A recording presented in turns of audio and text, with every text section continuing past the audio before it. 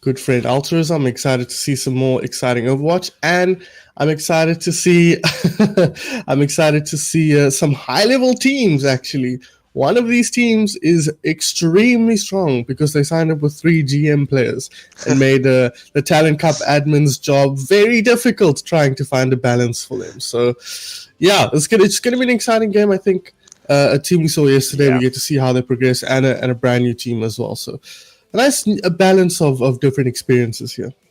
Well, it should always be exciting. I mean, that's the best part about coming to the upper levels of a tournament. You got the guys who've been coming together. If you guys don't know about the format of this, it is just random players from random teams who have come together. They've been sorted according to just like basically getting all the teams to a good average SR. But we've seen some exceptional plays coming out, and that's the thing. The beauty is that some of your very high level players can come through and carry games, play some amazing things. We've seen some people who basically carried their teams yesterday coming into our teams today. And so it's going to be exciting to see if they can carry on with that. And it gives some lower level players some opportunity to really get to know what it's like to play with some of the big names that we have in the South African team. So, some exciting thing. And now that we get to the higher levels of the tournament, I mean, this is basically the winners bracket semifinals. So these are teams that have come through that have really proven their mettle and have managed to do well so far. And so, we're really starting to filter it out to get the best Overwatch possible out of these guys. So I'm excited for today's game. I must admit, the two teams that we've got going for us today, this morning, is going to be Team Gaming versus Severn's Deadly Sins, both of which no coming sound through. Scars, apparently. All right, okay, so we've now got sound. So, welcome guys to the Talon Cup. If you were if you were very good at lip reading, you might know this already. But if you don't, I'm Ultrism. Joining me is Sun Phoenix for today's winner bracket semifinals here in the Talon Cup. I'm joined by Sun Phoenix. That's the heart, just because Yeah. That was the heart. If you go back, you can pinpoint the moment I gave Ultrism a compliment, even if you couldn't hear it yourself. But yeah, we won't go redo the whole intro, obviously. But these teams are scary. When we go through the rosters, you'll see exactly what I'm talking about. And we should probably just jump into the rosters right now. What do you think? Let's do this. Well, the first one is Team Gaming, obviously. They were the ones who came through yesterday, managing to beat out the Crackalacken Brackalakans, name that game. Straight from the upper bracket out of the tournament, much to my joy. Oh, shame. But Team Gaming is made up of Pale Native taking the space here of Bubbles in the main tank role, backed up by Dankiel. Those two work very well together. Brought up in your DPS roles by Aquatic, who popped off yesterday on both the Farah and the Widowmaker. Just in general, Aquatic, an incredibly good player. Backed up by Go Outside, who did very, very well on Genji yesterday. And then supporting them is going to be Broke Folly and Newt Newt. Yeah, as you said, we saw this roster yesterday. Pale Native subbing in for Cosmos, who was also subbed in by Bubbles yesterday. So I don't know what Cosmos' story is here. He's got such a strong team, but he isn't available to play with them, it seems like. But I'm excited to see these guys play, and obviously excited for Aquatic to see what kind of a performance he puts on against what is some very, very staunch competition. So we'll have to see if he can pull out that same kind of carry performance, or if the likes of the carries on Severn's Deadly Sins can really keep him covered. Must admit, you only pop off when you've been given that space, and it's going to be difficult to do that when you're going up against Severn's Deadly Sins, who is made up on our tank lineup as with Beepo and Notes, going to definitely be looking to shut down some of those DPS players from Team Gaming.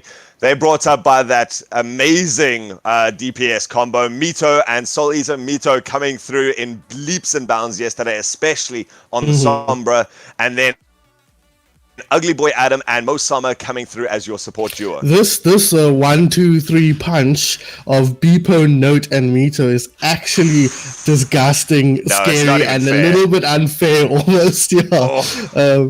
They signed up together, 3 GM players, I think, or near GM players. All 3 of them are part of the second placing Beastie Boys from the ATK Overwatch tournament. So this is a very high caliber of players. Soul Eater, Ugly Boy Adam will be bringing up the supporting lineup for them. Soul Eater, who does he play for? I wrote these down. He plays for overtime. That's right. Yeah, Most with Mo Armour Salah. as well. And Ugly Boy Adam, I believe, has moved to Leiden most recently, but he was playing on someone before, either Calypso or Anago, one of those teams. So all 12 players here have competitive experience, and that's quite important. We don't have anybody here who's kind of cutting their teeth. All these players at least have some sense of how competition works, what it's like to play in a match. So we could see some high-level Overwatch play here. Even outside of just the high mechanical skill we have amongst the 12 players on these two teams. So I'm excited to see how this is going to compare to some of our more competitive matches in actual like Overwatch tournaments, the 8K Overwatch tournament, that kind of thing. Yeah. See if these teams can bring up that same or a similar level of play. I mean, I think that's the beauty of it, is the fact that all of these guys have that competitive experience means that they understand the game so well that they can jump in with random people. I mean, the fact that on Team Gaming we had, with Cosmos, they had 3 people on Overclocked who were coming in together, brought up, of course, with Dankiel and Go Outside for our Overclocked side. Cosmos out now, so they've lost a little bit of synergy there, but they've still got enough in terms of the raw potential of their team to be able to threaten the Beastie Boys half lineup that we've got from Seven's Deadly Sins. I mean, yesterday we saw Newt, who was from TSG. He came through as Anna with the most ridiculous sleep darts and amazing grenades as an Anna. So, like really good support lineup. You've got Aquatic and Go Outside, solid DPS players. Pale Native and Dankil, no strangers to that tank role. So, both sides have incredibly high level players. And what we have seen being a defining factor for these teams is how well they are able to synergize here. And so I would have to give that a little bit towards Severan's Deadly Sins, just because those guys are so used to playing together all the time. Yeah, absolutely. And the fact that both of their tanks are high-level players is also a big difference. You've got 2 extremely well put together tanks. Severin, of course, aka Beepo, the namesake of this team, who doesn't even use his own name anymore. He's obviously a championship level player with Goliath Gaming in 2019, last year. It's been a long year, they're all mixing together.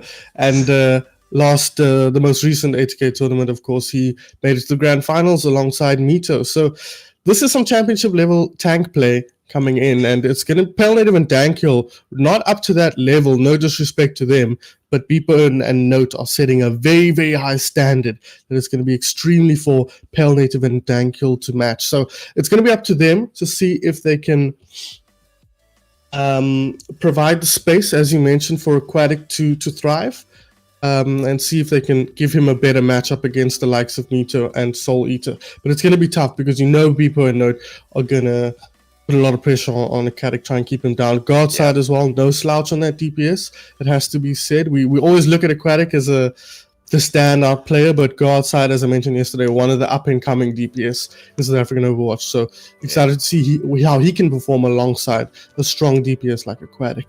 It's going to be interesting to see how they deal, though. Like that, you talk about the fact that they're super strong DPS, but when Beepo's one of his signature heroes is that Wrecking Ball, I mean, that makes it super hard for any DPS on any role in like any distance to be able to shut him down. Because if he just swings around, you could be sitting as Aquatic in as a sniper, a Widowmaker in the back line, or you could be sitting right in the front line. There's always going to be a threat from something like a Wrecking Ball. As we go on to Lijiang Tower here, we're going to be starting out in the gardens. And I like this map. It's one of the best ones, in my opinion, to just like set the tone for teams, get the hang of it. Control point is beautiful from that, but gardens especially, it's got so much variation between the map that I'm excited to see what these guys run and how they adapt to it first thing in the morning before they've really warmed up.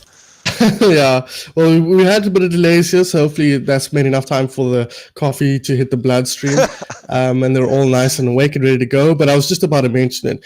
Beepo's signature hero is obviously that Road Dog. If you've watched any of Beepo's play, that's the hero he's known for. That's the hero you're scared of if you're playing against him. So that is what he's going to run to open the doors here. Note is going to actually be going for that Wrecking Ball, so still a lot of play. Interesting combination, but really this team is about the skill of their players. And if they're on their comfort heroes, they can do whatever they like, run whatever comp they like, and make it work. So it's going to be a question perhaps of synergy and coordination versus raw mechanical skill. It's going to be interesting to see how they deal with this Pharaoh. We see Aquatic, who's a consistently good Pharaoh player, who's managed to do this. And we just see the two teams gesturing around each other. We actually do see a bit of a dive into the backline. Mito managing to take out Aquatic and following up that Pharmacy combo in the beginning. But Pale Native managing to swing around and take out Beepo. Soul Eater jumping off the map there, actually going to go down as one. So the trade outs are coming out in both stages. Both teams having lost 3 in the beginning of these fights. And now it's going to be the contention to the point as it unlocks. Now we see Pale Native jumping down there, both balls on the point. Rogue Folly's managed to come back in time to pick up Go Outside, and Newt, after picking up that kill himself, is going to go down. Now just the spin to win. Oh, the great hook comes out from Beepo, shuts down Dankiel on the point, and that's going to be the start of what could escalate into a bit of a snowball for them. Although we do see Pale Native having got up those wrecking ball mines straight away, puts him just to try and zone off the beginning, doesn't manage to do it, and again Beepo comes through. Beepo and Mito tearing apart this Team Gaming lineup means that they are able to take the early points. Yeah, if the fights get drawn out like this, it's definitely going to favor Sabrin's Deadly Sins. The raw mechanical skill on the squad is such that if you don't take care of them nice and early, they are going to punish you in the mid-fight because they're just going to hit all their shots, land all the hooks like you see Beepo doing. Mita's going to track you down with that microwave beam, and when you take out Aquatic to start a fight off like that, it's pretty much all over. But as I say that, Beepo gets pooped off the edge. Oh, that's a bit of risky play there to go for those hooks, and now it's followed up nicely by the rest of the team. You see the Replicate comes out, he's chosen the Reaper as his target, he's going to get the one. Oh no! He actually started doing that Death Blossom, he got the final kill onto Newt, but Newt makes sure he does no more in the fight, takes him out with the Sleep Dart, and now he's going to be back up and not going to get another one. Aquatic coming back into the fight, manages to get a couple of picks himself there, as the now fight starts to trickle out onto the point. Good cap so far by Team Gaming, but not enough to close it out. Now they're inching away towards that final bit. The percentage keeps ticking up as we keep trading out, but this is starting to drag out. So we see Beepo starting to do this. He gets slipped up on the point, gets woken up quite quickly. So his hooks are going to start coming in even more deadly now. He has to deal with the Reaper, which is not an easy combo, but he does punch him to death at the end of this. Both of these teams now trading out there. The whole hog goes off to push Dankiel all the way out. Manages to shoot that and gets another hook. This time Broke Folly being the casualty, and Newt just takes a dive. 75% already. Yeah, it's not looking good for Team Gaming. I mean, they're taking decent fights, actually. It's not as one-sided as we've seen some of the matches be, but unfortunately, they just don't have that little bit extra to push them over the edge. These fights are just a little bit too long for them to actually win out, and it's giving the likes of the Road Dogg to really punish them with multiple hooks and the healing he's able to provide for himself. It's the problem about these dive lineups that they're running is you have to be able to shut it off quite quickly, and now we see them engaging. They've done a pretty good engage so far. Oh no! There we see the Death Blossom going into the back line, used to clean up the mines a little bit, and the dropper of those mines not going to go down to that in the beginning of this. And it's a good fight so far for Team Gaming. They've managed to pick off a couple of kills. Broke Folly managing to get that res onto the Dankiel as well. And with that, they're just going to carry on cleaning up. Poor Beepo now going to try and run for the hills, but going to get picked off at the end of this. And a nice bit of coordination to start off that fight. I like the switch up from Aquatic here onto the Tracer. It gives him a little bit of room to play with as well. Godside has moved to the Reaper. He's been on that for quite a while, but he started out on the Tracer. Didn't quite have the impact he was looking for. Oh, the okay. Pale Native. That is unfortunate, but they got the Nano Reaper now coming in. The Nano Reaper's going to do well. And no, we see the Ugly Boy Adam again coming with the move. Both tanks off the side for him. And so we see the Replicate being forced out now into the back line. He's going to have up a... Mito's going to have up a Replicate. No, there's the Death Blossom. He manages to take out both supports on that. And that's going to be huge for this. He now teleports to the point to try and just confirm this for his team. They do need to win this out. They're at 99%. So if they do win this, it's going to go to overtime. And it seems like Team Gaming want to just keep this percentage rolling up. They have dropped the Primal Rage onto point to try and keep this contested. Now we see Go Outside with being the one to drop these Death Blossom. No massive Death Blossoms coming out yet for either team, but doing enough to at least get them a bit of favor in their side. Now Beepo dropping that whole hog. Going to be taking out Broke Folly on the Lucio, and Note's going to be following up, having swapped to that Zarya. Zarya's almost up to that Graviton Surge, which could easily clean out the fight. Has picked up that Graviton Surge, is going to drop it now. Only manages to pick up the ball as he rolls into it, but there's no follow-up onto this, and the hook misses at the end there. Instead, Go Outside manages to take out Notes. Now we see a bit of contest coming in. It's up to Team Gaming to try and drag this out for as long as possible. They are not being able to tick up percentage anymore. There was a turnover on the point, so they're going to have to win out this fight just to be able to stay in this game. It's just up to Severan's Deadly Sins to try and clean this out, and they are doing a good job so far. Mito and Beepo again leading that front line to keep getting the kills that they need. This time Aquatic being the casualty. We've even seen the swap from Go Outside onto this Doomfist here to try and just get the picks that they need. Pale Native does a good job while swinging around to clean up Soul Eater on the Tracer. He's dropped the mines now. It's going to make it a little bit easier to contest this, give some space to his team, and they are being able to reinforce quite nicely. Newton goes down. We see the bombs going the other way. No, noted Beepo, the double tank lineup, manages to take out enough. Beepo following up with that whole hook and another hook to secure the 3K and the points. I think if you're on Team Gaming here, you have to look at Beepo and say, how do we deal with this? He might not be the biggest carry in this matchup, but the effect he has is more than what you can see on the screen. He's basically got a big zone of inhibition around him that you can't enter, because if you're in that zone and you're in his field of view, there's a potential for him to hook you. So more than just the damage he's putting out, which is plenty, don't get me wrong, it's the way you're forced to play around that hero. And guys like Aquatic on that Tracer, and even the tanks they were running, the Ball and the Winston, don't want to be anywhere near that Roadhog. So it might be worth them running a Sombra. We spoke to ATK, we spoke to Beepo, during the ATK tournament multiple times, because he got player of the match like 80% of the time when PC Boys was playing. And he said Sombra is the hero that he can't play Roadhog against. So maybe that's what you run here. It's interesting to see swapped off it now as we go into control center. Much more ball favored lineup now.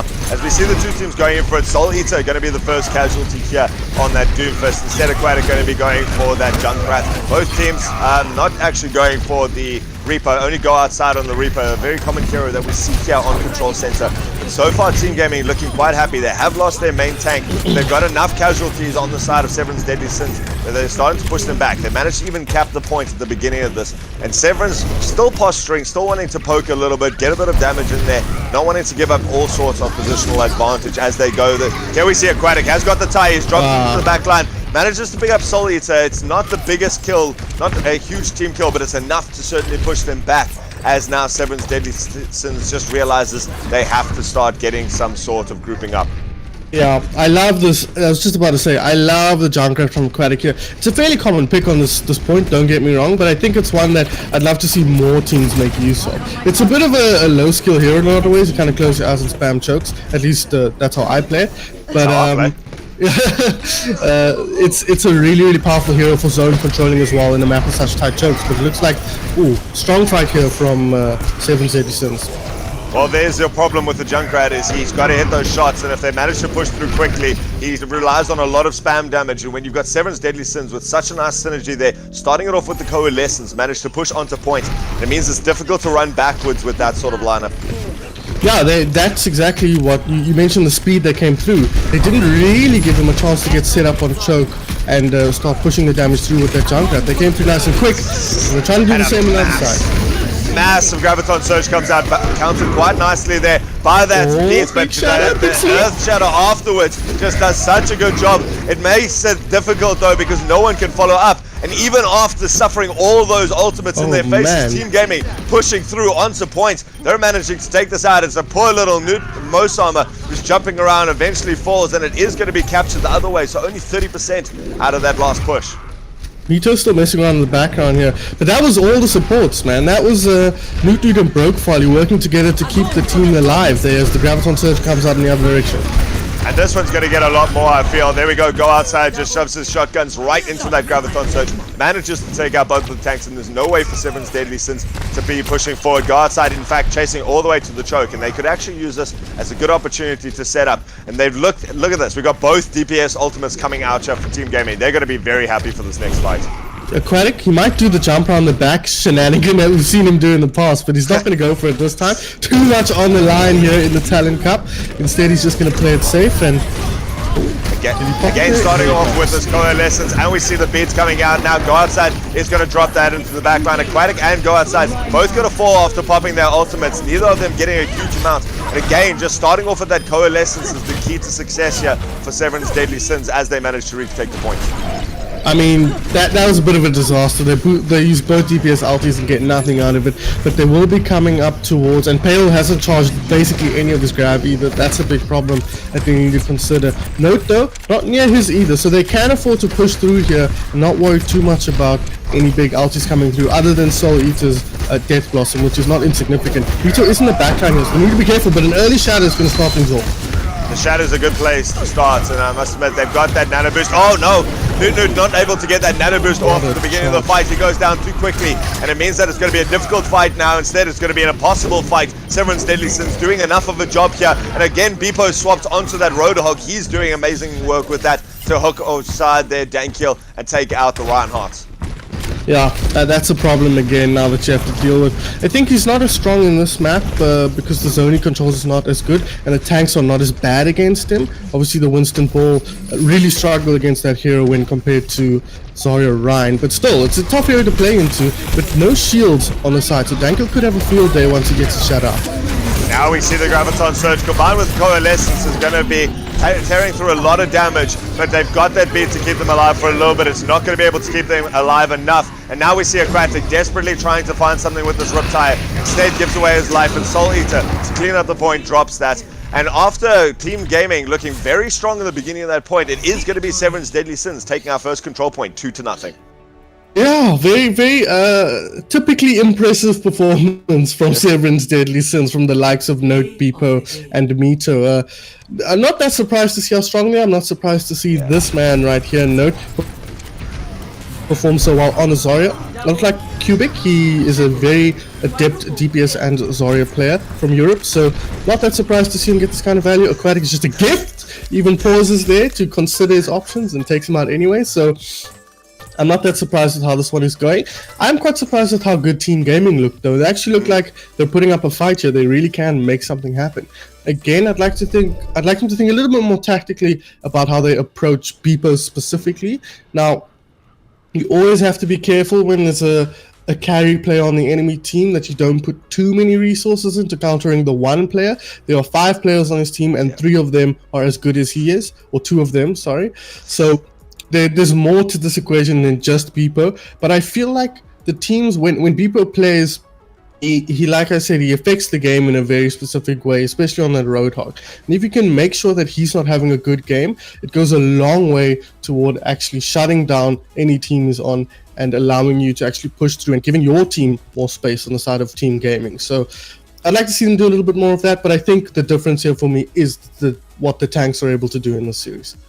No, Beepo he allows the rest of them to play around him. He offers a massive zone of stability for them to go around. And, you know, even though he doesn't have a shield, that zone that he gives you, where he's threatening anyone, going, if you come in here, I'm going to take you out. And when you're relying on dive tanks like Team Gaming was, they can't then dive into your support lineup when they know that if you got a monkey with a jump, that's it. That's you got to use that to get in, and then you're going to get hooked, shut down. And that flak cannon of Roadhog, it does so much damage to big targets like that. Yeah. And then I think the other problem that Team Gaming had was that they just didn't get a lot of use out of their ultimates. We saw Aquatic and Go Outside both dropping their DPS ults and getting 1 pick between the 2 of them. That's not enough if you're going to be trying to shut down a team like Severance Deadly Sins. You need to be winning that fight. And it just seemed like Severance were able to come through with a very clear game plan, managing to use the coalescence and stuff like that to start off a fight and then secure it from there every time. And it just seems to me like Severance Deadly Sins have just got a much higher pace of play. They're playing much sharper, much more explosive play. Like you see how quickly they pushed through the choke there on Lijiang Tower as we have moved over to King's Row for our second map. They just flew through the choke before Team Gaming really had any chance to respond, and it puts the opposing team on the back foot and says, now you have to use ultis at a disadvantage. And that's when we saw the likes of Aquatic and who was it, Go Outside on the Reaper, struggling to get value out of the 2 ultimates they popped at the same time because they were under pressure, they were on the back foot, and they didn't get to use the ultimates in a way they wanted to. Moving on to King's Row, though, we do see Beepo and Note on the Hog Zarya once again. Mito this time might open things up with the Sombra. We'll see if he keeps on that.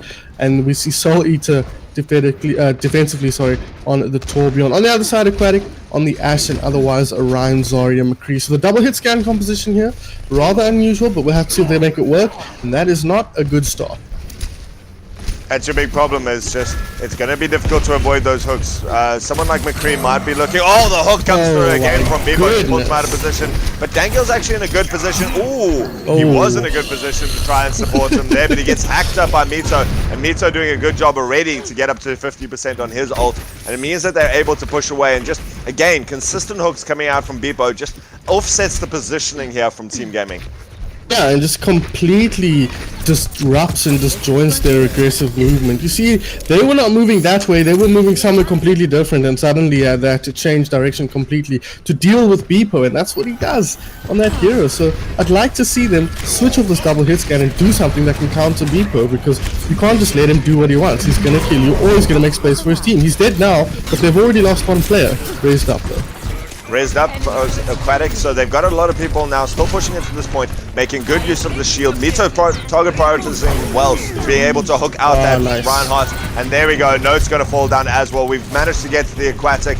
Oh, he's gone onto Bob, and he's putting down a lot of damage here onto poor Mosama, trying to fly around as the Mercy. Mosama going to go down eventually to the Dynamites, in fact, by Aquatic, not even needing the Bob there. And it's a good push from Team Gaming to just counter that Beppo and get onto points.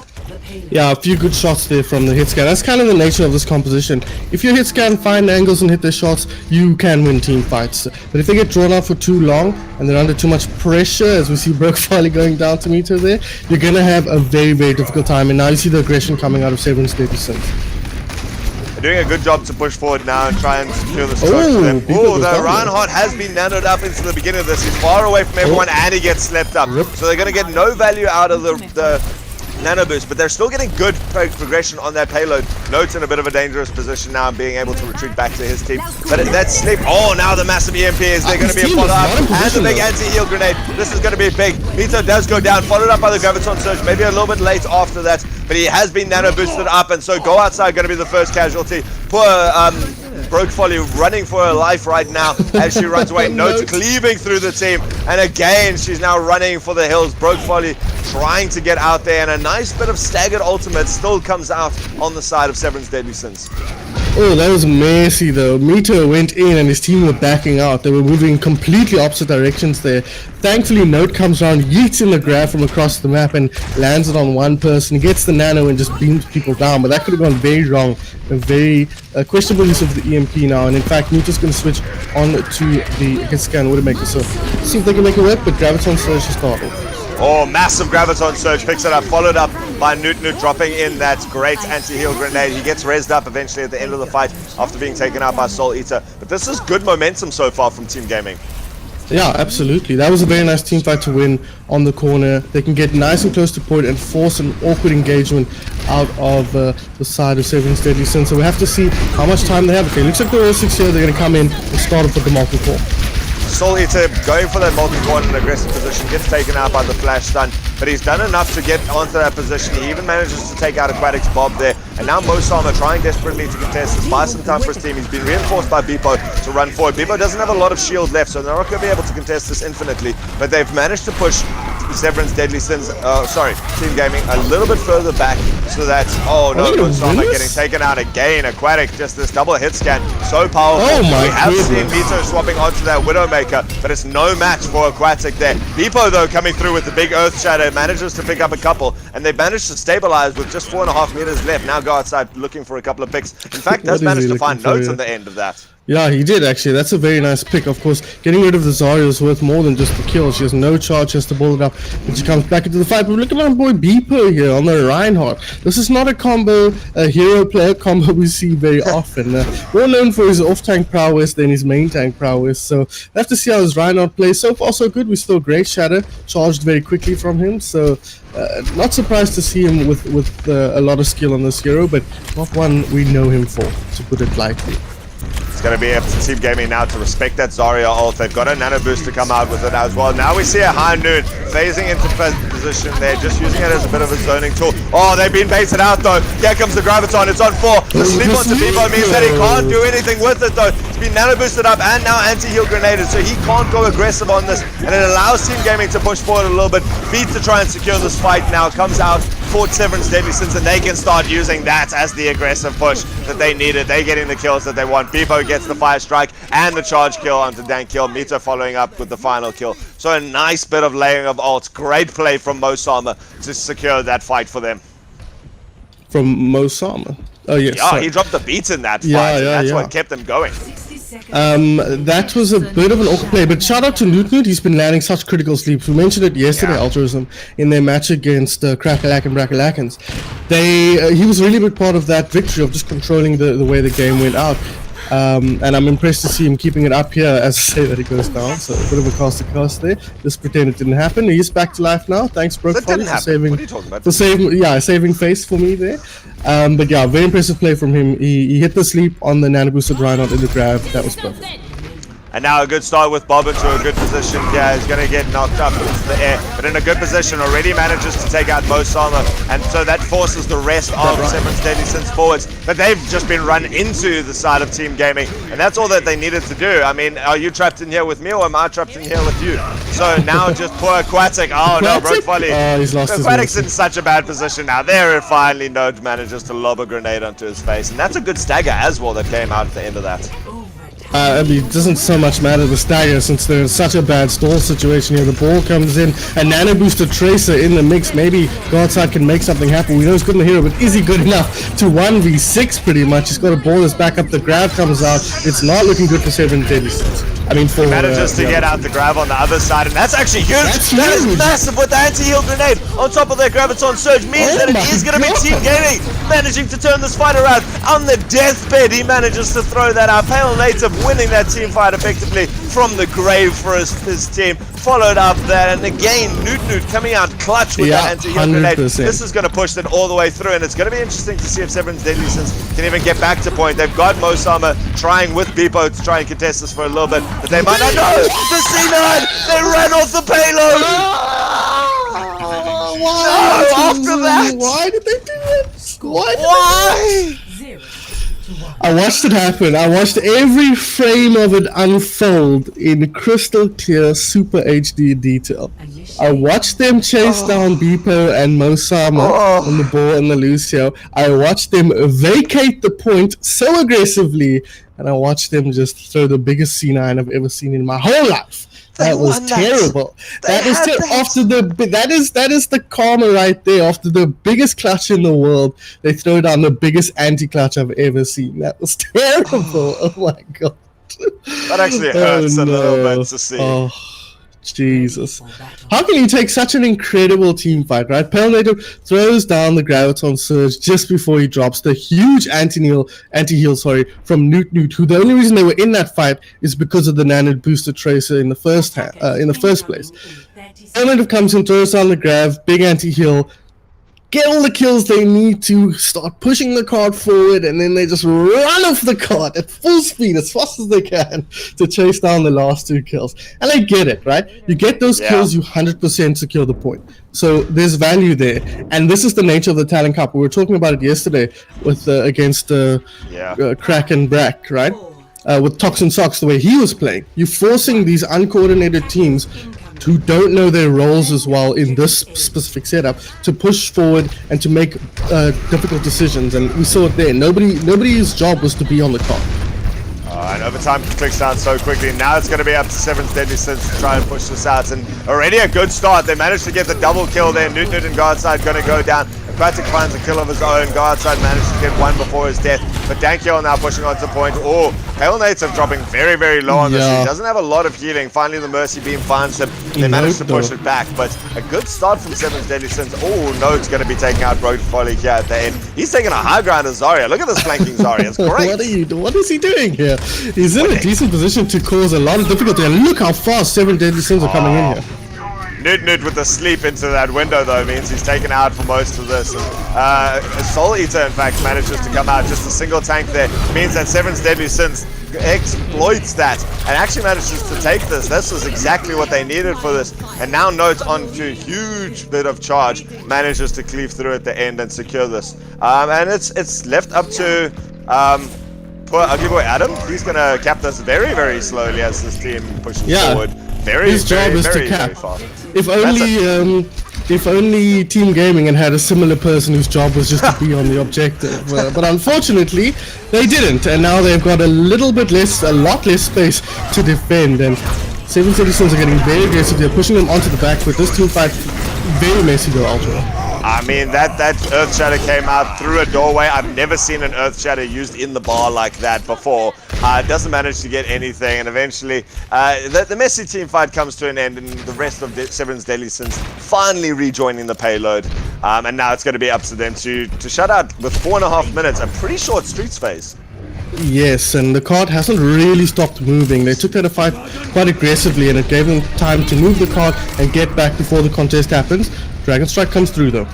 Dragon Strike splits off the team fights, and Bob to shove them back off the payload. Not going to get a huge amount of value from that. Bob just gets that positional advantage around the corner here, and it is going to be the Earth Shatter combo with that EMP to start this off and end it instantly. That's going to be it, and it's going to be very difficult now for Team Gaming. They're going to have to rely on some sort of massive misplay from Seven's Deadly Sins, and considering they've still got the Graviton and the Beats and the Nano Boost for this next fight, yeah, I don't know. They would have liked a couple more meters. I mean, it's going to come back to that constantly. That's going to be the defining factor. Yeah, oh, maybe your boy Aquatic is the one who's going to do it, though. He finds a shot onto Mosama, and the contest comes in, but it's a nano-boosted Reaper. They're fighting into the Graviton Surge in the back line, but they're still getting picks, Altruism. They're getting the picks, and they have managed to survive most of them through that Graviton Surge. And now Mito actually jumping out. He didn't have a huge translocator. He's managed to use another one, but he's still running for his life. Nope, he's just going to run to his death, unfortunately. And with just a couple of meters left there, Team Gaming managing to survive through enough. But there's, Ugly Boy Summer. Again, Aquatic. This maker from Aquatic, it's just pulls out the most ridiculous things. And he's playing against a pretty okay comp to run it into, but on this map it's really hard on the Streets phase to find interesting angles to work around the Ryan shield. So he's going to actually struggle quite a bit here, even though he's unlikely to be under a ton of pressure physically or personally. But it looks like they've set up here nicely, but look at their composition. The ball Zarya, it's not really what you want to defense against the Ryan Zarya here. Well, they've managed to start this off nicely with that. There was a big heal grenade again coming out this time from Ugly Boy Adam, and followed up by the beat, means that everyone survives through it nicely. Everyone from Team Gaming starting to fall a little bit low. They can't stay on this point too much longer if they're not going to be able to be healed up consistently. And Seven's Deadly Sins still looking quite happy. Soul Eater looking for that death blossom. He goes into the back line, he manages to take out two, and that's going to be everything that they need to be able to push this all the way through. A little bit of contest trying there, and again, it's just going to be that difference in the C9 giving the victory to Severan's Deadly Sins. Oh, Altruism.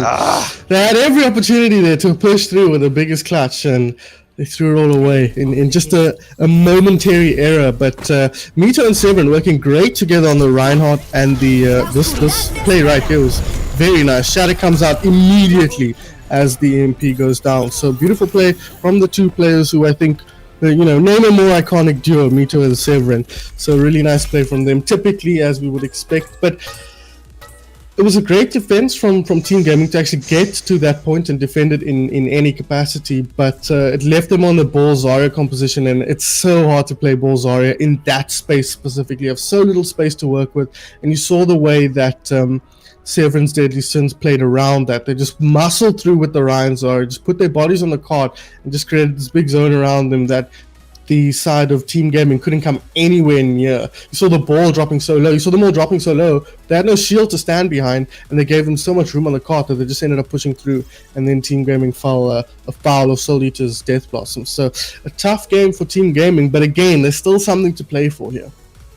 Streets phase on any map is notoriously difficult to defend. You kind of just use that to buy out time. And Team Gaming, what frustrates me the most is that Team Gaming actually looked really strong throughout that whole game. They pushed nicely onto the first point. They captained on, I think, their second push. They managed to get through Streets phase, keep that card rolling the whole time. Scott stalled out a little bit there, or a lot, to be fair, at the end. But they managed to win through it. They managed to do every bit of work that they needed to win the Streets phase. If they had managed to actually get that a couple of meters away or full push that, I think Severan's Deadly Sins would have had a lot harder of a job there. But when you're pushing 4.5 minutes on Streets phase, there's no way to defend that. I mean, the team comp was difficult to run in the first place, which made it even harder for Team Gaming to try and defend. But at the end of the day, you didn't really have all that much. And so it's just that overtime. It ticks down so quickly when it's been dragged out for so long. As soon as you step off the payload, I mean, that was maybe a second, 2 seconds worth of overtime that they didn't manage to see it. So it's not enough to realize that overtime's clicking down and get back to the point. I'll be honest. No, yeah, absolutely. They had no intention of going back to the point. Every single one of their players who was in the area was like, we're getting those 2 kills. Like, nobody was like, it's not a case of the person who was supposed to be on the cart was slightly too far away from it. Yeah.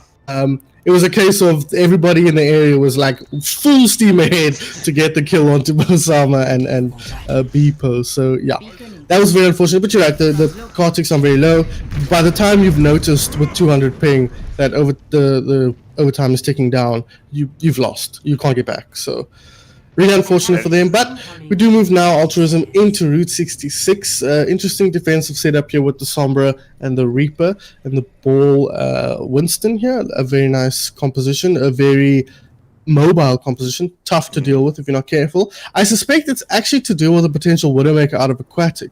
It's one that really would do a good job of dealing with him and shutting down the tanks with Soul Eater as well. So I like the idea, but Aquatic this time will be going for the Sombra, perhaps expecting Beepo to open things up here with the Roadhog, but he's not. He's instead on the Ball. So interesting picks, but the Sombra's still a good counter to the Ball.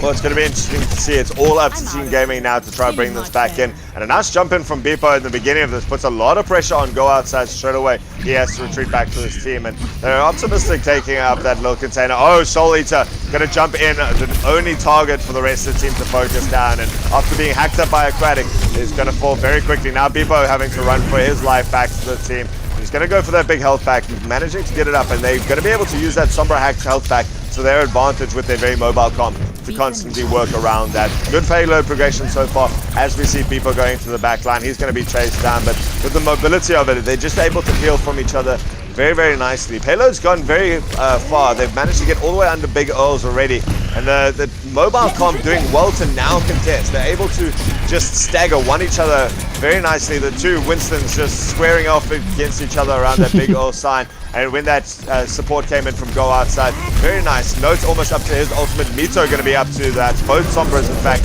going to be able to get up to that hack very, very quickly in this fight. Mito going to be getting there just a little bit first. And so Ugly Boy Adam probably wanting to drop his nano boost in the beginning of this just to secure it. There goes the EMP into this huge. With the mines. That's going to be huge to go into the back line. This should be the rest of the fight secured here for Seven's Deadly Sins. And it is. They clean up, they stabilize. Just never giving away a pick, never really giving away any sort of deaths, and then just coming in when the time is right. And look at that, Aquatic on 99%, and that was the difference maker there. If he gets his EMP up first, they probably win that team fight. Yeah. But Mito just a little bit better on this occasion, pops the EMP and a perfect follow-up from Seven's Deadly Sins, open it up. But now they've got a chance to come in with their own EMP on the side of Team Gaming and clean things up. They're going to combo with the bomb, but that's a bad bomb, and Aquatic recognizes it. Yep, he puts it up onto the high ground, everyone able to, but it pushes everyone into a good grip position, and that opens it up for the EMP and the Death Blossom. That should be everything that Team Gaming needs now to push through, and it is going to be good enough so far. We've got Beepo sitting on the point, trying to contest even a little bit, and now we see the Moira, or in fact Mito, in fact, on the Sombra, trying to contest for even a second longer, but both of them are going to pay for it, and they are going to have to get out. Beepo going to be trying to come back, and he gets shut down in mid-air. He doesn't even hit the ground with this pile driver. Man. He just explodes. Pile driver malfunction there, I think. Very nice play from Team Gaming though, and good heads up play from Aquatic. He recognizes that bomb isn't going to hit anybody, no matter how many spells they don't have available. So he doesn't pop it there and instead combos it with the Death Blossom. But now look at the ult charge for the Sombras. EMP almost ready to go for Mito. He'll have it in this fight. Aquatic nowhere near it. We're going to start things off with Primal Rager on the side of Team Gaming. And it could be exactly the same strategy that we just saw Team Gaming use. They've got the EMP and they've got that Death Blossom combo. There goes the EMP. Death Blossom's going to be running into the front line. Soul Eater finally managing to get it up. Yes, go use it at some stage. Are they going to? He's waiting for the beat to go out a little bit. He's in the middle of everyone and still not wanting to push that. Maybe just respecting Pale Native Diva. And instead they're going to have to back out. They made all the space that they needed but didn't get any picks. And now it's them being chased for their lives. They have to retreat all the way back out. Go Outside has managed to get himself up against Blossom as well in this next fight. And now he's going to be pushed back. He was looking for a good position. That could have turned the fight completely. But it's still going all the way of Team Gaming. They've got this payload moving. They haven't really had to drop anything. Now we see Soul Eater finally drops that Death Blossom. Manages to take out 4 and the Diva Mech. And that is enough. And just, I love that combo that he used with Beepo. Beepo putting the defense matrix around him so that no one could shut it down. And there we go. Damn Soul Nice is the combo from Broke Volley. Just looking for that position. Very patient play.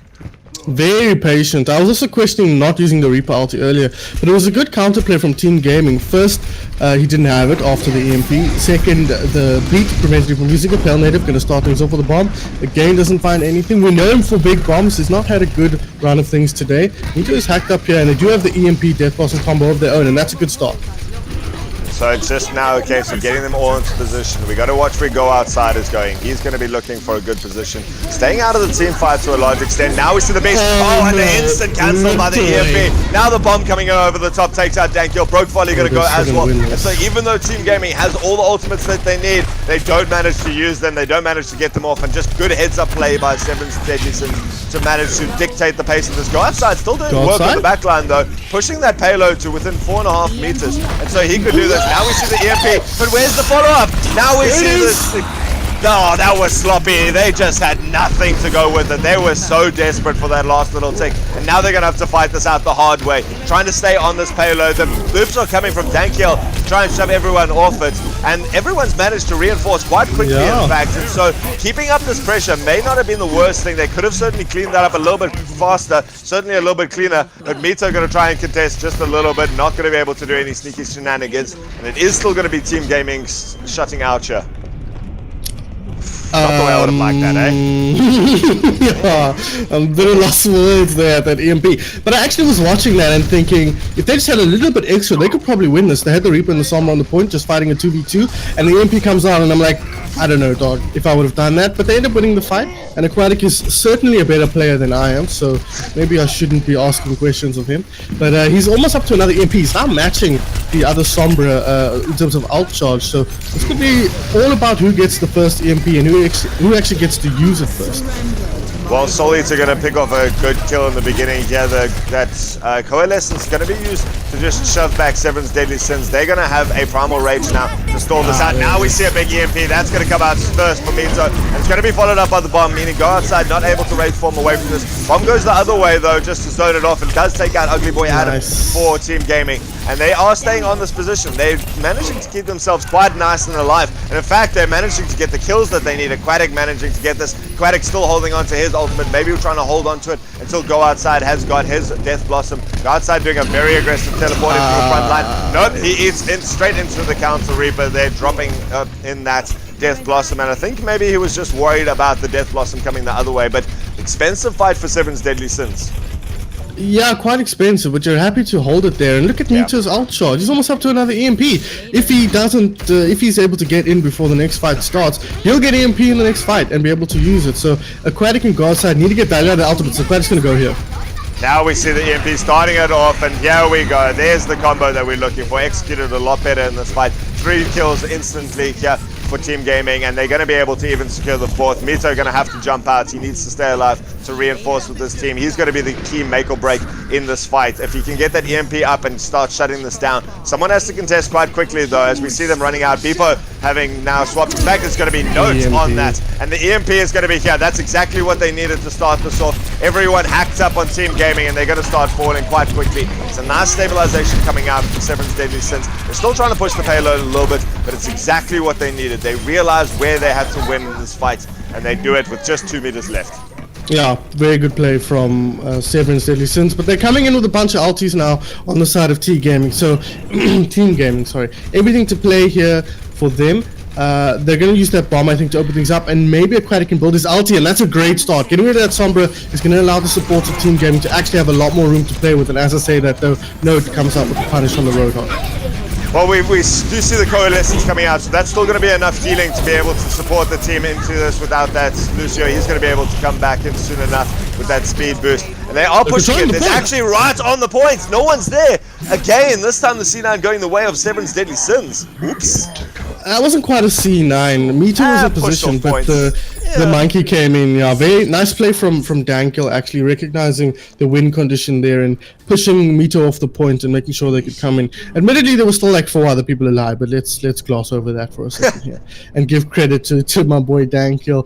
But that was a very nice set of movements there from Team Gaming. They used the ultimates they needed to, got a couple of picks. The Coalescence also from Broke Folly, I believe it was, doing a great job of keeping the team healthy and getting rid of the opposing Reaper, and that gives Dankill the space to just move around and do whatever he wants, find himself in the right spot to move Note out of position, and then to move Mito out of position and allow them to get a nice quick cap in what could have been a very long drawn out fight with the way the spawns work at that position in Move 66. So good work from Team Gaming there, but they've still got a lot to do here against a very, very strong Severance Deadly Sins squad. Now, the biggest difference for me I've seen in these rounds has been Mito and Aquatic on the Sombra. I think Mito's just been getting so much more value out of his hero, and it's probably because his tanks are doing such a better job of setting him up for success when compared to Aquatic's tanks, because I know Aquatic is quite an accomplished Sombra in his own right. But yeah, he just had a much bigger impact. He's getting ults more often, he's using them more effectively and getting better follow-up from his teammates. So that for me is a big difference, and mitigating that is going to be a big part of Team Gaming's path to success. But we do see from them here, Altruism, before we jumped into this pause, that they're going for a very, very aggressive defense, and I really like this. It gives you an extra 30 seconds to a minute on the clock, but you've got plenty of time to come in for an additional defense on the first point. So I like this, just setting up slightly differently. We haven't been seeing teams doing these kinds of things. Yeah, you guys can't see it right now, but Dankyo and Pale Native going to be choosing that double dive tank. We've got Dankyo on the Winston, Pale Native on the Diva. We got Aquatic going again for that Sombra, also going to be facing Mito Sombra again, that combination. Go Outside and Soul Eater sticking with that Reaper combo, and Broke Folio and Newt going to be on the Lucio and Moira again. And I think the fact that both teams have stuck with that Sombra Reaper combo just shows what their plan is for this. Both teams had the exact same plan. We're going to combo the EMP and the Death Blossom, and both teams were able to execute it actually quite well consistently. You know, there was the one in the streets phase there with Team Gaming with Aquatic and Guards that maybe not pulling off the most clean combo there, still managing to win out the fight. But that combo is so powerful. If no one can shut down that, if no one can escape, if no one can kill the Reaper who's busy ulting, and you guys are forced to stand next to them with no abilities, you're dead. That's it. Yeah. That's team fight 1. And it just becomes the timing thing. And so both teams understanding that and being able to execute it quite nicely means that all the other ultimates become just a work around that. Maybe buying time for these guys to build it back up or something like that. And so, you know, Severance Deadly Sins has to push the whole way. I mean, Team Gaming has done enough work that they've managed to get there. Granted, it was an overtime, so they're going to need to try and somehow full hold this, or at least hold this somewhere before the end. But Severance Deadly Sins, certainly not an easy job ahead here. No, absolutely not. And the other thing about Severance Deadly Sins is they have an additional, about Team Games, they have an additional combo in the form of that Diva Bomb. So even if Godside isn't ready or available, they've got another potential option. But they're defending nice and aggressively here, Altruism, looking to just get that early contest going in, and that's a great start. There it is, double kill. Aquatic managing to take out Mito. And that's actually going to be huge because, they actually both fall. Instead, Aquatic going to be a little bit further behind then on ult charge by the time he rejoins this fight, because Mito going to be able to reinforce quite quickly. So a little bit of a stagger play. If he had managed to stay alive for that, it would have been huge. And now Mito going to be running around the outside. But again, look at this. They're pushing so far forward that their payload hasn't actually moved yet. And so nice aggressive play coming out. And we see them still dancing around this point. Dankyo jumping into the front lines. Note and Beepo managing to pick up some kills though. And so that's going to put a lot of pressure now.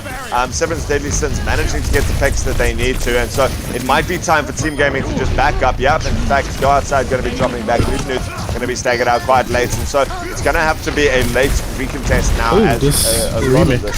And the boop from Osama. Mito getting the remake and managing to get the kill. So that's going to drag it out even longer.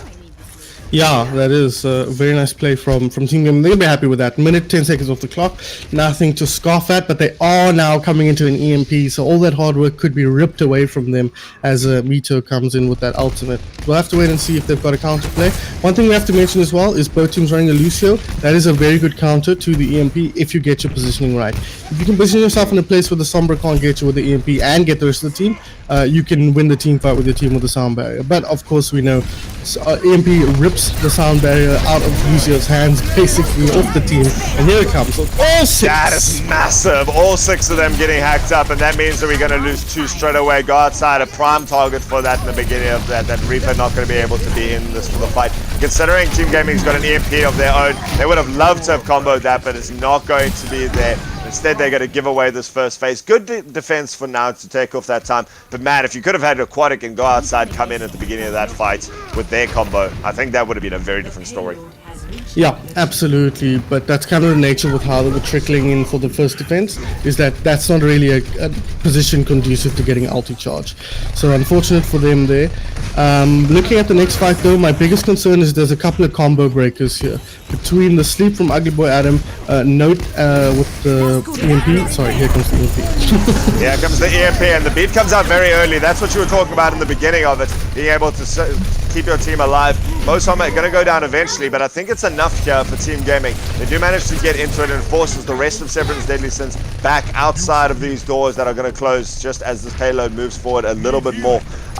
But the hack up goes on to Aquatic actually under a lot of pressure. Now we see the Gravitic Flux picking up one, manages to slam it down, but it's just Pale Native. So he's going to be happy the fact that he's going to stay there. He even manages to drop the bomb into the back line. That's going to force everyone forward. Manages to force out Soul Eater. Also pushes Bosama into the face of everyone else. And so Note's managing to get a single kill for the side of Severin's Deadly Sins. But that fight going all the way of Team Gaming.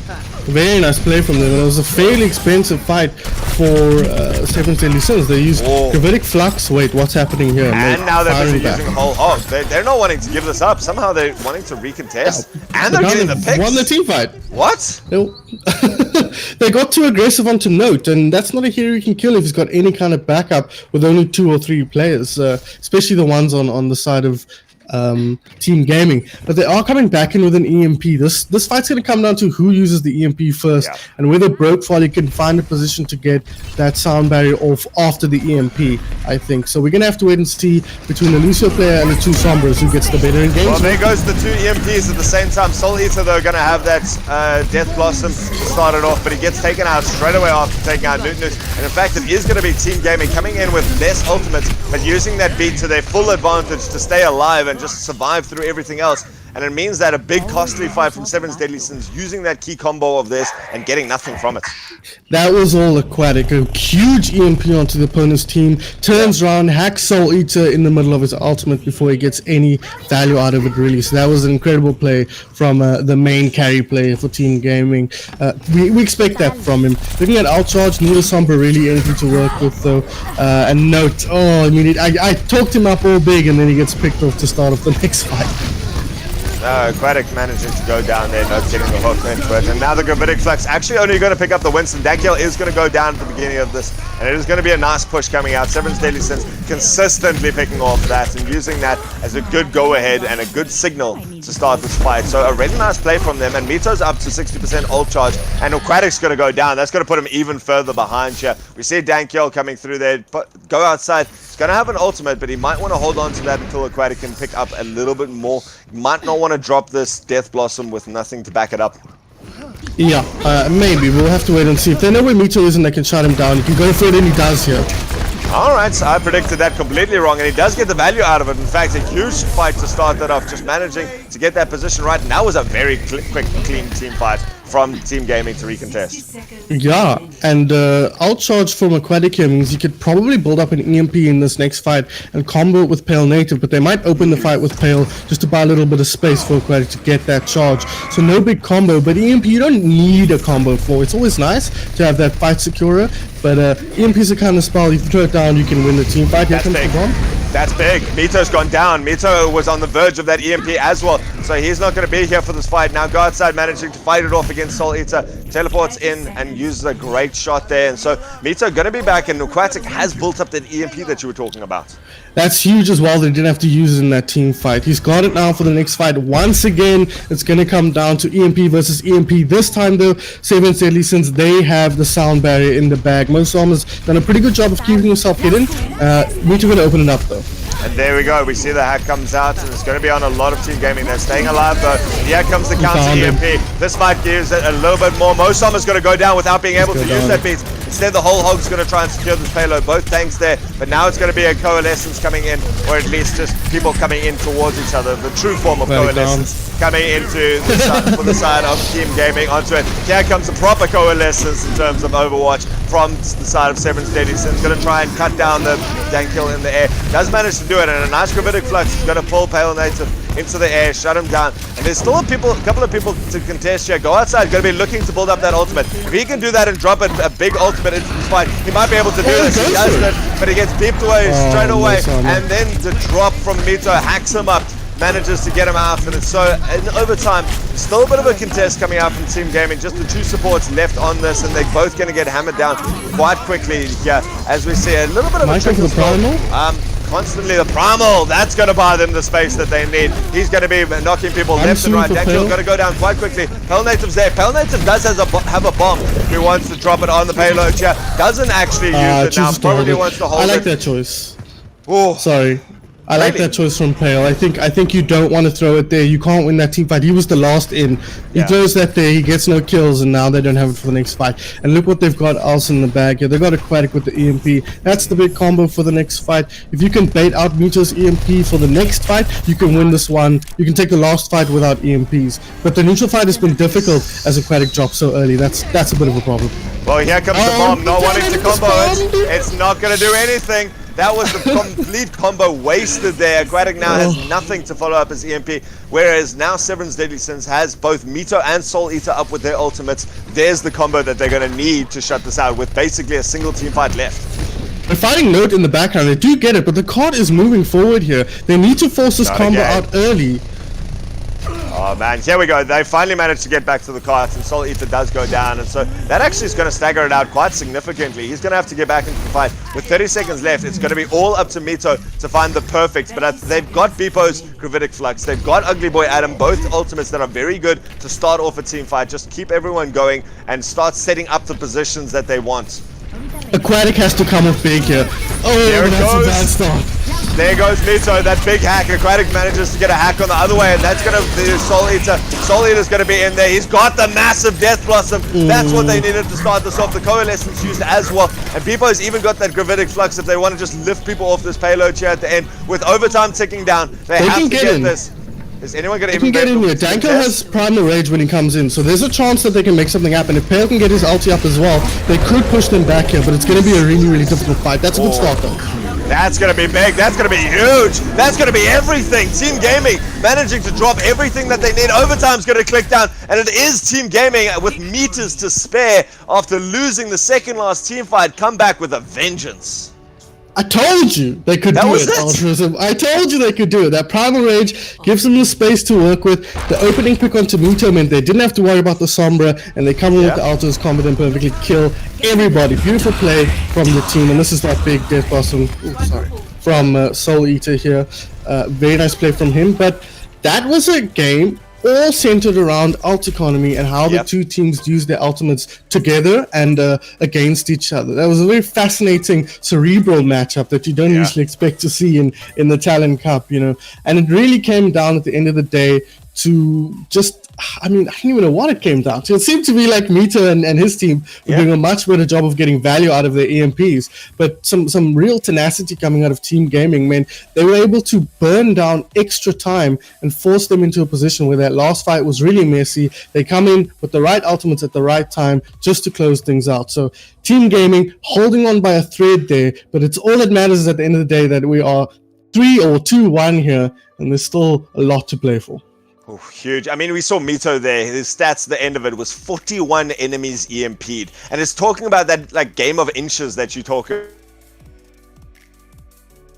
about there. We were constantly going about which Sombra is going to get up their ultimate first, who's going to pop it first in the fight, who's going to get slightly more value out of their ultimates, which Lucio is going to be able to drop a sound beat just after the EMP. And so little things like that, consistent little things was the difference there. And considering how close Severn's Deadly Sins was to actually pushing it the full way, I mean, that was the difference. It was literally a game of inches at the end of the day, and it was just that slight difference that Team Gaming managed to put it out there, guys. So very exciting. Severn's Deadly Sins are winning so far this matchup by the 2-1 margin, but we still have more Overwatch. It's obviously first team to 3, so Team Gaming looking for the reverse sweep to come back into this, and we'll see if they can do it just after this.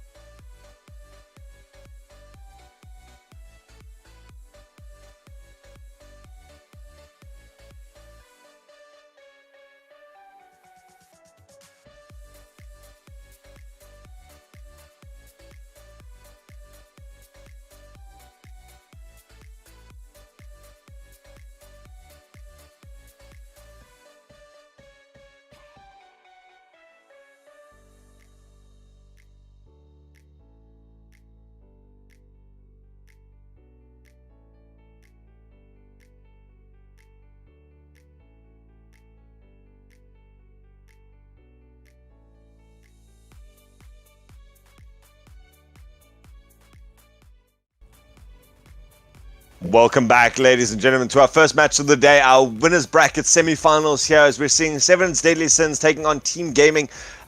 So far a good showing for Seven's Deadly Sins, certainly coming out as a very strong team, but certainly finding it difficult sometimes against Team Gaming. Team Gaming doing very well there on Route 66, managing to beat it out just a little bit at the end there.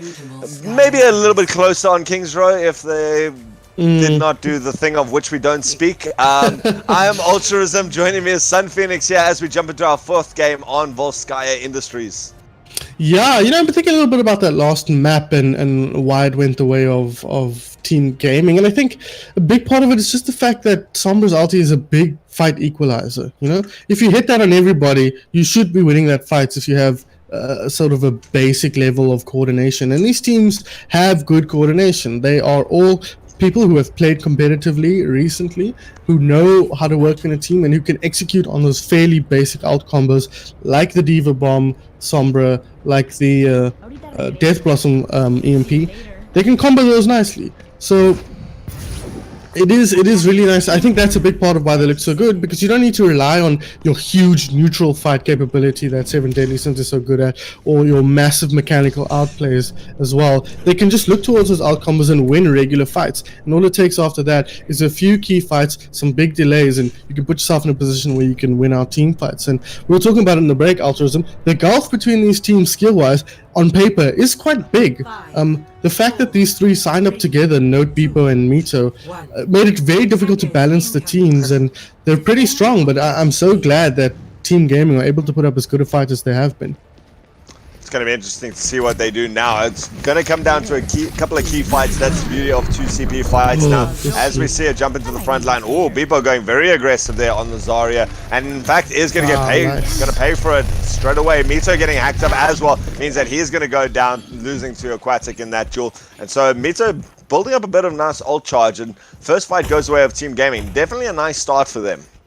Yeah, absolutely. You get that tempo going a little bit. This is a hard comp to push through with. This Zarya hard comp, no shield. You can't just barrel on through with Mosama speed boost. So they're gonna have to finesse through this one a little bit. So see if they can do it. Probably relying on a good hack from Mito, but Aquatic hooked in after the hack. There we go, a nice hook to start this off on Aquatic. Aquatic's going to have to come back. Broke Volley managing to get that final kill onto Beepo.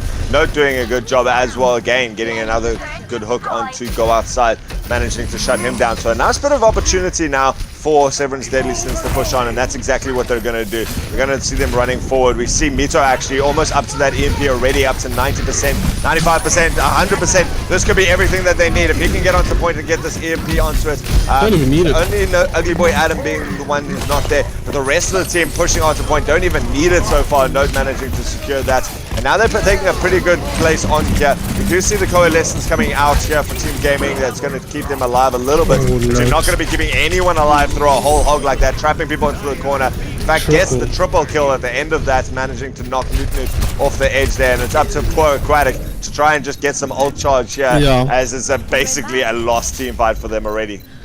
Big problem they didn't force out the Mito EMP there. That's going to come in on second point. You do not want to have to fight into EMP the first time of asking here. But Aquatic has this as well.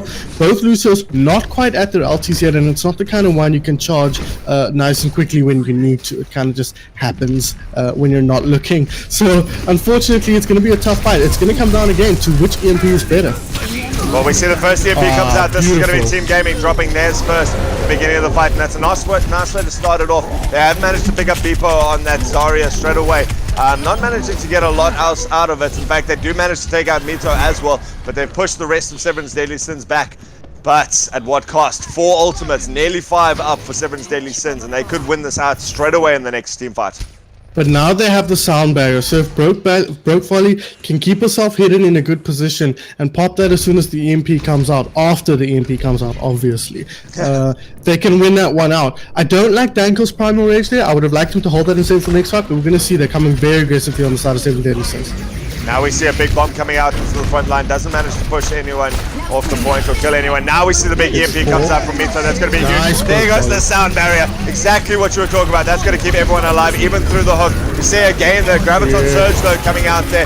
Nice bit of zoning ultimate from Go Outside with that Death Blossom, but the rest of the fight still going the way of Severan's Deadly Sins. They're losing too many people though to make this a clean fight, and it is Team Gaming that have managed to stabilize this now. Oh no, Ugly Boy Adam, you are not going to win that duel against those guys, and Mito going to be the last casualty there. So a nice initiation, a nice start, but all coming down to Broke Folly managing to hide out and get that sound barrier down. Very nice play there from Broke Folly, and Mito really not doing a good job of looking for her and getting her in that EMP. You saw how Aquatic played the mid fight there on Route 66. He found Mosama and EMP'd him and whoever else was in the area. He didn't worry about catching all 5 of the other players, you know, and that's what mattered there. But if you look at the way Alt Economy is working now in Ultratation, Aquatic has his EMP, Mito is halfway to his, so they're going to keep trading those out, and we'll have to see if that favors either team.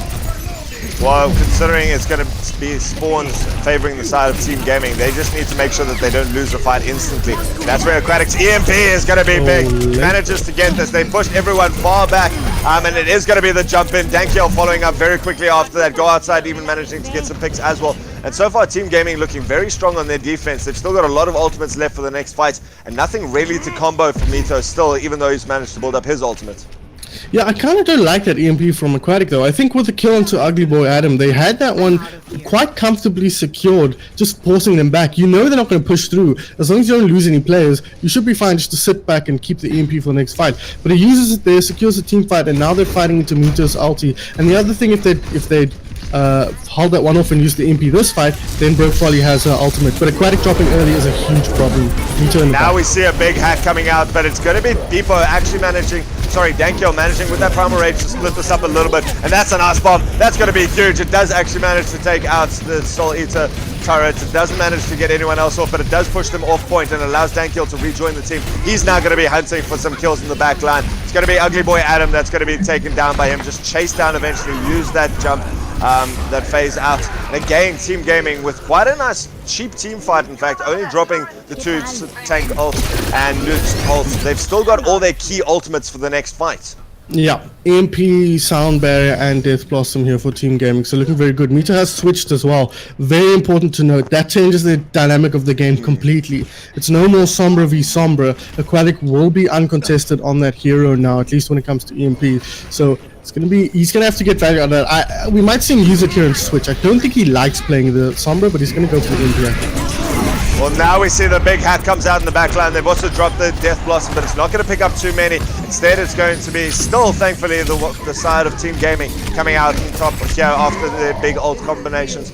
And they've dropped everything that they needed to, but it is, again, a good team fight. Only 50 seconds left now for this, and Team Gaming consistently looking powerful here on the second point of Volskaya. Yeah, now though they don't have anything to work with though, other than Dankel's Primal Rage, which is really nice because he's not going to get hacked or EMP'd, so he knows he's going to get value out of that. But playing into Primal Rage, a Whole Hog, a Death Blossom, sorry, not a Death Blossom, Mosama's a Sound Barrier, and a Coalescence. It's going to be a really tough fight, but 30 seconds on the clock, they can just draw this one out, make it a difficult fight, they can definitely win it. Very long fight coming out there. Both support ultimates dropped straight away, and so it's going to be up to Severan's Deadly Sins to try and clean this up quite quickly if they want to try and go through this. But they are going to have to fight into a Coalescence, which is going to keep both tanks alive on the point. Staggered out fight now coming for Team Gaming, and that's exactly what they want in this. They're managing to get a couple of picks the other way. Now we see Dankiel Primal Raging there, managing to stall this out even more, and they're starting to put the pressure back. It's going to be very difficult for Severan's Deadly Sins to actually come in here. That bomb on point now to push this out even more, and they are going to be able to. We see Notes trying desperately on that ball to do something on point and stagger it out a little bit more. He does get hacked, but nope, that's it. Not even going to be able to get to point. Yeah. Beautiful play coming out from Team Gaming, consistently using the right number of ults. Yeah, very, very, very nice play from Team Gaming. I'm so impressed with how they've been playing. We're talking about it in the break, and like we said, Altruism, these teams are very lopsided on paper, and I'm as I mentioned at the top of this match, I'm so excited to see Team Gaming putting in such a strong performance, forcing Beepo, Note, Mito, and the rest of the squad out of their comfort zone, forcing them to play around what Team Gaming are doing. And you see Mito opting to move off the Sombra matchup. I was surprised by that. I thought on attack on Volskaya, that's a combination of a hero you can get so much value out of. but he didn't have the alt combos to go with. For me, the biggest problem there was Soul Eater on the Torbjorn. That hero was spent so long on that hero, and it just really didn't feel like it was having any impact. So I'm surprised that they went for that, and it didn't really work out. He switched to the Reaper, but by that point it was too late, and his only ulti was countered by the EMP. So once again, Team Gaming making really good use of their ultimates, as you mentioned. And I'm excited to see whether they can keep that momentum going on their attack, because I think this composition that they were running on Seven's Deadly Sins is much better on the defense, and it's going to be really, really difficult to play around. And if Seven's Deadly Sins can use their positioning to circumvent the EMP a little bit better, they can really make it difficult for Team Gaming to find value. Well, Team Gaming still going with the tried and true method here with Aquatic on that Sombra and go outside combo. So they've got that ult combo that they need to for it. Broke Folly doing an exceptional job here on the Lucio so far. And Severance Deadly Sins relying on a couple of key picks here between Notes and Mito to try and just get that pressure in, get that early pick so that they win the team fight. But if they don't manage to do this, they could be faced with a very powerful dive cop coming out of Team Gaming. Newt going to go down early. That's going to be difficult though for them to carry on this team fight. And so it is going to just be them retreating a little bit, realizing that the whole point of the Severance Deadly Sins, oh no, that hook means that Broke Folly going to go down at the end of that fight as well. Nice stagger coming out from Severance Deadly Sins, and that's what Severance Deadly Sins has to keep doing, is just keep getting these key picks consistently out. And with someone like Notes on a Roadhog, that's pretty consistent. It's pretty reliable that you're going to be able to get that. Yeah, and the other thing we have to remember is they have to win this game, they have to full hold. They can't afford to let them get to second point, otherwise at worst it's a draw. So we could get a repeat of what we saw yesterday on this map, or on Hanamura, sorry, funnily enough. We'll have to see if they can get it done here, moving forward though aggressively. Nice aggressive play coming out, very cohesive dive into the back line. The hack up on Notes means that he goes down in the beginning, and that hook now not going to have to be a worry for the team. Mito trying valiantly to put in some damage from above, but the team just basically ignores him now, and now they can start chasing him down as they now cap the points. Just the two people. Oh, the hack onto him as well. Oh, goodbye, friend. Goodbye. He just dives into the drink. He realizes he's not going to be able to do anything here, and a good first push means there's a lot of time here to get even a single tick on second point. And they've got EMP. They've got EMP, but they're fighting it to replicate, so maybe Mito can make some magic happen. But like you said, that EMP is a big old problem. Pale almost at his ultimate as well. We'll see if Aquatic waits, but I don't think he wants to. I think he wants to go straight away here. Well, there we go. That's answered straight away. There goes the hack out. A nice jump out from Mito means that he went into it. He doesn't manage to get anything out of the replicate, though. He just built up that Death Blossom. They would have needed that. This is going to be a very clean team fight coming out from Team Gaming. Just understanding everything that they need. They've used the Devo Bomb to separate off the point, just clear it out a little bit. Good contest coming out so far from Notes, trying to spin around now, but if he gets hacked up, that's going to be the end of his life as well. Bought some time for his team. Oh, Soul Eater goes into that straight away. Now we see the Death Blossom coming through, and that is going to be game. Team Gaming completely revitalizing themselves to show a very dominant performance here on both sides. They just needed a little break there, Ultras, and they just needed some time to sit back, you know, slam a coffee or two in the body, get the energy levels up again, have a bit of a chat between matches, and they look, as you said, completely revitalized, so much better here. Ult combo is perfect, hitting all the shots they need to, getting everything done that they, oh my god, oh, he killed me with the whole hog. That was really nice play though from Team Gaming, and it puts them on the front foot here. Remember, they were 2-0 down. They're coming towards the reverse sweep here as we head into our final map, and that is going to put the pressure onto Severance Deadly Sins. We thought this team was going to top things out here very easily, but Team Gaming have come in and shown that more than just having 3 carry players, and we mentioned this in between the matches, is it carry players when there are 3 of them? When half the team is carries, is anybody carrying? Or is that just the nature of your team composition? Yeah. We're going to call them carry players here. No disrespect to the 3 other teammates, but they are a step or 2 above. But they're showing that the kind of more average, in terms of average SR team in Team Gaming, the synergy just looks so much better between what they're trying to do. It looks like their compositions are working well, they're making sense, and the tanks and the DPS and the supports all working well together to execute on plans. Now, whether they have those plans mapped out, obviously, we don't know. It's difficult to tell just from watching, but we do know that Newt is an accomplished coach in his own right, a thinker about the game, and a strong player in his own right. So I'd have to suspect that there's a little bit more tactical conversation going on in the side of team gaming, and the controlling the tempo of team fights is a lot better. So it's not that surprising, I think. No, it's not. And I must admit, Team Gaming seems to have cracked the code on what they need to do to win these games. They've been consistently running. Ever since they swapped to that Sombra and Reaper combo, they've been able to do it. We've seen Broke Folly pulling out amazing things. I talked about it in the last match, where that Lucio is just consistently exactly what they need in the match. And so they're doing what they need to consistently. Severan's Deadly Sins on paper is the better team, and I think that's going to come out and be seen a little bit more now as we go on to our second control point on Ilios. You know, control point is something that individual players can really shine, and considering it's such a chaotic map, it really means that specific team comps or specific strategies don't always prove to be the most effective, or at least the defining factor when it comes to two teams that match up like this. Yeah, I think you're right about that. Control point is a bit of a more of a brawly map style, even if the comps aren't brawl comps. It tends to favor the mechanics, as you alluded to. So we're gonna have to wait and see. Other thing we've been seeing a lot out of this team, Seven Citizens, is Note on the Hog. Now, Note is a good hog, but when you think about this team, you think about Seven on the Hog. So yeah, I'm interested to know why they're doing that. What exactly the reason is for running Note on the Hog as opposed to Severin. But my suspicion is that Note's other heroes aren't as strong as Severin's are. He's a lot more accomplished on the ball, on the Sigma, on those heroes than Note is. So not really surprised that... I think that might be why they're running Note on the Hog. It's got to be. Yeah. So looking at the squads, the compositions here... Dive composition, Aquatic again on the Sombra. I really like that they figured that out from Route 66. Sombra is the hero they can make magic with. If they work with Aquatic, give him the resources he needs to, he's going to make space for them just by being a Sombra. And then obviously the EMP is a team fight winner if they combo it properly. So I'm excited. I'm really, really happy they've gone for this hero.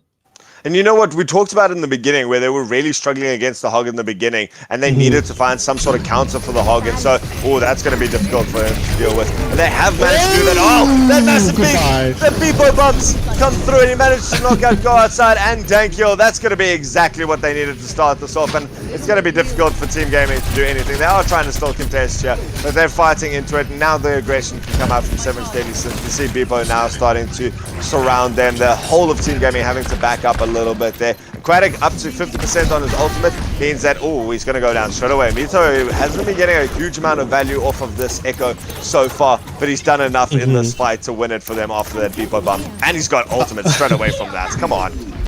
After the Beepo bump. Yeah, Beepo with a very quick alt charge. You got a Winston in that hole. That's a quick 600 HP with an alt charge, so no surprise he's already at the mines. But yeah, the Echo, I'm not a huge fan of the Echo. I think it's a difficult hero to make work, but when you've skilled as Mito is, you can use the space provided by your tanks. I think it makes a lot of sense to run that hero, and he's going to start with the Replicate.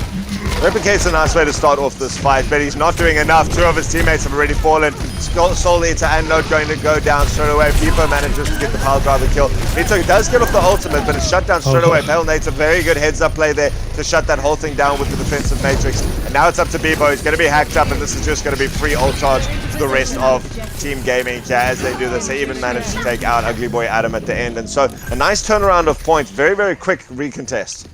Yeah, very nice. And the fighting into a difficult fight in terms of ultimates as well. And shutting down Mito's Replicate was a big part of that. So great play from Pale Native and the crew. And look what's up here for Aquatic and his crew, which is the same crew. It's the EMP, and that's going to be what they need to use to win this fight. But Beepo's going to try and circumvent that with the mines, but the EMP comes out anyways. EMP goes straight away, and it means that they can push forward. Now we see Pale Native dropping his bomb into the room there, just shoves everyone into the face of Team Gaming, and they're doing exactly what they need. It's a very clinical target prioritization here, where they're very cleanly taking off target after target, focusing down who they need, and they didn't even need to drop any more ultimates in that fight. Go Outside still has his ultimate. Nuke's going to have that coalescence for the next fight. Broke Folly on the verge of having a sound barrier, and Dankyo has all the stall out that he needs, as long as he doesn't die here. Okay, no, he's fine. He's fine. He knows what he's doing. Got the Primal Rage, as you mentioned. Beepo comes in, hacked up, taken down straight away. Straight away, and now we see Go Outside dropping that ultimate there. He doesn't actually manage to get anyone with it, but he separated off the team fight nicely. Now we see the Replicate comes in. He's got the Reaper, but it's going to get taken out straight away. Mito again not getting any value out of that Replicate, and so he's going to get chased down. Aquatic and Pale Native doing a good teamwork there to just target prioritize. And again, they've now built up to 75% charge, and they're still looking very, very comfortable. Aquatic almost up to their next EMP already. Yeah, looking very comfortable, as you say, and he's about on par with Pale Native, so we could see that combo come out. It's a bit of an awkward position to get it down. There's a lot of cover in where they are at the moment, so might not come off well. But Aquatic, we're going to be looking to the EMP. I think he's hacked up. No, he hasn't. Okay. So Eater though, with the Death Blossom, that's going to be a tough one to fight into mines as well. Oh, EMP comes out, and that's going to be able to just level up the team fight a little bit. Guardside being hooked up early, and it means the rest of Severn's Deadly Sins now has to push onto point. The overtime is ticking down. Pale Native's going to have his ultimate if he wants to use this to zone. In fact, he does throw it very deep into the back there. Gain all that cover, just being dismal. Doing too much, too wonderfully with those hooks. Manages to hook up the Diva. Pale Native going to go down. Ugly Boy Adam now reinforcing this, and Guardside decides to just give them the point, come back, reset. And with all the ultimates dropped for Team Gaming, though, it's going to be difficult for them to push back into this. Yeah, it is going to be difficult, but they got a little bit of time here. They got at least 2 fights if the first fight isn't too drawn out. Aquatic getting hooked out. Note, we talked about how Beepo's the better Roadhog player, but give credit to Note. He's been doing fantastically. Got paid in the game on the last one, and he's been landing these hooks perfectly here. Yeah, he's only worse than Beepo maybe in the whole country. You know, it's not like he's a bad Roadhog. He's just maybe with the best Roadhog. So it's still a question that needs to be asked. But Beepo, I think, a much better ball. But it looks like they're going to get aggressive here on the side of Team Gaming, and they need to use this time to build ults. Oh, and the positioning comes out here. It sets it up with Beepo, and Soul Eater is dropping that Death Blossom into there, just forcing them all to group up there in the corner. They went so aggressive into that, threw everybody into that small space, and it was just straight into the hands of Soul Eater. 91% your altruism. It's gonna be tough to get back in. Danko has the primal rage, so he can draw the fight out, and that's what he needs to do. Jump! Wow, he was so close to not making that. Oh, calculated on that one to be able to get back. Now we see the Replicate coming out here from Mito. He's again chosen the Reaper as his target, and he's going for it. He's pushing forward. He has managed to get that up, and so he can drop this onto the team fight if he can get back in time. He has seen someone. He's been hacked up though, so he's not going to be able to do anything out of it. The rest of his team doing the work that he needs, and so we see, oh no, it's goodbye. You've been bopped down, and Coach Polly again coming through with the Lucio. That's big. Now we see the hack coming out from Aquatic. Garside's going to have his ultimate as well in a second, and so if he can just get back to point, he's going to be able to clean this up a little bit. Needs to be careful about these mines, and there he drops it. Takes out Ugly Boy Adam. Aquatic getting the hack up on the kill onto Mito, and so it is going to be Team Gaming who's actually going to be able to re-get this point, and so they're going to actually turn it around in overtime. It's now up to Severn's Deadly Sins to try and re-get this. No! Overtime was too long. It's ticked down straight away, and then Team Gaming on the last manages to turn that around. Well played by them. Ooh, that was a sweaty team fight, Ultras. Long and drawn out, and that's what it needed to be for Team Gaming. They were close to a couple of ults, but far enough away that a short team fight wouldn't allow them to get their ultimates. But you saw Godside dropping early, but drawn out enough thanks to Aquatic's EMP that he could come back and pop that and get a few kills. And once again, man, that EMP is so critical to their success. If they can just work around that as well as they have been, I don't think they're going to have any problems here on Ruins. Mito recognizes that and says, I'm going to give my team the same opportunity. People are going to move over to the Diva, a hero he's very well known for, but not nearly as high impact as the likes of the Ball and the Roadhog. So they're switching up their composition. Is this the try-hard composition for Severn Gaming, Severn's Deadly Sins? I don't know. We're going to have to wait and see. But it is a bit of a different look from what they've been running all day. Well, they need to do something special, because if they do lose this, this is their last map to try and bring it back now as they come back. Otherwise, they go down to that loser's bracket, and that's something, considering they won the first two, that they wouldn't want to. A little bit of poke coming out here in the beginning of some posturing. Dankil gets pushed forward a little bit too far. Hacked up by Mito means that he's not able to get out in time. And it means that Aquatic very low as well, and then teleport out and have to come back into this. Gets a nice hack out, and still not a lot of HP for the rest of the side of Team Gaming. Again, Mito gets the pivotal pick there that they need to. Severn's Deadly Sins dominating onto this point now. A couple of kills going the side of Team Game. And so they are going to still be able to contest this for a little while. They've been able to reinforce here. Dankil getting back into this. But he's going straight into those Reaper shotguns. And so now it's still going to be Severn. They've managed to to cap is an this EMP. point. And so now the Drac up. Mito's already got his EMP. That comes from those first 2 picks that he needed, but he doesn't need it for this fight. Pale Native, just goodbye. Oh, he manages to get that punch and just do the last little bit of damage to secure that kill for him. Nothing sadder than seeing a Diva main run her little legs off the map like that. But that, I mean, Mito's built up an EMP over the course of that fight, so they've got first point control. They should win this next team fight as well, and that's going to put Team Gaming in a very, very tough position for the rest of the map. It's going to be important that Team Gaming realizes this and doesn't group up too much as they push in. They're going to actually start this off with the Diva Bomb, just going to secure them the points. Here comes the hack going out. Quadic's going to have his ultimate soon. Oh, now there's the Diva combo. There's the Diva combo you've been talking about the whole time. We haven't seen it come out before now, but that's what it takes to clear off the fight.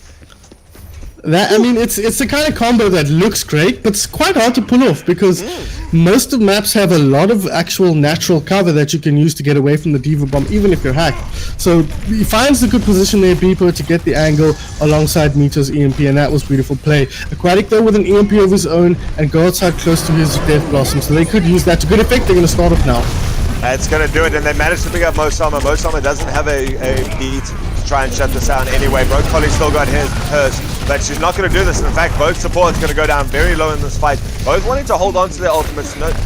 Newt just not wanting to drop the Coalescence just yet. They have won out the team fight so far, though, just led by that Coalescence. But they've taken a long time to clean this up. It means that they're not actually going to be able to get this. They've dropped that bomb on the point, and it means it's not going to get anything. They still haven't managed to capture the point. Probably a little bit holding on to the support ultimates for a bit long there means that they actually haven't won this out. 7 Deadly Sins have managed to pull back onto this, and they're going to get all the way up to 99%. Now we see the Coalescence coming in there, but too little, too late means that it's time for the EMP from Mito. Has managed to lock down Broke's Body as well. Broke's Body did use that beat. It's going to get cancelled out straight away. Now we see Pale Native getting into the face. They just to try and stall this out a little bit longer. They're going to go down, and the bomb dropped onto point. Means it's going to be very difficult for someone to contest here. We do see here Dankil getting back onto the point, swinging around his ball, going to get hacked up and cut down very quickly. Does manage to get to a little bit of cover. It's now up to the Lucio to try and stall this out. I mean, if this goes down, the overtime going to click down, and with just a little bit of hesitation from Team Gaming, gives the entire point 0 to 100 to Severance Deadly Sins.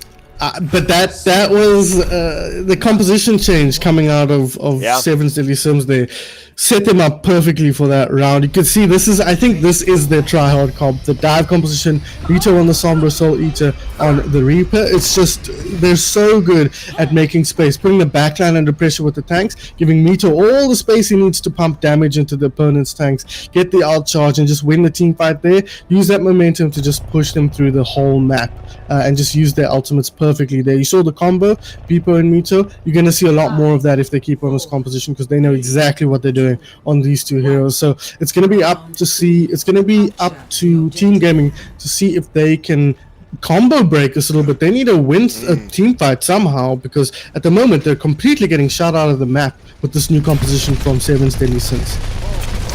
Like Severance Deadly Sins bring it all the way to the last possible moment here to win this game, and they are being pushed back quite nicely now by Team Gaming. Team Gaming getting into their face, using those go outside shotguns. He in fact manages to get the kill that he needs to. Beepo on the high ground gonna go very low on HP, and instead go outside in the bottom there. While the two tanks are fighting it out from the high ground, go outside, cleaves through the back line here of Severance Deadly Sins, and he effectively manages to secure them this first point. Very nice play from God side there, using his position on the Reaper to great effect, shutting them down. But Aquatic, a little bit behind Mito in the EMP comp, but I'm getting the feeling with these compositions that the EMP is not as critical as it was with previous compositions because of how split these comps can operate. So you're not going to get those huge 6-man EMPs like you did on Volsky. So we have to wait and see if it comes into play as effectively as it did in previous maps, but they're going to go with aggressive dive here.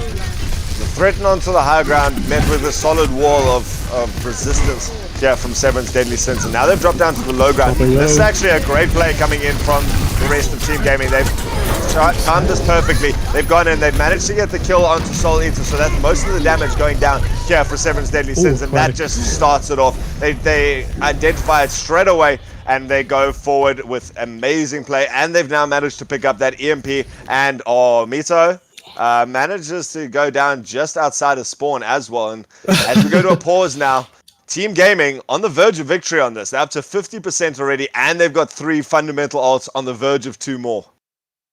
Yeah, that is very, very, very important. They've got such good ult advantage. The ult rotation is favoring them, and they've got the combos they need to win this next team fight. So I hope they can get to 99%.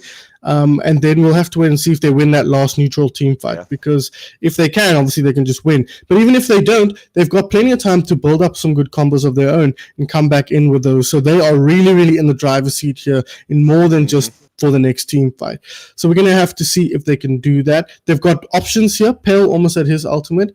Aquatic and go outside, obviously ready to go. And they've almost got Broke Folly up to that sound barrier to counter meter out. So they've got all the tools they need to win this next team fight. But I know Newt is going to be telling them we need to think beyond this next team fight. We know we've probably got good ult advantage, but we need to win this team fight and set ourselves up for the next one as well. And that's going to be the key. How many ults do they throw away, or how many ults do they use, let's put it that way, rather, in this team fight to win it out? Because they know they're going to go up against Death Blossom. But it's tough to tell because they might think they've got Death Blossom now. But Soul Eater's had a tough time of building that ultimate. At 47% on a control map, you'd expect Reaper to have Death Blossom. You'd expect Monkey to have Primal Rage. Sorry, that's what that ability is called. But he doesn't yet. So they might actually be thinking they're not as far ahead as they are. So we're gonna have to see if that affects how they actually execute here. But my expectation is open things up with Aquatic, find a few heroes with that EMP, and close the door with Guard side. Hopefully that's all they need, but Newt might commit Coalescence as well, and at that point it's a little bit tough. Yeah. That will be too expensive, I think. I mean, if they need it to finish off the team fight, if somehow Severan's Deadly Sins manage to avoid that, manage to just not get picked off by the EMP if there's a slight stagger there. But I mean, guys, this is the Overwatch you're here for. We've gone to Game 5. We're here on the final map of Control Point. And so far, Team Gaming looking on the verge of getting that reverse sweep. Aquatic managing to take out Mito. Mito has got that EMP, but nothing to combo it yet. Soul Eater still very far away. And we see Aquatic taking up a very aggressive position now. The quick team moving. Yeah, goes in, and he goes for the EMP. He gets exactly what he needs. Now we see the Death Blossom drop as well. They don't actually manage to get a lot of the kills though, and now it's going to be a turnaround. They might actually have to drop Coalescence into this. It did bring out Mito's EMP as well, and Newt has dropped Coalescence into this, but they're still losing the fight. It's going the way of Severan's Deadly Sins, and it's going to be up to Team Gaming to push back. They're retreating onto the point now, and they don't have a lot to work with now. Soul Eater has managed to get up his ultimate. They've dropped the Pale Native self-destruct there. Still doesn't manage to secure them in the team fight, and it's still Severan's Deadly Sins after surviving 4 ultimates. Goes on to point. Soul Eater going to drop his ultimate there to try and keep this point and secure it perfectly. So an expensive fight for both teams, but arguably more expensive for Team Gaming considering they had that completely in the bag. At the end of the day, though, they still get it up to 99%. So we're actually still where I wanted to be when it was all said and done. They're coming in, they could be able to use the next 2 fights. Oh, Meter goes down, that's a huge deal. But they can use the next 2 fights to build EMP, Blossom, and Pale Native's ulti. Use those to push through, but they're going to have to see if they can win the neutral game. And now we see the Coalescence from Ugly Boy Adam. That's going to be useful on this very close point. We do see the sound barrier also coming out. All the ults coming out here for Severan's Deadly Sins. It's giving them their advantage so far. That's going to be happy for Team Gaming. They're going to be doing well. They still managed to even get a lot of people on point. They're threatening this quite significantly. And they're getting a couple of kills here, and they're still losing the fight in general, but using that to get both of those massive ults up that they needed to. I think Team Gaming is going to be happy with how that went. They are, but they need to be aware of Mito's ulti and Note's Primal Rage. Those are 2 ultis that can really act as combo breakers here if they're not careful. Severin, or Aquatic, sorry, has to hit a lot, and he does just that. It's 5, but he doesn't hit Mito. And he doesn't hit Mito. Mito manages to get that EMP, which means Go Outside not able to drop that ultimate, but Go Outside's still alive and kicking. He's on there. The 2 self-destructs facing off against each other. No one on the point, but now Go Outside goes with that. He jumps forward with that Death Blossom. He manages to get enough. Here comes the combo breaking ultimate that you were talking about. Note manages to not Go Outside off the point, but he's the last one left. He's taking a lot of damage here. But Mito's back onto this, and so we see Broke Folly manages to knock him off, and Broke Folly takes out Note on the point. This is going to be a desperate recontest coming out from Severan's Deadly Sins. It's not going to be easy. We do see Beppo try and get back onto that point. He's got the support of the Lucio. Lucio's just going to go off. The support healing is there, but it's not going to be enough to do this. Down. The hack Most comes out. This is going to be everything Team Gaming needs. Team Gaming going to be doing it. The percentage is still there. It's up to overtime. It takes down, and Team Gaming manages to knock out Severin's Deadly Sins in the last round with the reverse sweep. That is Overwatch, ladies and gentlemen. Reverse sweep right at the end. A tough game that went every single step of the way. Third map on the last map, a full-on reverse sweep. That energizes the team. If they don't go through and win here, I'd be very surprised after this performance. But we've seen now what Severin's Deadly Sins are capable of if they try. You get the sense that Team Gaming really just held on there. They ground that one through after a tough Ilios round on Ruins, and they managed to win it out. But you'd have to see if they come through to the finals. Severin's Deadly Sins, it could be a much scarier matchup for Team Gaming. But I'm so impressed with Team Gaming and what they were able to do here. I wouldn't be surprised to see this as our finals, I must admit. I would love to see this as our finals. Like, all credits to all the other games coming through. I mean, Flaming Flamingo is going to be in our next game, and we know that they are doing quite well as well. But this was incredibly close. I mean, anyone who can take out either of these teams is going to be an incredible team to watch, to be able to get through these lineups. I mean, these guys were executing it perfectly. They had such good synergy. They had such good idea of what they needed to do there. I mean, the fact that we talk about maybe the EMP and Death Blossom wasn't perfectly gone together because it was half a second staggered kind of thing. You know, that was the separation between these two teams. And so both of them proving to be very, very powerful teams, showing why these guys are ranked as some of the highest players in South Africa. And I would love to see Severin's Deadly Sins again in this tournament. They're going to be dropping down, unfortunately, into that losers bracket.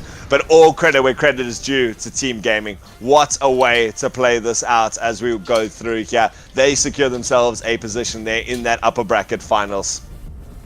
They do indeed, and they're going to be going up against Flaming Flamingos, coming off a 3-0 victory against the Yogi Bears. So a team with a lot of momentum of their own, but there's nothing quite like coming off the back of a reverse sweep against a favored opponent. There's nothing that feels quite as good that really gets the energy going in the team. And that was a game that you can feel so good about winning because it was so strategic. There was so much tactical prowess in that game that your team really had to come together and win that one as a unit, as opposed to relying on huge pop-off moments, because nobody was popping off in that game. We talk about Aquatic being this huge clutch player. We think about his Widowmaker popping headshots left, right, and center all day long. We talk about his Farah being so oppressive from the skies, but this time it was the Sombra, and Sombra's not the hero you win the game by getting kills with. Sombra's the hero you set your team up, and your team has to do the work, and his team did the work there. So I'm so excited for Team Gaming here. I was showing some bias in the game, I have to admit, because you always want the underdog to come back for the reverse sweep, but I'm so happy they won that in the way they did, with the comp they did, because it showed that teamwork makes such a huge difference in Overwatch, if you needed any more proof of that. Oh, but what a way to take that. I mean, that was one of the closest games we've seen so far. Imagine how much closer that had been if Team Gaming hadn't, like, C9 Kings Row there. If they had actually carried on pushing that, I think that was the only way we would have potentially had a closer game throughout this series. But, you know, it came to it. They rallied themselves. And sometimes the C9 is something that will actually throw off your team cohesion, because it's just everyone's frustrated that someone wasn't there. And, you know, I can't count on my teammates. But well played to these guys. That was fantastic. And now I think the only thing that's left, and one of the hardest decisions I think that you've got to make now, son, is who do we give the player of the match to? Because that was ridiculous. Everyone popped off, and no one specifically popped off the carrier team. It's a tough one for many reasons, as you mentioned, but also because we always give Aquatic player of the game. And I'm always like, can we just do the boring thing and give Aquatic? Because his EMP obviously was the key, the nucleus that the electrons of the rest of the team were rotating around. So I'm still feeling like Aquatic. But Go Outside for me was another stand-up performer. And Dankil as well on that monkey for me was doing more work than we were giving him credit for.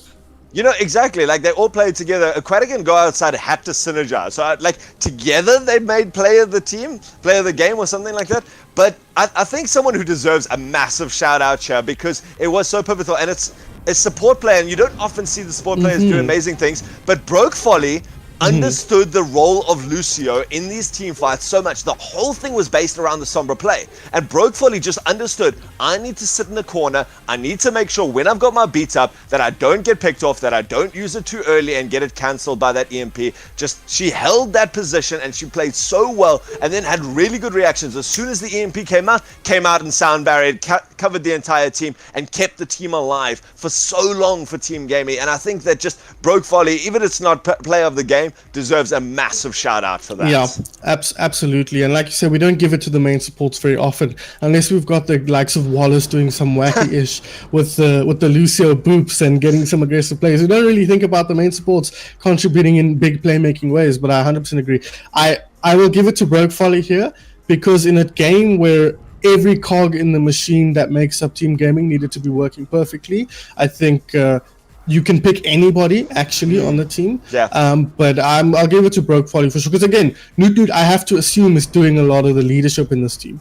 Yeah. I have to assume he's making a lot of the calls. So it wouldn't surprise me if a big part of why they looked so coordinated is because of the impact he was putting in. But we can't see that from the casting booth, obviously.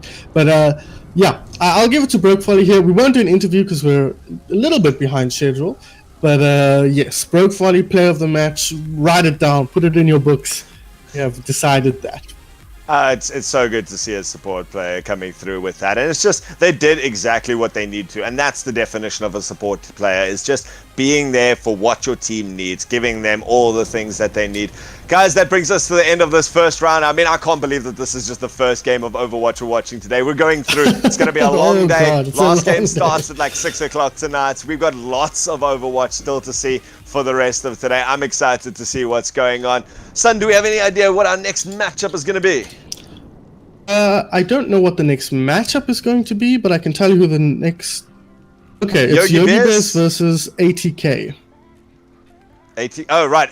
Guys, ATK is not the actual team. ATK. Yeah. It's in long, ATK. You'll see it on the overlay when we put it up now, but that should be interesting. We're going down to the losers bracket. Unfortunately, these teams fighting for their lives to stay in this competition. Whoever wins that, still going to have a hard roll to the finals there. Sev's Deadly Sin's going to be going down to join one of those teams just now. But an amazing amount of Overwatch. Don't go anywhere because we're excited to see and bring you more Overwatch action here in the Talon Cup. I've been Ultrazm and joining me is Sun Phoenix. Don't go anywhere. We'll see you just now.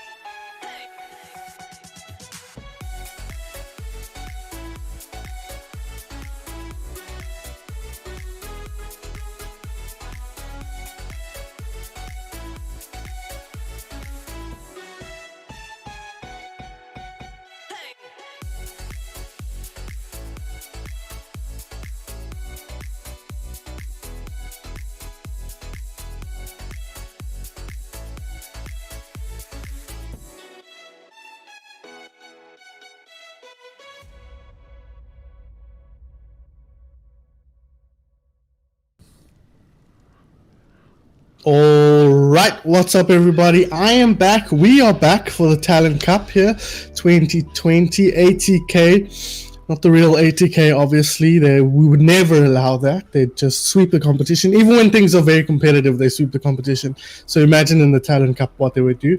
But no, this is a different ATK.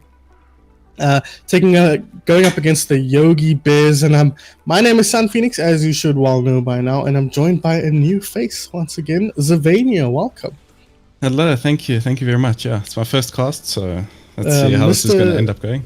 Mr. Radio Man is going to show us all up here. He's going to be Overwatch League level, or so he says. Above. So holding him to a very high standard here for his first ever Overwatch cast. So we'll wait and see if he's up to snuff, and you guys can all say nice things in the Twitch chat about him, point out all of his little mistakes. But we will be, as I said, watching this game. ATK taking on the Yogi Bears. This is our lower bracket semi-finals. The winner of this goes to the lower bracket finals, and the winner of that is going to the grand final. So, nearing the end of the tournament here, a lot to play for, and you've just played a game against Yogi Bears, Savania. So why don't you tell us a little bit about this team, given your recent experience? Okay, so the Yogi Bears, they've got a lot of strong players. I mean, I was quite scared to play against Condi, to be honest. So I was got the fan, that's Condi. He's a very strong player, especially from my experience. Just playing against him, it was a very, very tough game. It wasn't easy at all. Babs, I've seen Babs play a lot. He's also a very good off-tank. So he's definitely always up there with Condi, helping him out, just following up. Then we've got Hamza and Lagbeast on DPS. Now, Hamza he's been playing support a lot for Beastie Boys. Yes. It's Beastie Boys, eh? Yeah. Yeah. For Beastie Boys, so he's obviously been quite trained in support. So we'll see how he's going to do against in DPS. He was doing quite well against my team. Then Lagbeast is just doing obviously Lagbeast things, being really good at the game. And then we have Darkstar and Soup Kitchen. Soup Kitchen I'm not very familiar with, so I can't really comment too much on that. But Darkstar we did play against. His anti-nades need to be careful. They are potent. They're Archer, so he's also very, very good, Anna. But that was just my experience with Yogi Bears, so let's see how the other team does against them. Yeah, Darkstar, of course, more known for his off-tank, I think, as a part of late in Overwatch. But we'll take a look here at their opponents, ATK, as you can see, named, I suppose, after KK, the main support player, alongside Hobo Parker, both two players from Re-Ace Legion, our bottom-placing team in the league. But an accomplished play-by-play caster is KK in her own right, the one cast we did together. Stalker and Fabio, though, that will be the front line for this team. Stalker, of course, a part of 2CP, recent acquisition there, and performed very well in the ATK tournament finals. Fabio, not known for his competitive prowess, but around the community quite a lot as a Pugs mod.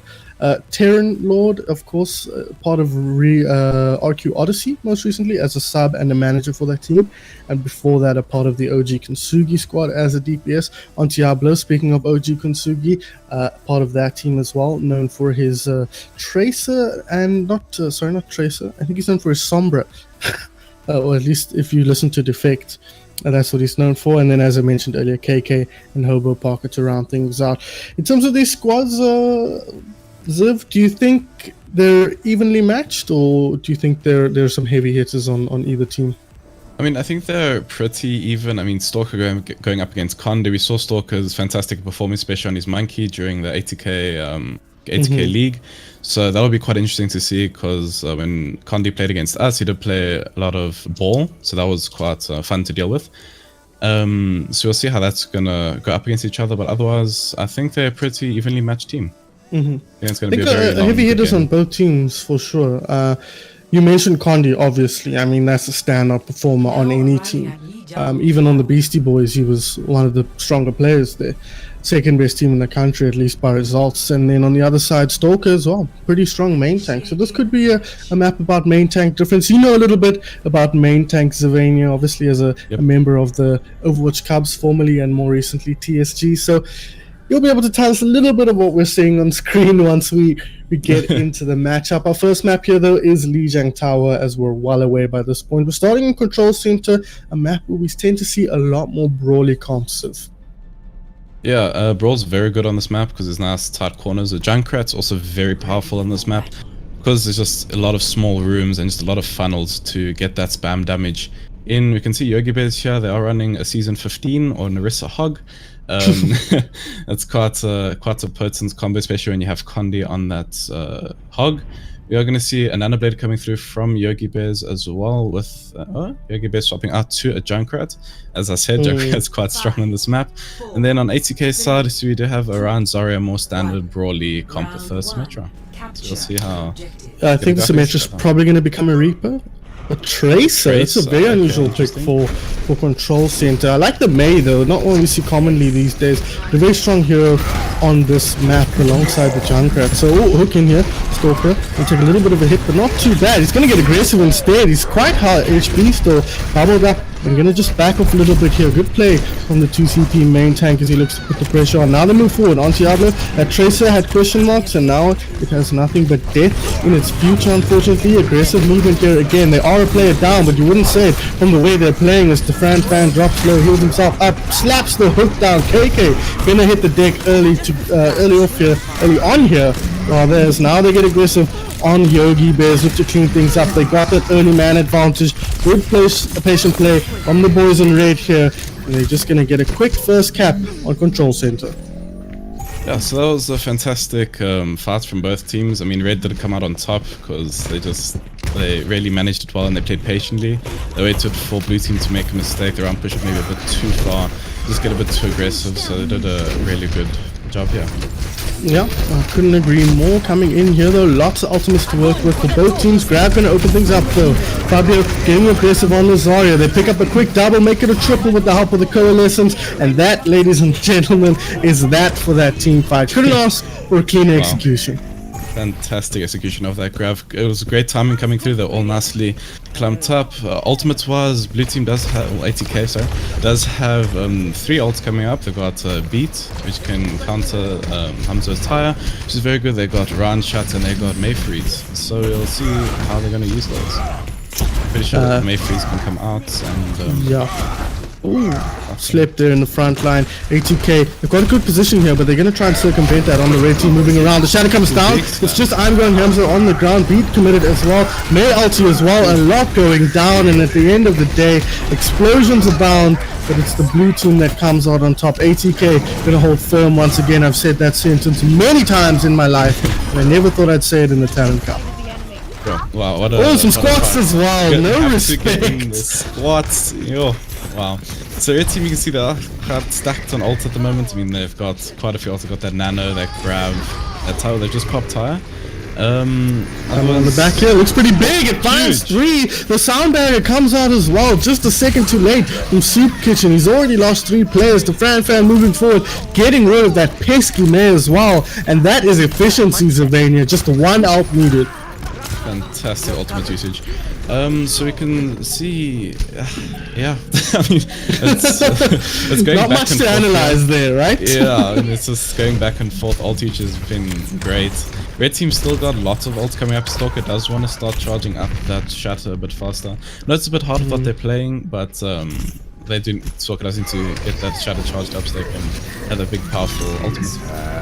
Speaking of which, they're going to open up with the Deadeye, finds a pick out the Soup Kitchen. Reaper ulti comes in, helped with the Nano Boost, but he really didn't find much, although he did get the Moria down. Now follows up with a kill onto Fabio. So Lagby's doing a good job after a difficult start to this team fight as they look to get aggressive on the side of Yogi Bears. Can they clean it up here? Babs just going to pump the damage through here, 80% charge, and make that 100 now as he gets the charge from the bubbles. Just looks to clean up a few kills here. There's somebody messing around still. Okay, Auntie has gone. Yeah, no, there's a Lucio in the backline. You need to die or go home because you're just wasting time, KK. It does end up going down. Now they can look to get set up on the choke once again.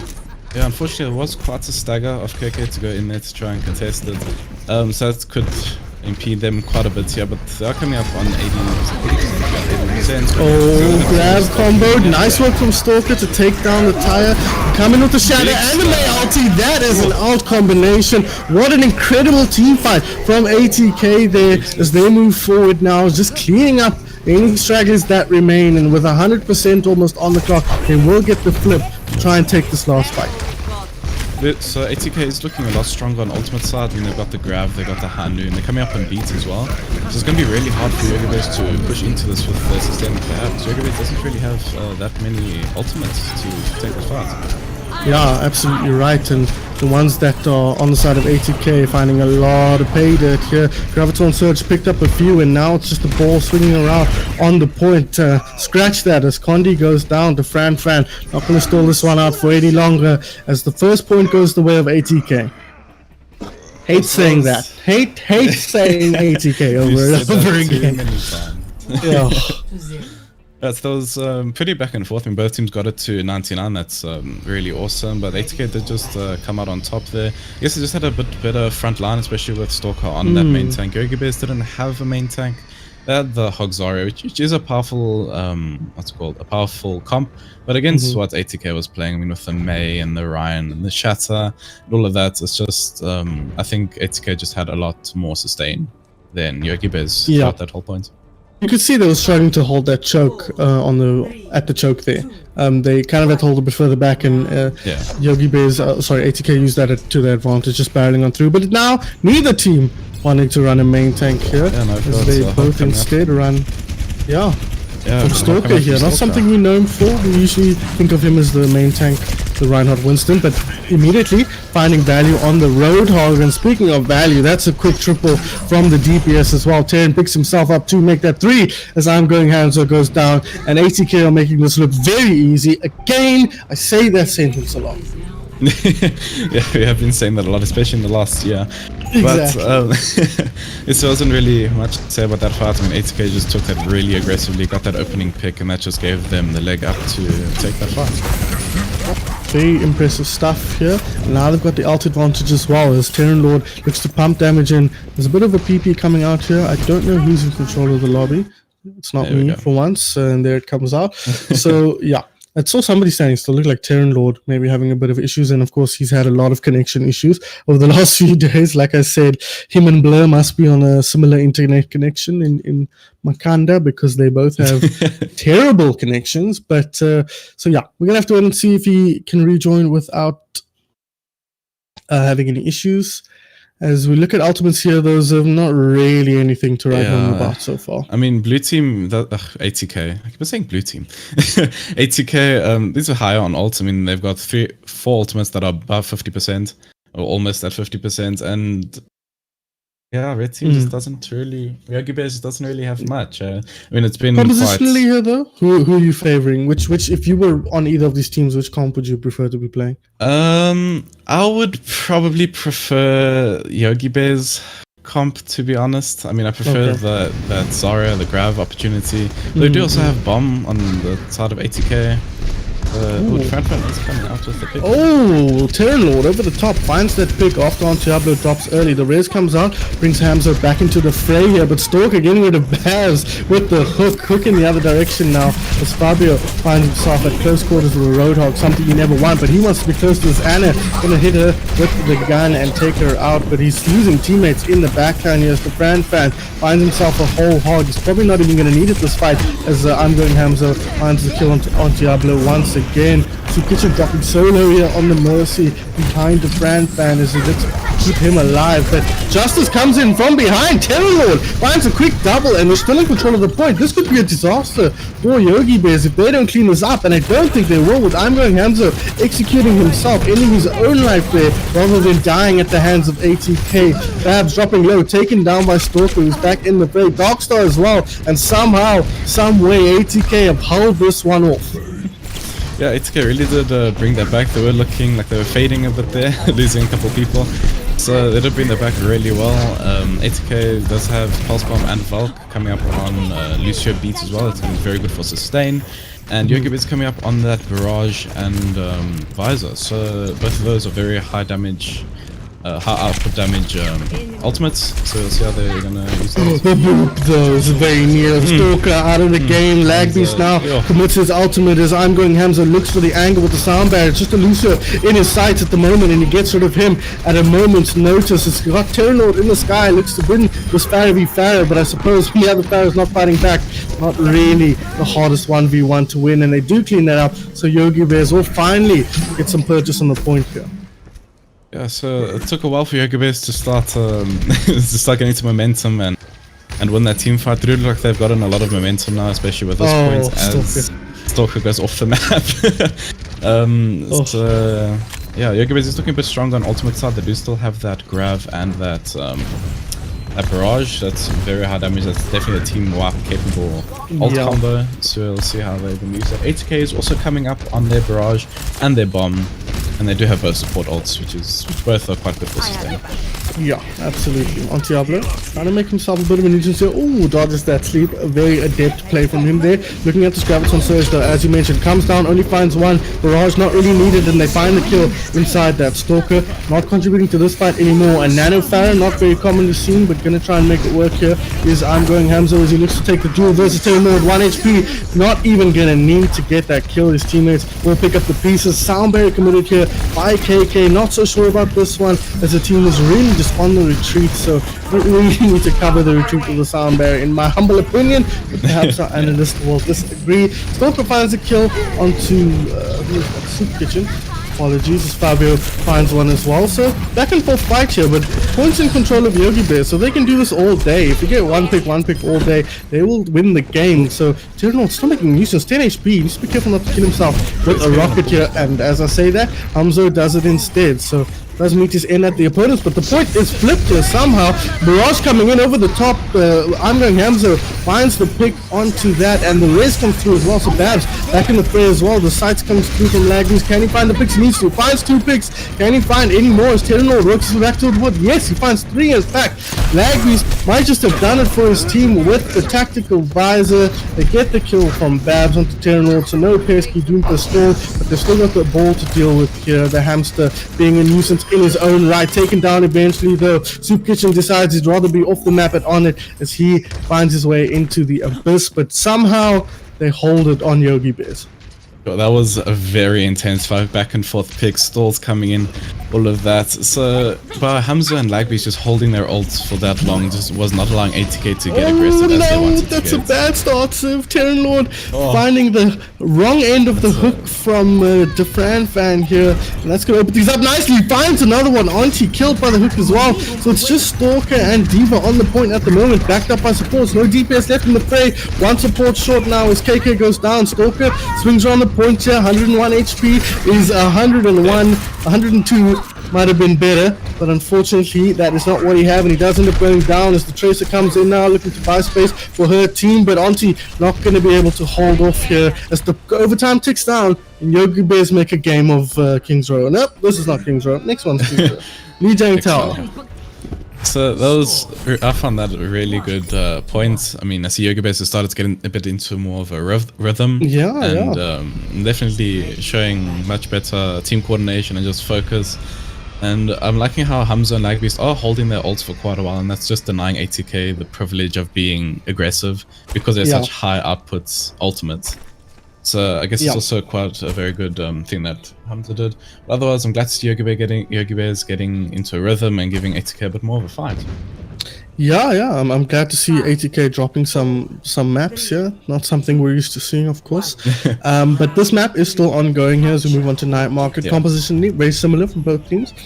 Still using the Farah on Diablo, also going to switch back to the Tracer, so identical compositions if I'm not mistaken here. Yeah, absolutely. Exactly the same. So this last time it worked out for 80k, but the map geometry on this one, sorry, for Yogi Bears, map geometry though, different on this one. We have to go wait and see what works out, and so far it's Hamza in control. Lagby's going to follow up, and it's just all red in the kill feed at the moment as they look to put the pressure onto the Yogi, 80k rather.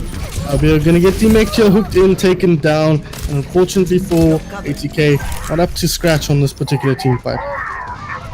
Yeah, so in regards to the pharmacy that Yogi Bears is running, I mean, it's very good. There's lots of angles to shoot down and just spam them down before they can even get to points. There's lots of angles to keep cover, and you can see a fantastic booping both tanks off of high ground. So let's see what they're going to do here. Ooh, Terran does find the kill onto the Lagbeast here, so neither team has hit scan. A flurry of kills comes out though as KK looks to keep her team alive here on the Ana.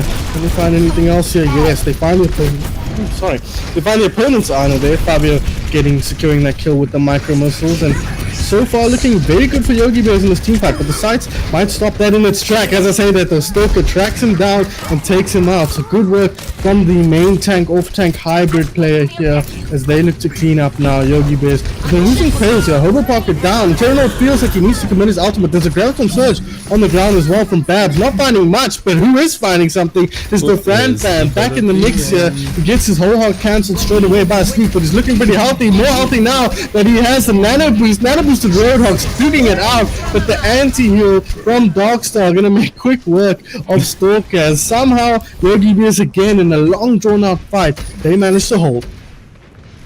Yeah, so Yogi Bears, they're doing a really good job, but also managing their heals and where they are, making sure they're staying line of sight of their supports. ATK is also trying to, but I guess because they're being pressured so hard by Yogi Bears' front line and just their spam damage from a distance, they're really struggling to... They're feeling okay there. Oh my god. Just press spacebar for it.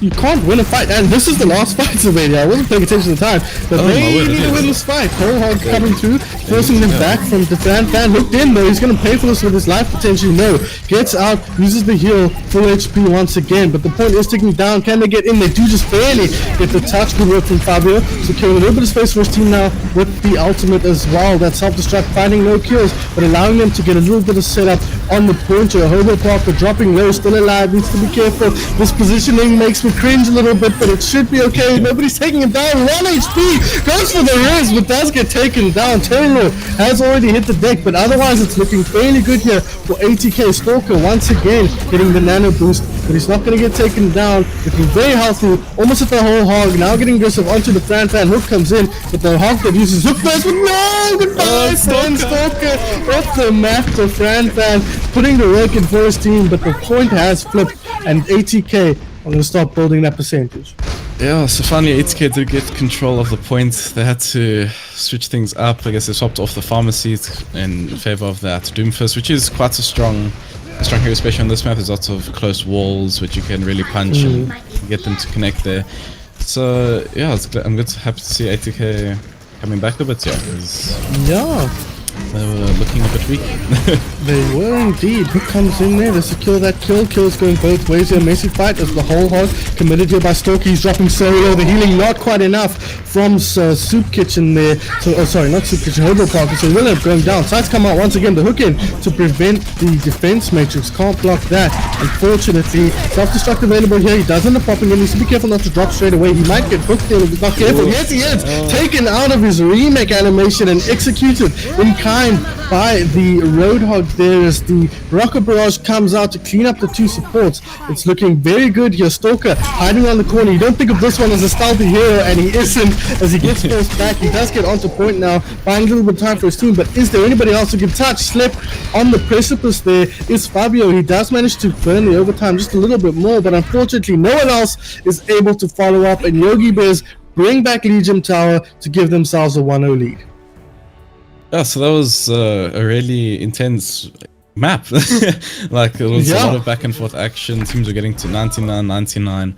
But I didn't see it was really heavily one-sided. I mean, Yogi Bears did do a fantastic job with keeping ATK at bay and beautiful. That was so unfortunate, man. You see the sound barrier coming out just like half a second afterwards. Yeah. Really unlucky there. Maybe if he had 5 ping, it would have worked. That seemed like a 200 ping issue, personally. But we're all playing on very similar pings here with a few notable exceptions. But yeah, great work from Yogi Bears there. We started being a little bit uncertain about how they looked on the control center. I think very strong performance from ATK. But as you mentioned, a very even map in both directions, so quite impressed with how this has been going so far. So you guys 3-0'd Yogi Bears just recently, right? So yeah, we did. How do you feel what you're seeing from ATK? You think if you went up against them, you'd be able to recreate that performance? I mean, I don't want to say anything too soon. But I think based on how ATK is playing against Yogi Bears, we probably could take them. It will be definitely tough, but I'm pretty sure we'll be able to take them. So from this last map, who would your biggest concern be then on ATK? Who do you think performed was the strongest performer? I I'm not sure. I would say Stalker was doing work when he was doing his job on that hog, getting those hooks on, getting those whole hogs, people off the map. So I guess Stalker was doing quite a bit of work there. But otherwise, yeah, Diablo's also doing fantastically. But yeah, overall they were doing a really good job, all of them. Yeah, I agree. It seems like more of a team performance than any particular standout. Apology, my whole not reproductive system, that's not what I meant. My whole breathing apparatus is all gummed up this morning. I costing too many of games this weekend, but having a good time doing it as we do move on to Kings Row here, Sylvania. So you played against Yogi Bears on this map. Can you remember anything about what they ran? So they ran, it was quite weird what they ran on attack. They did run a Sigma with a Sigma Zarya with a flanking Tracer. So we'll see if they're going to replicate that. That was quite unexpected, not going to lie. So that caught us a bit off guard. You can see here, Yogi Bears is coming out with a Sigma Hog. That's interesting. Okay, I haven't seen that before. And then 80k style and their tank line come with the more traditional brawly run Zarya, where they're really good at taking frontline space and just having that sustain with the bubbles, and then Fibria just pouring in damage with that hard charge. On 80k side, they're also going to be having that, I'm assuming, damage boosted Ash, which is that one-shot capability. So we'll see how Antiabo's going to do that. They've got the Wall, the May Wall, and Nano. But on Yogi Bear's side, obviously we do have the Hog and Sigma. I'm not sure how that's going to work, but they also have the damage boosted Ash. So we can now see the Ash battle, and they're going to be looking at a Nano Blade on Yogi Bear's side.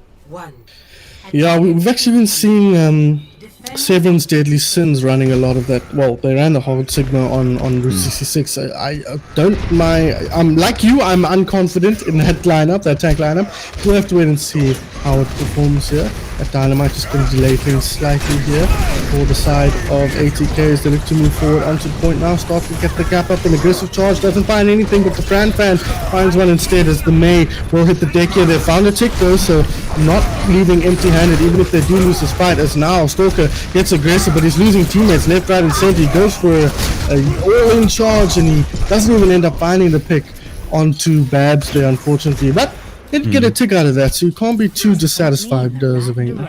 Yeah, I think what mainly contributed to them being able to get that tick was what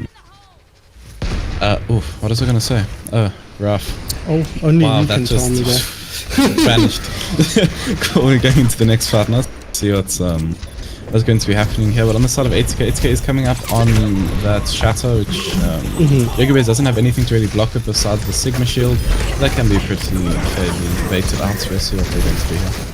They're struggling without this main tank shield here. They're giving a lot of space out on the point. The second tick already captured now, so one tick every fight. Only one more fight needed, even if they don't win here. But it looks like they are going to win. The charge through onto the Fran as Terran Lord looks to shut down the Genji. He will get taken down eventually, and Lagbeast is in the mix here. 1 HP more than he needs as he does end up getting taken down there. So pitcher with the race onto Darkstar. There's a Bob on point as well. A lot committed into that team fight. Perhaps a bit unnecessary as the race comes out on the point and the cart gets rolling.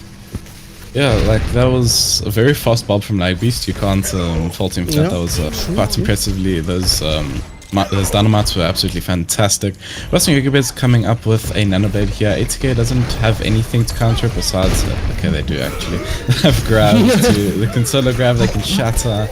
They can May freeze. They actually have a lot to counter the Nanoblades. We'll see how Hamza is going to handle that. Well, he opens up with a kill there, so pretty good start. And in fact, they're just going to force 80k back here without much of pushback. And the hook comes in just to secure things even further on Diablo. Gonna have to wait for the respawn. I think Hobopocker going down as well. Lagbeast doing a great job securing these picks here with the ashes. They're still messing around here on the front line. Fabio now the latest to fall as the trickle comes in. Unfortunately, that's a lot of time burnt off the clock unnecessarily. Yeah, that's about a minute and a half. That was burned off by not really a single fight. That was just picks coming in, just staggers. So there hasn't been a fight. Now Stalker, what is going on here? Ziv on the high ground, he throws down the shadow, doesn't find anything. Lagbeast executes him in turn and finds another on Diablo. This is some alarming discipline here from 80k. Again, a sentence I never thought I'd be saying. I mean, I see the idea that Stalker had. I mean, I would have done the same. I mean, flank shatter, high ground, charge off, high standard procedure. So unfortunately, it didn't really work out for Stalker. It was get knocked a little bit there by Graf coming out. Yeah, Grab coming up, Bob minute as well, but blocked by the Swift Artist. The Nano Blade comes the other way though. Look at this, swinging away, dropping low, taken down. Very nice work from the 7th man there. Hamza not getting enough value out of that. Is on the point. People are dropping low. Big Dynamite once again. But that sounded like a May ulti. Yes, there it is. Gonna freeze up Babs only, really. And the Fan, great work from Condi. Pushing them back with the whole hog so they can't get any value out of that May ulti. As now they get aggressive. Babs into the targets on the high ground, but he's losing his tank on the low ground. So great work from Auntie there. KK 1 HP, but keeping her team healthy from the corner as somehow ATK are pushing this one back. Gravitic Flux on the point, throwing them down, slam down, breaks one. Fabio hits the deck here as Babs follows suit very soon after as Terranord finds himself a quick double here, and now they can look to get the cart rolling once again. A little bit of ill discipline from both teams, it seems like. 100%. So Yogi Bears, they're really looking at ultimates here. They really don't have much. They're coming up on Bob again from Lag Beast, and we've seen that that's been really powerful, quite potent for Yogi Bears. ATK side, they're looking quite strong on ult. They've got the Bob of their own. They're coming up on Grav soon and Shatter as well. They have that Nano which can go onto the Ryan and just pour damage onto the front. Two pitch and drop early there, so unfortunately making things even harder than it already was. But Hamza taking matters into his own hand, picks up a double. Lagby's contributing as well as the Bob shoots away here on the point. And Nano boosted Reinhardt, they might be able to swing this back. It looks like they are. Stalker with the shatter gets rid of Lagby's there, deciding he'd rather not mess around with the Ash. He's going to swing down to Fan on the point as well, and the cart will hit the second point. Sure, so I'm quite impressed they brought that back. We did get 2 picks off before the fight even started, so that was quite impressive from Yogi Bears. Good discipline. I see they did aggress a bit much. I think they got quite confident there, but ATK good discipline from then. They played it slow, they recollected themselves, and they just took the fight. Good nano boost from KK there onto Stalker as well, gave him the room to get aggressive without fear of too much recourse. The Fan is on a wacky flank here on the side. Darkstar has to nade himself just to stay healthy, but it's Stalker who drops first rather unexpectedly, but a quick follow-up onto the Fan. So both teams missing their main tank equivalents here as I'm going Hamster with the Nano Blade. He finds one, looking for targets now, he goes aggressive, nice coach gun there to force him back. You won't find anything more, but I think they've done enough here on the side of Yogi Bears to end the team fight. But as I say that, aggression coming back in now. The respawns have come back, and in fact it's Yogi Bears who are backing off here, but Condi in the back line on the ball, forced away by the coach gun once again from Antiablo as he looks to put damage onto the opponent's high ground. The cart is still moving though. Yogi Bears need to mount some kind of defense here, but they're going to find themselves in a really awkward spot as the Fan comes into the back line once again. Hobo Parker going to keep his team healthy here with the Valkyrie, burst the damage up as well. So Soup Kitchen looking to do the same for his own team, but it's Stalker on the front line finding the kills. Antiablo with a coach can kill environmental onto the Fan, so they're losing players left, right and center. 19 seconds till the res. Hobo, we're not quite there yet, and he does end up getting taken down, unfortunately for Yogi Bears. ATK just too strong on that push. Yeah, ATK was doing a really good job of just focusing down the targets and all of that. I mean, from Yogi Bear's side, the Nanoblade, I didn't really see it get much value. I mean, how many times did he Nanoblade? Twice or 3 times? I didn't see any value come out of it, especially with that May and Bob, because they've got that Bob especially. So I guess I would have swapped off of that Genji. I'm not sure to who. I'm not too sure about that Genji. But on the side of ATK, they were just doing a fantastic job. Like, with just managing the when they got the discipline sorted out, for sure. Yeah. I think it seemed like in that mid fight they were doing a lot of sort of basic errors, and we should remind you guys that all of these players, with the exception of Soup Kitchen, have competitive experience, so they know the basics of how to put together a team and a composition and how to reset when fights are finished. Yeah, so we see here from ATK coming out with a Hog Zarya. And Yogi Bear's coming up with that on the Fan on that ball, which is very disruptive. You don't just get onto the point, and if you're waiting around that the Fan on ball, is going to disrupt you a lot. So from our experience, you need to just get onto that point and just fight on the point. Don't let him disrupt you too much. But I think comps there quite good. Terran Lord on that Torb, really going to deal with flankers quite well. Be quite a pest to the ball. Hamza is coming out with a Widow, see if we can get an opening pick here. There's 3 people on the high ground at the moment. Like, are you guys gonna play the game? Gonna push forward? You're just gonna try and click heads from inside spawn? Looks like they are getting they're still running this double long range hit scan. I'm very surprised, but I think Hamza's gonna move back and switch up here. But the tanks are aggressive somehow. So Fran without any help from his DPS finds a pick. There we go. Hamza now with the contribution as Auntie looks to shut him down from a distance here, but it's not looking good for ATK at the moment as Yogi Bears are pushing forward very well. Hamza finds another there in the form of Terran Lord. Fabio does fire back onto the Fran fan as Hamza looks to take a close-up duel here, but he doesn't have the backup, and you don't really want to be in that position against the Ashes. Darkstar dropping low, the nade not enough to heal him up, but he does get rid of the Roadhog there of Stalker on the point. A mutual kill there, it has to be said. This is still a messy fight. There's still a lot to play for in both teams as the Fran fan looks to put the pressure onto the Ana here. Can he secure the skill? Not getting the shots he needs to, but he's actually going to back out here just a little bit. He comes back in his low HP. Any shots here, but great work from the supports, keeping just healed enough. He doesn't go down, but also out there pumping in the damage from the high ground. The hook gonna end up taking down Babs even through the nano boost. So this fight is going on forever. A really messy, difficult fight for the Yogi Bears, and that favors ATK as Antiablo finds Hamza on the Widowmaker. So great work from the red team as they finally hold them off. Wow, ATK, they were at a severe disadvantage when they got those first 2, when they got picked off. 2 of them got picked off before the fight. What is English? Yo! Until the fight even started, so great discipline for them not to get too aggressive, just wait for the teammates to respawn and just take it slowly. And really, they really just played that fantastic. Bring that back. Yeah, I couldn't agree more. Bob comes out, grab onto point, finds a lock, but there's nobody left to take advantage of it. So many players have already died on the side of ATK. They throw the Bob out as well in like a 4v6 or whatever that was. They do manage to find a couple of kills. Antiablo's still in the mix here. Bob goes down, point gets capped, and ATK on the back foot now. So ultimate wise, we haven't really spoken about that yet. ATK does have that whole hog, able to just push everyone away from them, from the team. Also does a lot of damage if you can corner them. Terran Lord came up with that Molten Core. That's a very good zoning ult. It does so much damage. So they can zone that very well. And they've also got Valk for quite a good sustain, good healing output. Hamza napping, good work from Babs, keeping him alive, and the grab comes out as well now on top of a huge anti-nade. The Molten Core not going to be enough to stop the damage from coming through or get kills in return. So now they can push forward. Babs just beaming down KK, no hope in hell of getting out of that one, and the cart going to keep moving forward.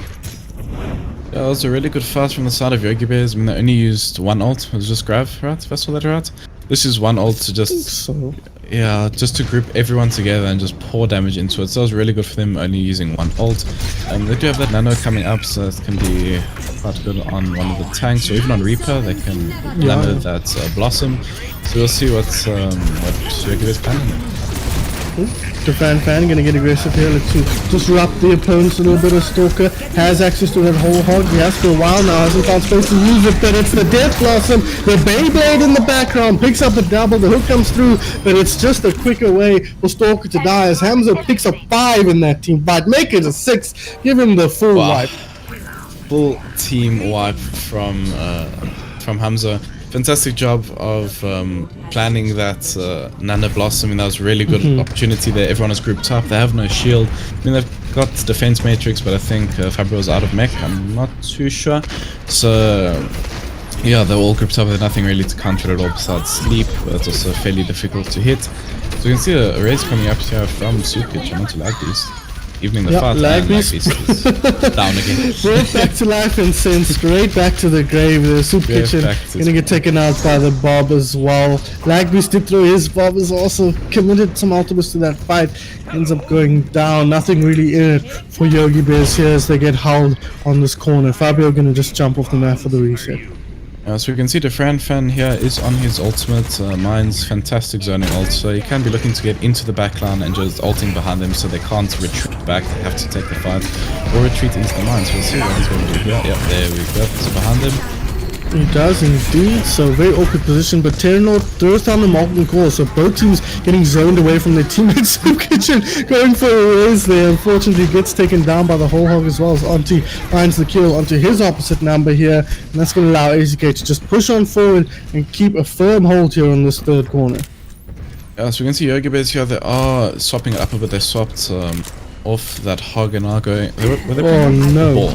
Yeah. Now they've Stalker. done that Sigma. Stalker, unfortunately, does go down very early in the fight. That'll just be a quick reset from Yogi Bears here. Let's go. They've got a Sigma Zarya now. Yeah, I mean, I guess, sure. Sigma, man, I don't get it. Just run Orion instead. But they seem to be favoring this hero here, coming with the graph or Babs, so they've got options for damage here, but they're losing players left, right, and center. They shouldn't commit anything to this team fight. Hamza with an aggro TP here, gonna try and find some value. Does he go for the Death Blossom? No.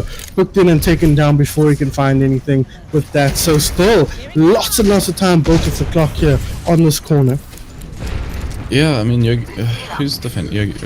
Wow, English. ATK has burned off like 2 minutes off of the clock just from stalling here, and had like 1 or 2 team fights max. So they're doing a really good job of just getting those early picks and just stalling them out. I think Fabio just might have tanked an Anubis by mistake there. He almost ends up dropping, but won't just yet. Lagby's pumping in damage from the distance here. Just looking to put the pressure on, and there's the Graviton Surge. The Death Blossom as well. Enough to pick up 2. He ends up going down courtesy of Taylor's turret. It picks up another. The turret executing people. This Anna could die as well if she's not careful. Dropping low. It doesn't end up getting low. Does end up getting taken down by Diablo, but the power is there for Yogi Bears, and they'll finally force their way through this difficult corner. Yeah, the turret is doing a lot of work for Terran Lord and for 8k. So they got down 3, or almost 3, and the Dama got out the last one. See, like, he's trying to get that pick onto KK, and fortunately KK does go down. Yeah, does end up going down. Hamza will hit the deck as well. Yes, so ATK might have done enough to stall this one out. 60 seconds left on the clock as per the announcer, but it's Lagbeast the one popping off here. Soup Kitchen just trying to buy some time on the point here, but Yogi Bears are looking very good to push through. With just under a minute left on the clock, they might just do it. Just some cleanup left. Auntie not going to be able to stall for too long. Lagbeast uncontested on this high ground, and he's going to help secure his point, that full third point cap. Sure, that was quite a hectic third point, and I can allow a lot of back and forth fights. Having seen some fantastic ultimate usages from Yogi Bears and from ATK. Yogi Bears using that Nano Blossom quite often. That was quite good. I really enjoyed to see that. As well with that graph, really nowhere to run, nowhere to go, just back to spawn. Yeah. So they really utilized that really well to their advantage. So I did enjoy that a lot. On the side of ATK, Terran was doing a lot of work on that Torbjorn with that turret and those molten cores. He was spreading out those molten cores really well, denying a lot of space for Yogi Bears. So that did do a lot. So you can see that about the same is happening. Again, so ATK is going to defend with what they attacked with. And Yogi Bears, they're running, finally, a main tank. You see Orion? Wow. 2, incredible. Technically. Sure, so I'm running so glad, Orion. but again, the Sigma question marks. But I think Condi sees something out in this hero. Yeah, I think we're just being too plat chat to. I think to so. See. Yeah. So you see with the Franfan and Hamza going that Doom first win, the Franfan uses his Gravitic Flux to lift them up and drop them down all down to half HP. Hamza can now Dragon into that to really help them. They can also combo that with the Hanun from Lagbeast. So you can see what they're going to do here. 8k can also... Lots of range DPS here for our blue squad, the Yogi Bears and Stalker. Didn't need range for that. He was right up close and personal, gets stunned and taken out. So the McCree already paying off here from Lagbeast. As Diablo looks to put the damage in, but it's so annoying playing against the Sigma because it's allowing him to put the shields right in on Diablo's space here. It's just Terran Lord left now as they've lost so many players from this high ground. And he's just going to back off and look to get set up for a second point defense. Hamza getting 2 picks in that fight really just absolutely allowed ATK just to have to push back and not allowing them to really have that sustain, giving them opening pick on Diablo and on Stalker. It's just, yeah, 80k is at a severe disadvantage and Yogi Bears just press W. Like, Yeah, once they got that FMU just- pick on Stalker. Exactly. Stalker was so far out of position there, but I don't think they were expecting the free. I think that's what caught him off guard there. He that's pops stunned. the healing, gets out, but Hamza finds the opening pick here on Diablo. Forces the res out. Stalker dropping a little bit low once again, but has the bubble to keep him healthy and move back. There's somebody in the bookstore there. It is Fabio Rosario. So far out of position and does end up getting taken down there. That could be a problem as Terrorlord drops as well. This card is not going to stop anytime soon, and we could be on for a very, very scary overtime push for Ziv. Yeah, so 80k just need to win one team fight and just push them off the points for like a millisecond. And Yogi Bears will lose the round. So we'll see what 80k is going to do here. They really have to try just recuperate, just get together. Yogi Bears is looking very strong on ultimates. They're coming up with 4 ultimates. They've got the Nano, they've got the Gravitic Flux, they've got the Dragon, they've got the Hanun. Just see, hopefully they do combo that Flux with the Hanun. Oh, there's the Flux. No, apologies. He finds a kill there. Hainu does come out afterwards, gets rid of Stalker. That's a lot of HP now out of the fight, but Auntie is still contributing here on the front line, but nobody on the point here. Fabio just a step too far back, and he's going to get taken down as well. So a full 3rd point overtime push here from the Yogi Bears. Still things to play for 80k, but they need to stop him before they get this full cap. Otherwise, 80k's attack round is going to have to be very sweaty. Yeah, 80k really needs to start building up those ults. They're coming up with that Grav and Molten Course. That'll be very strong. They need to bank on that very hard because Yogi Bears is coming up on that Grav Dragon. So we'll see how Yogi Bears is going to use that. I think that's going to be a team up potential to combo. Gonna get aggressive here, the Monkey. He's gonna put the pressure onto Hamza. Hamza has a Graviton. No, not the Graviton, the Dragon Strike, sorry. Putting it through, but here comes the combo you mentioned. The Gravitic Flux. Oh my lord. The Graviton Surge and the Molten Core getting thrown down here. You can see on the ground all of the lava. Stalker's like, I don't know what's going on. But he does know that they've managed just to stop the point, but they've got a lot of work to do on their attack coming up. So, yeah, 80k, they were trying their best. They were really trying hard. Like they pushed it got pushed really well. It was quite far. So we have to see. Yogi Bears is attacking now, right? I'm not going crazy. Yes, they are attacking. Yeah. So Yogi Bears does have a very push this with their 1 minute 30 seconds that they do have to push it, so we'll see how they're gonna do with it. Yogi Bears does seem to be quite happy on defense. I mean, they were doing quite a good job, so we'll definitely see what they're gonna do. Yogi Bears is coming out with the Sigma Zarya again. Yeah, so they are coming up with the Sigma Zarya, as you say. Sigma Zarya. Not a huge fan of the Sigma, but again, there must be something that Condi sees in this hero that we're just missing. Yeah. I will say, I like how he's using the shield to shut down the range DPS. He's putting it in front of Auntie and giving his team the space, or forcing Auntie to reposition, and I think dealing with Diablo is a pretty good idea. A stellar hit scan is alright. You can shut him down, the rest of the team really suffers, so maybe an intelligent play there. We'll see if Yogi Bears will be able to get that Grav Dragon combo off. Like as I've said before, it's a massive combo to get off. So we'll see 80k giving the more traditional round Zarya. Oh, too soon, a Monkey Zarya. So Stalker will be definitely looking to get on top of Joestar and of the sport. Yeah, I think Stalker wants to control the game a bit more. What is going on with me? Apologies, guys. I think Stalker wants to control the game a bit more and control those high grounds. Hamza, they're opening up the bank here for the red team as they take down Diablo to start things off. Stalker dropping so low, does end up going down. So a bad start for 80k here. Not going to end up taking it in this team fight as Hamza finds one, Darkstar with another follow-up. Auntie, the only one really contributing here for 80k, but they're not going to win this team fight. From 60 seconds on the clock, we've got to figure out a solution soon. Yeah, 80k, they are coming up on that what is it called? Maze ult? Blizzard, that's the word. They come up on Blizzard will be quite useful. Oh, they swap off the Blizzard. Interesting. Okay, this swap that for the Hanzo. I think he wants to have more power at range. Yeah, I think he wants to backstalk out that way. Picks. Yeah. So it looks like they're going to push forward here. 80k. With Alpha Stalker, they're going to go onto that high ground. Nano boost onto the Sigma on the front line as Terrorlord to get an alternate angle set up, but there's picks coming in both directions here. But it does seem like ATK might have found some purchase on the point here. Stalker getting Lagby's nice and low. He gets slept up, interrupts that push, but Terranord gets the follow up there. Good work from the Hanzo player as he helps his main tank secure that kill. Does end up going down though, does Stalker to defend Sigma. Ban Sigma. He finds the flux as well, so not looking good anymore for ATK, but the spawns do favor them. So if they can buy some time on the point here, they might just be able to draw this one out. Hamza with the ulti doesn't even let it fly.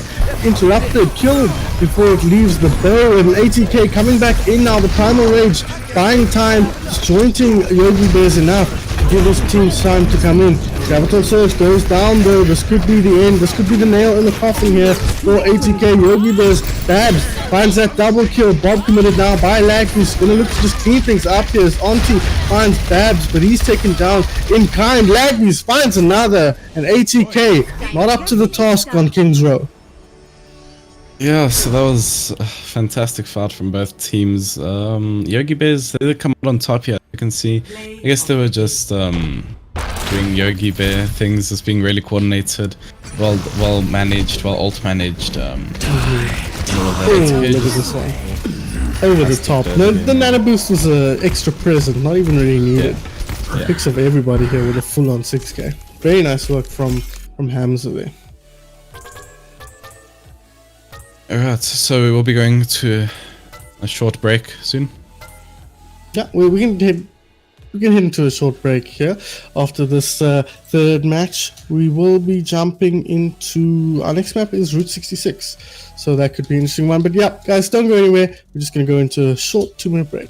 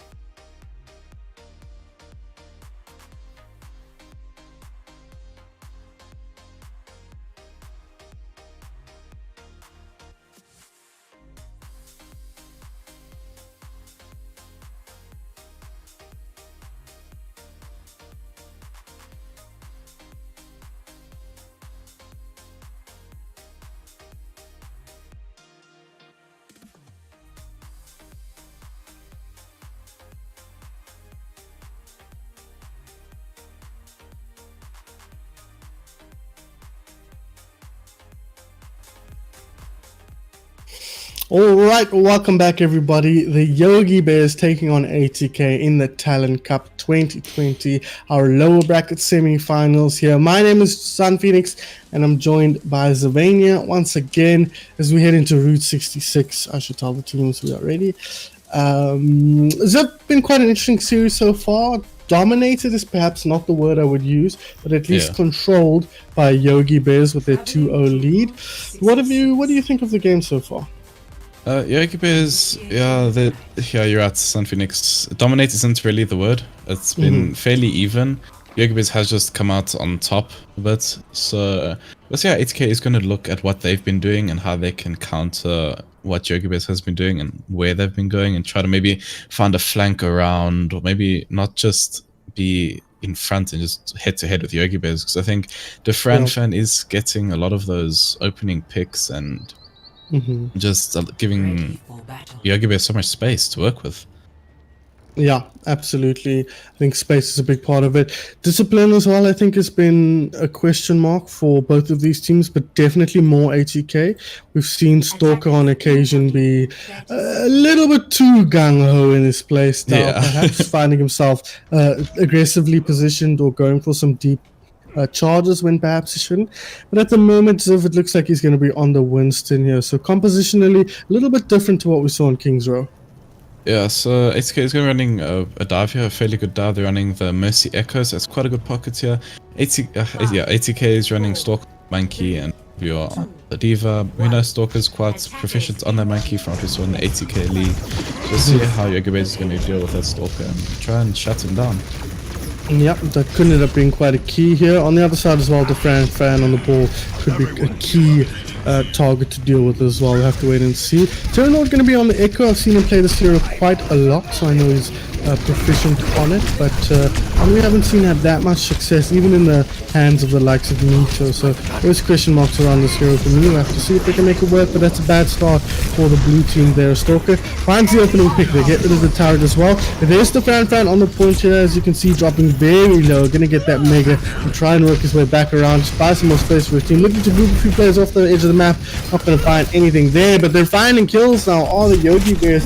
And the respawns will come in soon. Lagley's the turret finds the kill onto Stalker as well. And this card has not been pushed very far. Only now under Big O's of the attacking team, struggling to find that momentum after a very good start.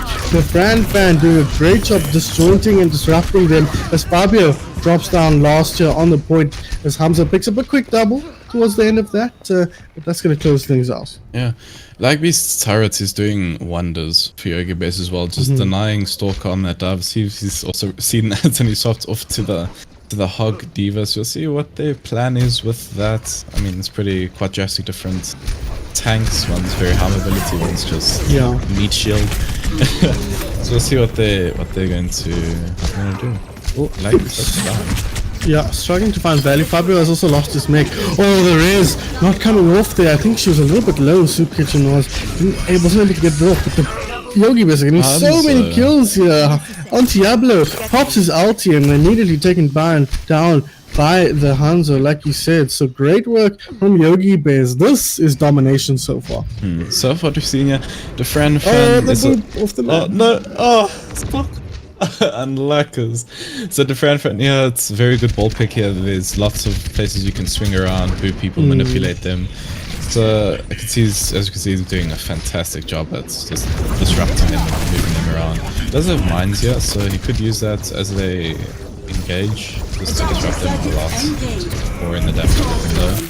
Oh my goodness. The target comes off. Yeah, he does get on Diablo off the map there. It's a big problem because Talon just committed his ultimate as well. So they're in a lot of trouble. The self-destruct comes, the Graviton Surge comes out now. Doesn't find any immediate kills, but there's more than enough in this for the Yogi Bears as they continue to force ATK back towards their spawn.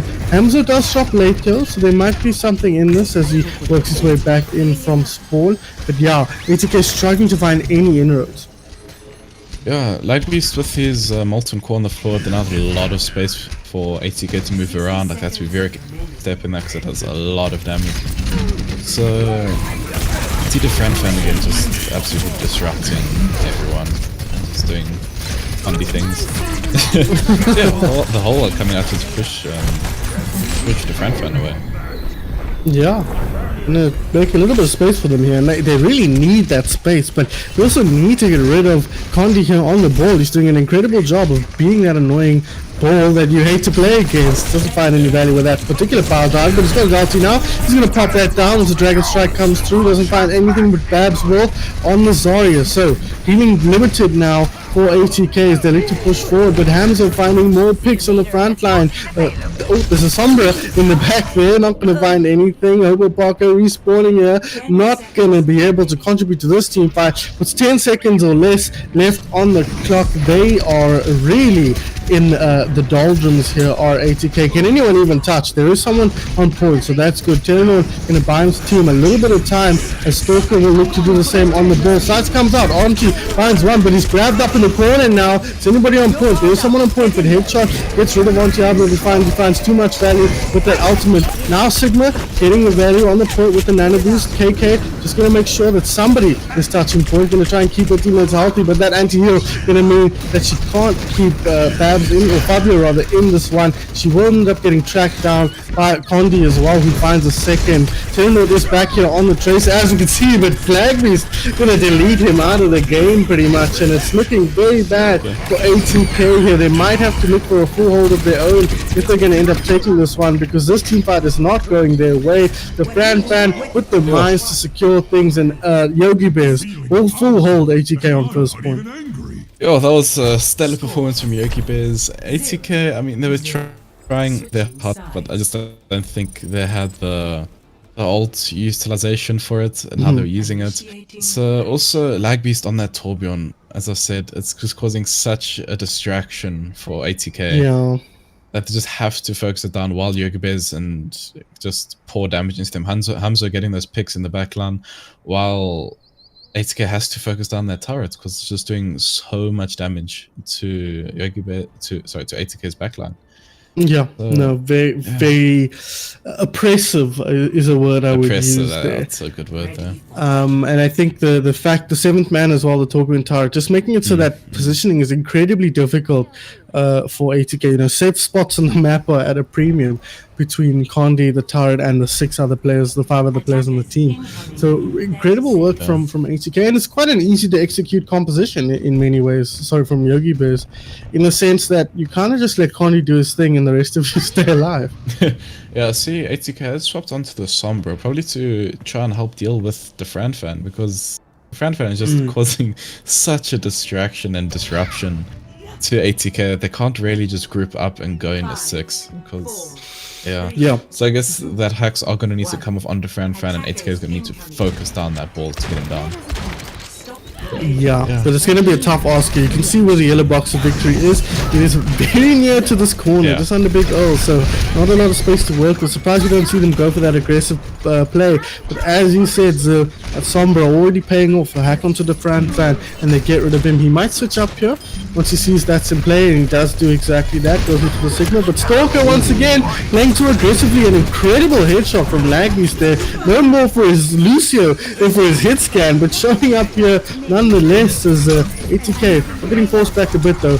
I've picked up a few kills here, so still everything to play for the red team as they look to hold firm. And yeah, looks like they're gonna just punch Yogi Bears back here, but that point is awfully close. A good hook from Stalker, gonna bring Hamza down to his level, and they will take him out. So good work from ATK.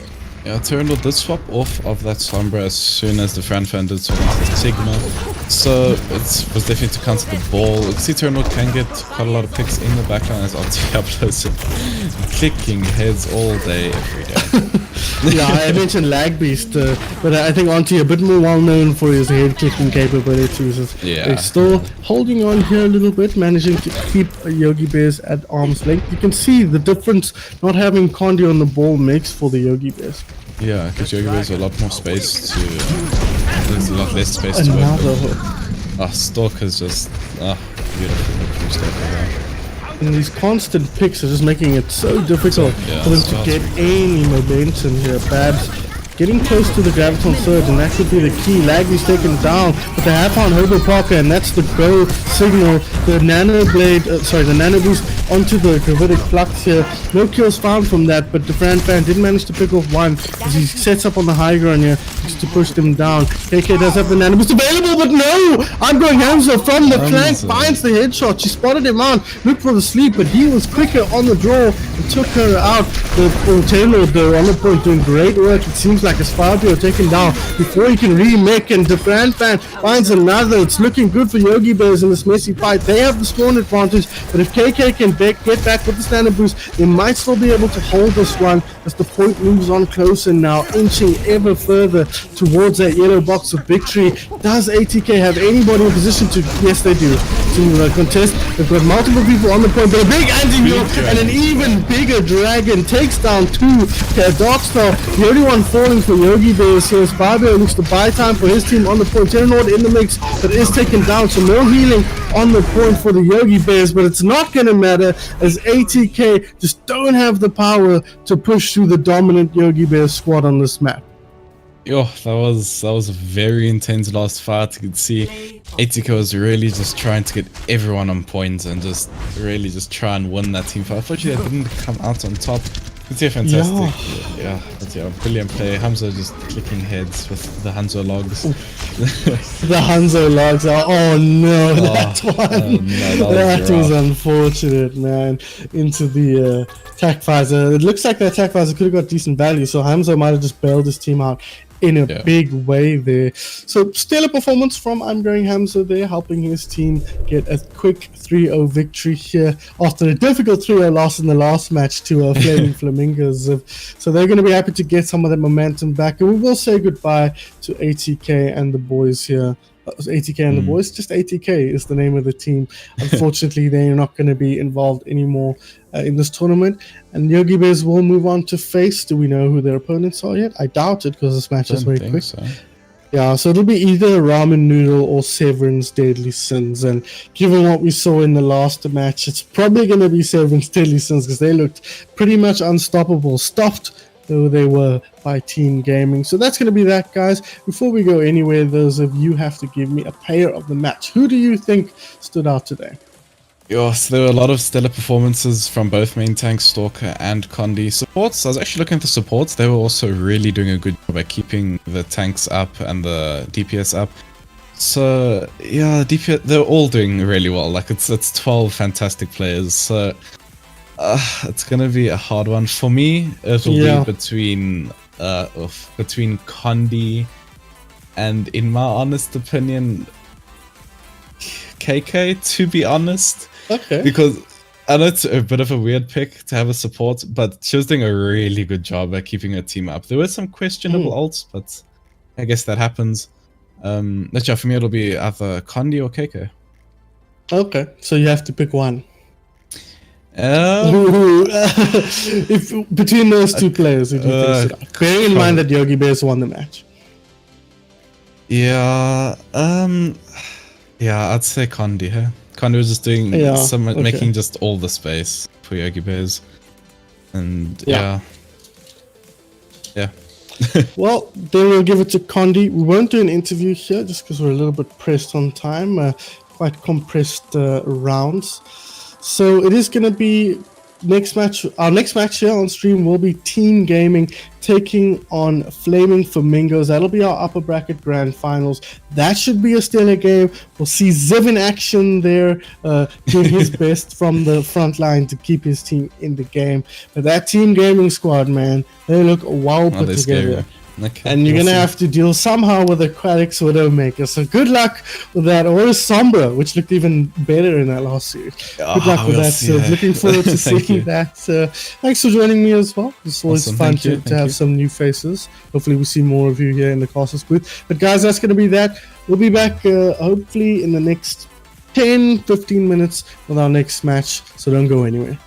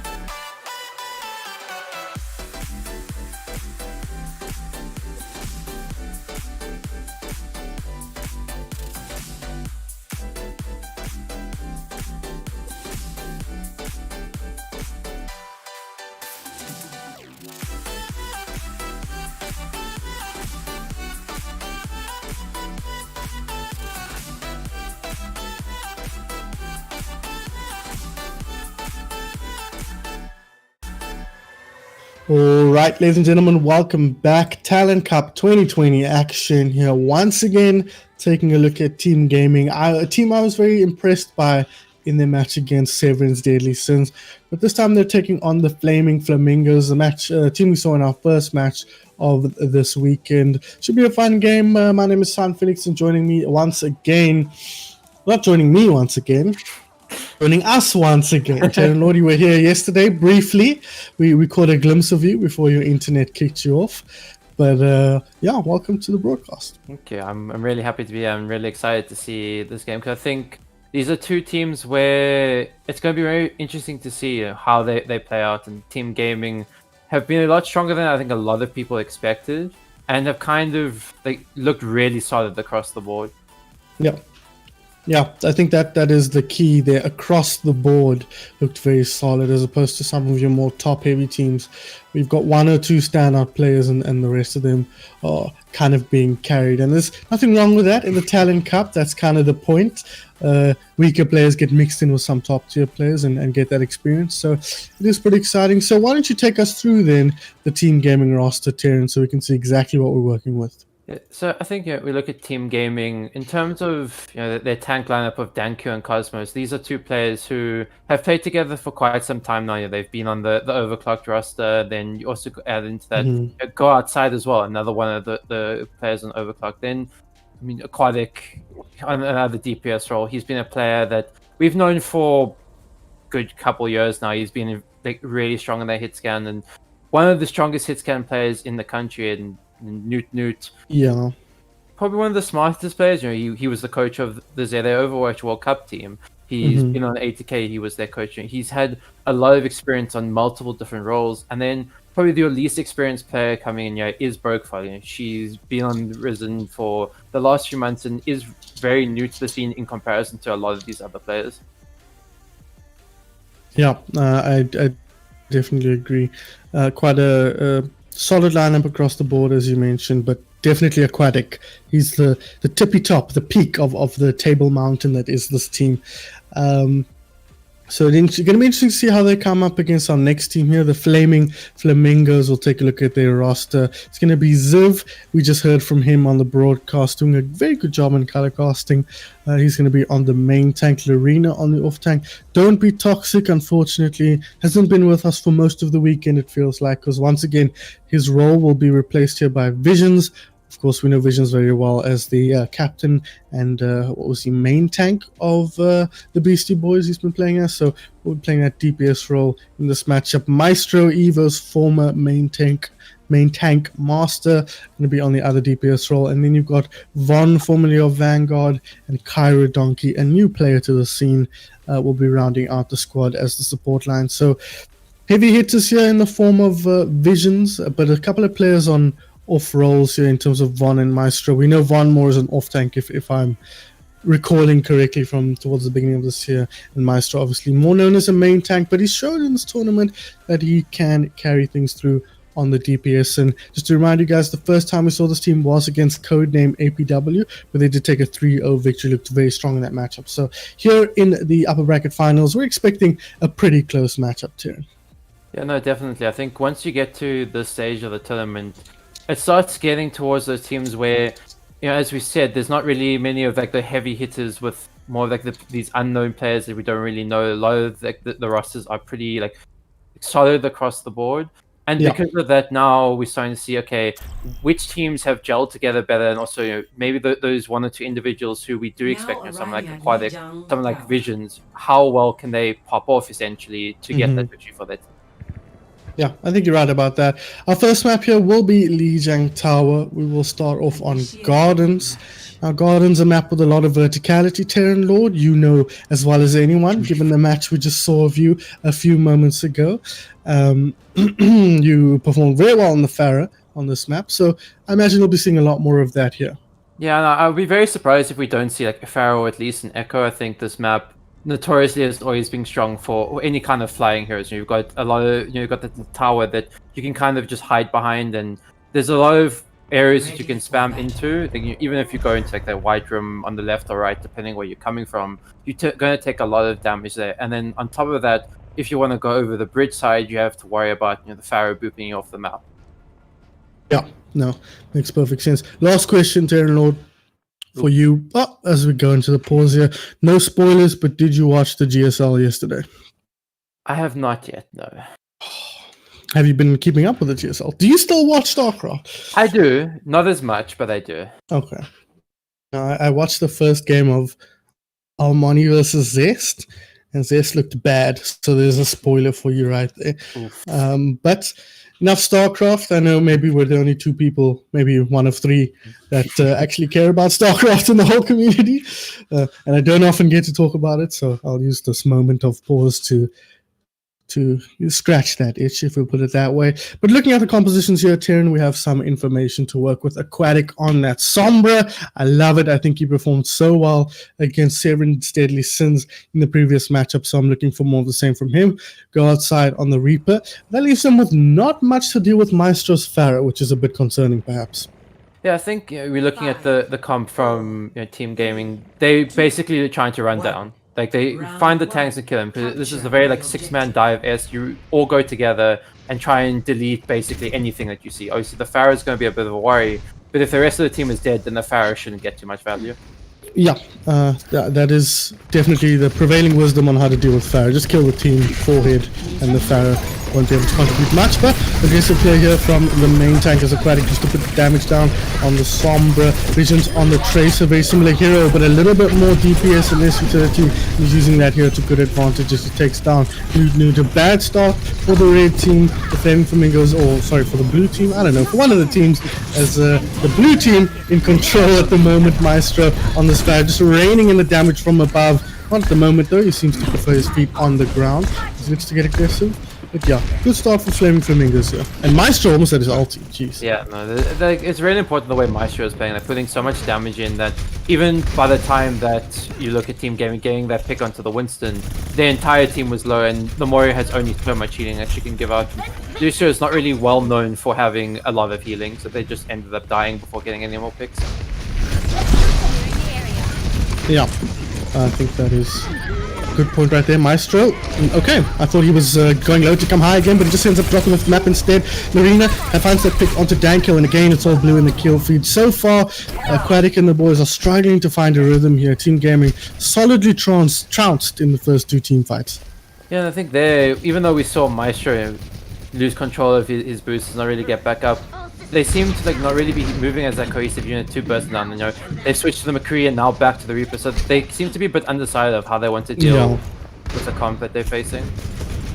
I think undecided seems to be very clear here. They don't quite know how to deal with what Maestro and the crew are throwing at them. Aquatic though is closing in on this EMP. Here is Danko, looks to get aggressive on the Monkey. Not quite finding the angle he's looking for. Maestro just going to spray down into the chokehold there. Not finding much by way of damage, but at least finding some space for his team as the bomb comes through. Lorena with a quick triple, as she throws that one into the corridor. 75 seconds on the clock here. It's looking pretty dire for Team Gaming, Terran. Yeah, it's looking really bad. They do have the EMP online, EMP a really strong ultimate, but besides for that, they're going to really need to be relying on that follow-up, because we've seen so many times teams this weekend, a big EMP has come out, but there hasn't been that follow-up, and with the Pulse Bomb and Nano coming up, it could be very dangerous.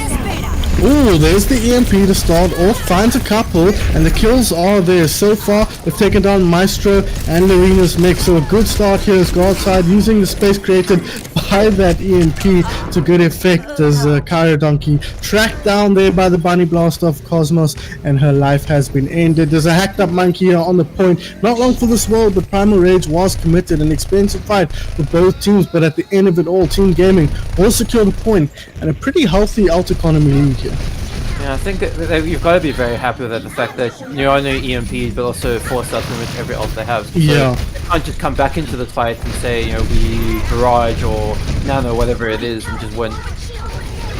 Ooh, nice sleep there onto the monkey. It's so under so much pressure was Nuclear, but he found the angle there with the shield. Bomb comes out, Soundbarrier comes out, but Maestro with the ulti over the top. Cosmos once again, Binding Blaster in play here as he takes down Maestro, but otherwise it's really all Flaming Flamingos here as they pick up kill after kill after kill. Aquatic won't find that kill onto Maestro, unfortunately. He will go down, and Team Gaming struggling to find any kind of rhythm here. Perhaps this is not the game for Aquatic Sombra. It seems like it's not finding value here, but go outside, also not going to find too much value with his Death Blossom as he comes in from the window. He's forcing a lot of them back, so this is buying some time for his team, and that's giving space for Cosmos to find the kill onto Kyra Donkey. That bomb though, not going to find any value, but it's right in the kill feed now as finally Team Gaming are pushing them back. They may just have done enough to bring this one back in their favor, with Visions picking up that kill on the front line and Arena tracking down Aquatic as well, and then coming back for the headshot onto God's side. Good work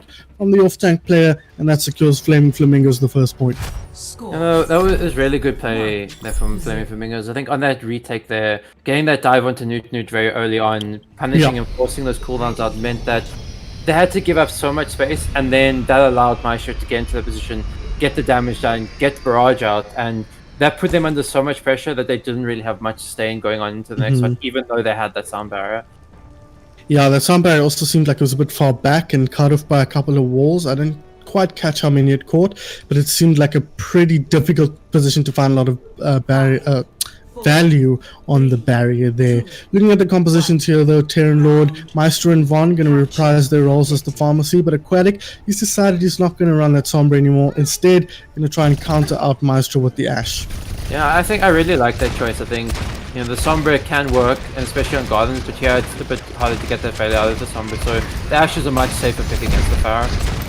I agree, and backed up here by Broke Folly with the damage boost as well, so he's going to be hitting pretty hard. The dynamite goes through. Newtwood has found that opening pick onto Zivania, as we can see. Arena though fires back very quickly as Aquatic looks for angles to fire on the enemy team in his own right, but it looks like the positioning here favoring Flaming Flamingos. Say that sentence 3 times fast, as they look to get aggressive on the point here, or hold the point now from this angle. This fight seems to be favoring the raid team though, as Team Gaming have found a couple of significant picks, but with the respawns coming in, Maestro has found himself a good angle to get some kills, but he is tracked down eventually by Dankyo and taken down. Sylvania will follow suit here as Arena looks to get rid of the enemy main tank.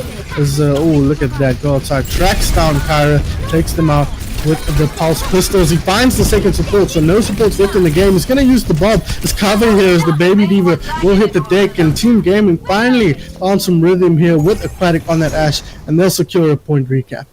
And that was a very back and forth fight. You know, we saw picks go back like, one way or another. And the two people who kind of stayed alive with the fight was Lorena and Aquatic. Aquatic putting so much damage down. Lorena was doing very well at contesting and you're punishing, especially the Winston. But at that point where, you know, you've got the Bob, Bob is just such an important ult in these fights where there's only 2 or 3 people left alive.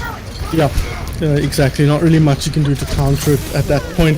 They're really going to open things up here with a kill, but Sylvania going to drop soon after. Aquatic finds 2 kills there. Maestro, not a concern in this team fight anymore, but will get raised up. I suspect the sleep comes out, but not before the res complete. So Maestro is back in play here. His Visions lands the pulse bomb in the background. Maestro now with that ultimate, as we can see here, the rocket barrage ready to fire. Does he choose to commit it onto this? Oh no, he gets himself killed as Aquatic finding picks on the other side of the map, gets rid of Visions and allows Team Gaming to secure even more tick percentage and a scary out advantage.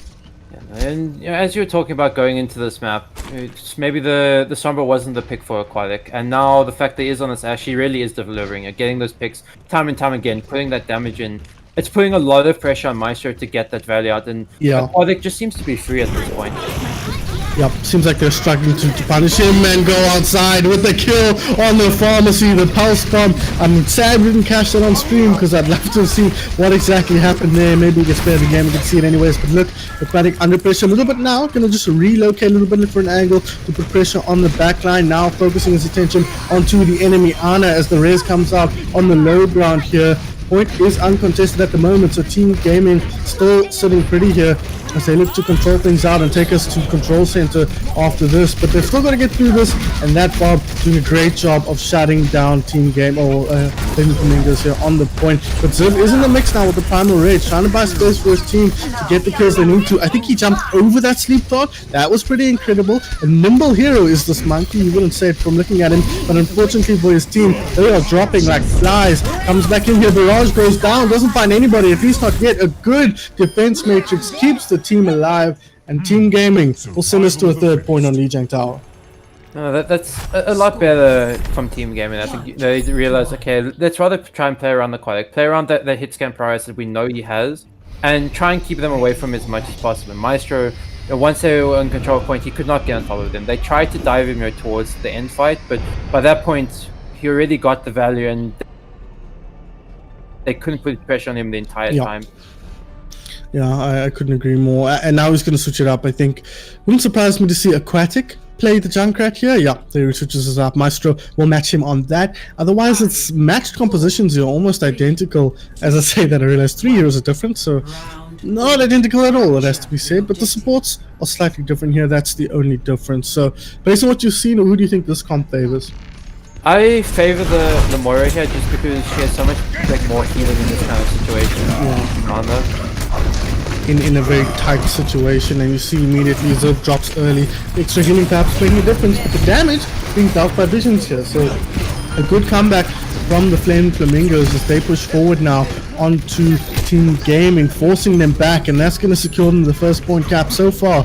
The team that secures point first, or at least wins the first team fight, has gone on to win the round. So could be a good omen for Flaming Flamingos.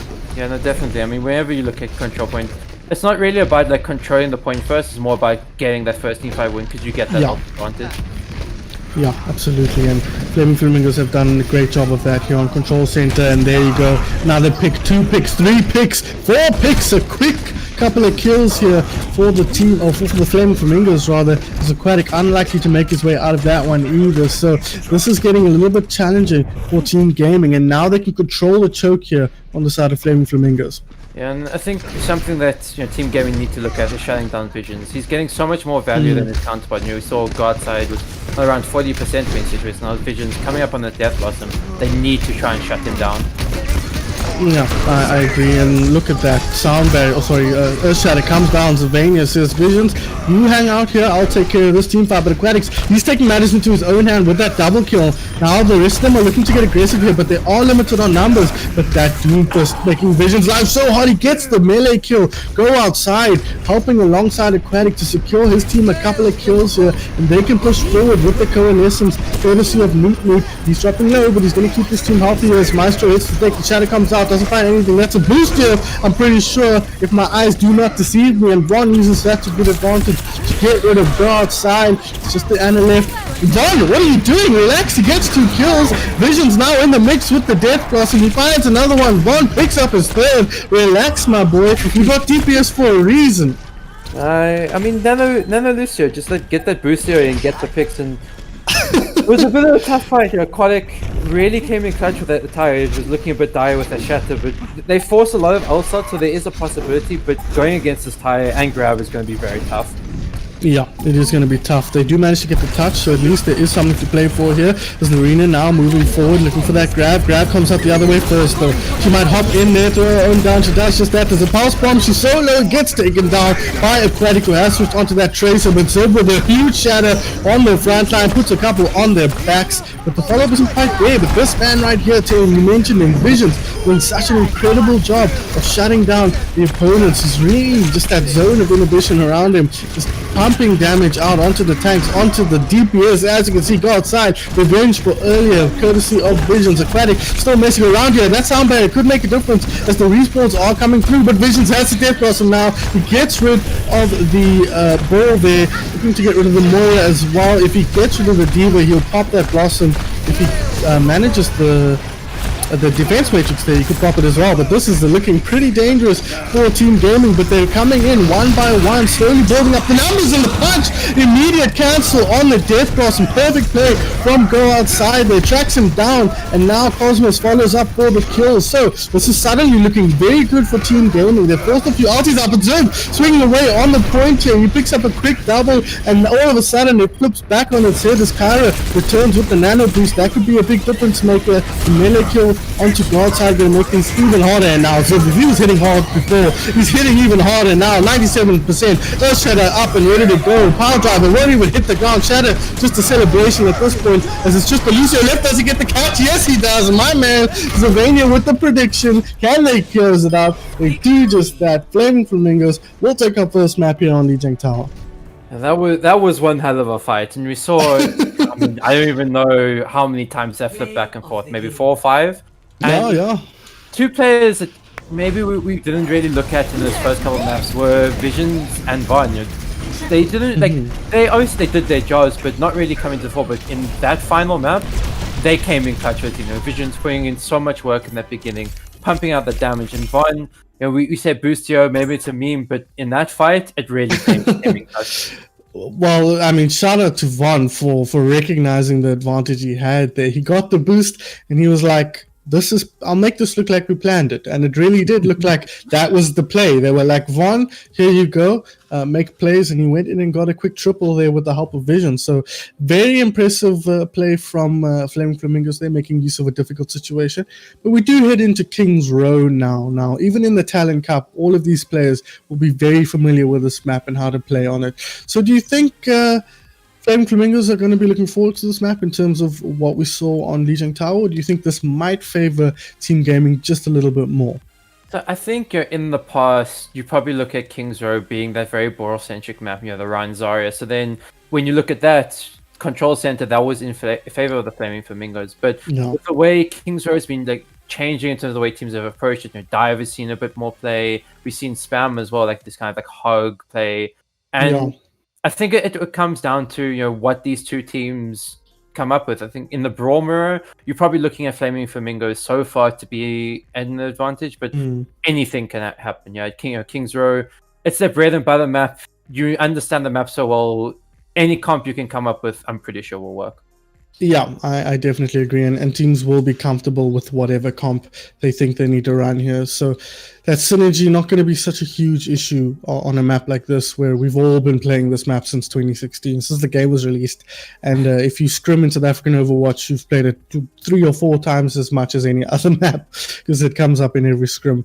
But yeah, standout performers in that previous game, definitely Visions. I think on that Reaper, a strong performer. He's not a slouch on the Tracer either, as we saw in Garden. So I'd expect him to reprise his role on that hero.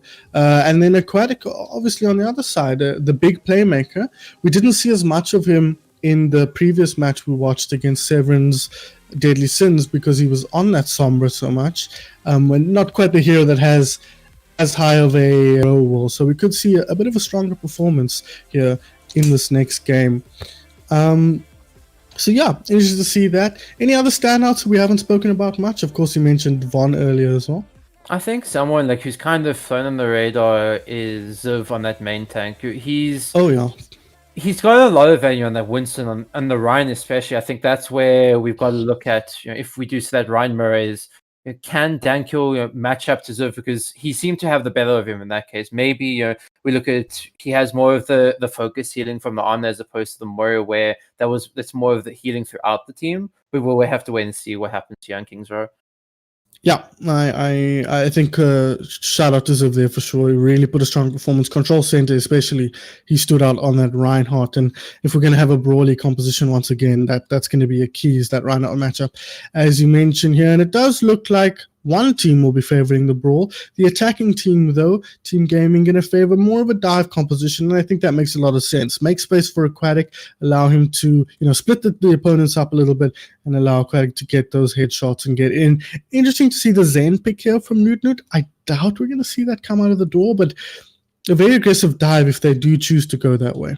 Yeah, no, definitely. I think Zen recently has seen a lot more playtime, especially we look at Overwatch League and Zen with that Disco Orb, especially with the buffs recently, has made him so powerful and that you can burst down any hero pretty much instantly, even a Reinhardt. Yeah, he does end up going for the Ana though.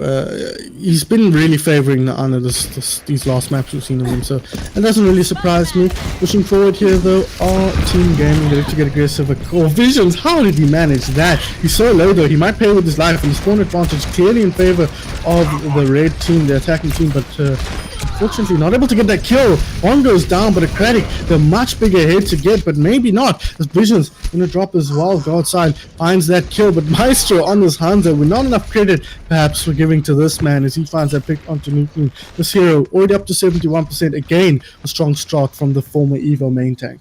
Yeah, and I think Maestro, we always know him as a main tank, but he's someone who plays a lot of DPS in comp, and I think it's starting to show now that he's really enjoying his time on this scan and projectile role. He's a main tank. He'd rather play anything except main tank. In my experience, at least, that's how it goes. And there we go, Aquatic taken down right off the bat. Not in a good position to get raised either, as we see the Mercy kind of skedaddling on out of there. And now the aggressive movement comes in. They just want to press this advantage a little bit. He has the dragons. He's not going to use it here. No need. Visions picks off Dankil, and Team Gaming struggling here on this map. Yeah, no, they just seem to really be trying to wait for Aquatic to set up, and the fact that Maestro's picked them off 2 fights in a row means they've lost a lot of their frontline damage. Like Genji, he's a hero more that you're looking for those pickoffs for, that dash through, get the dash resets, not really for that frontline damage and bursting a target down. Yeah, it does seem that way. Ultimates wise here, quite a bit to work with on Team Gaming, so they might use this to their advantage. Aggressive movement in, a nap being taken by Visions. Newt once again with the sleep darts coming in clutch for Team Gaming. There's an angry monkey in your background, not angry at death, but glowing red at least as the town barrier comes out. A lot of kills going the way of Team Gaming here. Maestro, is he going to look to pop the Graviton, or I keep calling the spell Graviton Surge because I see them comment so much, but it's the dragons, and he chooses to hold on to it here. Team Gaming with a solid push out onto the first point was secured in that cap.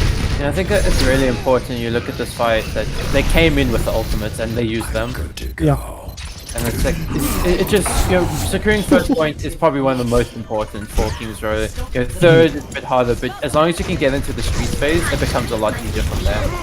Yeah, absolutely, and you can kind of carry that momentum through a little bit, but looking to stop that momentum is Lorena here. She takes down Dankil. That's going to force Team Gaming just to back up a little bit here, get set up on the card and wait for the main tank to get back into the fray.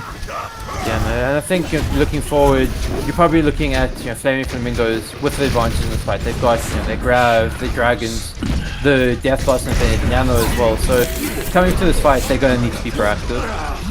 And it looks like they are. Aquatic pushing forward. They find the opening kill, but it's Visions in the backline with the Death Blast and finds one. But Aquatic's like, I'm out of here, and I'll take care of you on the way out. Throws the Bob forward now, stopping the retreat in its tracks, but stopped in its tracks is Bob, in fact, with a beautiful sleep from Kyra Donkey there. Lots of ultis to work with here for the Flaming Flamingos, so they should be able to put up a pretty solid defense coming into this next team fight. Yeah, and I think there's no... the ult that you're looking at definitely is the Grav Dragons. Your only worry really is that the defense rate, you get that down, then it's pretty free. Or deflect from Guard's side if he finds himself in a position. Nanoboost comes out now onto the Reinhardt, might not need the Dragons as Ziv swings away. Dragons come out anyway. Perhaps a bit of an ultimate overcommitment from the blue team here, but I think Team Gaming will move away from that one pretty happy despite the hard loss.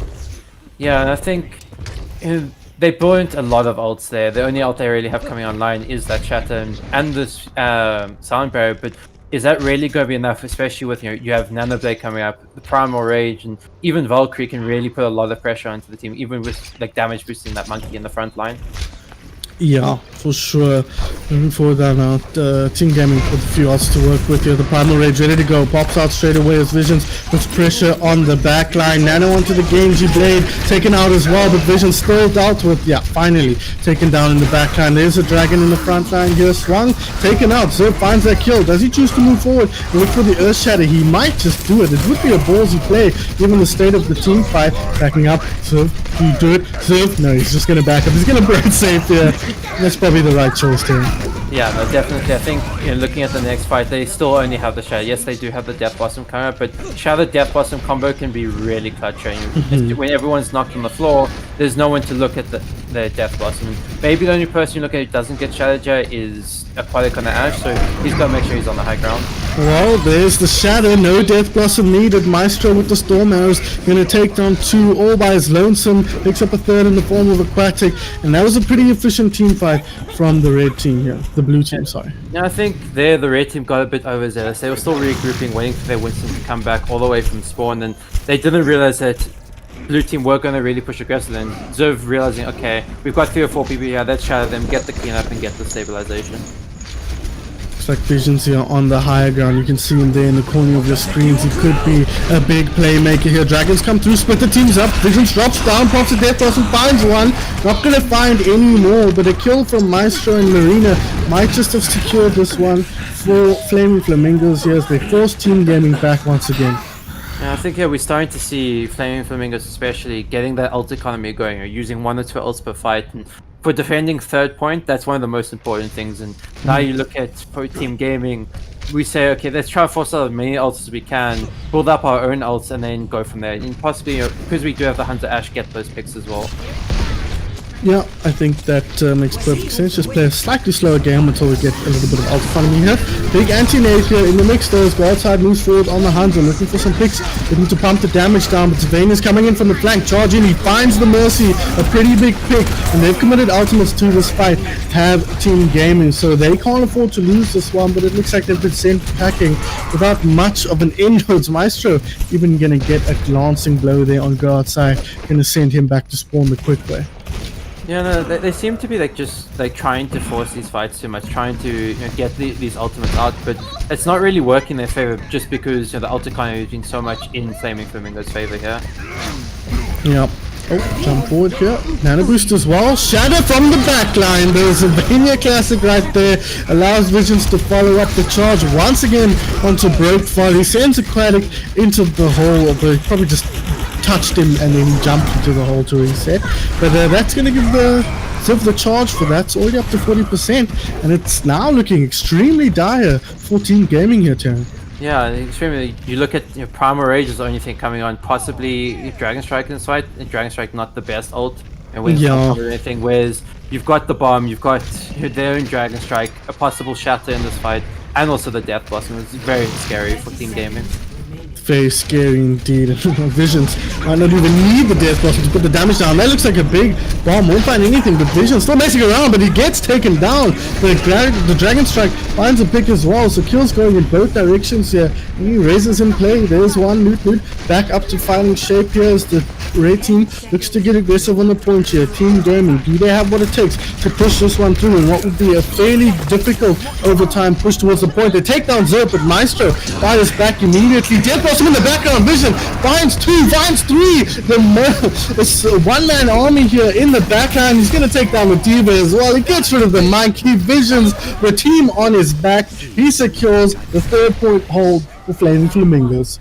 That was very clutch there from Vision. He bided his time, even though he got picked off early in that fight. He realized that their team has invested a lot of resources, so I'm just going to wait a bit, kind of bait them in, and then drop down with that Death Blossom and get those kills. And I mean, boy, did he get those kills! What more could you ask for from your DPS player, your Reaper there, finding the kills late in the team fight, just to put the nail in the coffin there, something I think Reaper is very adept at doing. But we do move on to the attack now. So what do you think your issues were with the attacking team there? They seem to just get gummed up on that 3rd point, as we've seen so many teams do before them. So I think that their biggest issue there, that even though they were playing the dive, there wasn't really much diving happening. Tanks, you kind of saw them just sit on the front line, take poke damage, while the rest of the team just ended up. Aquatic was getting value, but Visions was getting more. Chunking those tanks down meant that Ziv is free to just hold left click on the front line, sort of getting shadow after shadow after shadow, and it became very difficult for them to really push in. Do you think a composition switch would have been the play of the game there? Yeah, I think you have to look to switch onto a Reinhardt of your own there. Try and take that brawl straight up.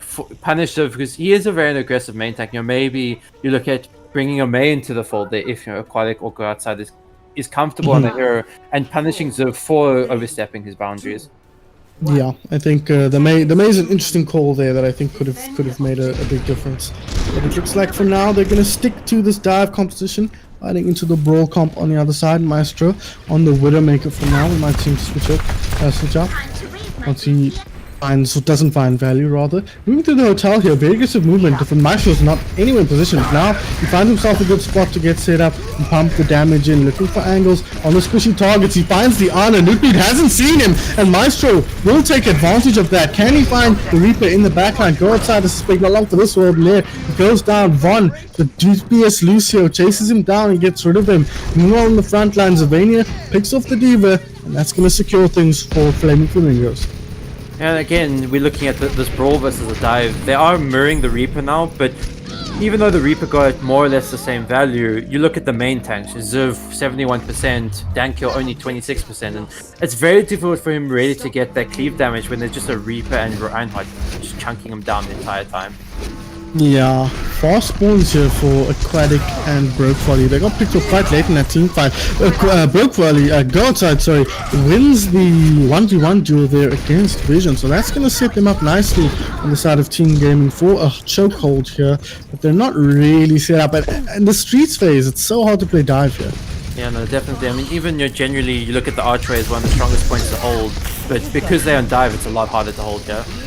They are still going to go for it though, Terran. They've jumped in onto point now and have forced them back successfully. But I see Zavania here on the left-hand side, looking for a flanking shot. He goes for the charge. He finds Nuknud. That's a good start for the blue team here. As now he comes back into the fray, swinging like a madman. A big shadow as well to pick off a couple. The nano boost as a celebration, I think, because they had that fight secured a long time ago. Yeah, no, I think Ziv very much a player who enjoys the shatters later on in the fight, and it really is kind of that I'm the alpha male, Reinhardt. Yeah. You might not be on the Reinhardt, but I'm the alpha male.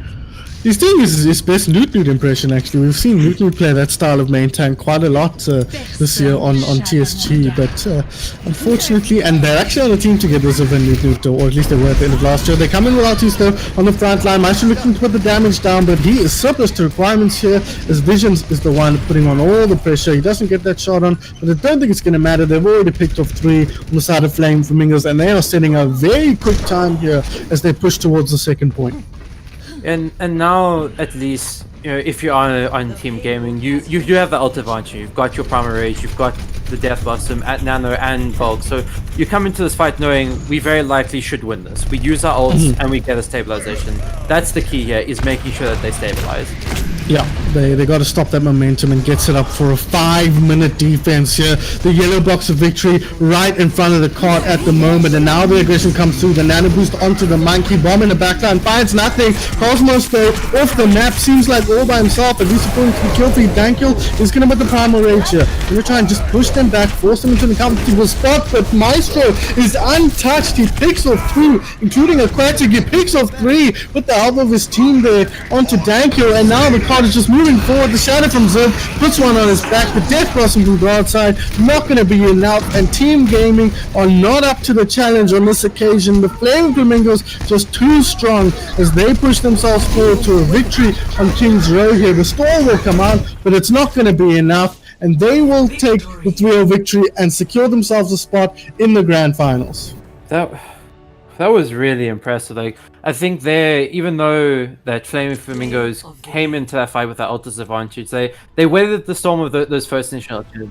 Yeah, sorry, just one more match. I'm stupid. I'm sorry. I thought it was over. They're playing so well that I just assumed they'd won already. Yeah, no, sorry, carry on, Jerry. And then Maestro followed the space, got 2 pickoffs, got the 3rd onto the Winston, and there we saw Maestro kind of a bit of that carry we saw from Aquatic yesterday on Rialto, where he switched to that. Obviously, slight difference in that it wasn't a switch to the Widowmaker, but Widowmaker is such a clutch hero in these kind of scrappy fights where you kind of lose track of the Widow's positioning, and then she picks off 1, picks off 2, and the fight's basically done from there.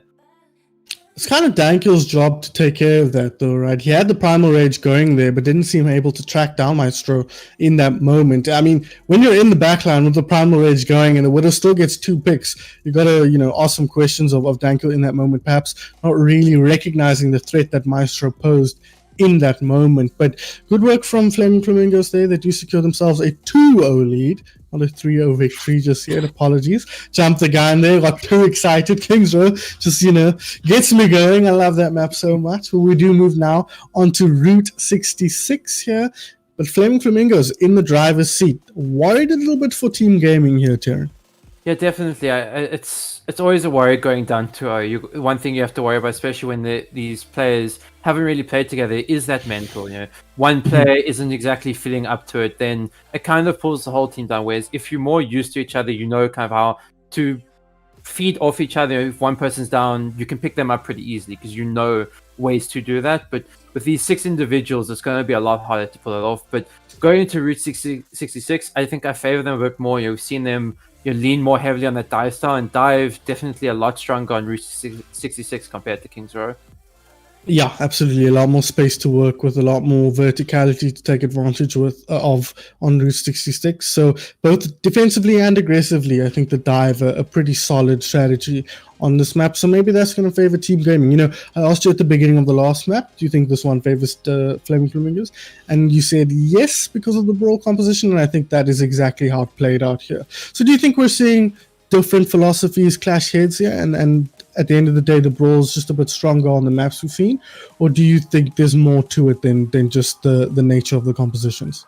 I think it's kind of got to be the way that even though team gaming have favored that dive, they're not necessarily playing that dive to the way it should be played. Okay.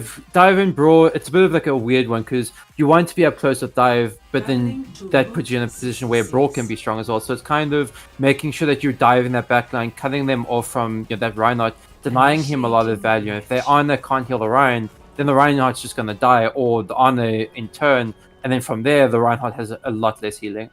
Yeah, I think it is pretty tough. Looking at Route 66 though, we're waiting for the teams to decide what they want to pick here. But it's a pretty, like we said, a pretty wide open map, and the dive should be a little bit favored here. But on top of that also, Aquatic should be able to get a little bit more value out of his hit scan. Yeah, no, I think this is one of those maps where it's definitely very powerful, going for that Wither, going for the Ashe. But so far we see him on the Sombra. Is going to be very interesting to see if he sticks on that, and if they've made the decision of let's just go with the 6-man dive style and kind of run them down, because this is a situation where if you can cut off that Reinhardt healing, hack him, he can be burst down very quickly with that Reaper. But I personally would prefer to see him on that Wither, on the Ashe, kind of challenging Maestro as much as possible, especially with how much high ground control you can have on this point. Well, in the previous matchup, we did see him do a really good job on the Sombra, on this map specifically, and of course, it represented a turning point in the series against 7 Deadly Sins. The reverse sweep started here, so they'll be looking to repeat that performance against Flaming Flamingos, but the games against Severan's Deadly Sins were a lot closer than these ones have been so far, and Maestro will be on the Widowmaker looking to put this one to an end early here, and they can move forward to the grand finals. But Aquatic, gonna put the pressure on here with the Sombra, just trying to pump the damage in. Of course, that EMP is such a critical ultimate in this game. He's on top of Visions now. I don't think you want to be that close to the Reaper, and he does end up dropping early there. So this fight pretty even at the moment. The attacking team under a bit of pressure, it has to be said, but with that kill into one, might just be the pressure release that they're looking for. Now they can get aggressive onto the Reaper. Visions under pressure himself now as he backs off, but Maestro, more pressure release here as he takes down the opposing Reaper and puts his team in a good spot to start moving forward with this brawl composition. Looking for more shots here, looking for the angles he needs to. A little bit of a shot in the butt there for the Monkey. Parting gift from the former main tank himself, putting the damage in over the top. Ziv looks to just stand steady now.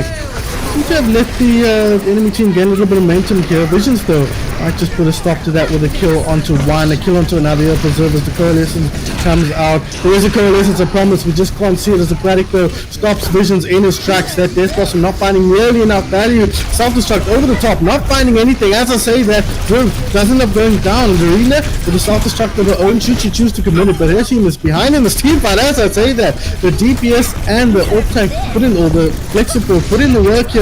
Hack will prevent the remake for a little bit, and she does end up going down. So good work from Aquatic and Guardside working together to make sure that D.Va is not a problem in this team fight. Visions has to get out of here on 45 HP, but a long drawn out team fight, finally some sort of victory for Team Gaming. Yeah, I think there we're starting to see they're really starting to realize, okay, let's cut off this Ryan, punish him as much as possible, and there, once again, Ziv goes down, so does the Reaper, and this should be first point cleaned up. Should indeed, as there's just a couple left to pick. They commit the sound barrier as well, I think. The question of perhaps Terran Lord, I don't think they really had any hope in hell of holding this point, but they're going to commit it anyways. But as you mentioned, they will secure themselves the first point cap here, set them up for a push, but Alts looking pretty good for them as well. Yeah, no, I think going forward, further on, this is definitely their fight to win once again. The sound barrier who committed there was very strange. You lose both your Reinhardt and the Reaper. Two heroes that you need in these team fights. You need them to kind of burst down that Winston, who is going to be putting a lot of pressure on. Oh, Ziv with an aggressive movement there. He jumps down, gets a shadow. They find one kill off the back of that, but go outside, takes down Maestro with a Death Blossom of his own. Now forced back by the Coalescence here. Need to be careful to let any more drop here. Stop the point from moving. This fight is by no means won. Dankyo is returning to the fray here with a primal rage. Self-destruct goes forward, doesn't find anything. Vision's dropping low, taken down. The Arena though finds a pick on the other side as well. So Aquatic not going to be contributing to this anymore, and that is a problem because he's not building outcharge towards that next EMP. Dankyo though going to try and make sure it doesn't matter as Kyra Donkey goes down. A parting gift for the narcoleptic Donkey though, as he is put to bed. But the cart will keep moving for the red team. And here we're starting to see Quadec Sombra really starting to get a lot of value, shutting down Ziv, really doing anything for his team. Even though he's a big tanky hero, his shield's not there when he's hacked. It's not really much for them to hide behind, and they're doing a very good job of punishing Ziv when he does go aggressive. Yes, they are, absolutely. At least also not giving him space to get value. There again, too aggressive. Sound barrier again committed. Too late to save the main tank. Luna now will drop as well. So it seems like they've built up some momentum here. I mentioned this at the top of this map here, Terran, but this is where it all turned around for Team Gaming in the last series, and they did end up securing that reverse sweep off the back of Aquatic Sombra. So it could be another mirror of what we just saw earlier. Yeah, I think now we're starting to see that a bit of a change up from playing Flamingos. They've moved over to their Winston. I wouldn't like to see the Genji personally from Maestro. I think it gets heavily outvalued by the Sombra, but we'll wait and see how much value he can get on that Genji.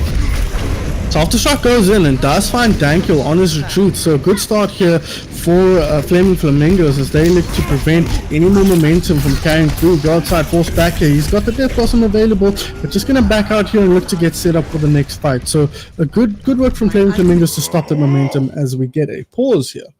Yeah, and I think stopping the momentum is really important. It wasn't with the use of the Nano Boost, the Death Blossom as well. So it's just the D.Va self-destruct, and now they do have possibility of comboing these ults. Maybe you nano onto Ziv, he gets a low cleave damage, then Primal Rage comes out.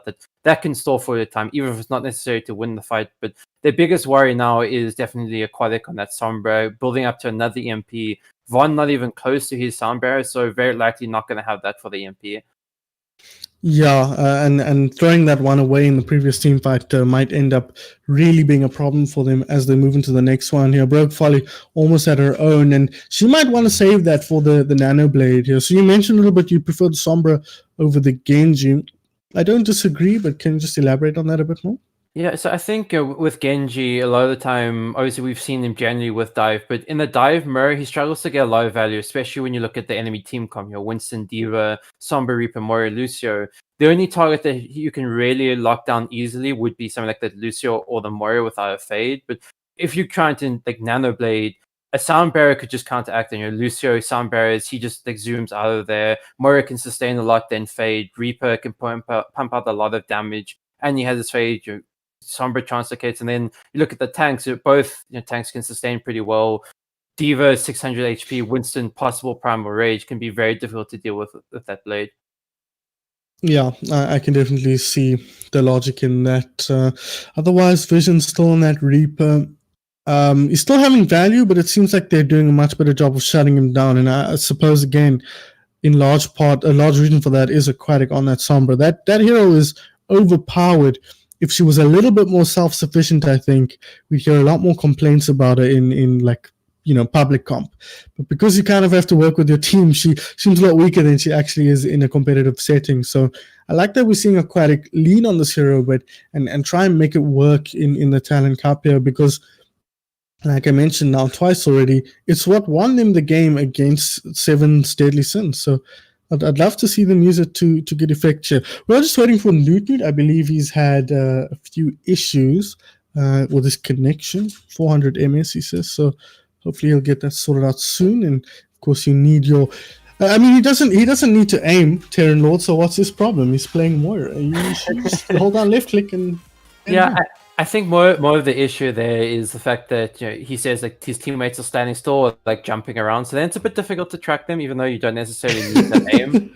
I definitely think that Sombra pick for Aquatic is really strong. It's something where we haven't really seen Sombra being that prevalent in the last year, but that's mostly down to the fact that double shield has been meta. Double shield in general doesn't really allow Sombra to get a lot of value. The shields just prevent it from getting the spam down. The hacks, like it a lot to stop the hacks as well. Sigma just left clicking can stop a hack. So now that we see the meta moves more towards where there's no shields, dive meta, Sombra gets a lot more value. And I think she's been a sleeper pick for a long time. It's just that teams haven't really recognized that yet. Yeah, we have seen the likes of ACK run it quite effectively in the local meta on Sponge.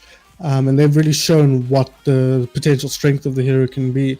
But it's good to see Aquatic also highlighting how, sort of the combo breaker it can be. And just in this tournament, having a way to win regular team fights is really important, and just get that momentum building as we move forward.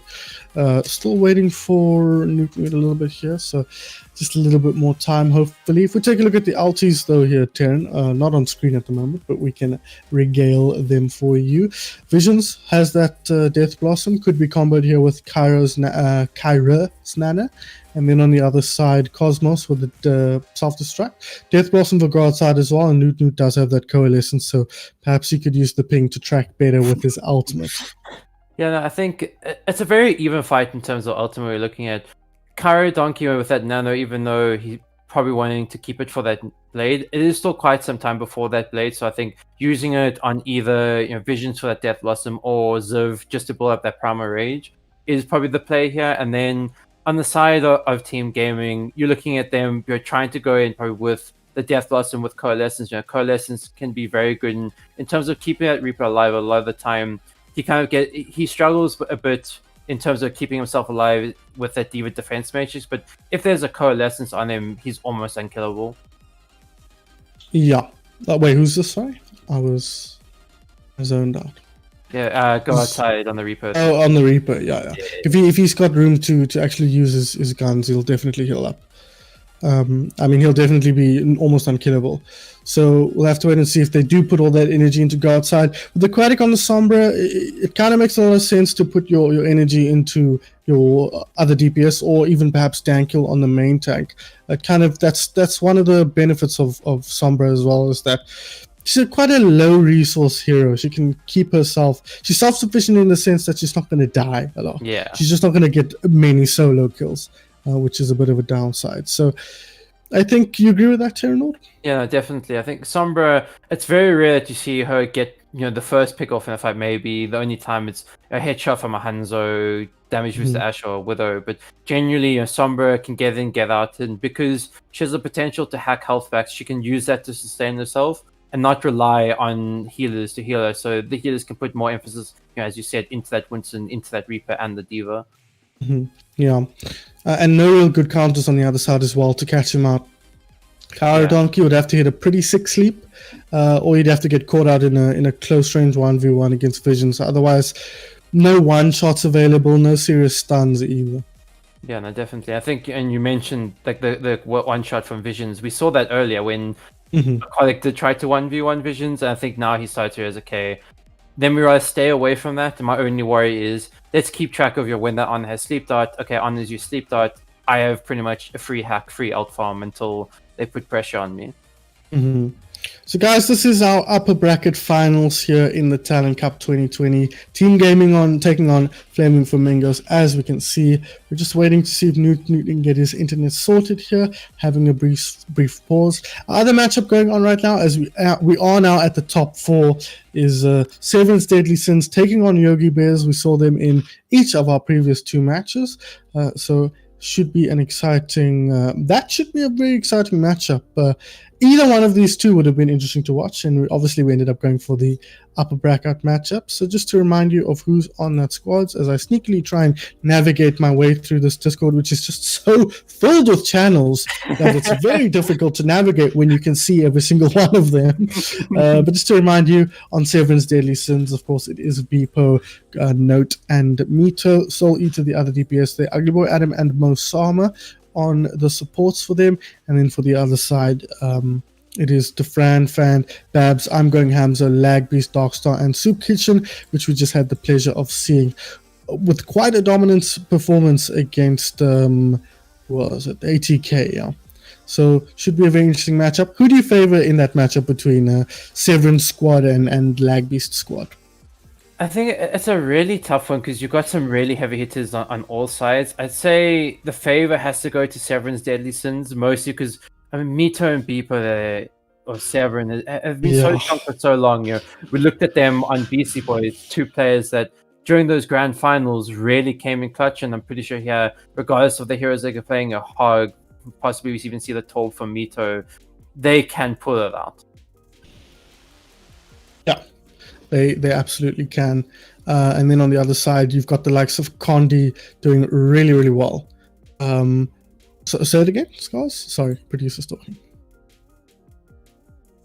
Yeah, so Severance Deadly Sins did take a 3-2 victory, much closer than Yogi Bear's own match against Ramen Noodles. That's Liz and Co. We saw them in our first match, I believe, of the Talon Cup against the Flaming Flamingos. So, yeah, a pretty strong victory there, but they're not having the kind of dominant performance we might have expected them to, given the relative strength of their 3 big hitters. And it surprises me because the 3 other players in their team aren't exactly slouches and nobodies. They're players with some competitive experience. Yeah, I think it's definitely, we looked at that team going into this. They were definitely one of the favorites. Whenever you have Mito, Severin, Note signing up together, those are 3 players that you're going to be scared of no matter what role they're playing. And then added into the fact, Ugly Boy Adam and Mosama on support, 2 players who, they've been on, overtime, formerly Neon Retribution for a long time. Same with Soul Eater. Soul Eater maybe not as prevalent, struggles a bit more in that DPS, but a player who, with time, has definitely grown a lot into his role. Yeah, absolutely.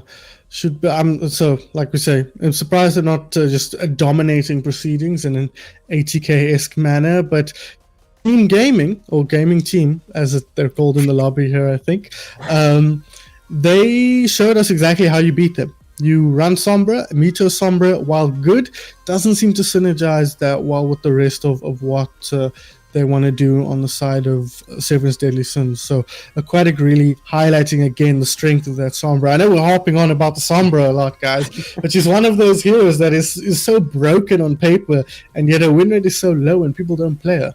It's very strange. Why do you think that is, Terry? I think it's just that so many people have this misunderstanding of Sombra as the hero. Everyone's like, oh, DPS, they have to deal damage. But Sombra is not the hero. She's not the hero to get the damage, and she's not the hero to get the picks. So they kind of have the misunderstanding. No, we need to play around the Sombra. When she's got the hack, when she's got the MP, we go in with her, not just let her get the on the pick in the backline. She's basically, like, the way I describe it is like Tracer with less pick potential and less survivability in the fight.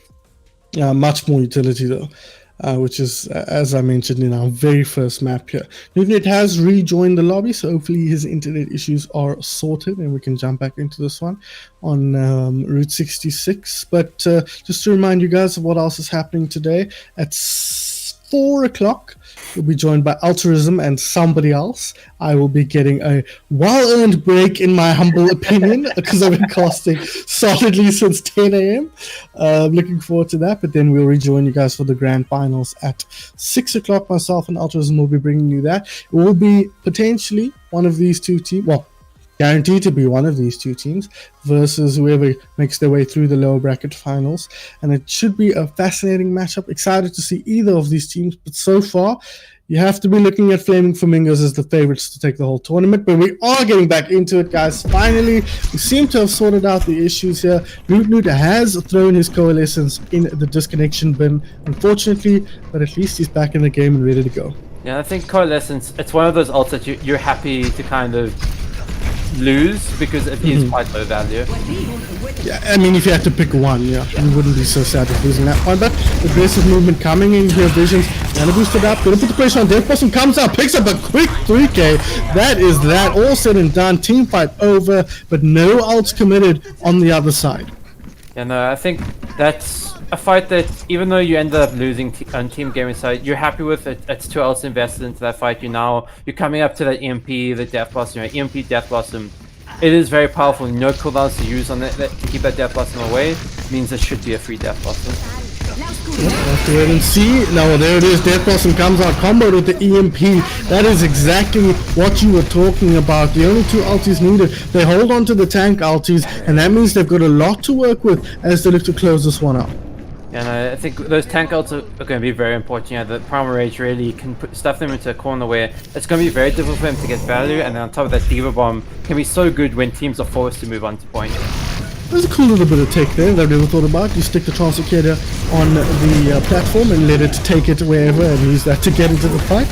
Not expected, but looks like things are going to start off here with the kill from the Moria Ball as Sylvania looks to get aggressive on this monkey with the Primal Rage. Angry Monkey not finding any kills and he's losing teammates in the meanwhile. This Zarya, I think, next on the chopping block here as Larina will hit the deck, and it's looking pretty good for Team Gaming here off the back of Aquatic Sombra. It's been a perfect round for that. Maestro with the Genji blade, not going to find anything as Tankyo hulks up here with the Primal Rage, looking to just push them off the point. We saw them win the game against 7 Deadly Sins with this very move on this very point. So he's looking to recreate that scenario here. He might not even need to. They might just win the team fight outright here. They keep getting these pickups. They should do a good job of that. The Coalescence here from the back line. No, that's going to seal the deal there. The Death Blossom pushes them through, and that's a full 3-point cap with a minute left on the clock.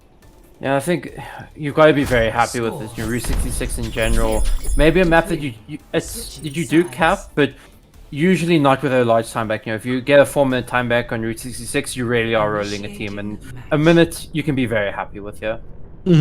I couldn't agree more. Now it is up though to Flaming Flamingos to see if they can find something to stop the momentum of Team Gaming. I mentioned this already multiple times, but they've done this before, Terran. Team Gaming have been in this position and they prevailed, coming back with that reverse sweep. So Flaming Flamingos, perhaps with that in the back of their mind, need to figure out some way to stop them before they really get started.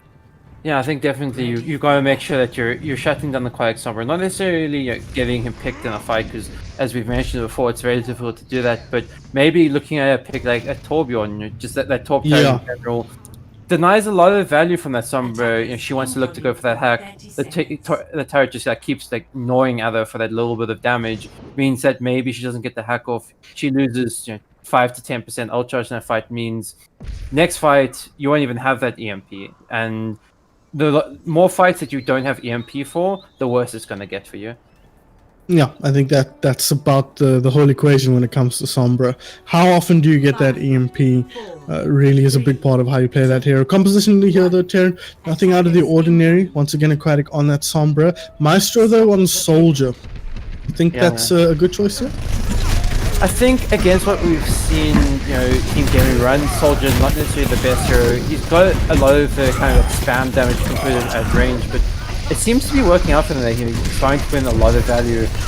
Team Gaming not really getting the picks that they needed. Yeah, a very aggressive defense there.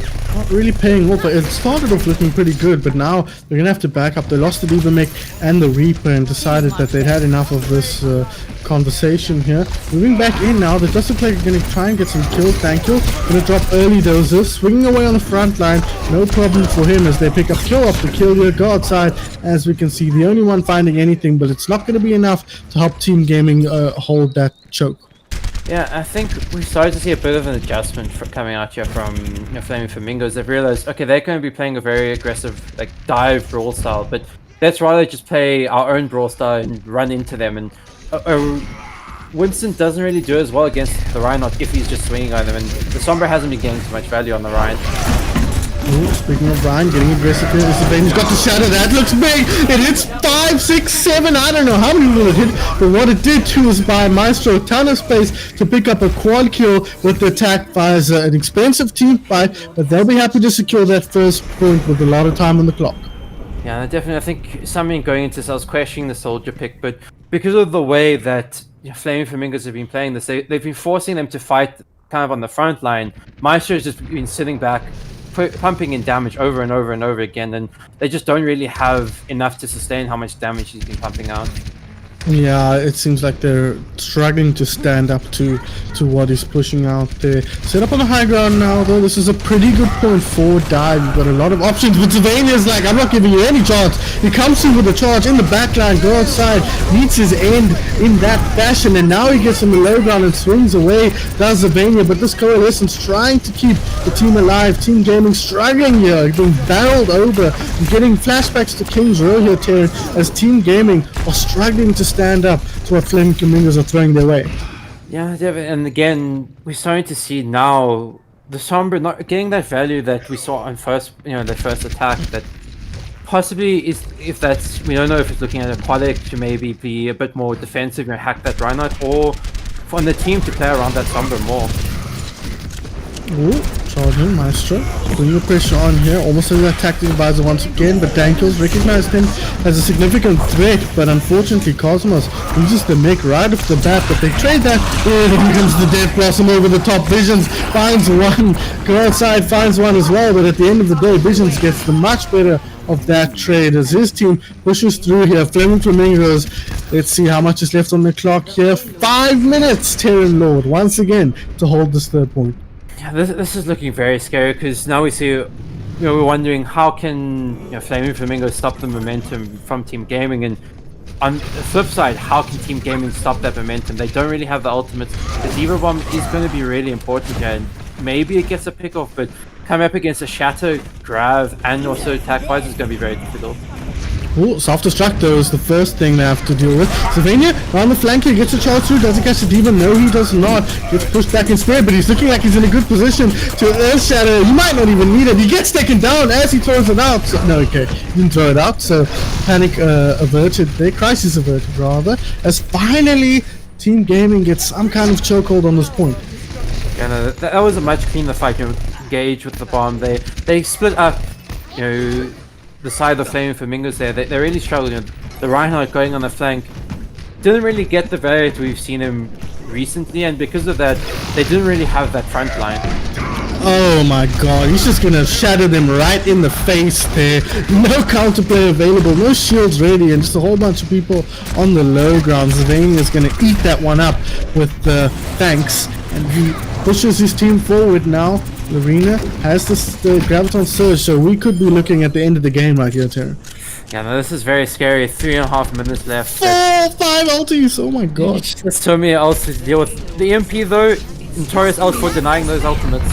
There it is, but Attack Visor comes off first. Visions wasn't hit by the EMP, so the Death Blossom does come out, and somehow Team Gaming are still pushing them back. They've somehow managed to stabilize on the point here, the ball, a big part of that, but the man to Rhino is the big problem, and enormous shatter, the anti-heal over the top. Why did you charge? You should have just swung, but it might not matter.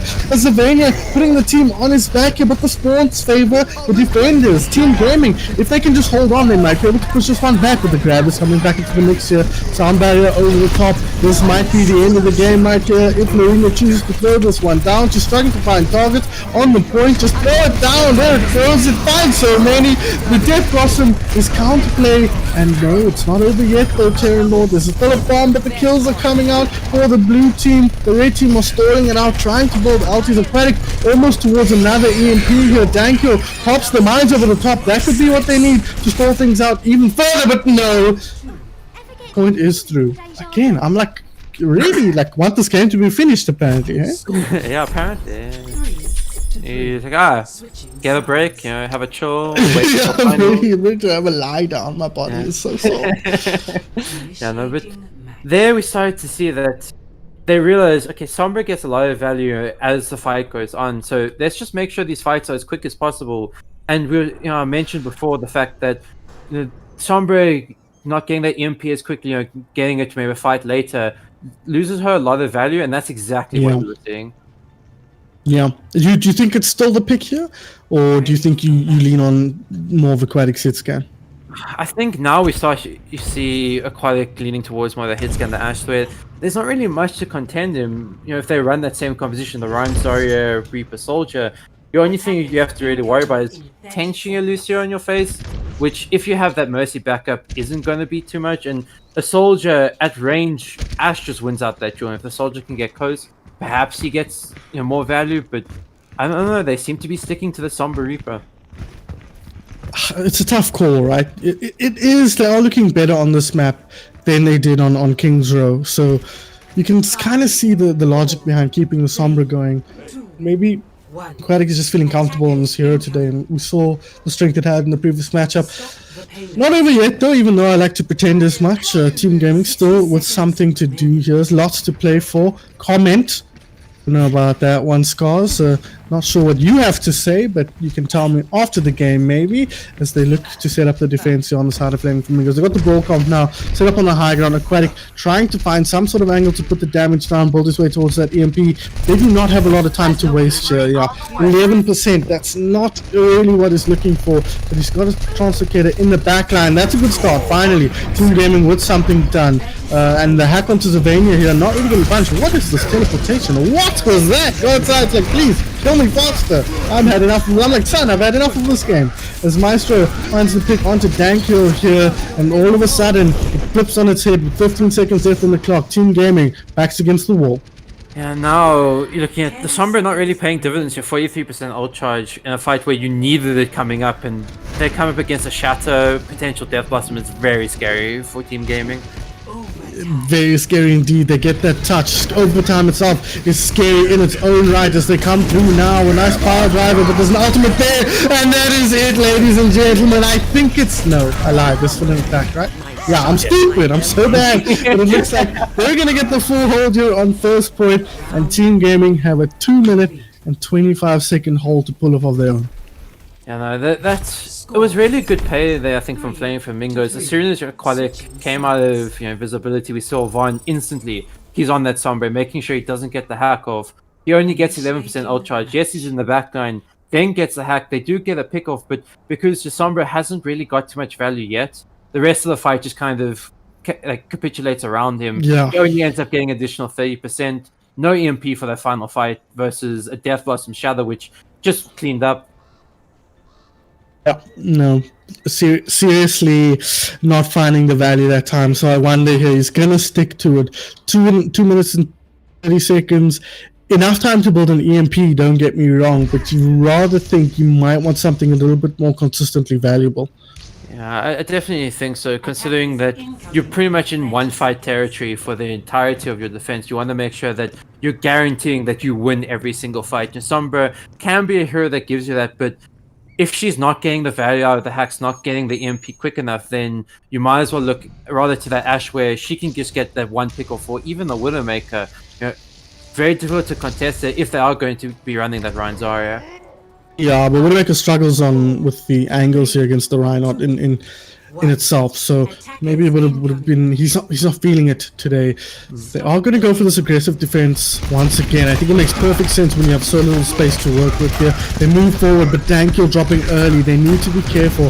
They can't give too much away here because that golden box of victory is not far away, and they are losing this fight handily. Not even 20 seconds off the clock here, just passing that now, and the cart is moving forward, and Flaming Flamingos are in the driver's seat.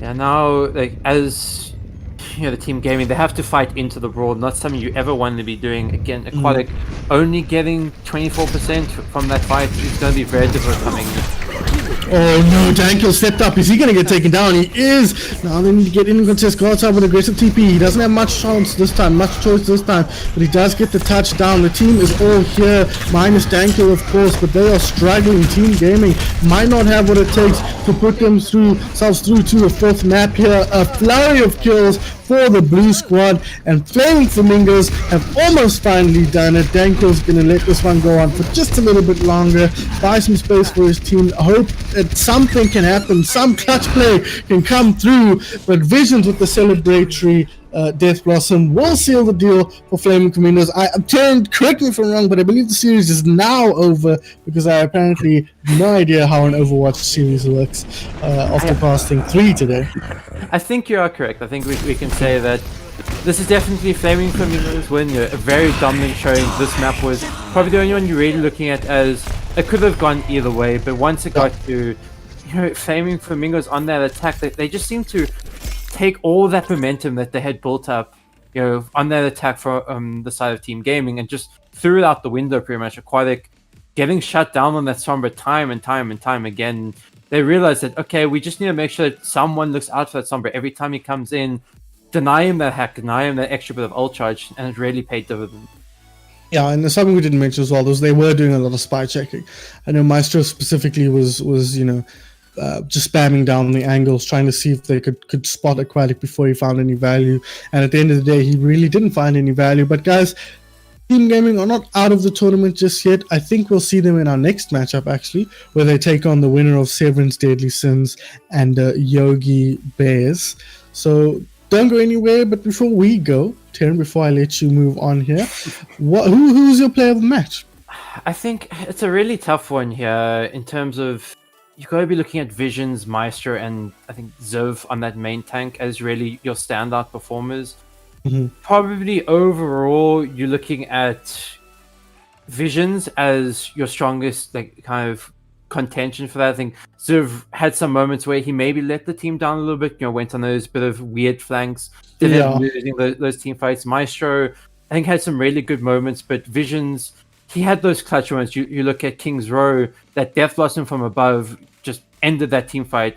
He had multiple 3 or 4k Death Blossoms. I think he pumped in so much damage. Control center map where he was just probably the better Reaper there, and that was why they ended up winning it. Yeah, I definitely think he was a big difference maker in this series. So, as you mentioned, you got to give a shout out to Ziv and Maestro as well. I think Maestro is really showing himself as a very strong DPS. I think a lot of the people close to him knew the strength he had on that, but for us who only really watch him play from the outside, we were not aware of his skill on the DPS role. So not only a good main tank, but a good DPS as well. So shout out to him. On the other side, you always got to look at Aquatic, but he was really shut down very effectively by Flaming Flamingos today. And it was up to Dankel and Cosmos to pick up the slack and guard side as well. And unfortunately, the Overclock players just went up to it on this occasion. But as I mentioned already, Team Gaming are not out of this yet. They will face the winner of Yogi Bears and Severin's Deadly Sins. I believe that match is still ongoing. And that will be a rematch one way or another, so I'm told. So guys, don't go anywhere. You'll be joined by Altruism and somebody else for that. And then, of course, we've got the finals on at 6. So we'll see you soon.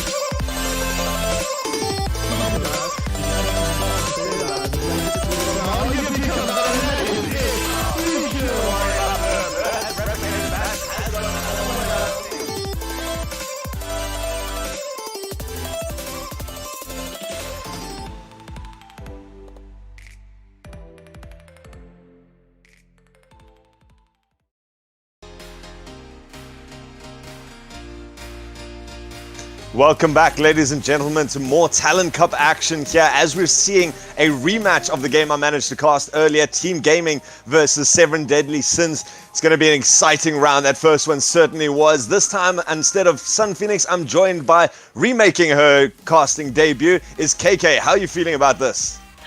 I am very, very excited, Alt. I think it's going to be a very interesting game that we're going to be watching, obviously because it has already been casted and we saw what happened then. So it's going to be interesting if the teams adapt to what they have played against and see how they go forward and see if they can switch up the scores this time.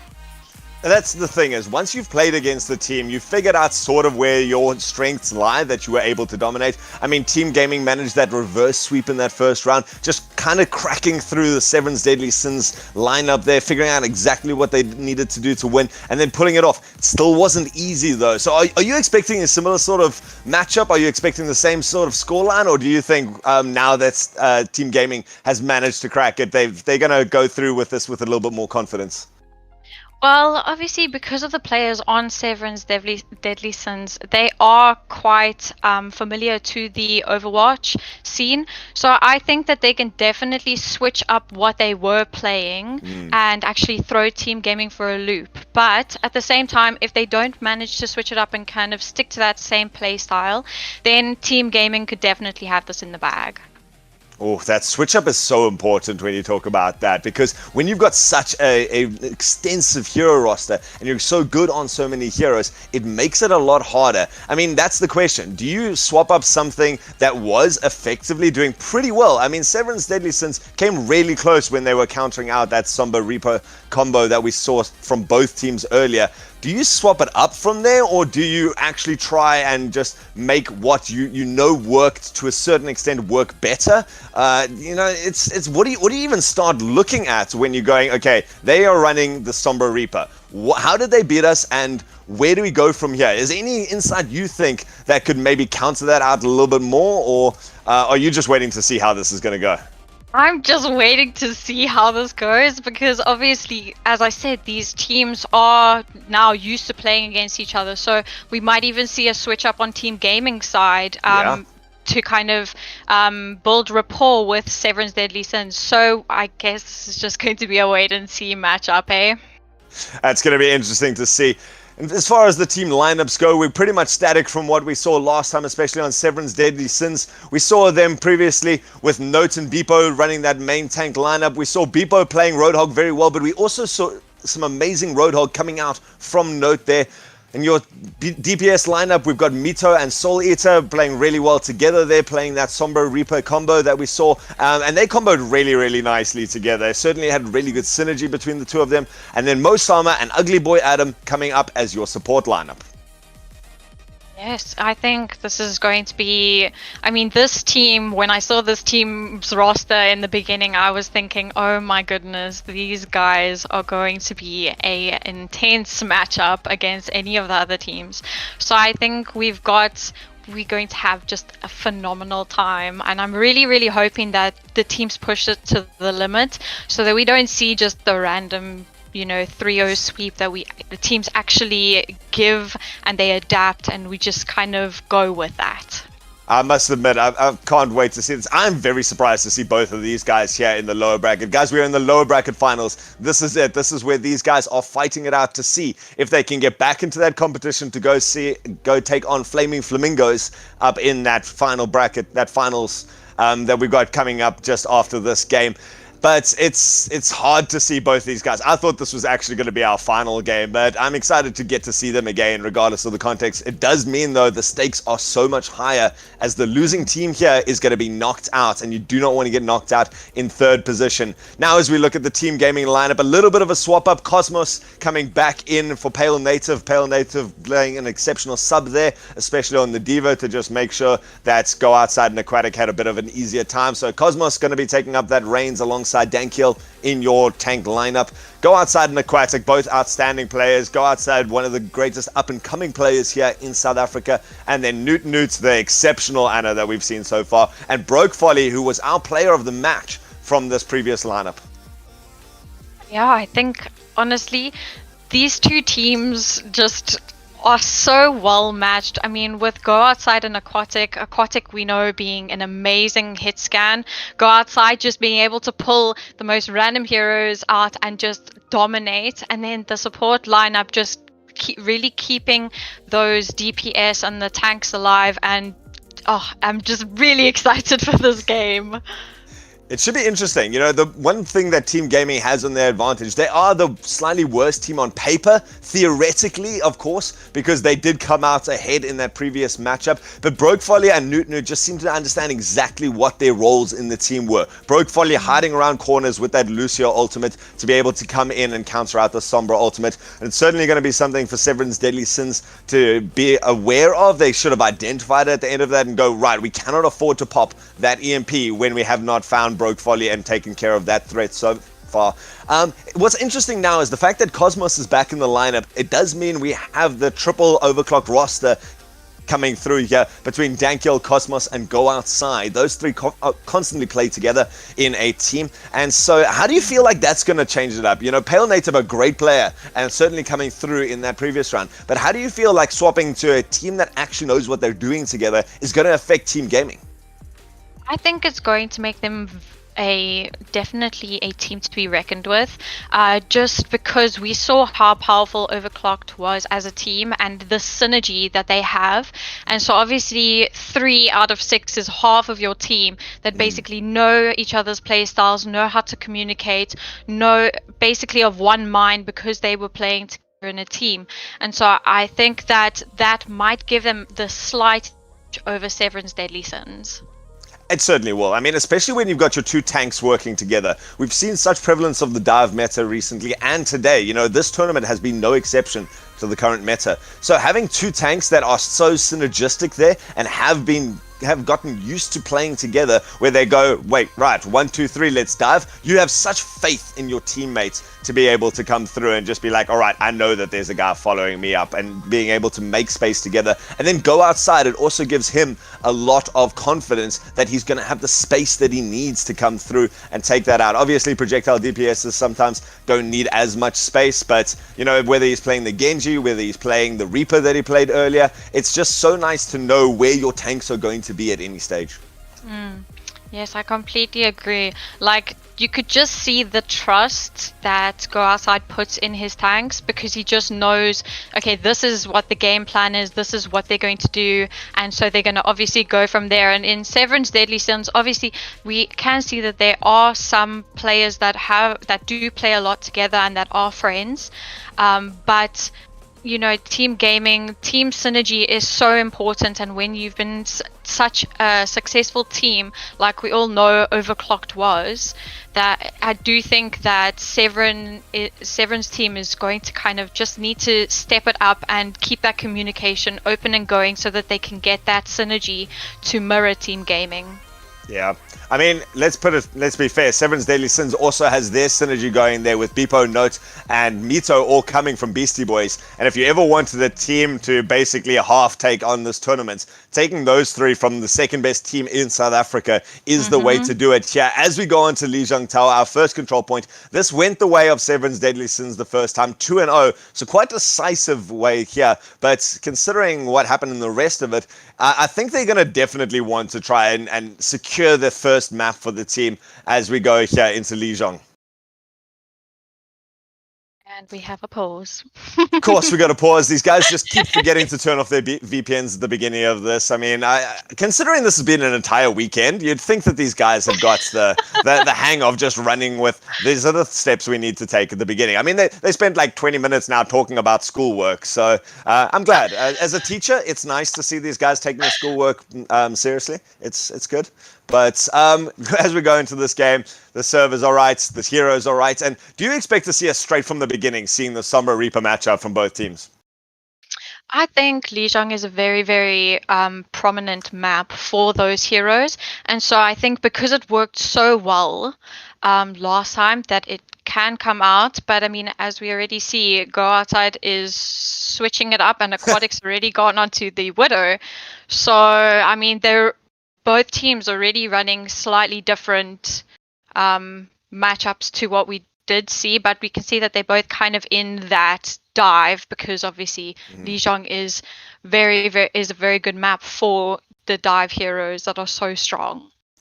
It's going to be interesting to see. We do see Mito taking up that Sombra, but instead this time comboed with Soul Eater on a Tracer, but a very mobile lineup coming up for both of these. So both of them going to be relying on peeling for each other a lot. We do see Notes going to the side now. Oh, Notes even in fact manages to get that early pick off here on Aquatic, just giving him no space there, and manages to shut down Newt as well. So that's an early lead coming out here for the side of Severan's Deadly Sins. They're going to be very happy with how they've started this. Mito manages to hack up and kill down Dankiel as well, so that's going to be a nice bit of ultimate charge for him in the beginning of this game. Now no worry about getting an ultimate before the side of Team Gaming, and so they're just going to be able to take early contention of this point. Poor Cosmos left there alone to try and contest the point, and a nice early turnaround for Severan's Deadly Sins. Yeah, that was very, very strong a start. Definitely that they would have wanted to have, especially going up almost against a mirror sort of matchup with the fact that both teams are so mobile and they both kind of running those dive compositions. So now they obviously have the ult advantage.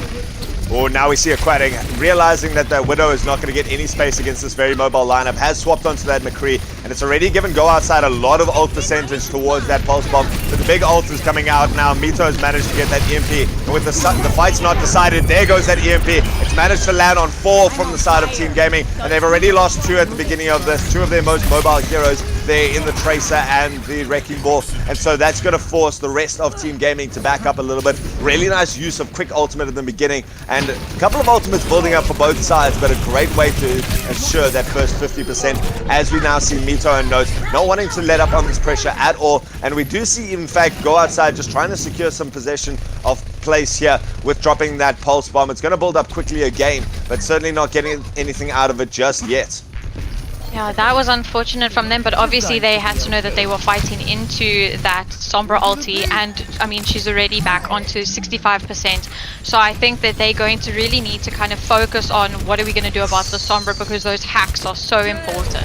And there we see that hack coming out straight away, going on to Go Outside, and the Tracer when hacked up is just the squishiest hero in the game. Not able to do anything, and there Mito gets up another ultimate. That's 2 in 2 fights, and that's going to open it up completely. Note, in fact, managing to punch down 2 people. There's a Wrecking Ball. A hamster punch is still powerful enough when you got the rest of the team behind you to do the damage. Yes, and so we're basically going now into last fight territory. I don't even know if they're going to get the touch, considering that Note is playing so aggressively, and they're throwing now.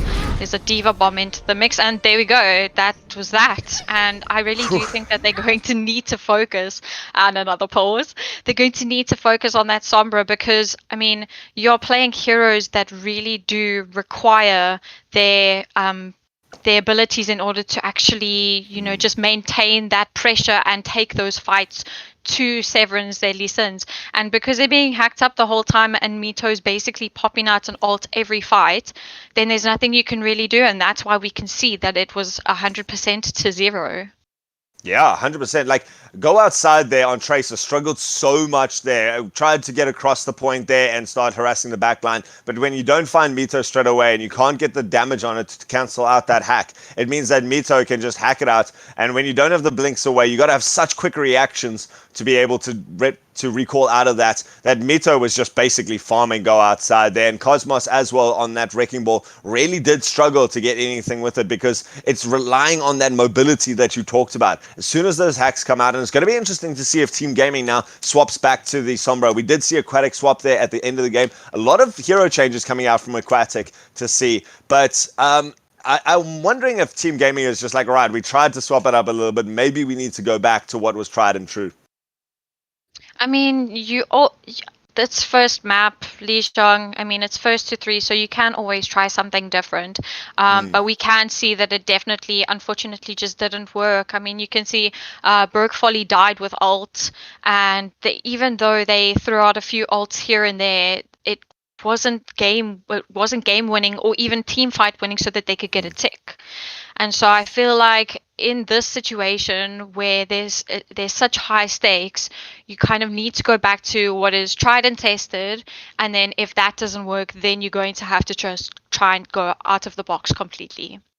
It's interesting to see the lineup that Team Gaming came with. It's like you say, is you got to trust something. You know, maybe you can get those Dankiel swapping onto the Roadhog halfway through, and when you're choosing a Roadhog into a Sombra, that's already making your life very difficult. I mean, there are not very many Roadhogs who would feel comfortable playing against the Sombra. I mean, it just stops you getting all of your survivability. There's no more take a breather there, and it stops your hook coming through it, which just allows you to be a really big ult battery, I guess, for the other team. So the fact that they chose that was optimistic. Maybe they were a little bit scattered in the beginning of this. So our second map is going to be very interesting to see where they go with this. Obviously, we're going to go onto the more brawl-centric maps there with Control Center coming up, or even Night Gardens, Night Market.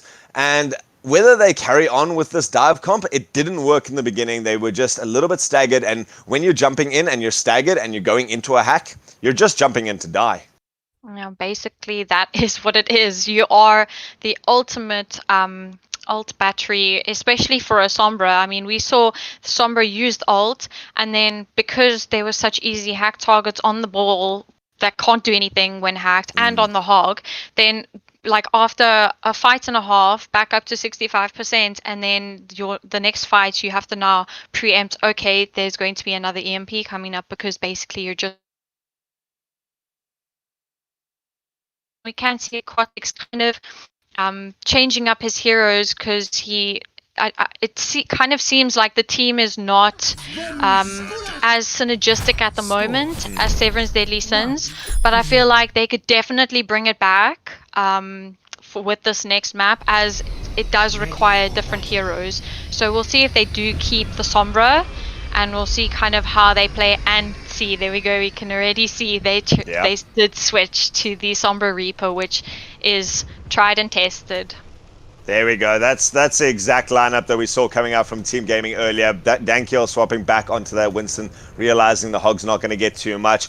Go outside, swapping onto the Reaper, and Aquatic sticking on that Sombra, matching up with almost an exact mirror lineup coming out from the other side. The only exception being Notes rather preferring the ball rather than Dankiel's Winston here. And the ball, I feel, also has a lot of use here, because you are slightly more mobile, and you also have such boot potential here. Now we see him taking a roll around the outside to come into the group, manages to swing through the center, and that's going to take a lot. Beepo's already been demeched here, so go outside, making good use of those Reaper shotguns in the hack to be able to go through. Soul Eater going to go down, and so the Reaper battle won so far by Team Gaming. They've managed to secure a little bit of possession on the point. Newt going to knock down the Baby Diva eventually with that no mech to keep them alive, and it's a really nice early fight coming out here. Newt securing the kill on the counter Moira there, and so far Team Gaming having swapped up to what was tried and true, sticking to their guns, and it's certainly working.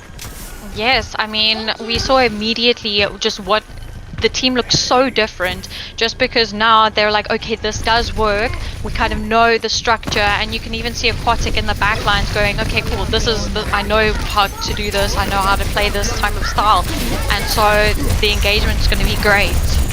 Man, Mito managing to build up an ultimate 25% faster than Aquatic though in that fight, even though they lost. Means that he's able to get that EMP to start off the fight. Now it's up to the rest of his team to push onto the point. They've got the hack as well. Broke Folly going to go down. That Coalescence just not able to keep him alive so far. Newton trying valiantly, but both of the healers have dropped out now. And so Severan's Deadly Sins just managed to keep that going. Now, poor Dankiel is going to be on point, but he's just stalling it out, just getting that tick percentage up, but eventually does throw away his life, or sacrifice his life rather than throw it away. A couple of big ults coming out, most notably the fact that Go Outside and Aquatic now have that combo, and there's nothing to counter it out except for Mo Sama, who has to be so careful here on the Lucio. So we can see that, I mean, Severan's Deadly Sins did have to basically commit to that with a few ults, and Team Gaming is now obviously winning the ult economy, but anything can happen with Mito, who's already on 83%. Oh, he's going to be able to bring that up back into the fight. We did see Dankiel going, and now we see Go Outside going with that staggered ults there between the two of them, and so they do manage to still get enough kills at the beginning of this.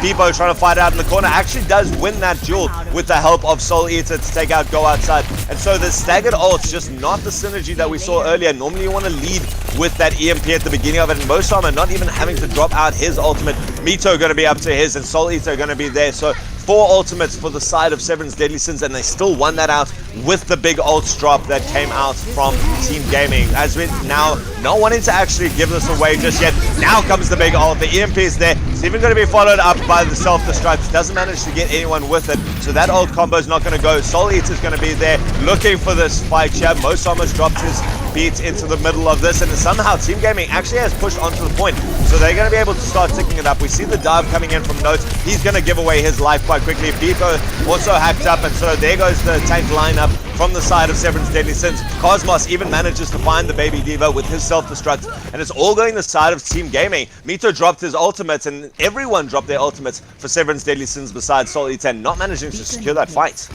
Yeah, that was very, very strange because, I mean, you know, you'd think, okay, this is a one fight, and then all of a sudden, Team Gaming pull out with a few picks, and then it's changed, and now obviously the point is flipped. So it's very, very, I mean, these teams are very back and forth now, obviously, because, you know, they have played already, and so there's the combo. not greed. Oh, that was big. In fact, the Diva jumping up onto the high ground to challenge Go Outside just fed him that last little bit of ult charge that they needed to be able to get Go Outside and Aquatic to that combo, and then they just hacked it so beautifully in the beginning. And 10% left on the point means that it's going to be difficult for them. They've got the ultimates that they need. Oh, Mito going down very low in this fight. In fact, he's going to be taken out. That's going to be huge. In fact, they're not going to have that EMP for this next fight, and that's exactly what they would have wanted to start it off with. Now we see this Death Blossom coming in here. It's not backed up by anyone. He does manage to get the single pick. Also follows it up on Dankiel as well.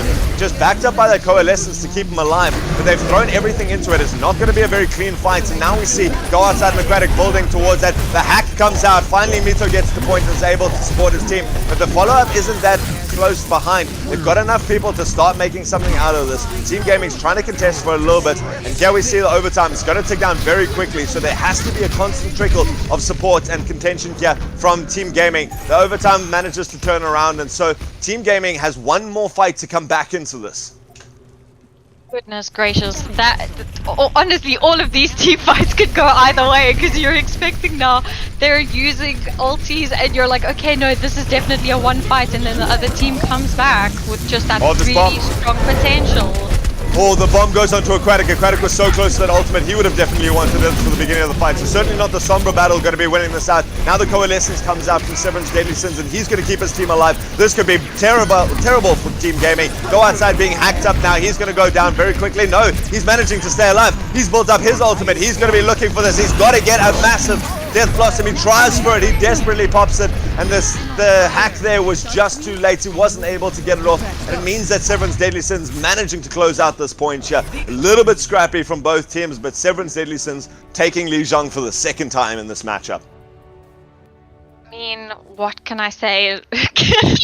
That was just crazy from the get-go. We saw the first map, they were quite strong due to what they had actually played before, but now we see with the mirror matchup and the similar in dive styles with the Reaper Sombra that they're really learning to leverage against each other, but it could honestly go either way. There were a few fights there where I feel like there should have been just a bit more communication between Aquatic and Go Outside, just so that they can perfectly time those ults, because as you said, staggering them ever so slightly, you don't get that like huge punch potential where it's basically like team wipe, and then okay, you can take the point cleanly, where it's like you're staggering, and unfortunately then some people still get away, they contest point, and then they make time for their team to get back. 100%. You know, the whole point of that combination of the Sombra Reaper ult is that as soon as you see the enemies grouped up, it has to be an instant jump onto them. They have to be able to basically surprise your opponents. And that's the big thing about this mirror matchup, the fact that this is the second round of it, is that it's no longer going to be a surprise. At the beginning of each fight, you've got to be able to predict that your opponents have that ult combo, and then you just got to be like, right, supports whoever's on Lucio, and if you've got your ult, you've got to hide there. Broke Folly and Mosama being responsible for that duty, but the rest of the team, you can't afford to be jumping in together, and if you don't get that hack at the beginning of it, something like we saw, I think it was Beepo on that, the D.Va, just managed to eat most of the ult so far, and it gives the team 2 seconds to run away and be able to get to cover. And it means that ultimate just doesn't get the 5 kills that's needed to start off that fight. And so that has to be a much crisper, much cleaner engage. As we go on to now King's Row, the map that probably is going to be haunting Team Gaming for a little bit, probably going to be very, very aware of their position in relation to the cart the whole way after they gave that C9 in the first one. But certainly time for them to vindicate themselves as we go through this. Yes, so I mean, obviously that was a bit of a mistake from their side, but I'm sure that now they've looked back on that and they go, okay, cool, this is what we're going to do differently. So now we just see both teams seem to be running the same combination of heroes. Now we just have to kind of see how the team fights play out and whether they can actually predict and make sure that their synergy is properly timed so that they can get those huge point winning fights. You know what's interesting was now Seven's Deadly Sins, obviously they've set up on the point, and so we know this is going to be their lineup. Beepo is going to be using that Zarya, and Zarya is one of those heroes that can also set up that whole combo. Obviously, you don't want to be dropping the Gravitic Flux, not Gravitic Flux, the Graviton Surge, and the double combo of Mito and Soul Eater into it. But it does mean that it gives them a little bit more leeway. If you can start getting a Graviton Surge, too many gravity-based abilities in this game. That Graviton Surge with a hack, that still sets you up for a team, and so they don't need to rely completely on that. Now we see a hack coming through, both teams just posturing onto the point. Team Gaming running forward a little bit and just getting a bit of possession of the point, but the nice flex comes out from Seven's Deadly Sins. Just playing around the hotel means that they're able to stay alive a little bit. Newt does manage to take out Mito. Mito's got a huge amount of ultimate percentage, double that of Aquatic. Aquatic's going to be able to build that up quickly as well. Now the hook comes out and Aquatic going to go down at the beginning of this fight. Just note showing again the proficiency on that Roadhog. Still some posturing coming out though from Team Gaming. Now they're going to re-engage. They realize that Mito maybe not back yet in time, so they can start pushing forward nicely. They've got the Coalescence to push forward. Mito is going to be back into this fight, and so going to be able to build up that ultimate quite quickly. Going to need to do it quite much faster than this though. We see the Graviton Surge coming out. That's going to be huge from the side of Team Gaming, and followed up by the whole hog means that they're just not going to be knocked away. Instead, it's just going to be a massive amount of damage pumped in there and gets the hook to finish off the fight. Yeah, as you can see, that Zarya pick has completely changed everything. Just because now Aquatic, you can see he's not building up ult fast enough, because anything that gets hacked and starts getting attacked, then Beepo just bubbles that target, builds up energy on Zarya's side, and then goes from there. This could be a big bomb. It shoved them all into the hotel, which seems to be exactly where they want to be. We do see Mito popping that hack on the back line. It's managed to take out Aquatic, and Newt this time falling to it. Not going to be able to pop that sound barrier to keep the team alive. It's going to be not even an expensive fight coming out here. Just the 2 ultimates, that and the Coalescence used in this fight. And now, Cosmos not even able to get back to spawn. He was inches away from it. And with basically 2 minutes left on this clock, Team Gaming still has some opportunity. They're going to have the combination from go outside. Oh, never mind. Go outside going to fall early in this fight. And so it's going to delay this even more. I mean, they used that bomb hook.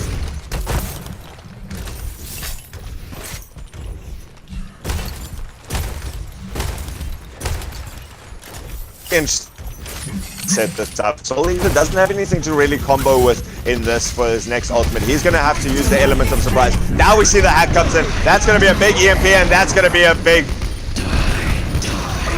We see the counter Death Blossom coming out though. Soul Eater does take it by surprise. They've lost a lot though, but they managed to clean up enough that it's going to basically shut down this offense coming out from Team Gaming. They're just going to retreat back instead. In fact, they're going to go back in. Cosmos low on HP with this D.Va mech means that he's going to be D-mech quite quickly into this, but they've still got enough people on the point that with that spawn advantage, they may be able to reinforce quickly. Dankiel's coming back in. This Gravitic Surge is there. Graviton Surge is there and comboed up with Mito's EMP means that they get a good opportunity, but there was no damage to follow it up, and it means that Team Gaming able to stay alive. Just the one character caught in that Graviton Surge means that the rest of Team Gaming able to push onto the point and able to cap it. Yeah, that was just unfortunate. I mean, that ultimate from Newt coming out at just the right time, and then they're only catching the Zarya only catching one in the Graviton was just unfortunate. So Mito had that ultimate, but there was just no follow-up damage, and so they unfortunately had to let that point go. And a quick re-engage coming out from Team Gaming, managing to get the pick there on Mito. Aquatic doing a great job as Sombra, and now the Primal Rage committed by Dankiel just to make sure that they can get this payload through this archway, just get a little bit of a foothold in the streets phase. Now playing really well around the corners to make sure that they don't take any unnecessary poke damage, forcing Beepo into a bit of more of an aggressive position. That's his shield gone down a little bit. Now we see the hack come out. That's going to be a massive hack going in there. Guardside doesn't have an ultimate, but instead it's going to be Cosmos on the Diva, getting the triple Diva bomb. No one able to get out of there. All three of those heroes he picked relying on their mobility to try and get out normally, and this time taken away from them means that it's going to be a clean fight coming out from Team Gaming. And I love to see that. I love that the team has decided to switch it up so that it's not only just, okay, cool, we're gonna Sombra ulti, then Death Blossom. Now we actually see the hack bomb coming out, which we haven't seen a lot, and we can see how effective it is. I mean, you literally can't do anything against that, and so the streets phase is pretty open for Team Gaming at the moment.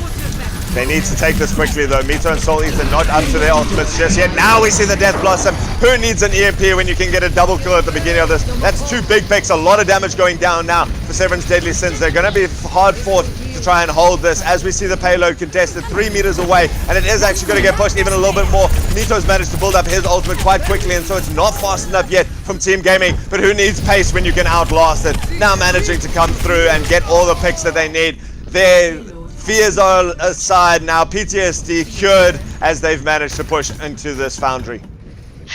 Yes, but that was a bit strange. I don't understand why Mito ultied there, because I mean he does have Death Blossom coming up. They do have a few ults that they could have comboed with that just to secure the fight now, obviously coming into this last phase. So it was very confusing. I feel like he should have probably saved that for the next fight, but we'll see if he can build it up in time again.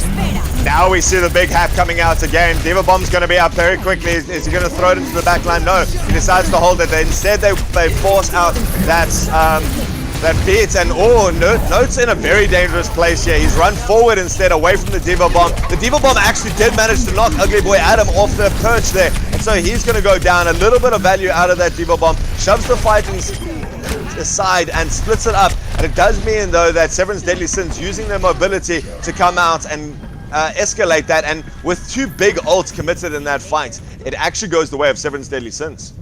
Yeah, so I think that Severn's Deadly Sins played that exceptionally well. They were just kind of waiting for the big ults to come out, and then obviously because they had that response, they were like, okay, cool, this is what we're going to do. And so it was a very, very good hold where it looked like things were going to end very quickly. Now we see Newton taking up in a defensive position. No, he charges forward at the last moment. He's going to have to give away his life now. Not going to be able to get out that beat, but in fact, there's no follow-up on this. Here goes the Graviton Surge. Now the beat is able to come out because there is no EMP. He needed that EMP just there to cancel that out instead, and now the counter EMP comes out. It manages to hit 4. Mosam are going to go down just next. Ugly Boy Adam's down already, and so both supports killed off the side of Severn's Deadly Sins, and the payload is making good progression. It's going to be difficult to contest this. This might go all the way. Someone's going to get out. Someone's going to contest. No one's there, and Team Gaming managed with 50 seconds on the clock to get there. Soul Eater valiantly trying to throw the Death Blossom at the end, but not enough. I mean, he gets a triple, so I mean, we can give that to him, shame. But yeah, you can just see how Team Gaming is really starting to get into their stride, trying the different ult combos, and they are really playing a very reactive game to Severn's Deadly Sins, and it's really, really nice to see how they are kind of switching it up a little bit so that they're not just playing the same, okay, scripted, this is what we're going to do, this is what we're going to do, and it is kind of throwing Severn's Deadly Sins for a little bit of a loop.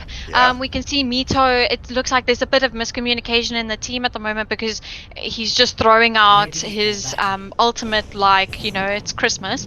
But I mean, I feel like there should be a bit more communication there with the team because those combos are fight winning. And so if you are not going to be as reactive as Team Gaming are, then you're going to get team wiped, like we saw in that last fight where Mito could have really had that Sombra hack and unfortunately didn't, and so they just got rolled.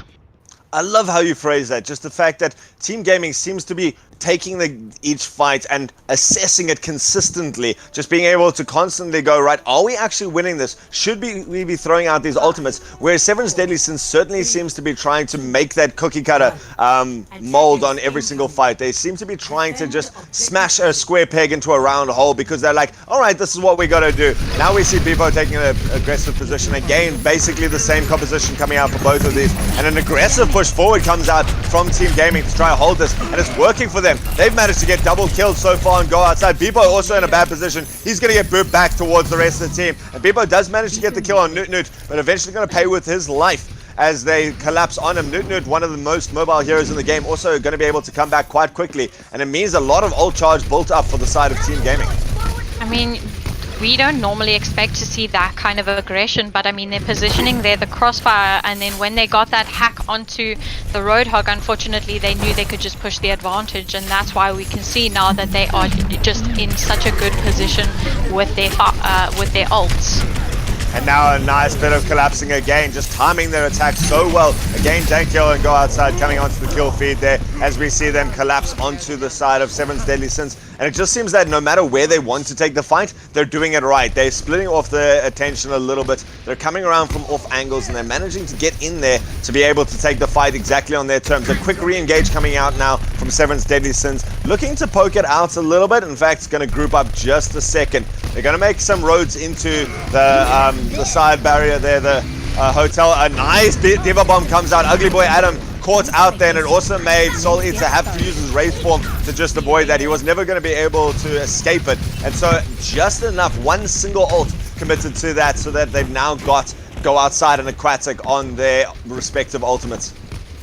Yeah, so we can see that they are starting to definitely understand how Severn's Deadly Sins want to do this, and so they're like, okay, cool, this is what you're going to do, this is how we're going to play it, and it's becoming very, very prominent who is stronger at the moment in the team. There goes the hack, followed up now by the Graviton Surge. That's going to be the other ultimate combo that we saw previously that we talked about, but they've already lost a lot on the side of Severn's Deadly Sins. They waited a bit too long. The aggression from Team Gaming just proving too much, that even though you managed to get the D-Mech and the single kill in that Graviton Surge, when you've lost 3, you can't keep up that pressure, and Bebo making a very aggressive push forward. That is optimistic going into the side, and Go Outside and Aquatic still have their ultimates. Now we see Go Outside wanting to sit there in the middle. He manages to pick off Mito in the beginning of this fight with that ultimate. It's a single committing force, but the beats to follow it up and the coalescence means that they're able to push forward with a lot of aggression. Dankyo now just shoving them back through that chokehold means that they can carry on this aggression, and poor Soul Eater, he's trapped in the corner. You can Wraith form all you want, buddy, but you're going to go down eventually. So we see that was just unfortunate from Severn's Deadly Sins. Bebo was so aggressive and his team was a bit just too far behind, and although that was an expensive fight for Team Gaming, obviously because they were able to be so aggressive, they're already building up those ultimates again, whereas we can see Severn's Deadly Sins, they use so many ults and they haven't gotten much. They haven't even gotten a tick on the point at the moment. Going to be up to Soul Eater now to come through with a clutch play. Mosama somehow has the Mercy going into the back lines. That's an interesting play. Soul Eater's going to go down. He didn't manage to pop off his ultimate. 30 seconds left. This would have been the push that they needed, and so they're going to have to group up very, very quickly. A couple of ults dropped. Cosmos managing to put his out But like you said earlier, it's going to give even more ult percentage towards Team Gaming. They're coming back up. They've got that EMP ready for it. They've also got the Coalescence to try and drag out this team fight. Dankiel with the dragging out team fight ultimate of note being there in the Primal Rage means that they're going to be able to contest this for as long as possible. Mito having swapped off that Sombra. Now the Sombra hack comes out from Aquatic. That's going to start it off. And again, the Coalescence there takes out Soul Eater at the beginning of the fight. There's going to be no Death Blossom for this. And with the rest of the team falling so quickly behind it, overtime's ticking up. This may be a full hold here from Team Gaming. As we see Notes trying desperately, Primal Raging onto point, trying to knock people around. Does manage to pick up Aquatic, but got to go down with his life. Anyone else going to be able to get there? No. We do see Ugly Boy Adam trying desperately, but a full hold. Team Gaming looking dominant here. That was Whew. crazy. Oh my goodness. I'm just, wow. Like, I don't even know really what to say, but let's just quickly watch this really, really nice grab from Beepo. Man, I mean, I thought this was going to be close, and I thought Team Gaming was going to have a really good shot at it now, considering they managed to push it all the way. But considering there that it wasn't close at all, I mean, I don't think anyone can argue that. Seven's Deadly Sins not even managing to get a tick on the point, let alone push it all the way. I mean, that was just, to me, it comes down to ultimates. Team Gaming just layered those ultimates so beautifully, and it seemed like Severan's Deadly Sins never actually, like, they didn't even take a single team fight where they were like, right, guys, let's build up 4 ultimates. We got 1 push left. Let's try and just get something in our tank and then push it all together in a desperate push. Yeah, and game was just not there for Severan's Deadly Sins, and we saw how well Team Gaming was rotating their ult, and that is so important, especially in a hybrid map where you are going to have to defend the point and then obviously defend the push. And we just saw that they were setting up on those off angles and they were just building up the ults, and you could see that the communication was much better this time, with them trying out different ultimates, throwing them together, and then just, you know, the target focus. It was just very clear who the dominant team was on this King's Row map. Oof. And that was one of the maps that we saw Severan's Deadly Sins actually win previously. I mean, granted, it did come down a little bit towards the C9, but that just made things easier for Severan's Deadly Sins, still looking aggressive and dominating on that map. Now this time, not looking at all the same team from previously, and so Team Gaming's got to feel a lot of confidence with that momentum going into it. And where do you feel like Severan's Deadly Sins has to just shake themselves off and try this? Do they keep trying to run the Sombra? I mean, we saw Mito swap off there onto the Echo, something he hasn't got huge amounts of value with previously, but do you feel like they've got to try something else out now? I feel like after that last map, you are going to be shaken, because you tried your ball, you tried the hog, and those are the things that, you know, were tried and tested on your team. Mito was building up those ults, but you kind of just need to have that follow-up, and the fact that they didn't have that follow-up, I think you kind of need to reevaluate and go, okay, what do we need to do in order to play the other team's game better than they're playing? Because, I mean, as you can see, they literally have mirror matchups. So they've both got their set plays that they like to run, but now it's just a question of, okay, how do we push ourselves and think a little bit differently to the team that we're playing against in order to just better them in those team fights, and what do we need to do? Because you have to shake yourself off at this stage. It's 1-1, and this momentum, if you stop now, you don't know what's going to happen. We see again this aggressive position coming out here from Team Gaming. They really like pushing forward quite significantly on these. Aquatic not being able to build up a lot of charge so far compared to Mito, but they are winning the positional advantage, just wasting out this time. We're going to have to see a lot of jump back here from Severan's Deadly Sins as they try and just keep alive. Aquatic going to go down here early in this fight. That's going to be pivotal for them. Go outside, going to be hacked up. That's going to cost him his life very quickly there. We see the jump onto him, and Newt going to get taken out by his counter Lucio there. So a couple of kills, in fact lots of kills coming out for Severan's Deadly Sins. A little bit of time being able to be burnt off there. We see there in the background Mito going to be fighting it out with the Cosmos on Diva, but Cosmos going to be able to get out alive, going to be able to heal up, and there is going to be another contest coming out here for Team Gaming. Oh yeah, definitely. They're going to be able to contest, but unfortunately, with that Diva, because he stayed for so long, Mito is now 84% to the Sombra ult, and we know how game-winning that can be. if he uses it right and if they are able to get the follow up on it. They must be sure to not give away any picks right now, and that's going to be the big pick. Mito goes down at the beginning of the fight. He's going to be able to re-engage quickly if he does, and be able to maybe take them by surprise, but he is now given the time and space for the rest of his team to go down. Now we see Dankiel doing an amazing job with this Primal Rage, being able to knock people around. Soul Eater going to be the first casualty there, and just the rest of Severan's Deadly Sins being knocked into position. Now they're going to also lose Bebo on the Diva, and even though Mito's managed to get back into the fight, he's lost that ultimate advantage that he had previously, and it means that Aquatics managed to build up his ultimate. The big difference as well, the 2 Reapers going to come up quickly. It's going to be up to who gets off that EMP first.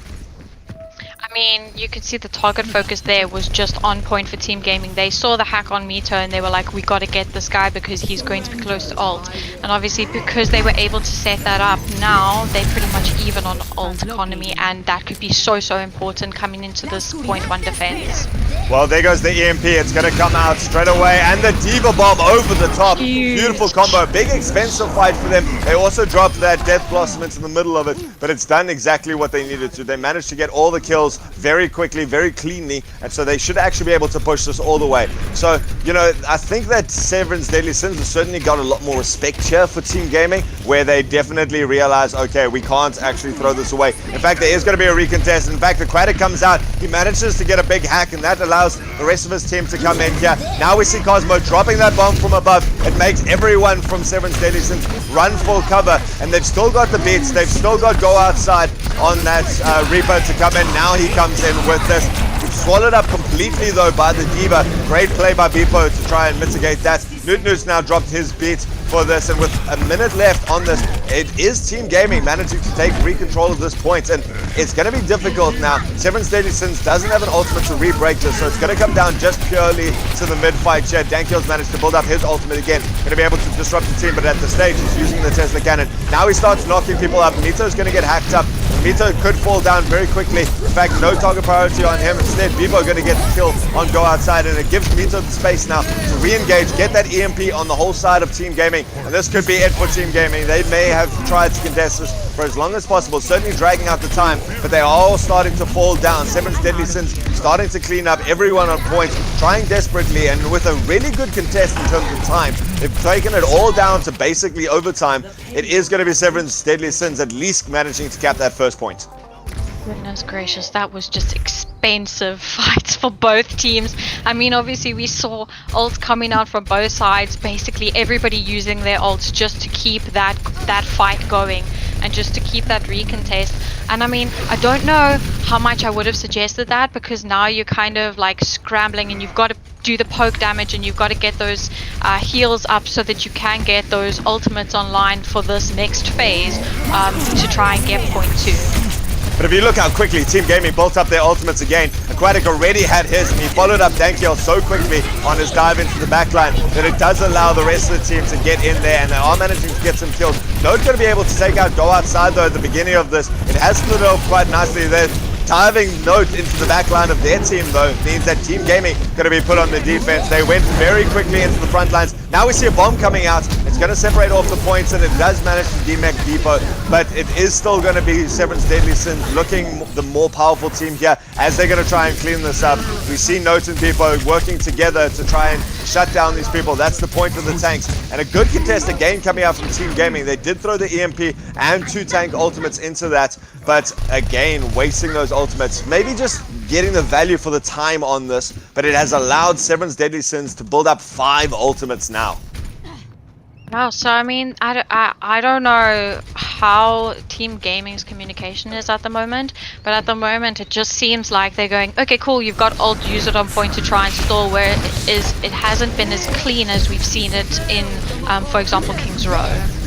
That's a big statement that you make as well. And now we see the ultimate, triple ultimate usage coming out here for Severan's Deadly Sins. But in fact, Nut on point there with that Lucio means that he's actually able to keep his whole team alive. The Beat just doing such work here, and a huge ult committing coming out from Severan's Deadly Sins. Now they drop out their ultimates on Soul Eater. That's going to be all that they needed for it. It's exactly what you say. It seems like the Team Gaming ultimates coming out there just to buy time instead of to win the team fight and stop that progression completely.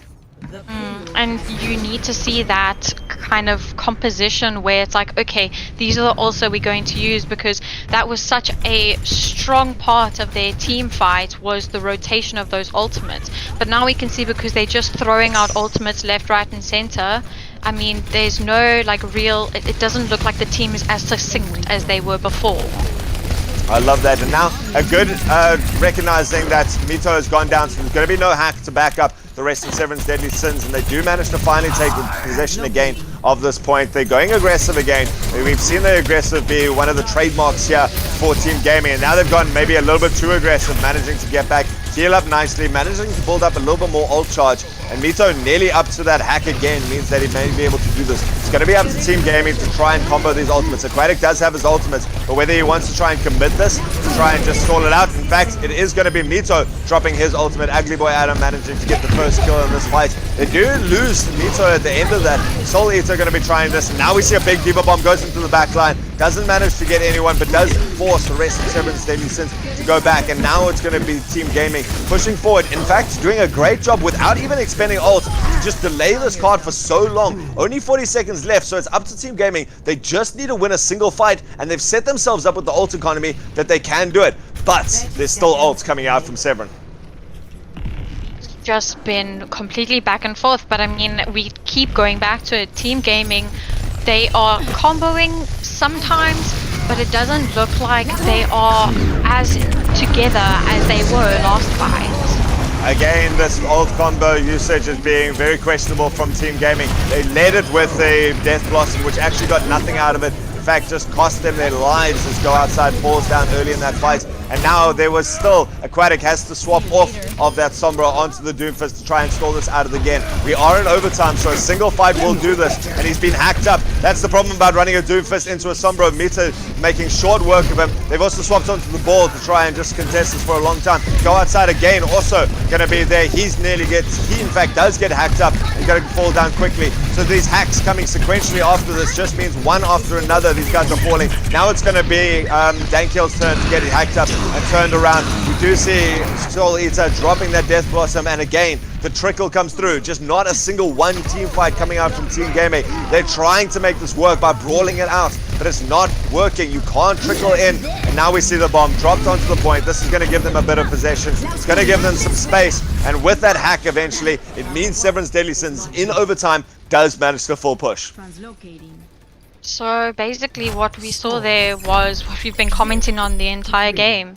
It's just Team Gaming, they look like a completely different team than we were watching on King's Row. On King's Row, they look like a team, but now it just looks like individual players just trying to stall things out for as long as possible. And I mean, obviously stalling is a valid tactic in this game, but at the same time, you need to do it with your team. You need to have that communication and those lines open so that you know, okay, after we've stalled, what are we going to do next? What ults are we going to use next? And how can we actually combat what the other team is throwing at us? And at the moment, Severn's Deadly Sins are just playing the ult game so much better.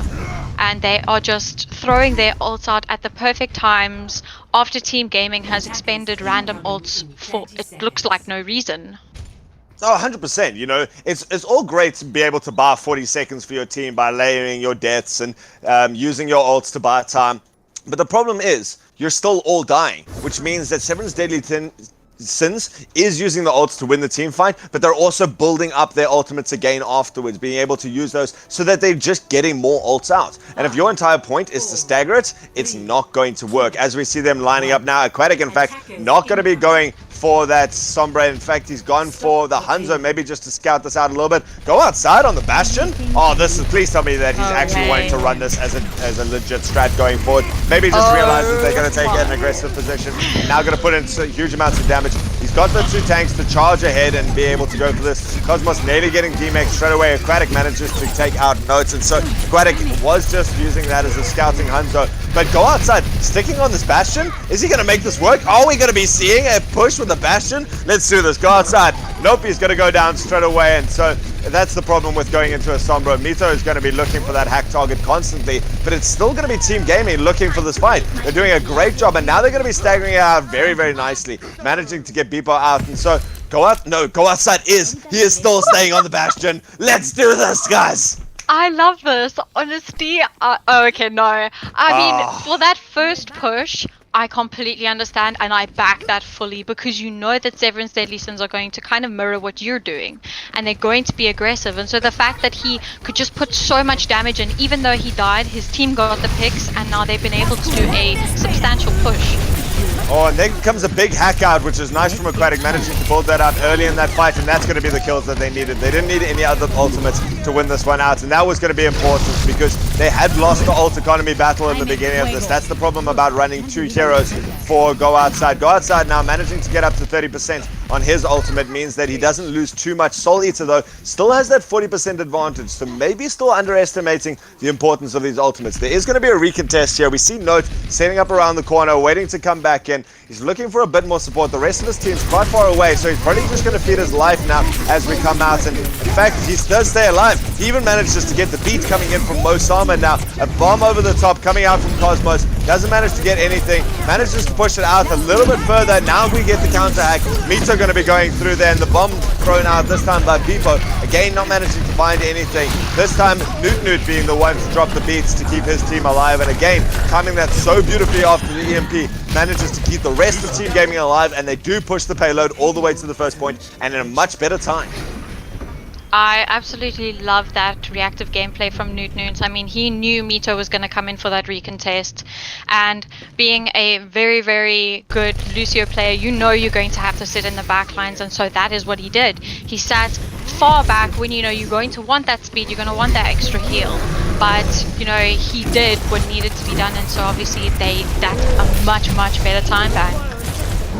And now it's also with Mito dropping that ultimate late into the fight, it does mean that Go Outside and Aquatic have their ultimates. They've lost too many people already, so they're probably going to want to just drop out here. In fact, they do. They're going to be chased down though. Go Outside getting hunted by Beepo on that Diva. And so the group has to come out quickly. But if they can engage nicely and quickly, they've got the coalescence as well if they want to start it off to keep them all healed up as they push through onto the point. But we see Aquatic. He's taking a nice long look around. He's just scouting out where everyone is. We're going to have to see. It's going to be up to Go Outside to get into a good position here as they start standing off. A nice wraparound comes out from Team Gaming though. They're pushing onto the point. Here comes the hack. It's done a lot and it's done everything. Go Outside manages to get two with the Death Blossom, one of them being the mech there, but it has opened up the position. Mito not going to be able to get up his ult in this fight, and so it should secure it now. We do see their poor little ugly boy Adam trying to get out of that with his jump. But it's going to be up to the Lucio to stall this out, and there a good clean engage comes out, and with just the two ultimates that they wanted to use.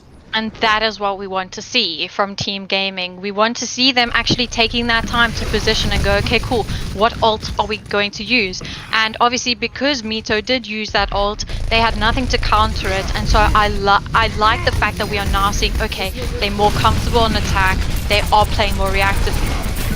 Go Outside there, trying to help out as Lucio on the high ground means that he goes down early, and that signals the go-ahead with the coalescence, but he's being kept away from his team by the primal raging Dankil. Dankil managing to separate it off long enough. The rest of the team looking pretty healthy here on the back line for Team Gaming. Dankil eventually does give up his life. Now it's going to be up to Severan's Deadly Sins to push this and retake control of the payload. Just a slow back out coming from Team Gaming. They've got a lot of ultimates, but I don't know if they really want to use this for the fight. Maybe wanting to drag out a couple more. No one from Severan's Deadly Sins going to be baited out. Instead, holding all 5 ultimates for the next fight. Is going to be very, very interesting. So now we just have to wait and see how they are going to combo these ults and whether Team Gaming is actually going to be able to do anything on this next fight, because you do not know what ults are going to be coming out, and so you just have to be ready for anything.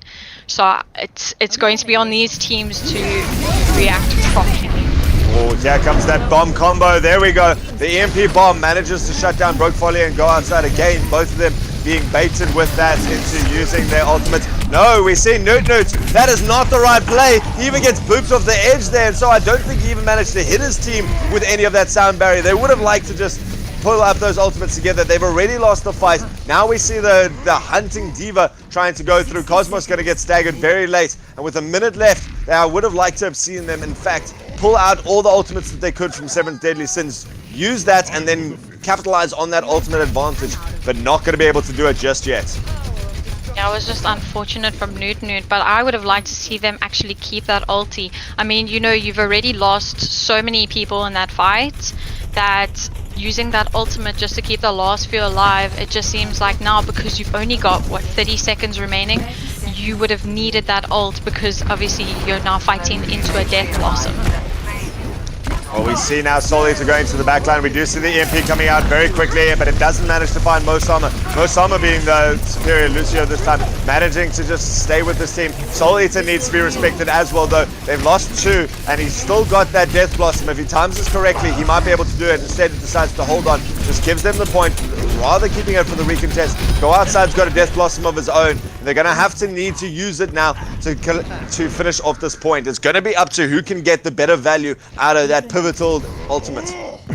Yes, and so we can see that now they're coming towards the doors, and Severan's Deadly Sins are getting ready for the recontest. So now we just have to see who drops first. Well, there we go. Set off by Mito. Manages to get that big hack on 3 and manages to shut down this point. That's going to be very quick taken out. It's going to be up to Dankiel. He's the last one left. In fact, he gets taken down very quickly. And Severan's Deadly Sins definitely winning the ultimate game there. And it comes down to the fact that Team Gaming just never looking comfortable with their winning of team fights, rather just relying on the stall. And it did not work. I mean, we can see throughout that entire game, it was just Severan's Deadly Sins with the ult economy win, and even if they weren't up in ults, we just saw the fact that they were comboing them so well, and then they were really capitalizing off of those team fights. Whereas with Team Gaming, they were just throwing out ultimates and just hoping they would get a pick, but ultimately, as you said, playing the stall game, and the stall game is good, but evidently it's not going to win you an entire map if you can't actually play and do an attack like you're supposed to be doing it. You've got to be able to do it together. And it's surprising to see. Team Gaming looked so strong on that. They seem to always have that sort of idea of what they wanted to do. No clear idea this time. Mito managing to build up ultimates. And it was great to see that they've also now figured out how to run other things with that Sombra ultimate. We saw on King's Row, they leveraged that EMP with the Graviton Surge. This time we saw it with the Diva Bomb. Beepo being in the exact right position, that he threw his mech at the exact right time, that it just really capitalizes. Both teams, though, falling prey to that, where they just relied a little bit too much on their mobility from people like Moira or Reaper, just realizing, I can stand in the open. I've got 2 seconds to get to, oh wait, I'm dead because there's a Diva Bomb on top of me. That's something you gotta take into consideration when you're playing for both these guys, especially now as we're going on to Volskaya Industries. It's gonna be interesting to see, because a single team fight or a single misplay from either one of these teams can play it. And can Team Gaming manage to actually rally and go, right, guys, let's be a little bit more disciplined with our ultimate usage? They did so well. Team Gaming flattened Severan's Deadly Sins on this last time they matched up. But are they going to still have that tenacity or that discipline, really? I think it comes down to mental discipline to see if they're going to be able to hold on to a point, or at least be able to push onto a point by dropping the right number of ultimates. I completely agree, especially coming into Volskaya now. I mean, Route 66 is a very, sometimes you can see it's a very hit or miss map, but Volskaya, you have to be so together as a team. And from what we've seen in the past, I think that Aquatic is very strong on this map. Just because of those long sight lines on first point, he can get lots and lots of picks. So I'm wanting to see a little bit of a change up from them, just to throw Severan's Deadly Sins in a bit of a loop and bring out, some of those snipers and a bit more of a brawl kind of oriented thing, because at the moment they're not looking very comfortable on their dive composition, because they're just getting caught out way too much for my liking. I would agree with you against any team except for one that contains Note and Beepo. I must admit, Aquatic Sniper is something that I will always give credit to. I saw him yesterday popping off, managing to get like 5 kills in 30 seconds with the sniper. That's amazing. But when you've got that consistent threat of that double tank diving onto you, and Note and Beepo are 2 of those heroes, and especially if Mito does want to stick onto that Sombra is going to scout it out so quickly, going to be right there, going to hack it up straight away, and then you're going to have 2 tanks on your face. no Widowmaker in the world is going to be able to out carry that if they do decide that that's the target they want to go for. That is a good point. I mean, I guess we're just gonna have to wait and see what happens on Volskaya, because we've seen a few teams running different things to actually deal with that Sombra or the Tracer, to try and deal with that flanker, so that if you can shut down Mito on that Sombra, then you'll have a bit more space to breathe. So I mean, maybe picking something like a Torb that's always going to, you know, do that scouting for you, especially on Volskaya. Torb is very, very strong at the moment. And just kind of play around that, because you can see that they are trying to play to the other team's strengths as well as their own. And so because they keep doing that, you're kind of trying to beat a team almost at their own game. Yeah. And so if you're not 100% comfortable on that, then I mean, you know, you are going to get outplayed by the team who is 100% comfortable on that. Yeah, and I must admit, like, note Beepo and Meepo, considering they're all GM players, I don't think you'd want to take a big brawl against them. You know, you got to be respectful of the fact that these guys have incredible mechanical skill. If Note wants to come out on something like a Roadhog, you don't want to be brawling against that. You know, he's going to be landing those hooks, and those hooks these days, especially with the shotgun rework, means that it's basically a one-shot kill. If you can get the hook, and he's going to get that hook at least 75% of the time, it means that it's so difficult to it. So, you know, it's going to be up to Team Gaming. You know, I kind of feel like the ball's in their court for this, simply because they did dominate this last time. They've shown that they've got the ability to do it. But whether they rally from that last game, whether they learn from that last game,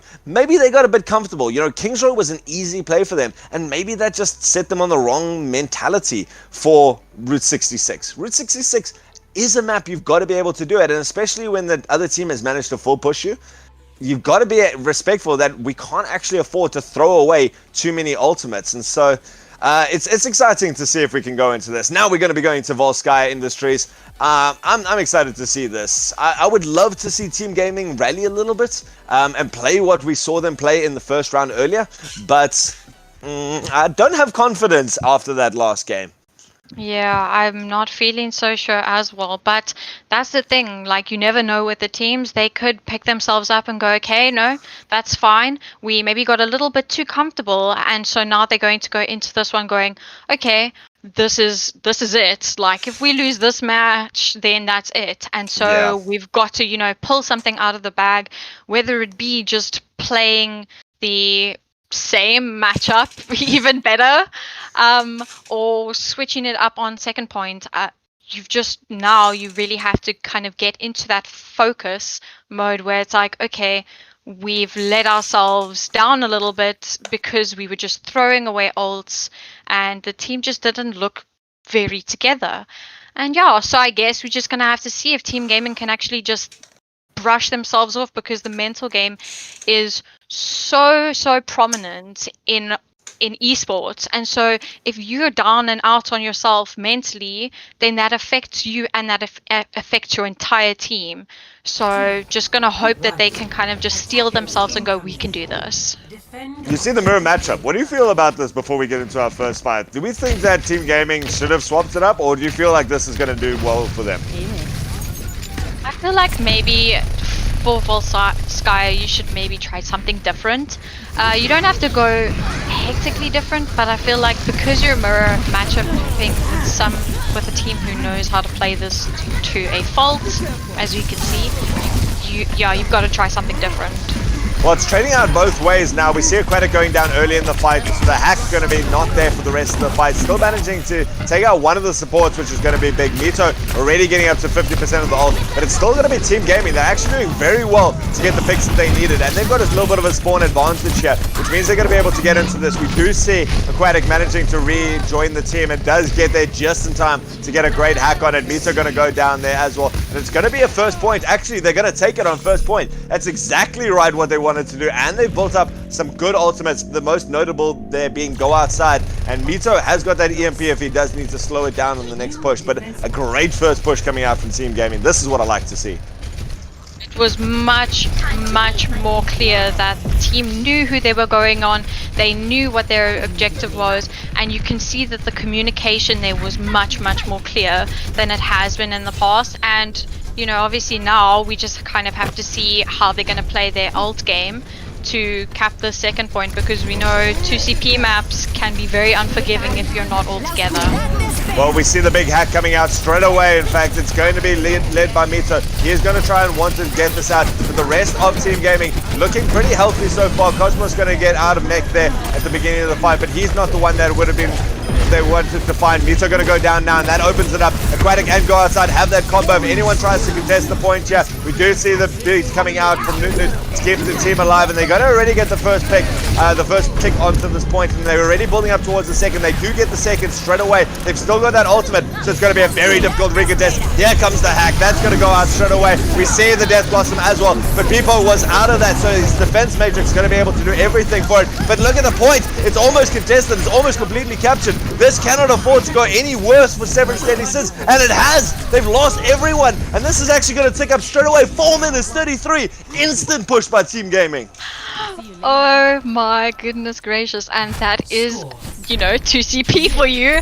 Like we say, you know, you build up those ults on the first point, and then because you've got so many ults going into the second point, if you play it well enough, then you know, the other team just gets rolled, and 4 minutes 33 seconds is a huge time bank.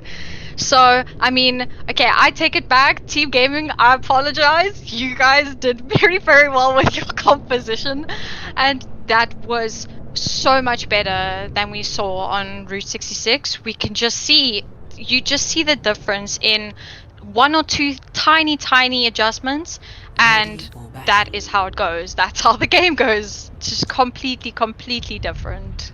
I don't think you have to apologize at all there, because the important thing was they knew that what their win condition was this time. They realized what they had to do, and you saw that patience from Aquatic and Go Outside. This time they didn't try and force it in the beginning of the fight. They start off with the Coalescence. They managed to get Newt up to a beat, and so he kept them alive for long enough. They were able to drag it out. They lasted out of the Mito ult, so they didn't rush in. They didn't commit everything and then lose the picks that they needed and then try and win the team fight afterwards. They just baited out that ultimate from Mito. Mito doing a good job there to hack as many as possible. There wasn't the follow-up that was needed though, and so they ended up actually winning that in the second half of it because they did it. Now going to the same lineup, it's going to be interesting to see if Severance's Deadly Sins can do the same thing that was just done to them.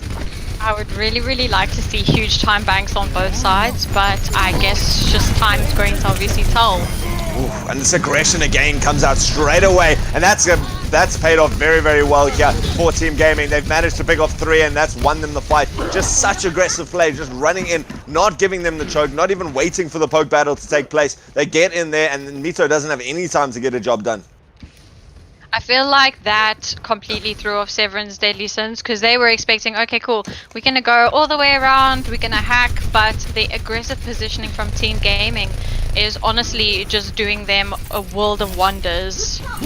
And again, they're going to go for it again. Now they dive into the front line. Does this go just as well? Go Outside's going to go down very early. The health is looking bad. In fact, he does finally get eaten by that Reaper shotgun. Cosmos going to get hacked up in DMX at the beginning of this. Aquatic does manage to find a kill on the other side, but so far it's all going the way of Severance's Deadly Sins, and now the flex comes out. Everyone trying desperately to retreat to point. We do get a remake coming out from Cosmo, that baby diva just doing so much work, but it's up to them. Now that a nice coalescence comes out, in fact one from both sides, but Brokevolley are going to be the one to get everything out of it. He manages to take out most of our man.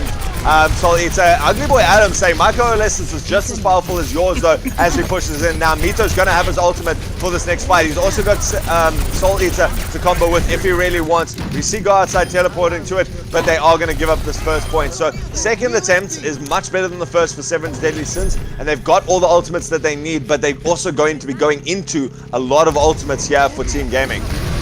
And the contest, it's still there. The recontest. Wow, they're going for this. They're actually wanting to hold us on first point, and we do see it. It's working. Dankil gets the double bump off there. He manages to knock off Mito. That means that they're not going to have the ultimate that they wanted for this fight. We have to see the beat also drop now from the side of Severance's Deadly Sins, and while they're doing well, they're managing to get there. We get the remake coming out from Cosmo, and even if they lose this is a good chunk of time that they've managed to buy for the side. We do see him still on that point, so still the time bank going up. I don't think Severance's Deadly Sins recognized that they could have been a recontest there, and they're still building it up, and that's a minute and a half that's left now, and the ultimates, a couple of expensive ultimates, a couple of big ultimates used by Team Gaming, but certainly still got enough in the bank that they can make a good contestation here on the second point.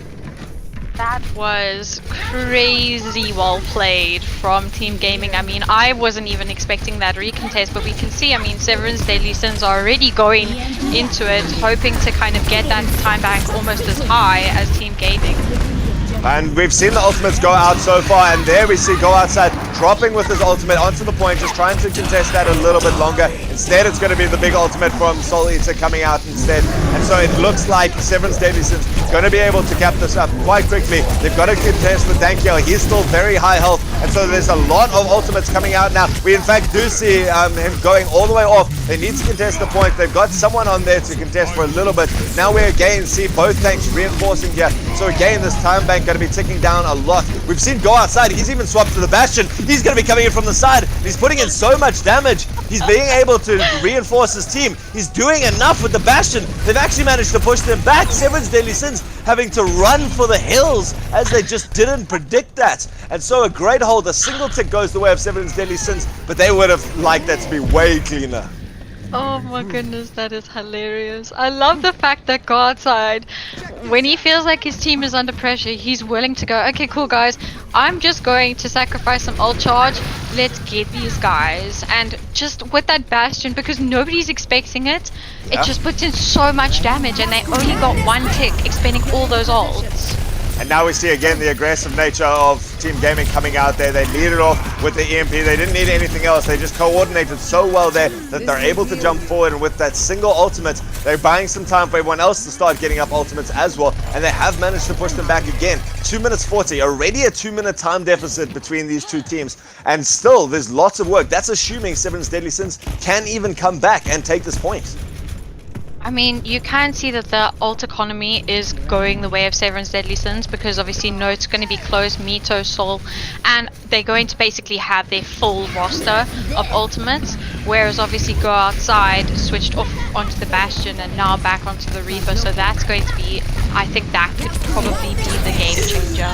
Oh, this is going to work just as well. Now we see the ultimate coming out from Mito. He manages to get a couple of people with that EMP. Not a lot of kills coming with it afterwards. Now it starts to come up. Just split that team fight off, especially combined with that Uber Bomb, means that they're able to do it, but it's not a clean fight. It's not a lot of time that they managed to buy. They're still getting contested now. We see the reinforcements coming out here. We see the beat also being dropped there by Mosama, but he's beating against a single ulting Winston, so it's not going to be the pivotal ult that they needed. Now we see Soul Eater. He finally manages to take out that Winston, but there's still a contention coming onto the point here. There's still a lot of people coming out, trickling now for Team Gaming, and they're just going to be happy with every second that they manage to get on the clock here. It's a little bit more that they don't have to do. The kills are still coming out consistently from Severan's Deadly Sins, and the swap is out now. Oh, the bomb onto the point is going to be able to find Dankiel. They would have really liked to have kept that Winston on the ball on the point. Now the hack comes out, a desperate hack coming out from Aquatic. He pays with his life a little bit, just trying to buy some time for his team to get back on.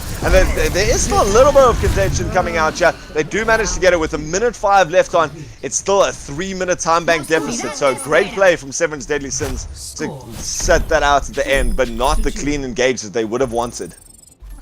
That was a very, very nice stall, but unfortunately, I feel like they could have taken that all the way, but you know, you just have to play into those ults, and when you are now switching things up because you're trying to stall out and, you know, do all of these different things that your team maybe not be ready for, like obviously switching onto that Bastion, that Soul Eater was able to have that Death Blossom up so much sooner than Go Outside, and so Death Blossom is a huge ultimate, and so we kind of have to just take that into consideration when it comes to, okay, no, this is how this team is going to approach this. We need to be reactive. Yeah, you got to predict that. You got to make sure that you are aware of when that ultimate's going to come out and the fact that there is such an ult deficit. Now it's up to Team Gaming. They've got the defense going on here. They're going to be able to see how much of Severan's Deadly Sins they can do this. It's going to be up to Severan's Deadly Sins. They are still favoring that Mito Soul Eater combo of the Sombra, but can Mito get up an ultimate fast enough for the minute 5 seconds that they've got on the clock to take this first point? And assuming that there's not another wonderful recontest coming out by Team Gaming, are they going to be able to get anything more off this? So we have seen Mito building up those ultimates quite quickly, and this aggressive play again. Here we go, running forward is Team Gaming. They're going into the back lines. They're going to try and get an early pick. Not able to get anything yet, but they're not done just yet. They're pushing forward. Aquatic going to be hacked up, so he's going to fall down quite quickly. In fact, Soul Eater going to be the one there, but he goes down. He pays with his life, getting a bit aggressive, and so that's a good trade coming out here for Team Gaming. It's going to force Seven's Deadly Sins to go back a little bit. They're going to try and fight this out. Oh no, that hack. Newt, you got to stay alive. You're not staying alive. You have now costed for your team, but it does mean that Note has gotten into a dangerous position. The rest of his team following up to keep him alive now. Note is going to go down eventually, but it is the rest of Seven's Deadly Sins coming in behind there. They've pushed their way onto points, and with 14 seconds left, they may have done enough. We're going to see the contest. No, Dankiel doesn't even touch. He dies mid-air, and so this should be first point coming out now. We do see there, it is going to be Cosmos sitting on the high ground, wanting to stall this out, wanting to try this on the front. First point here, just trying to keep it going for as long as possible. No other recontest really coming through, and so it's going to be up to Seven's Deadly Sins. They get the first point. They got 30 seconds. They got one more push. They've got an ultimate. They've got 3 ultimates, in fact. 4, 5 if you count Mo Sama and Bebo coming up for this next fight. No ultimates really ready, and it's going to be a very scrappy team fight already. We see the hack going out. That's going to be big. Now dropped also with the Diva Bomb. Diva Bomb's not going to find any. Instead, Dankiel going to give away his life, and again, a very scrappy fight coming out from Team Gaming. Means that it's going to be difficult. The hack comes out with Go Outside doing enough work on Mo Sama. Mito's gone down as well. There's still a lot of people here from Seven's Deadly Sins, but with that contestant re-advantage of the spawns, it's going to be up to the 2 tanks now to try and stall this out for a little bit longer. We do see that's going to be big. Dankiel manages to get off that primal rage, even managing to knock off Ugly Boy Adam in this first point. Yeah.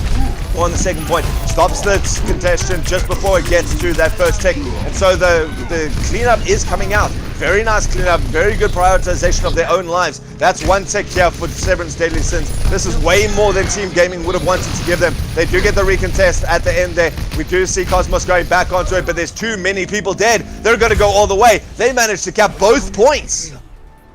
That was huge. I'm so happy to see that coming out from Seven's Deadly Sins. They knew that Team Gaming were going to be aggressive onto them in that first push, and so they managed to get that. They managed to get a pick. And because of that, now you're already fighting 5v6. And even though you do end up losing Note, I think it was, you've lost your Lucio on the other side. And so obviously that Lucio provides so much, because obviously, you know, you've got to keep the team together, you've got to keep moving, and the mobility of that. And so when you lose that, just because of the difference in respawn spaces, like, I really enjoyed the fact that they could take it all the way, and you could see the prioritization of, okay, this is who we're going to focus, this is who we're going to pull in at this time. I would have liked them to not overlap their ultis as much, because obviously there was the Cole and the Beat came out at the same time, and so it was just a lot of ultimates that all came out together, but in the end it actually worked in their favor. Note now doing a nice little jig on the front line. It's going to be interesting. 4 minutes 30 is enough for Team Gaming. If they can go all the way, they might be able to take this. It could come out to a draw, of course, if they don't manage to do everything, but it could buy us another round now. Team Gaming has a lot of time, and I think that's their big thing right now. Mito again looking for the aggression, and it certainly seemed like different teams coming through in each of these 2 rounds there. It was Team Gaming's game to lose at that stage, and they've put themselves in a very difficult position. You really don't want to be relying on the fact that you have to get a full cap now onto this. Mito goes down early. That's going to be big. The boob comes out, and so Mito going to take a long time to come back in. And we do see the aggression. We know that Team Gaming has no problem with getting aggression. They go forward straight away into this. Newt again going very aggressive. Newt, you can't give away your life like this. Does manage to get up, does manage to get healed out. Bebo's mech has gone down, and so a bit of a split team fight, but there's good target priority coming out now. Dankiel manages to finish off Bebo on the back line, but they have lost Newt again, being a little bit too aggressive on that Lucio. He's going to be able to come back quite quickly. And instead, it's going to be this Tesla cannon. He's getting so much value out of this Tesla cannon. Is Dankiel. He does eventually pay with his life, though, and they're not able to finish off anyone. He went 1v3 into the other guys. And so Seven's Deadly Sins has managed to feed enough to Notes to be able to contest this. They are getting some tick percentage, and there are still a lot of red players on here. The ults are going to start coming out here, and it's going to be up to Cosmos to try and clear this point. Doesn't manage to get anyone with his beat, with his bomb. So he's going to try a remake. No, he gets taken out before he gets the remake. And so it is going to be Severance managing to recontest this and take everything that they needed. A good attempt by Team Gaming, but they lost a minute 30 of their time. I mean, I was going to say, as soon as you lose Mito, I don't know why he didn't translocate earlier, because he was so low. He should have translocated earlier to kind of stay there, because now we know he would have actually had his ultimate up. But unfortunately, he was taken out early, but that was a huge play by Severance Deadly Sins. Now we see they love jumping on whenever there's a big EMP like this. The rest of the team goes very quickly onto it, and they should be able to take out someone. But where's the target priority? They're not being able to take anyone. Instead, Mito being able to come in. He gets the hack. There was just no one dying on the side of Severance Deadly Sins, and instead they keep alive for long enough that they're able to re-engage, and now they've got the target priority. They're going to be able to shut this out, and they wasted all the ultimates from the side of Team Gaming. But on the same side, I mean, Severance Deadly Sins, that was also quite an expensive fight for them, because we can see on Team Gaming side, they are coming up to more ults than Severance Deadly Sins team is coming up to. So I think it's just going to now be down to who can ult first and who can do the better ult in the long run. But we need Newt to stay alive and not be so aggressive, because when he goes down, it's a huge loss for the team. That means it's going to be big. Both coalitions being thrown at exactly the same time. Now we see the Death Blossom. He's managed to pin one into the corner, but there we did actually see Soul Eater managing to get out in time. There's still a lot of kills going the way of Team Gaming. They managed to pick up 2. Notes manages to take out Aquatic, so there's going to be no EMP coming from this next fight. You would have really liked that. And still, there's enough people alive. Mito, in fact, managing to get the kill and go outside. Newt going to go down as well. And still, 4 people alive for the side of Team Gaming on the point. They're going to have to carry on recontesting this. They cannot afford to now back up at any stage. Note, though, still alive on point. They're just not killing anyone, and he's managed to build up another ultimate. So he's going to be jumping back, and with only a minute left, there's now this entire map to win for Team Gaming. I don't think they can do this. I was hoping that they would bring that team fight together, but unfortunately, Severance Deadly Sins were just anticipating what they were going to do, and so they were able to actually react to it so much better. Oh, we see the bomb being thrown up onto the high ground. It does push everyone off and makes them a little bit worse off. Now we see the big hack coming out here from Mito. He manages to get one. He's lost 2 teammates in the beginning, though. Dankiel's going to be the first to go down. We did see how important that Winston was from Note on the other side. Note is still going to be here. He's going to be recontesting soon enough. We do see Diva getting to the high ground. Bebo going to be alive. Just shooting out with that Bunny Blaster now to try and take it out. He's going 1v1, but go outside. Going to be the prime target.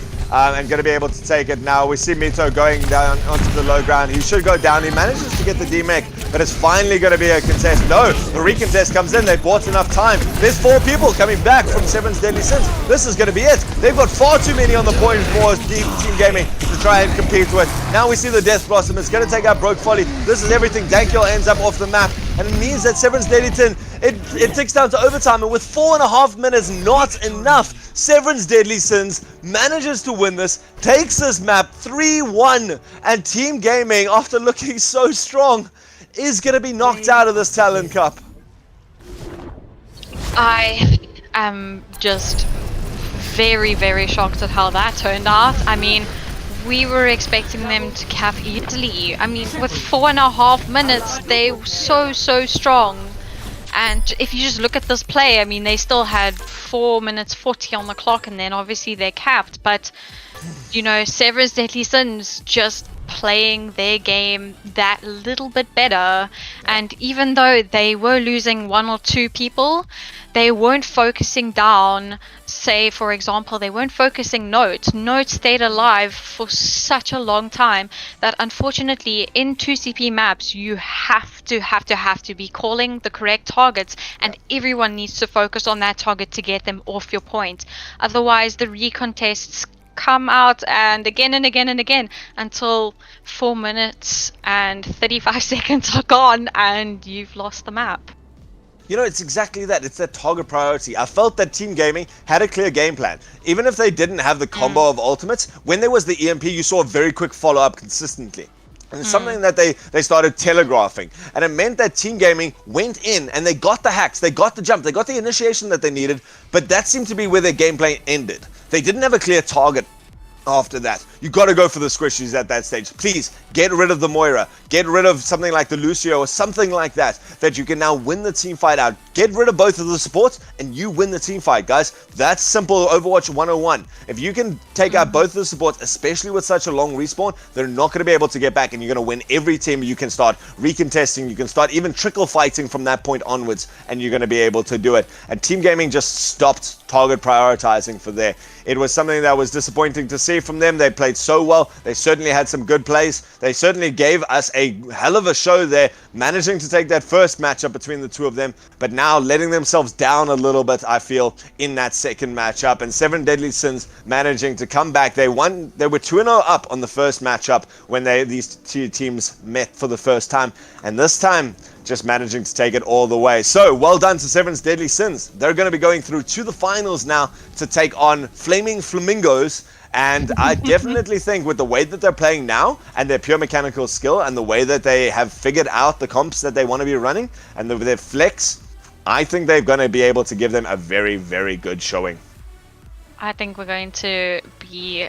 Oh, I'm so excited for the finals now after watching that and seeing what the Flaming Flamingos have done, obviously, over this tournament. I think this is going to be such a nail-biter of a match. Oh, yeah. Yeah, so unfortunately, Team Gaming just not having that follow through past the initial, okay, this is what we're going to do, and then having to get into that team fight. But now, you know, it's all about adaptation as well. Like, if you're getting the hack on someone, you have to adapt from there. If that target doesn't fall, you need to go, okay, cool, like, think on the spot, what are we going to do next? And it just looked like that was a little bit lackluster on their side, but they did give us an amazing showing. I mean, that Kings Row performance was crazy, and you know, it's like, okay, these guys can do this, like this can go to a 3-2, you know, either way.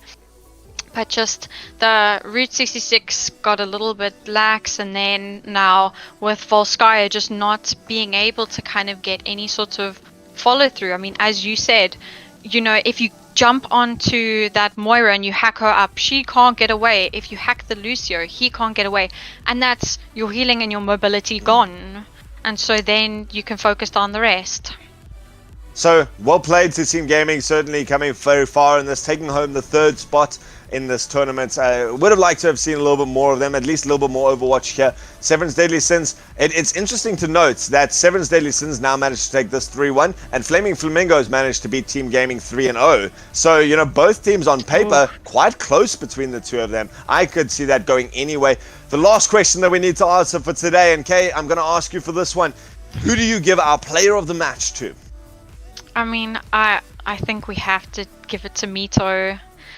Just honestly, those hacks that he was getting off and those ultimates were game winning. I mean, they took us 3-1, and you know, they were winning the fights. He knew when to go in, and he was building up those EMPs so quickly. You could see that it was a hero that he was well versed in and comfortable with. And so, you know, that whole structure and that play style around the Sombra, it worked so well for them. And so I've got to give it to Mito.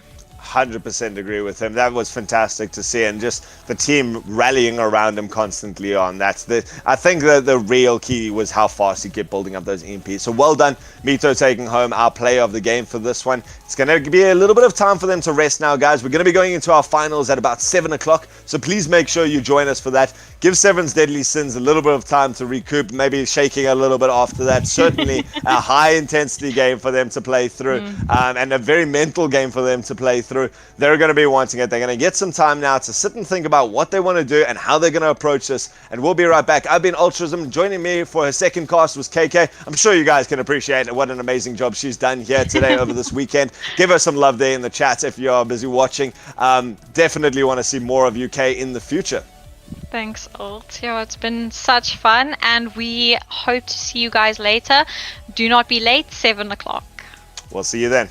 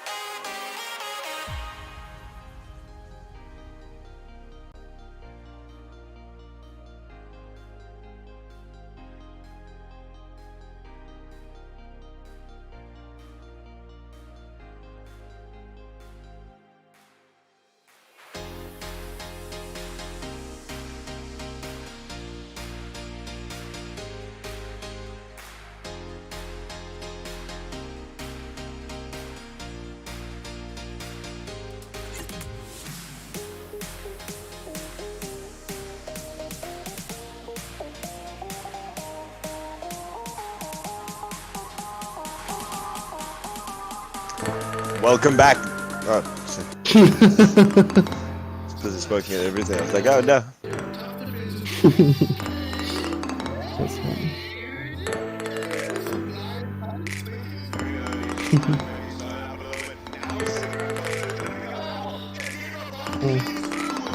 Everyone.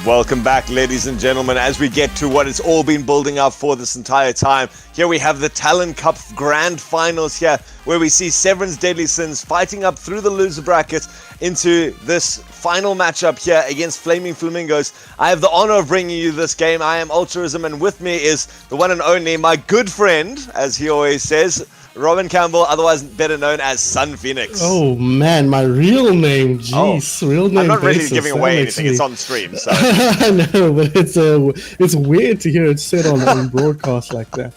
I mean, I'm excited to be here. Obviously, Talon Cup Finals. You and I specifically have spent this whole weekend covering all the matches. We've had busy days today and yesterday. In fact, I only didn't cast one game today, so I've been putting in a heavy shift. But I knew I had to cast the grand finals with my good friend Altruism here. Looking forward to this one. 7 Deadly Sins with a coming through that lower bracket finals with a pretty dominant performance, it has to be said. They're looking much better than we saw them in the match that they played against Team Gaming previously. Yeah, of course, winning that most recent rematch 3-1. But they're coming up against the Flaming Flamingos here, Altruism. Now, I looked at some stats. You know I love my stats. I looked at some stats coming into this one. And Flaming Flamingo, doing their best 80k impression, have lost exactly 0 maps so far this tournament. So they are completely and utterly undefeated.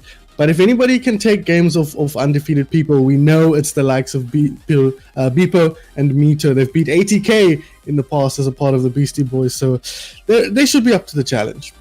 Of course, if anyone's going to be here, and it's always nice to see one team come through with really strong performance so far. Obviously, they've managed to get some really good cohesion. Cohesion has been the name of the game.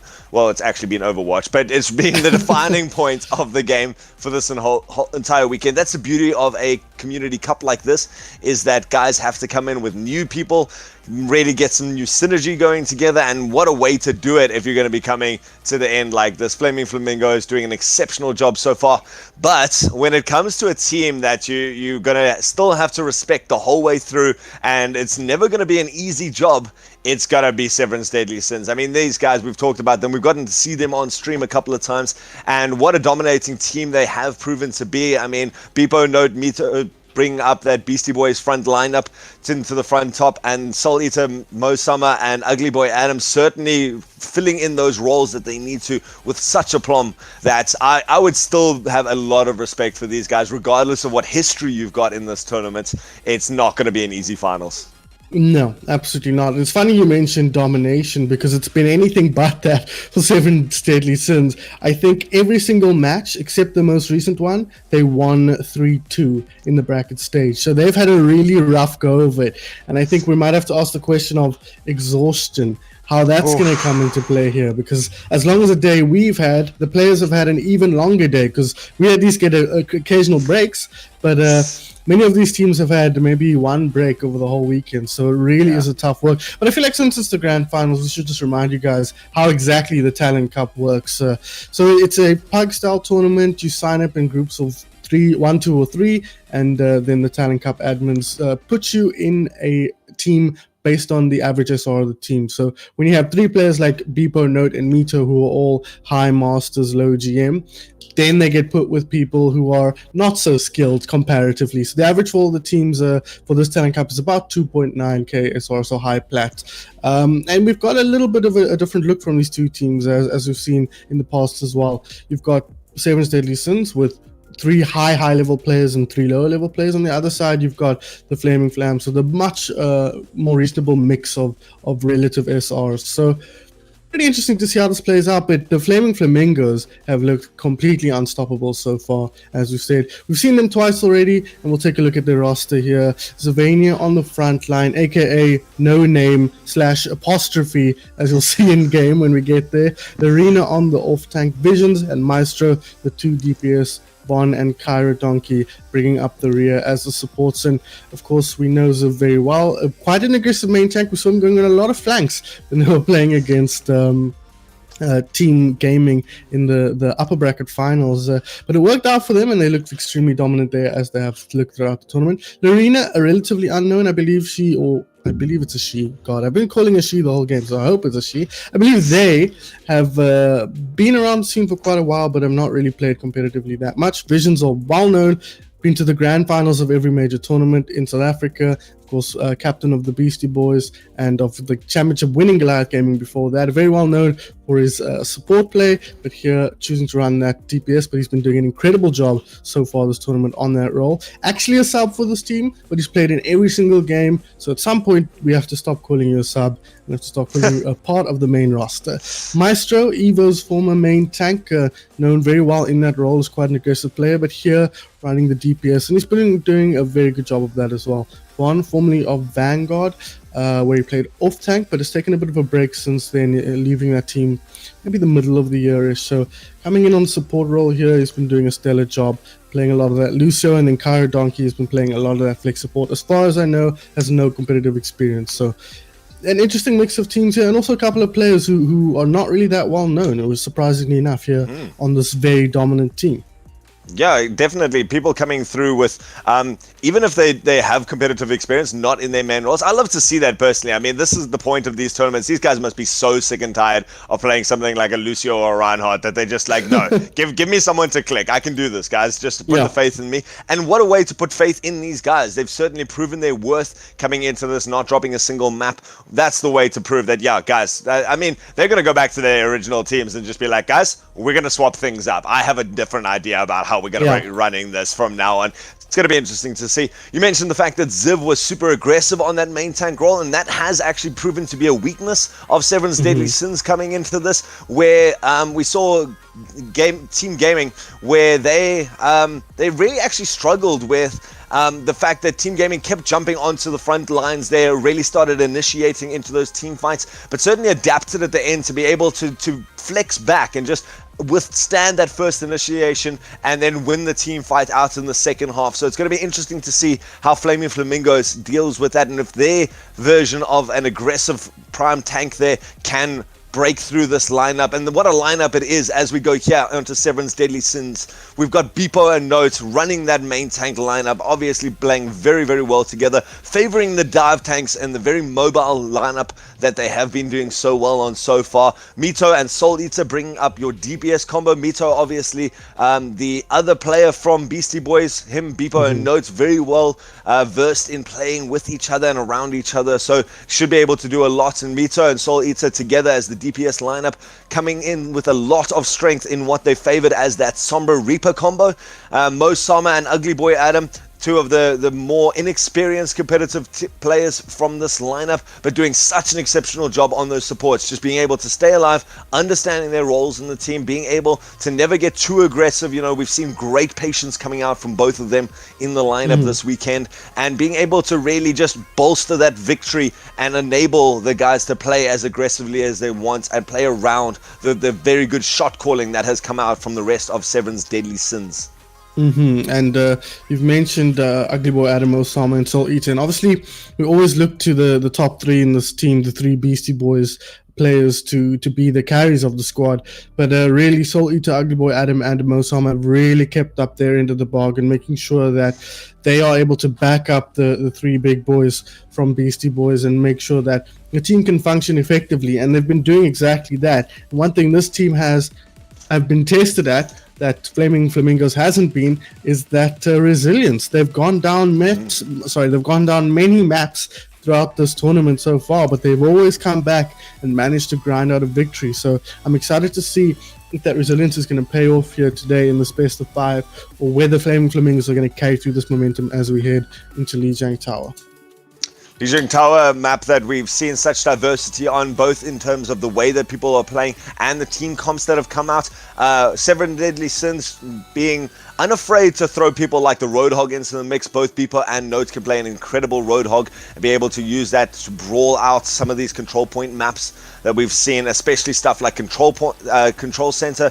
Very definite map that favors that brawl composition. It's going to be interesting to see if they can get that same value on it. Another key aspect of Seven's Deadly Sins has been their positional control. You know, they're not afraid to now take up an aggressive position, really win the team fights out cleanly, and then push forward to shut off that initial choke. And so it's going to be interesting to see how Flaming Flamingos is able to break through that. We could see Ziv charging forward on the Reinhardt, never afraid to press that shift button and go streaming ahead of the team, and then backs up very well. And Visions and Maestro understanding the pace of a game very well. That's the beauty of a support and a tank player, means that you understand how to move with the team. And so always having that DPS on it. We're going to go first onto Night Market, and, you know, a nice map to start off with here. A very point-centric map here where the guys are going to have to get in there, and I'm excited to see what sort of lineups we get here. You know, obviously the most favored map for something like a Sim TP strat, which can really catch a team off guard, but whether they can execute it is going to be the name of the game. Yeah, absolutely. But we haven't seen these teams be particularly wacky. You know, we saw earlier in the tournament, all the wacky teams are dead now. They've been eliminated by meta play and high mechanical skills. So unfortunately, I think it's unlikely we see anything along the lines of the Sim. But Nicho's going to bring in the Echo, a blue female DPS hero. So it ticks a lot of the boxes there for your altruism, but a little bit more meta perhaps, I think, than the Symmetra is.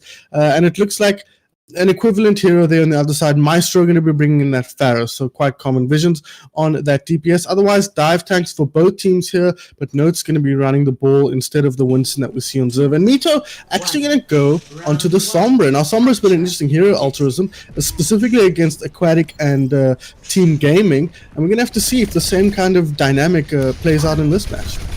Again, we see now Notes taking up an aggressive position on the side there on the ball, looking for that swing around. Is going to be coming in to re-engage here and has to do it quickly. Kyra Donkey taking a lot of pressure here in the back line, doing very well, but manages to sleep up Notes. Instead, it's going to be Visions opening up the kill count. Lorena following through with that, and so an early kill count coming out here for Flaming Flamingos. Severan's Deadly Skin in Sins. Deadly Skin is not the way to do it, but the skins on the side of Flaming Flamingos definitely being more deadly here as they open that up. A very clean initial team fight to take that point.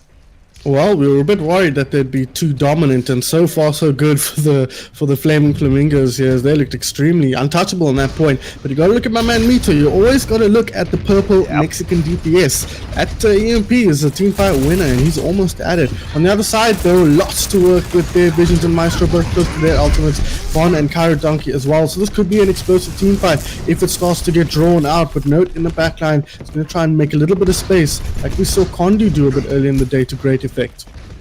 Certainly, with these two very mobile tanks coming out from Flaming Flamingo, they offer a lot of space up to Maestro. He's up to 80%. Visions, the other mobile DPS, coming up to 100% on his ult, so he's going to be able to drop that into this. Looking for a good target for that bomb, and they initiate again now. Jumping forward, the hook comes out. We did say Beepo is able to run that Roadhog, but not being able to get anything out of it this time. Going to go down very early in this team fight, getting hit with that anti-heal grenade. Going to be the only casualty so far. Now we see the Diva Bomb going to be dropped here from Lorena, but there is the massive EMP that comes out, but it's not enough. Lorena getting so much value out of that self-destruct to clean up this team fight. So far, Severin having no answer to the lineup of Flaming Flamingos. Yeah, I'm surprised about that a little bit. A great work from Lorena there to bring that one back, and Mito committing the EMP is disastrous not to win a team fight with that. But again, 50-50 fights, you throw the EMP out, that's a risk to take. That's the complaint I always have. It's a fight winner, just win the fight with it. Don't try and unlose lost fights. No, you're going to be the one to initiate into that, and now it's going to again be the role of Seven Deadly Sins to take the back foot. They've finally managed to pick up Maestro, so he's has dropped his ultimate, got nothing out of it though, and now Mito going to be the more important DPS, going to pick up a couple of kills there. Kyra Donkey managing to take out Notes in the back line. We've seen the Coalescence being dropped now as well, as Lorena trying to get out, actually is taken out by the mine, runs straight into that. But Visions gets the double pulse bomb kill onto that, so it's going to be up to Seven Deadly Sins. They're going to have to do something here. Soul Eater working on the point there with Beepo to be able to take this. They've been reinforced now by Notes. Notes going to almost be booped off the edge there. Soul Eater manages to pick up the other supports, and it's now just the flying duo in the air. Von going to go down. Maestro manages to get a kill, but has no support now, so could face a death quickly. There it is, going to be there at the hands of Soul Eater, as we see Seven Deadly Sins finally managing to take control of this point. They're going to try and look to extend this a little bit more, and all the ultimates dropped by Flaming Flamingos means that Seven Deadly Sins has got all the ultimates that they need for this next fight. Oh man, Severin's Deadly Skins. I don't know Severin well enough to know if that's true or not, but it's probably not. And looking at coming into this next team fight though, this is going to be a test for Flame Flamingos. Can you push into Severin's Roadhog? That zone of inhibition we talk about so much. They're going to open things up with the Nano Boost though, try and find some space here, but Mito firing back straight away. Bit of a flex coming out from Seven Deadly Sins. Oh, that Death Blossom, that shuts down the fight straight away. Even after committing the Nano Boost, they're not able to get anything, and we see the amazing Replicate also coming out. So the double Reaper on point just proving way too much here for Flaming Flamingos to do it, and they've already got the 90%, but they need to start getting back into this quickly. Yeah, they got time to build ultimates though, so they should be okay as long as they don't get too antsy here and start throwing ultis into last fights. But look at the comp that they're running on the side of Seven Deadly Sins. How do you dive into that? And we see they've switched up now. They're not diving into that. They're going to go for the brawl composition instead here, and I think it's a good choice. It's going to be interesting to see how much work Mito can do in the background. Now we see that barrage being thrown into the backline. Maestro does go down eventually, just managed to pick up Beepo's Roadhog, and it is instead the brawl is still going the way of Seven Deadly Sins. They're managing to do this out. Now they've got the Coalescence to keep the team alive. That's great play by them, and again, Lorena just being the last one left on point, and what a nice trickle that they're getting so far. Mito finally gets the kill, and still Flaming Flamingos getting on the verge of last fight territory. Yeah, absolutely. This is 100% last fight territory here, and they're struggling a bit. They threw a couple of ultis into that team fight. I asked them not to. I begged them, please, use your ultis together as a unit. You've got time to build them up, but they tried to get something with the barrage, the self-destruct as well, and now they're coming in with a pretty empty bank here. Mito's got that Replicate. That could be a Reinhardt going the other way. In fact, does go for the Reinhardt. Going to start swinging away. And now we see Visions with a good Death Blossom in the middle. Manages to pick up one, but it is going to be Mito throwing out that Shatter to put this up. And now the nice res comes out. Soul Eater's going to be back into this fight. He's very close to his ultimate, so if he can pick this up. Visions running for his life now, chased around the outside, and all the tanks split up by the side of Flaming Flamingos. They are starting to get a couple of them. Mito going to fall down at the beginning of this. We do see that Death Blossom just zoning off the point, taking out Maestro, and it is going to actually be a turnaround. Seven's Deadly Sins managing to cap first point. Yeah, and that was the Mito show. I think getting that pick on the Reinhardt there with the duplicate really set them up well to bring that team fight back in their favor, because remember, it was a pretty rough start for them at the beginning of that. They lost a couple of players early, but managed to bring that back through Mito's ultimate there, and Note's ultimate as well on the point. Really, really important. He picked up a few stragglers there with the mines all over the point. Obviously, we know how that affects your ability to move around as zoning as it is. So really, really tough one for Flamingos to push into, and they do end up dropping this point. So on the back foot a little bit here, but now this is where Maestro can really shine. On this map, the Pharaoh can get a lot of value, and they're running the dive once again. Beepo not going to commit to the Roadhog here, so the dive likely to be a little bit more successful, as we saw at the beginning of Night Market. Indeed, Mito's done a lot of good work there. They just recognize that Reinhardt shield not going to be able to provide a lot of protection against it, or a lot of damage going in straight away. Mito going to be able to get up a lot of ultimates. Soul Eater managing to get healed back up. And the divers come in, so it's going to be up to Seven Deadly Sins to be able to survive this. Soul Eater not being able to do that just yet. And so now we see the Moira having to desperately jump backwards. A nice bit of space created by Notes, but is that going to cost him his life? No. Soul Eater being able to come back up, and Mito proving to be the better aerial opponents as he manages to take out Maestro with that finishing beam. Now Notes finishing off the other DPS, so most of the DPS gone down now for Flaming Flamingos. It's going to be difficult for them to pick up any more kills as we now just see the pressure coming out from Severn's Deadly Sins. Oh, come on, man. I've said this team so many times, it's surprising. But we are seeing them now go on to the point. Regardless of my inadequacies, they're certainly proving more than proficient as we go forward. Now the Pulse Bomb comes out, does manage to find Mosama. That's going to be a big pick for them. Mercy's going to go down, has used the Resurrect already in this, but the rest of Severn's Deadly Sins managing to come out. It's going to take them a while to cap this point. Considering Flaming Flamingo's got it first, that's a lot of ult percentage that they've got up here. And they're still managing to contest. Wow, they're okay. still holding. Vision's coming back onto this. Now the Mercy's back in. Mercy's going to fly up into the air. Maestro's managed to come back in now on the Pharaoh. They're both going to drop very quickly though. And we see the Valkyrie being committed now by Severn's Deadly Sins to try and keep this up. 50% is our percentage ticking. So every bit of trickle that can come out here from Flaming Flamingos is what they need. That's going to be very happy about that. All of the ult's going to be up for Seven Deadly Sins in this next fight. They've managed to pick up 4 and a couple of ults being thrown out already. They've dropped the nano boost from this fight onto the monkey that's raging onto the point. Now we see a barrage coming from above. Doesn't get anything, instead gets picked off by Mito in the air. Depot going to be jumping off the edge and taking the L on that Diva. He's going to be able to reinforce quite quickly. But again, this percentage still ticking up. Still not being able to clean it up. Here goes this self-destruct into the middle of the point. Doesn't find anyone, but does manage to buy them a little bit more time. Up to 85% in a single team fight. That's going to be huge for Flaming Flamingos. It doesn't matter that Severance is still winning this fight.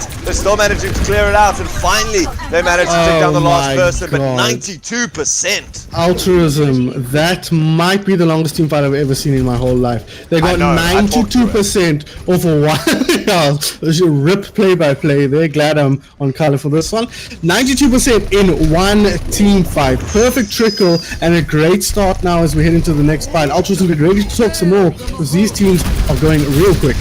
Well, it's going to be up to Notes to try and come back in and reinforce his team now. Soul Eater making a good headway there, taking out the big main tank. Ziv going down instantly. Notes being able to take out Visions with the back line, and so it is going to be Seven Deadly Sins being able to take this point now, just being able to hold this for a bit longer. Even manages to take out Arena there with that self-destruct, and his poor Reaper now left on there. Maestro going to go down very quick, and a nice, much cleaner fight coming out from Severn.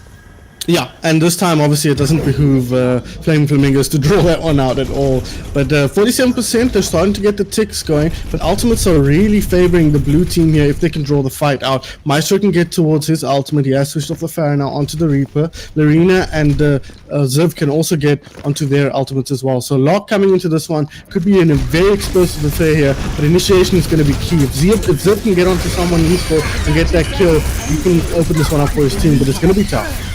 Notes doing a great job though to separate this off now in the background. He's managed to drop those mines, and even though we've got Maestro running forward with that Death Blossom, he doesn't actually get anything. The better Death Blossom comes out from Mito. He's replicated onto the Reaper, and he manages to get out a Death Blossom, which is going to start tearing through these tanks. Mito picking up a triple kill so far already, and so this is going all the way of Seven's Deadly Sins. They managed to get up to 90% on this and separate this off. And you got to think that that went all the way because of Notes separating off that team fight in the beginning. Yeah, absolutely agree. And 95% in the clock, they will be able to get the touch of Altruism, but it's going to be a scrappy fight with no ultimates, basically. Ball switch for Ziv here. He's going to try and get in and just buy some time for his team when he gets here, but it's going to be a really tough push for the blue team. Nice dive into the front goes Arena managing to put that self-destruct on there, just zones it out a little bit, buys him some time. Here comes the counter self-destruct onto the point, also not going to be able to pick up anyone. Does open up an opportunity though for Note to get a kill, got to pay with his life very quickly though, and they have swapped the points. They're going to start being ticking up, and it means that now the initiation has to come in. Mosama manages to get the res onto Note, but he's paid with his life. Oh, Soul Eater, that's what you needed to get this out. Manages to get the double Death Blossom kill, does again pay with his life, but it's going to be interesting to see. And that The self-destruct kill takes out again. Mito this time replicating again. Another self-destruct comes in here. Vision's picking up the kill there, and Vision's again jumping off the edge. That could be difficult, and now we see Mito fighting it out to the point. Here's the last one there. We see Maestro coming in with a Death Blossom, not managing to pick up anyone, but zoning it very, very nicely. Mito somehow still alive on this point, has been reinforced by Bippo. Bippo's going to go down quickly to those mines. Going to be taken out. Maestro getting up the Baby Diva kill, and now the swinging Wrecking Ball somehow managing to find that specific little gap between these mines means that he can contest it for a long time, staying very nice and healthy. Mito's still here, so getting a lot of damage in, and still the swinging Wrecking Ball is keeping this alive. It's going to have to turn around. Overtime Seeking's down, but we've managed to get back up to this point, not wanting to C9 this just yet. We see the Soul Eater coming in here, teleporting onto point, start doing damage, but it's all Maestro. He's the one on the kill feed, managing to do everything that he needs on that Reaper, managing to clean up so quickly and so cleanly, and getting those. They've considered themselves a bit of space here with those mines for Bippo to play around with a little bit. It's going to be difficult, and finally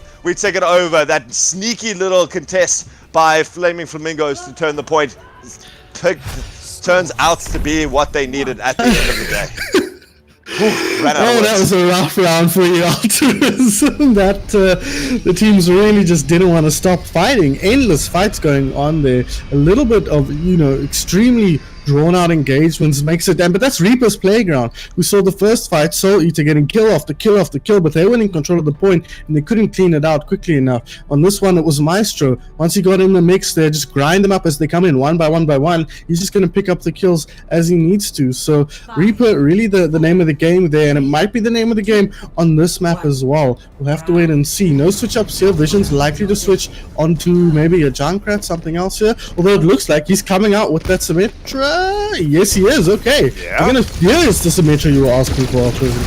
Well, there we go. Not typically the map we see it on, but a really nice play because it allows them to get quick point control here in the beginning, and that's what won them that fight in the last round. Now that Beam's going to start tearing people apart, and he recognizes how big these heroes are and the fact that he can cleave them down. He takes out Soul Eater in the beginning of it. He does pay with his life. That's the problem about the glass cannon that is Symmetra. Still a lot of kills going the way of Flaming Flamingos, though. They now have to try and take out those aerial proficiencies here. Most armor as he jumps across there, not managing to get to safety. Instead, Mito going to go down, and again Flaming Flamingos takes first control.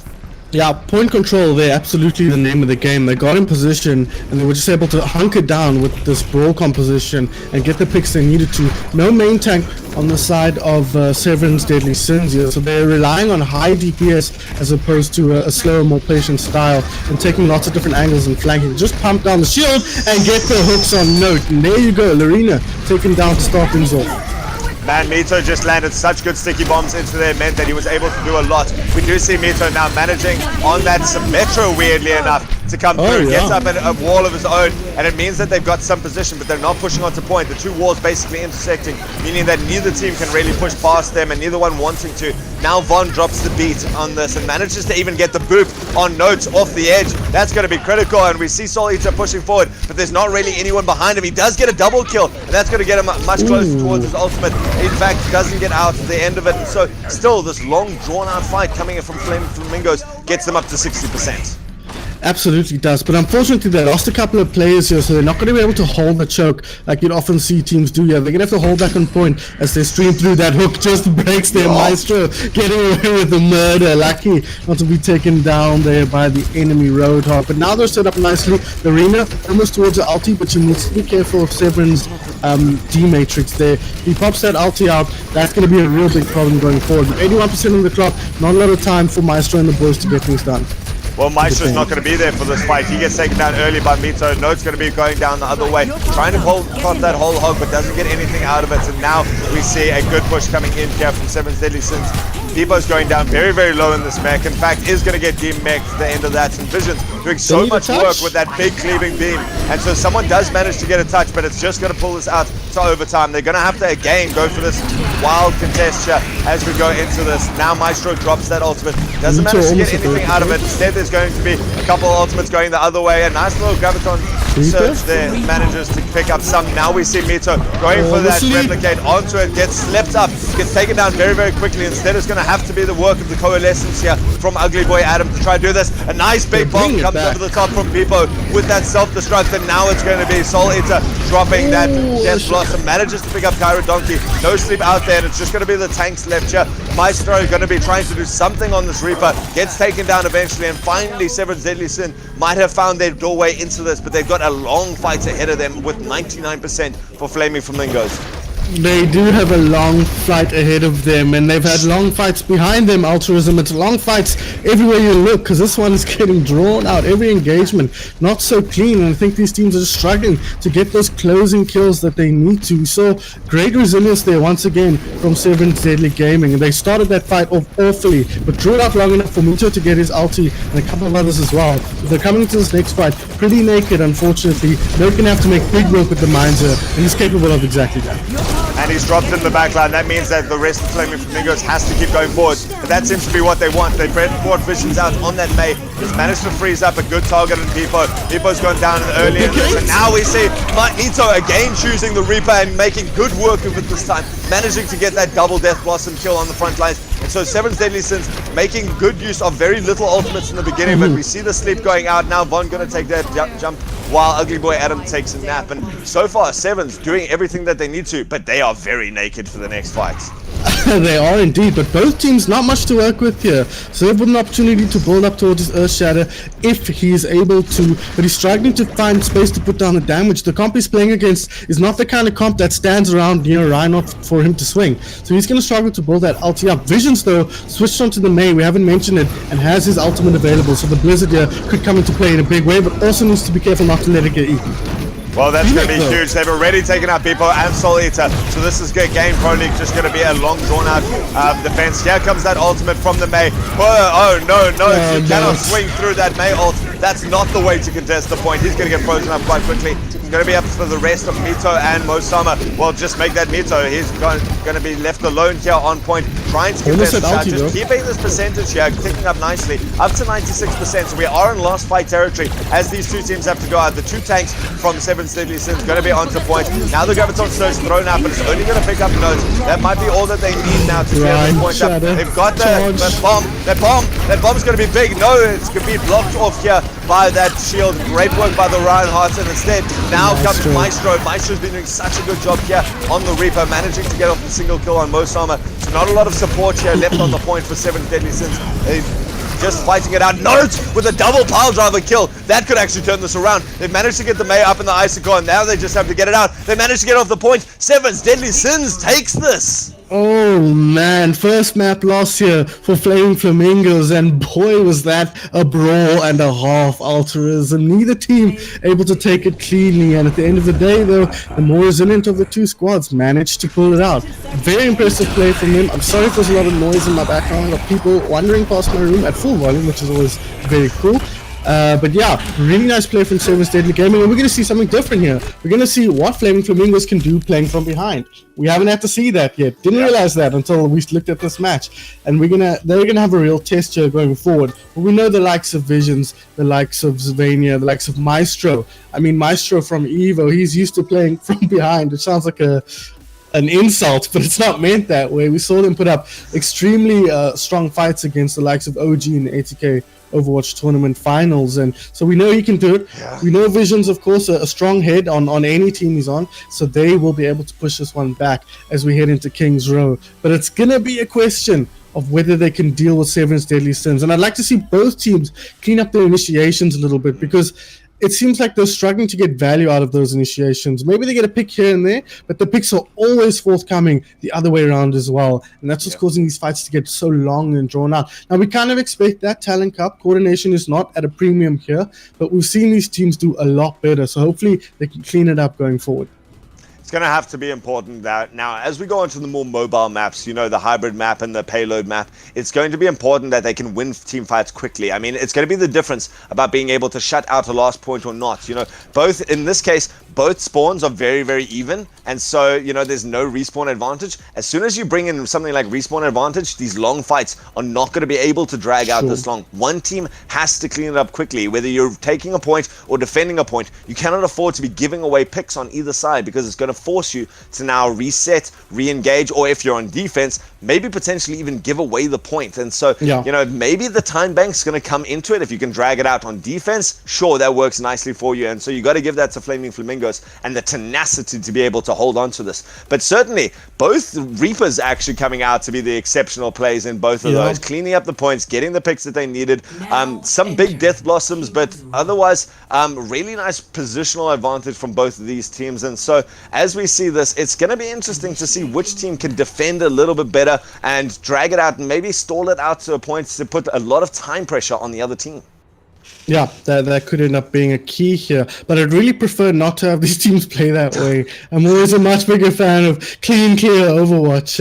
I like a messy brawl every now and again, but for the most part, the cleaner the execution, the better. And if both teams are playing perfectly, you still get exciting matches. So I'm looking forward to seeing if the teams can clean up the mistakes they were making on that last round a little bit, clean up their initiations and executions in general. Compositionally here, as we come into King's Row, of course, well known for that brawly style. Ziv is going to open things up here with the Rhino potentially. But on the defense, still no main tag. They do have note on that Roadhog, so that could be interesting. Mito, another standout performer. You spoke about the two Reapers, Altruism, but you didn't mention the third one who really stood out in that match. Mito, honestly, bailing his team out on so many different occasions there with the duplicate. And it's going to be interesting to see if he can replicate, no pun intended, that performance on King's Row. Well, he did pick up a Reaper himself on so many of those occasions, so it definitely was still the battle of the Reapers, but just more Reapers going the way of Seven's Deadly Sins. Both teams looking for that Reaper. In fact, Soul Eater going to be sitting on that Reaper. We've seen Maestro swapping now onto a Widowmaker, potentially just looking for that first pick, but you got to try and pick off someone. Considering you've got someone like Mito and Notes, both of which can do some pick potential of their own. Maestro's sticking on this Widow for a long time. Not going to be actually changing off this. He's going to come out with it. He did this earlier. He comes out on the Widowmaker and he plays it very, very well. So it's going to be a question of whether the opponents can actually deal with it. But so far, so good for Seven's Deadly Sins. Indeed, Mito managing to get a pick up there. Kyro Donkey being a very aggressive Anna, managing to take this out. Visions using that attack Torbjorn to good advantage to take out Soul Eaters. And there, now we see the hit from Maestro goes up, but it's instead Visions getting the kill onto Meepo. And so Flaming Flamingos, after a great initiation, take first point quite cleanly. Now, very nice play, and I like what they did there. They backed up a little bit to protect Maestro. They know if they can keep him up, he will find value eventually. Even if he's not popping heads, he's making Note's life a little bit difficult by always peppering him as he comes past his vision. So, again, no pun intended. So, really nice play from that. I also like the attack Torbjorn. It's a little bit wacky, which is pretty cool, but it's not that unusual here. Vision's channeling, I think, he's Mito, somebody well known for that, but Note, he's decided he's going to take Maestro into his own hands. Oh man, that was fantastic. We just saw Mito actually posturing against the Widow then. So the Widow was so focused on taking that. Now we're going to see Mito doing a lot of work. Gets onto that Diva very quickly. Already up to a self-destruct. He's going to be able to zone this very easily. Pops out that self-destruct. He's going to take away the Rhino shield. No, he actually gets hooked. Note's managing to do it. Doing so well that he manages to take down the shield, but doesn't pull him away from it. Taking out that main tank, and Mito now getting another self-destruct kill. Picking up Kyro Donkey on this one instead. And so managing to get lots of value out of that replicate. Great way to shove them back through the choke, and Flaming Flamingos running for their lives. Oh man, talk about synergy and coordination there, Altruism. You mentioned how Mito took Maestro's attention and Note took advantage of that. This time it's the other way around. The bomb comes out, Note brings in Zerg. Speaking of bombs, here comes one, might get a couple of kills, doesn't, but they're getting aggressive now. Splits off and just secures them that push through that choke there, which is a nice play by them. Did split up the teams, but the rest of Seven's Deadly Sins still managing to stay alive quite nicely. Now we see the whole hog coming out, does manage to get the D-Mech, and he's just trapped now between the Molten Core. So not a lot of way for him to go, but he doesn't really need to go anywhere. Instead he gets the hook on Von, and Von's going to go down quickly. The arena managing to trace down Beepo, but the rest of it is just the Note show. He's managing to take it down, and Beepo gets raised up back in the back of this fight. It's just going to be a tank show running through the backline. Look how aggressive they're being now, pushing them all the way into sport. spawn, and it's just no answer for Flaming Flamingos just yet. Yeah, I was just Look where about they to are mention still. altruism. Yeah, this is a selfless gaming in 2018 or whatever it is. Just getting nice and aggressive into the spawn hole here and making sure you feel uncomfortable. They're putting Flaming Flamingos under so much pressure, and that's the name of the game here between Note and Mito. They're taking different angles, making sure you've always got to be of where your positioning is and where your biggest threats are. But there's three threats on this team, so it's such a difficult team to play into between Note, Mito, and Beepo. And there's a hook Ziv. into Vicious. Doesn't find the kill, but Ziv! On the Look at angle. that flanking Reinhardt. He took the long way around. He went up alone and he just charged through the side. Drops his Earth Shadow on his own. He's got it in a couple of the picks so far, but I think he went too far alone. And he's being pushed back now by that whole hog. And it means that he's been pushed straight into the hands of Soul Eater. Still a bit of a contention coming out by Flaming Flamingos, but an Anna on the point alone is not going to last long. That was an interesting play, but I would have loved to have seen a couple more people from his team following that up.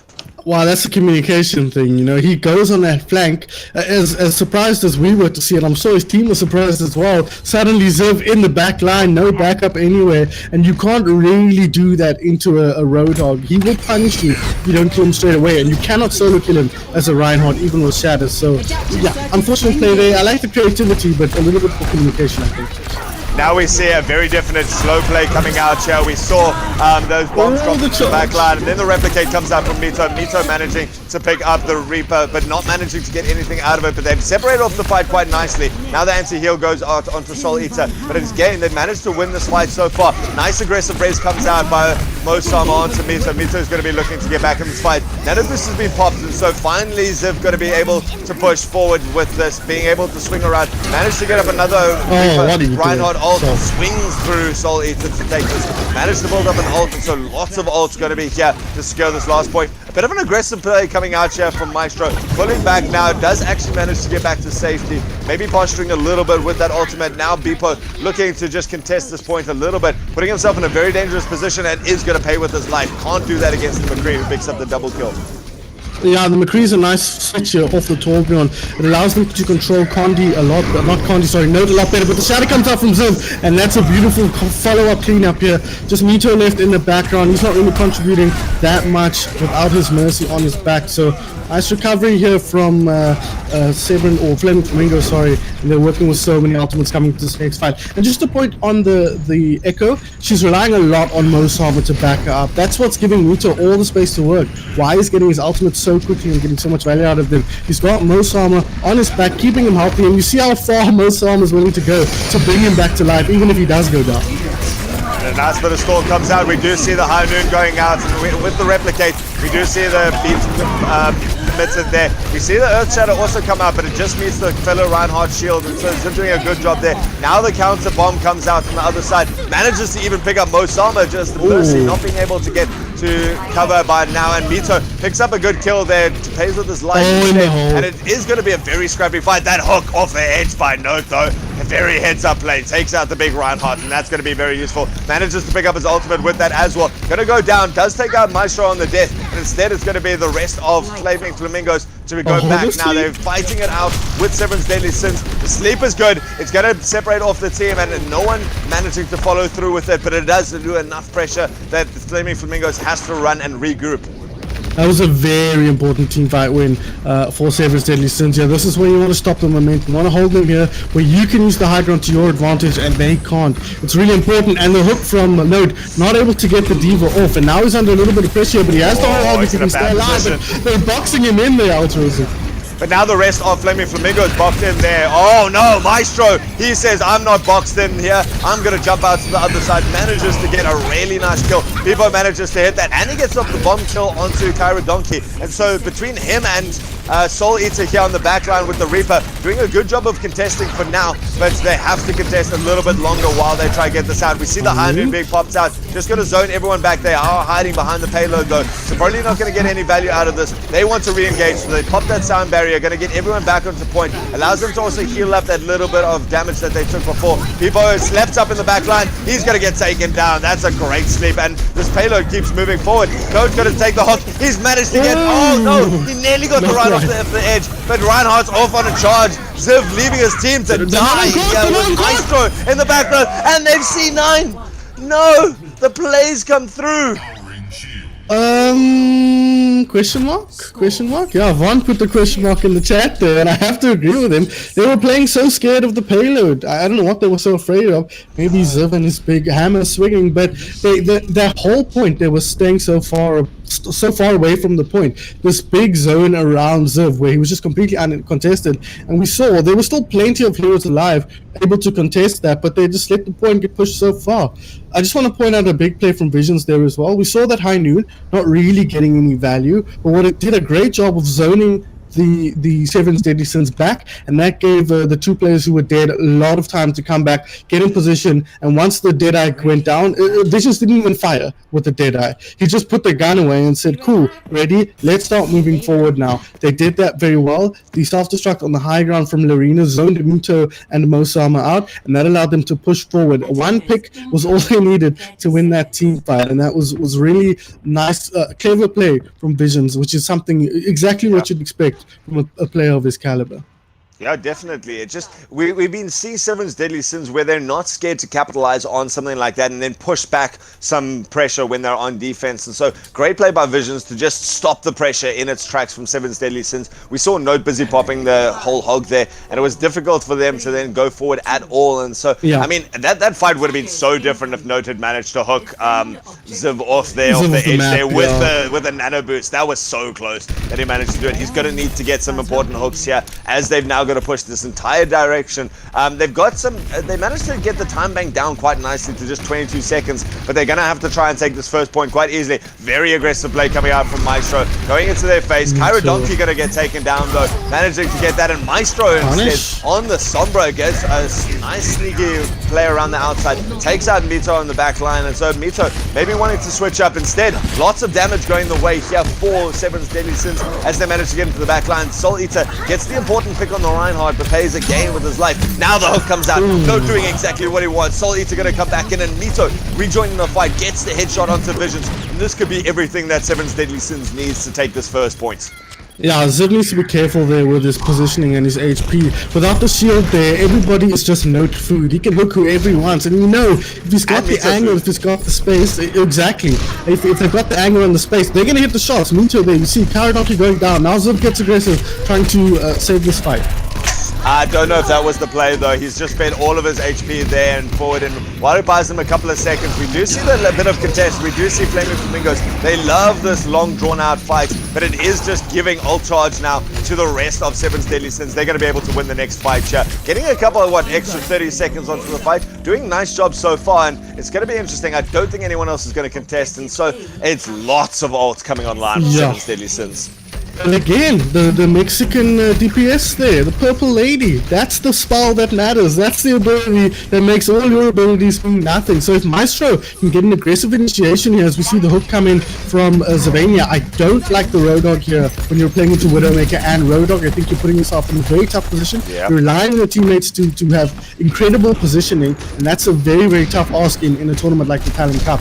So we're going to have to see if they can make it work. But like I say, the EMP here, that's going to be key. If he gets it off early, initiates aggressively with it, they can definitely still win this team fight, but that's a bad start.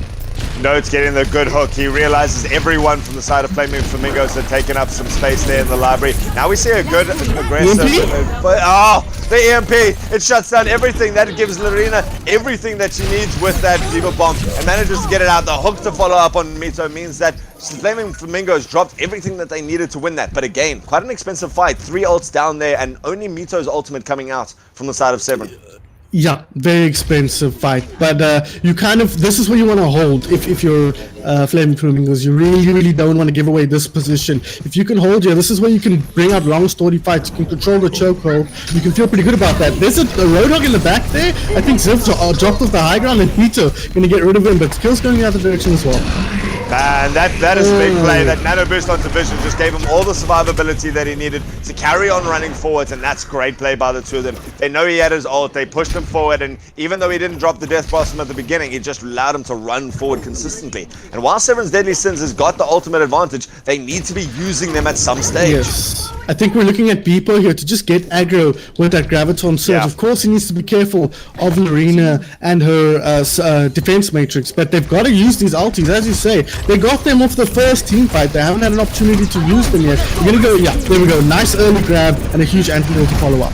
And that's big. You follow that up with Mito's bombs, and it's going to allow for a lot. Mito going to go down. No, in fact, manages to jump up into the high ground. And now Soul Eater has just been distracted for too long. Gets into the back line, gets the triple kill and the Diva mech. And secures that. Just really nice patience. I expected that to follow up the Graviton Surge, but instead just holds it for a long time.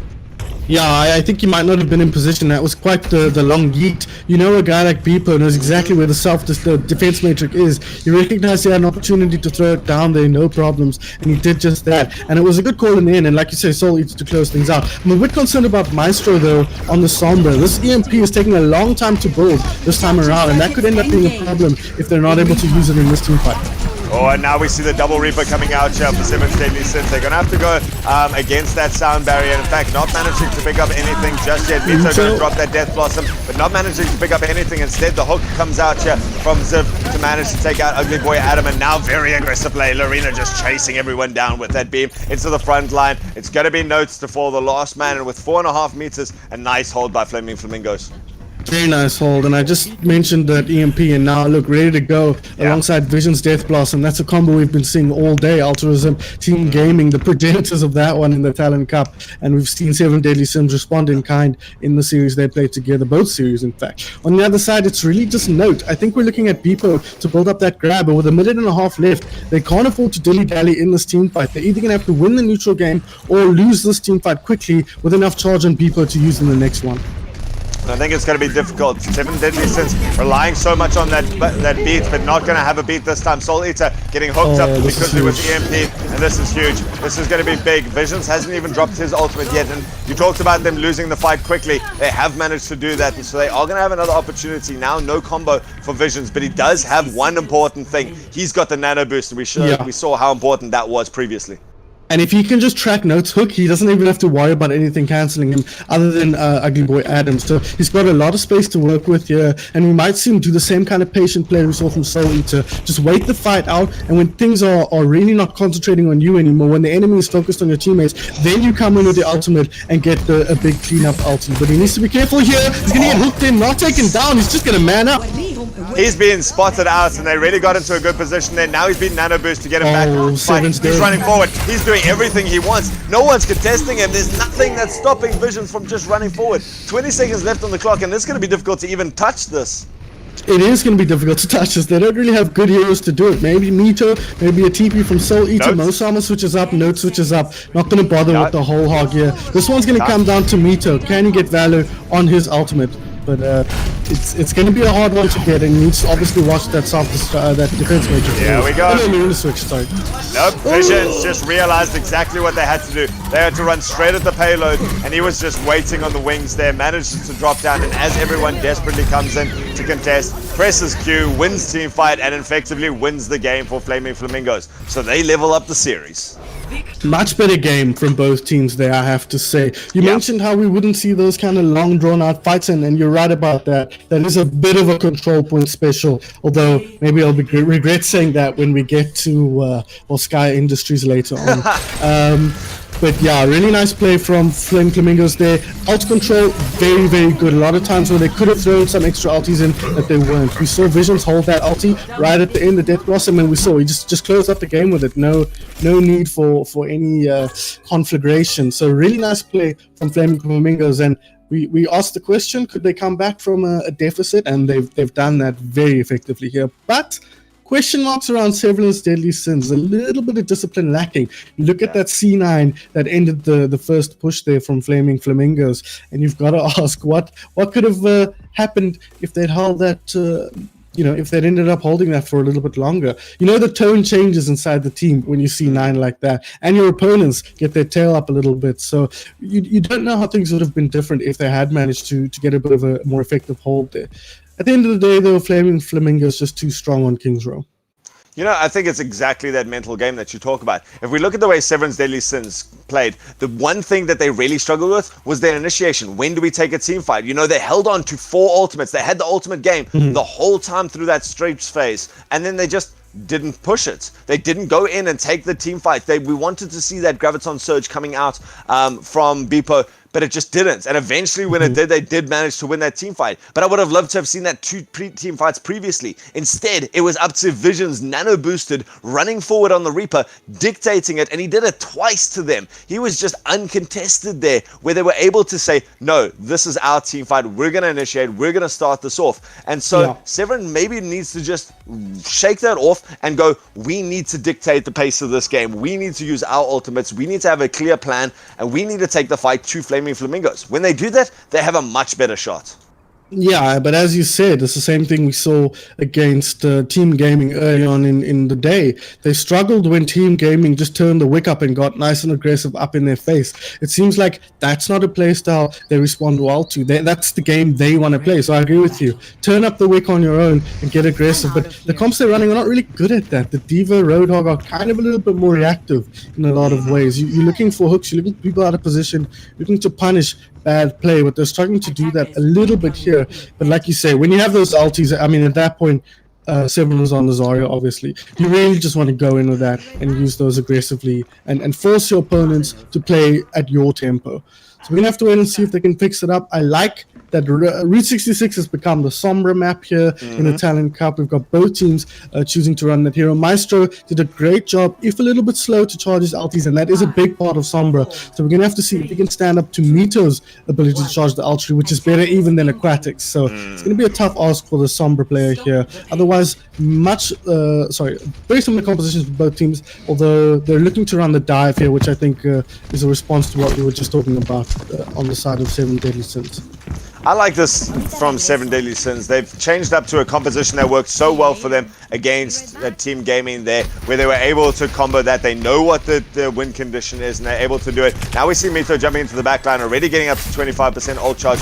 Nice high ground position coming out from Flaming Flamingos, but they need to drop down eventually. Maestro's in the back line. He's trying to get some work done here. Able to get a little bit. The hook comes out. Quite a nice one. Only manages to find Bebo, though. Bebo going to get demeked as a result, and now good rest of the initiation coming out from Flaming Flamingos. They've done well to retake this point, just very patient on their timing and going down, and when they do, they win fights.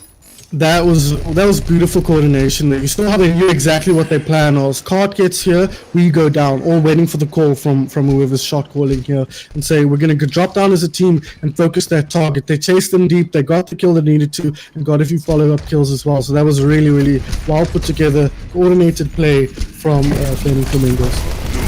Now we see Notes doesn't actually have a bubble, so he could be going down very soon. A very big squishy target. Being healed up, nope, not fast enough, unfortunately. Wastes the bubble at the beginning of the fight. And so very scrappy coming out from Seven Deadly Sins. Not being able to chase that high ground, and again, Bebo going to have to take a jump off the edge. Just no real threatening of this high ground from them yet. Mito has managed to get up his ultimate, but he's the only one. Yeah, it's going to be a tough ask. Of course, you can win an EMP with any combination, even no combination. But Maestro is close to his as well, and he's got visions on his back. They've got Sylvania on that Roadhog, just making space for them. So it's going to be a tough ask for Mito if he does go for it. He does go for it aggressively here.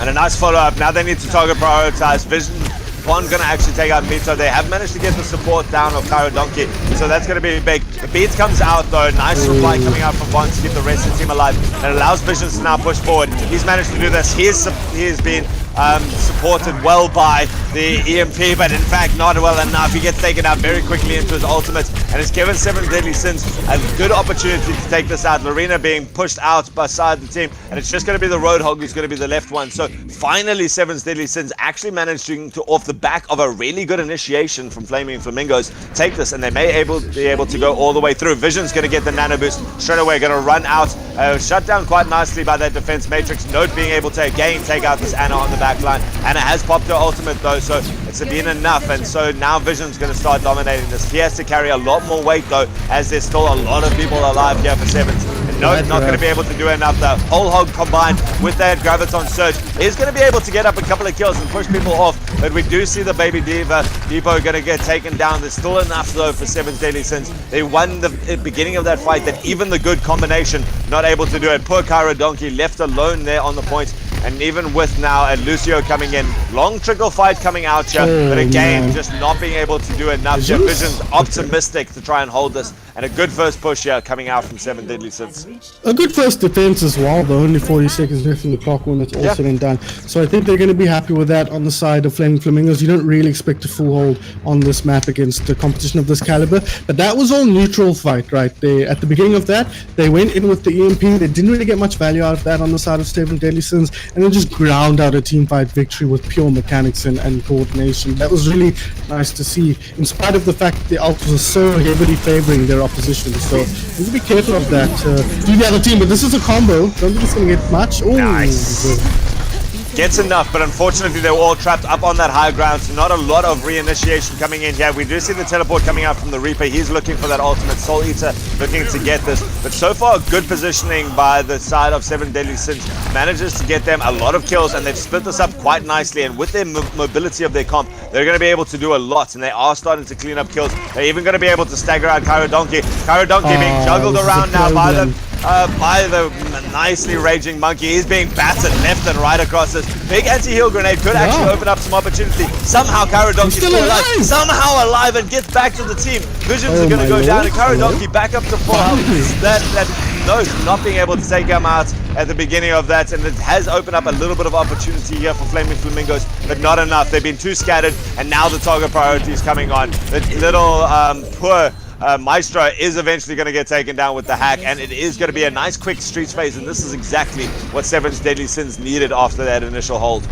Yeah, they need to flip the momentum up, the tempo up here. Really nice play. Nice response to what happened in the last game, Altruism, as we were talking about. Coming in with this aggressive composition and using it effectively to control space. Sylvania feels like he can't get value on the Road Dog. They want to get aggressive in their own right, and I think it's the right call here. Get aggressive, put them on the back foot, but Vito starts with the once again. The bomb!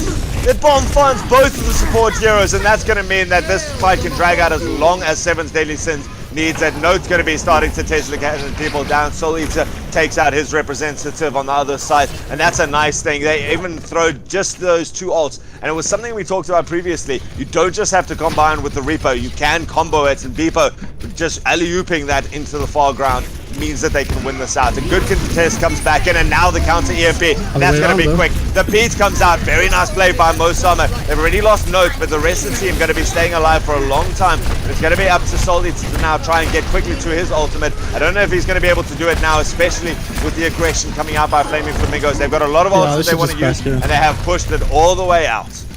Yeah, this is a good call. They forced out the EMP as well on the side of 7's Deadly Sin, so it's not really, you wouldn't really expect to push this all the way through, but it would have been nice, don't get me wrong. But they have time now to build up an ult. If they win a team fight here with the card where it is, they could push this straight through to the end if Flame Flamingos don't get the spawns right. So we'll have to wait and see if they're able to close this one out, or if Flame Flamingos are going to set up a nice long hold.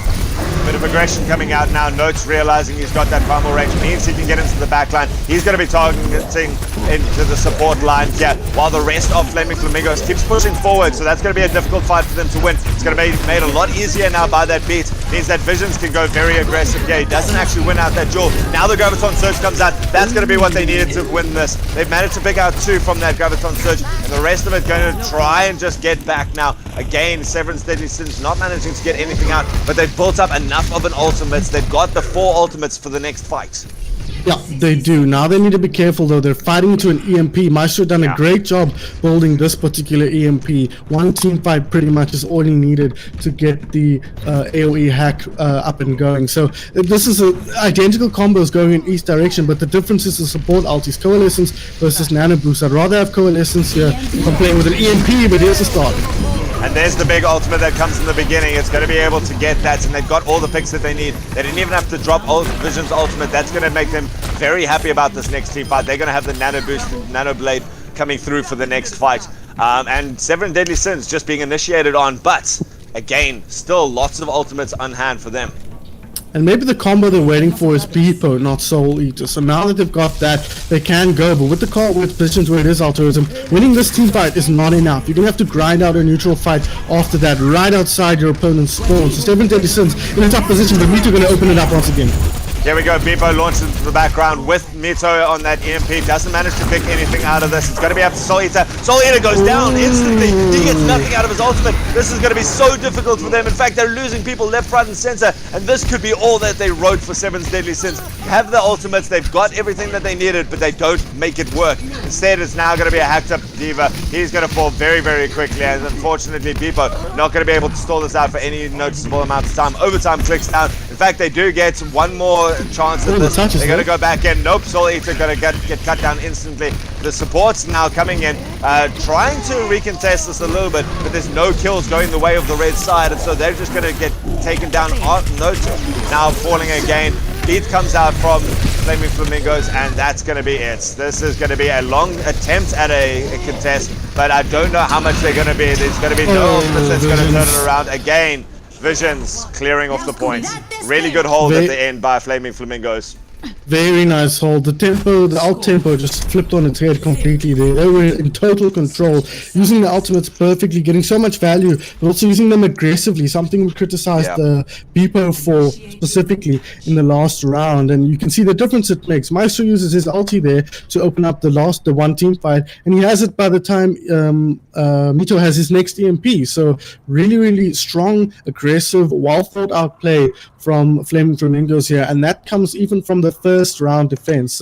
Even their very first defense on this map, they came in with clearly like they had a plan. They have some kind of coordination. Somebody's calling the shots. If I had to guess, I think I know who I'd pick, but really nice play from them. A lot of strong voices in this team. Ziv, Visions, and Maestro all have played main tank for their respective teams, so all of them will be loud voices, big brains in the team.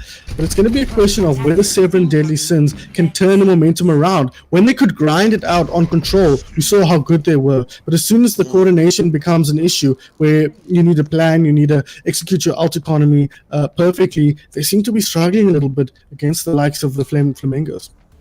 I mean, what it seems to be is that Seven's Deadly Sins is winning the neutral fight. But in terms of when it comes to that initiation, that 1, 2, 3 call, Flaming Flamingos is only counting to 2, and then they're going. And they while Sevens is still busy counting about when they want to initiate, you've been hacked up. You get no chance of this, and they've been scouted out by that Hanzo arrow. It's a nice play by them to just secure this high ground and put the pressure in. Now they've collapsed in. A bit aggressive there by Ziv. Means he's going to go down quickly. He's going to obviously be able to rejoin the fight very quickly after this. Now we see Soul Eater going down, backed up by that defense matrix by Lorena, means that Vision's able to come out on top of that duel. And they are trading kills either way, but now we've already seen Ziv managing to rejoin this fight. It's going to be poor Mosama not being able to get out. It doesn't matter how mobile you are. There's some other mobile tank lineup that's just running forwards. And look at how they've dominated the space straight away. I really wish we'd seen them hold their ground there on the cart rather than backing up, because now look where the cart is. You defend there, so you've got another team fight, but they're a little bit in an awkward spot now with how aggressively pushed up Flaming Flamingos are here. They're not going to find a nice easy initiation, but okay, the Sombra from Ito there brings them back a little bit, so now they've got a little bit more space to work with on the side of Seven's Deadly Sins. And again, Vision comes out on top of this duel of the Reapers here. Soul Eater goes down, Beepo being demeched as well, and it looks like Mito looking for this EMP. He has managed to build it up faster than Maestro, but Lorena and Visions both have their ultimates, and there's just no one there on the point to help him contest. And critically as well, Von had his ultimate, so if he's clever, we've seen him do a lot of damage, but we don't know how good his brain works. We haven't seen much evidence in either direction, to be fair. We're gonna have to see if he's gonna stay hidden and make sure his team has a counterplay to that EMP. But the question is, are they even expecting Mito to have it? Sorry, they've had such a bad start that you'd think Mito might have trouble building it up, but no, they've also got the self-destruct, so they've got the exact combo they need to, despite losing the first 2 team fights. Here it could go.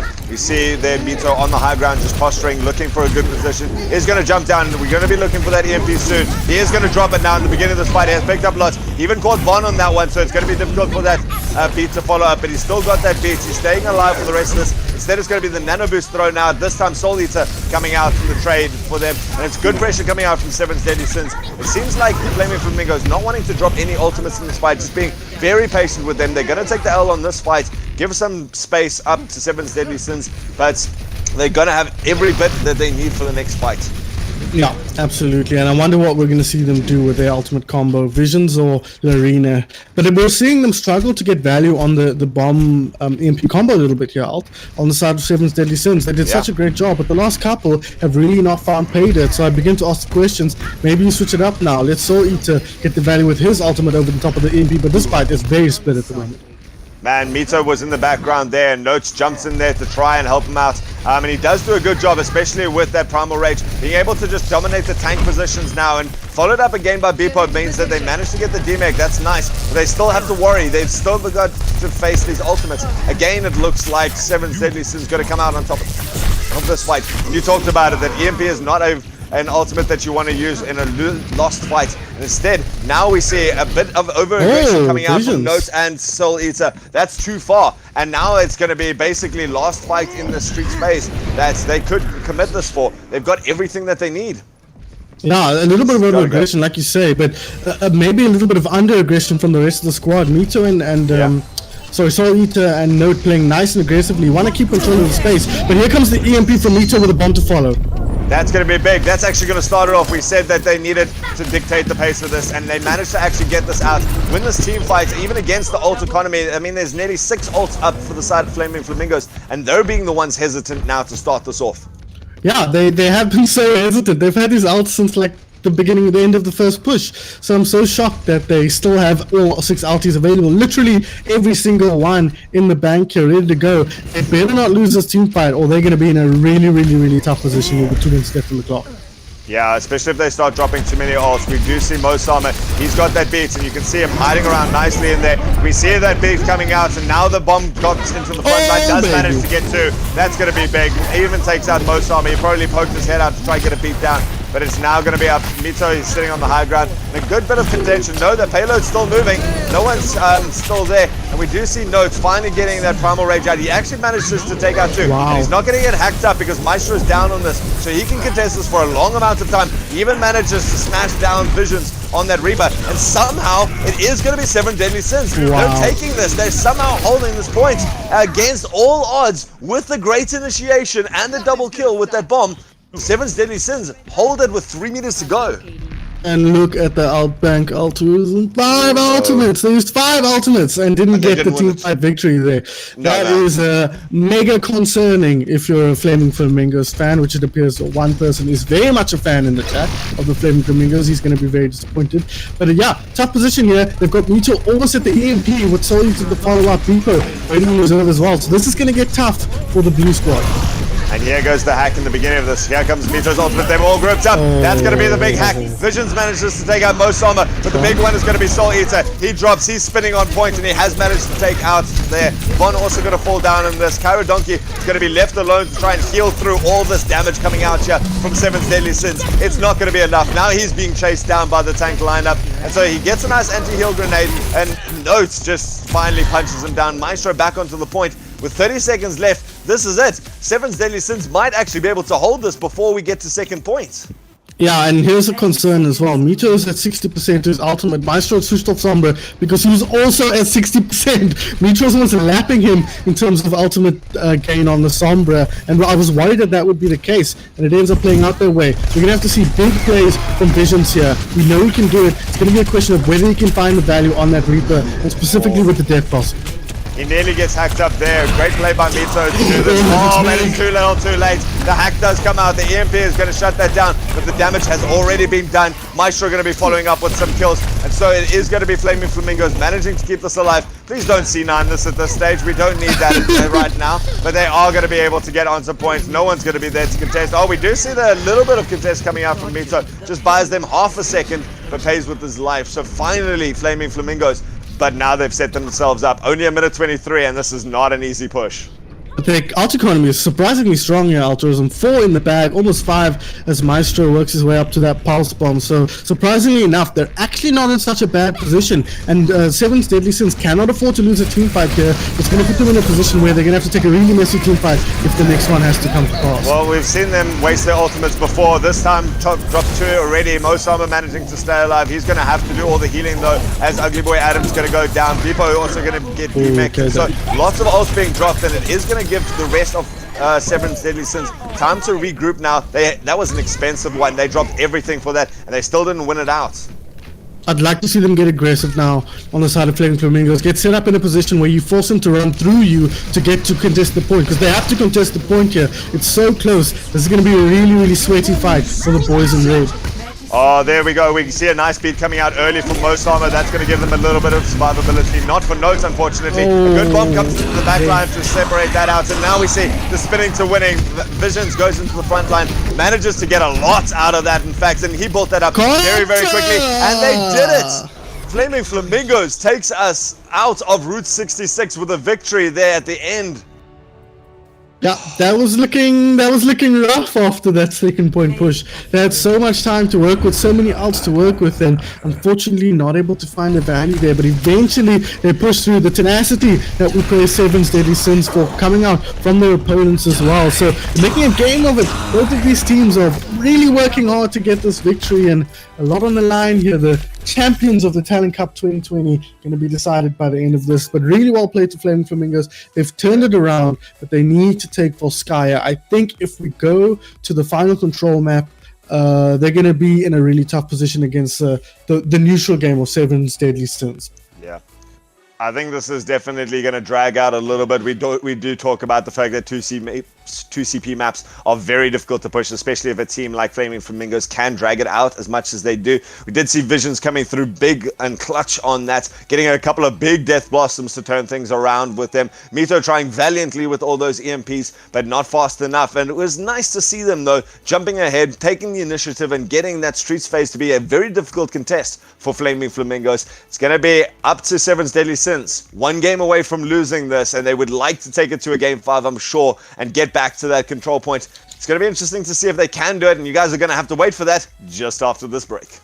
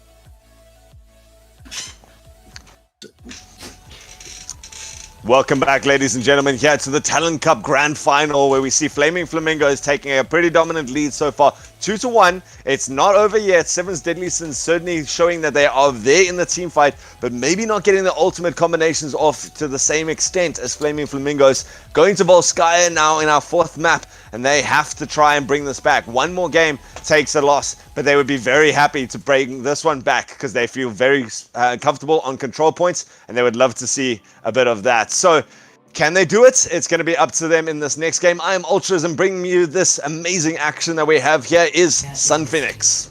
Yes, I'm excited to see this. And like you said, Volskaya is going to be crucial for these two teams. 7 Deadly Sins. They want to get to control where they can leverage their mechanical skill, where they can leverage that neutral skill that they have when the ultimate's on such a big factor, and draw out those fights and rely on the ability to hit shots, the ability to control space quite nicely.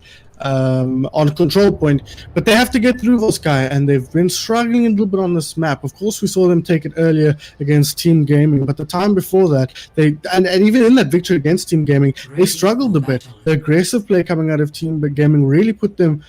Saying Team Gaming over and over again is like ruining my brain a little bit here, altruism. But anyways, the aggressive play that they put out they struggled to deal with that on the side of 7 Deadly Sins. So I hope we see Flaming Flamingos trying to replicate that play style, because it looks like they're running a very similar composition. I like this composition that we see out of 7 Deadly Sins. I always have question marks about the soldier, but I think it makes a lot of sense on defense here. But if he does choose to switch onto the Sombra later on for second point, as we saw Aquatic running on this map quite a lot, they're going to be behind in that ult economy, and that is obviously a very, very important ultimate matchup. But the soldier here has recently received some changes and some buffs, so it makes sense to give this here a shot. And on this map where the high ground is quite usable, I think it makes a lot of sense.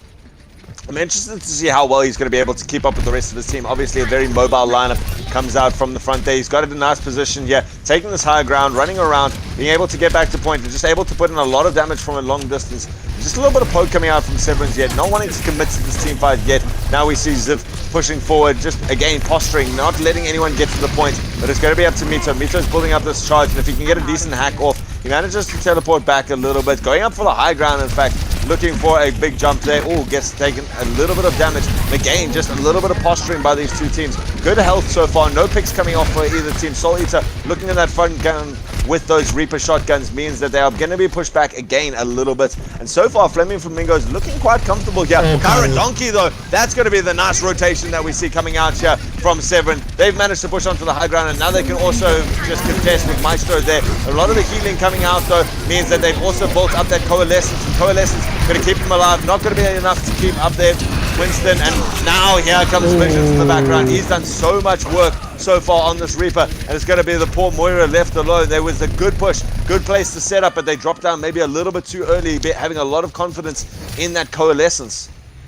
Very patient play coming out of 7 Deadly Sins there. I don't know what exactly they were looking at for. I think they were trying to find the Ana, but they were posturing for a long time on their front line, taking a lot of face damage. But the dive, you don't really want to do that if you can avoid it. You want to look for that target and get onto it. But I think they couldn't find Kyra. And once they did, they went for it, and Note's going to do that now. And now we see the Soldier 76 popping that tech visor from the high ground. He's not going to be able to find too much. He does get Soul Eater down. Now Note going with that Primal Rage, jumps back, and he actually disbands the team. It's not going to be enough of a push. They have disbands. They're just done. That's end of the game, guys. Go. No, please don't go anywhere. We got lots of action. Mito has built up that ultimate though for the next fight, and he's going to have that with Beepo. And this is the kind of map where you can get a lot of value out of a self-destruct. They tend to congregate on the point, so you can find a lot of value, far away from any natural cover. So they need to be careful. And look at the positioning. Really good stuff out of Flaming Flamingos there. They know what's coming, and they're spread out nicely. In fact, they're going to throw their own bubble. In fact, they do, and it's not going to get anything just yet, though. Instead, it's going to be Beepo going to be the one going down quite quickly with his HP. He's going to get back to his team. Mito goes down at the beginning of the fight. That's going to be bad. He couldn't get in there in place to get a nice EMP off. Because of the split high ground here, it means that Lorena going to be able to take down Notes in the background. And again, more posturing comes out from Sevens, but nothing coming out of it yet. they're struggling to find targets. I think they're doing such a good job on the side of Flaming Flamingos of holding in a position where Note has to really search for viable targets, and there aren't many in this composition. The only one really is Ana and maybe the Soldier, because everyone else can just run or fight back. The Reaper obviously is just going to mow down your tanks if you dive him or shift out of there, and the Soldier can run and fight. The Ana is the only target, so they keep trying to search for Kyra, but look at the rotation here coming out. They recognize what direction they're going in, and they back off to the opposite space. So much time wasted, so many ultis that they want to use on the side of 737, but they're not seeing the opportunities to do so.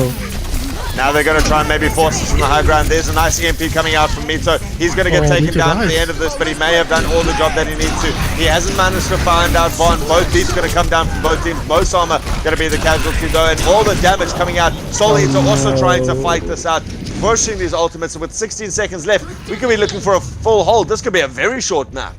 This could be a very short map. We could be looking at the champions right here, right now. If they full hold, of course, they basically do is force a draw. So this is a really big concern. No ultis to work with other than Beepo. He has to pop it defensively. And we see now Ugly Boy Adam manages to come in with this coalescence, but he's gone straight into the face of the Diva. That's going to be difficult for him to keep it up. They are managing to find some picks though. They got one with the self-destruct, and now they're going to stick on point. They're just going to finish out this fight. It's going to be great. We see now Beepo coming onto the point, Maestro having to charge back to the point, and it is going to go all the way of Seven's Deadly Sins, finally managing to get the picks that they need in the beginning of this after quite a messy engage, not a clean one at all, but they do get all the percentage that they need, and now we're going to tick it up. So maybe not as short as we were worried about. Thank goodness, Ultras. I'm not ready to say goodbye to this game just yet. I think there's a lot to play for still for Seven's Deadly Sins, but they do need to clean it up a little bit. That too, like every comp game I've ever played, the team only wakes up as soon as the clock sticks into overtime. Then all of a sudden we're an Overwatch League level team. But before that, we're just headless chickens trying to make something work. And somehow, some way, they ground that one out. Some good picks and good follow-up from Seven's Deadly Sins. But now they've got a little bit more time to work here. 3 minutes on the clock to try and clean this one out. Nito has switched onto the Echo, so we could be looking forward for it to close it out. He's doing well so far. He's already built up 88% on his ultimate, being able to pick from off angles. He's going to have to go out. Some nice ultimates forced out here from Flaming Flamingos. They managed to get out the nano boost specifically, being the big one. But, when you only waste the nano boost and you win that team fight, I think they'll be happy with that. Oh, absolutely. That was a free fight almost. The nano boost is nice to have, but no obvious combos except for the Soldier attack visor. And 61% of Maestro. Kyra might actually be able to get near hers before Maestro even gets the attack visor. So it's going to be a tough push here, but they do have that replicate now. I imagine he goes for the monkey, or else he will go for visions again and try and get the double Reaper going. Interested to see what he chooses. Beepo has his ulti, but no EMP to start. Well, Note is now swapped. He's gone for the Diva instead for this replicate. He's managed to get up a self-destruct, so that's going to be able to push up the top point. He's actually dropped him to the side road. He's going to be able to pick up the monkey on that one. In fact, no, that's Beepo's self-destruct. Both self-destructs being thrown at the same time. Not being able to get two of them together, though. But this is a nice fight coming out so far. Ugly Boy Adam managing to use that coalescence to good advantage to secure this. Maestro using the attack visor and being pushed so far into the corner, he's not able to get anyone out of it. Just nice tank control to secure that position. Tito on the side, being the target of the Soldier, but not being taken down just yet. And now we see the stall having to come out. We see Ziv pushing onto the point with that primal rage. He's trying to juggle a little bit, but you can't juggle a character that flies around. Doing a good job though to put the pressure on Mito. He gets the nano boost eventually, and so we see Cairo managing to get that up quickly, and Moira manages to jump away just in time, is actually going to be able to survive this, and so one tick is up. That's a lot so far. It's a good percentage so far, and it is eventually going to go the way of Flaming Flamingos. They're quite happy with that, but having given away at least that single bit gives a bit of a window here for Seven's Deadly Sins. They're not going to have a lot. They're going to have Notes on his whole hog, and Mito going to have another self-replicate for this next fight. Yeah, but they've got the switch now on Beepo. I like the ball here instead of the Diva. I think they were running the Diva to synergize with the Sombra. He came in to use his ultimate, but the ball a much better pick in my opinion. You can set the Flaming Flamingos off kilter a bit here and play aggressive as he's doing And right they've now. got up that replicates. He's even managed to knock down. Oh, Lorena comes in clutch with the bomb onto the front point while Mito's busy knocking into the What background. is this punching bag?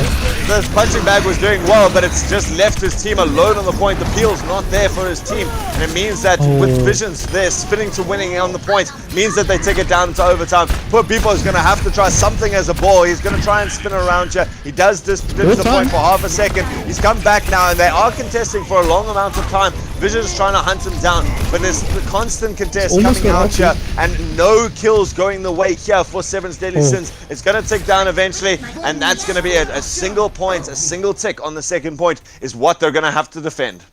Yeah, Mito spent his whole ultimate just punching Maestro in the midsection in the corner there, and you can't I just learned that right now watching that. Apparently you can't out damage the biotic field with the monkey, including the jumps, including all the hits. So there's a lesson for you for those of you who didn't know that before. All you non-Winston players out there, but Maestro or Mito learned that lesson the harder. I'm sure Maestro was sitting there as a Winston player himself, just thinking, "What are we doing here? You can't kill me. It's a waste of time." But unfortunately, he left his team in the lurch there, and they started getting picked off one by one without the duplicate, contributing anything really.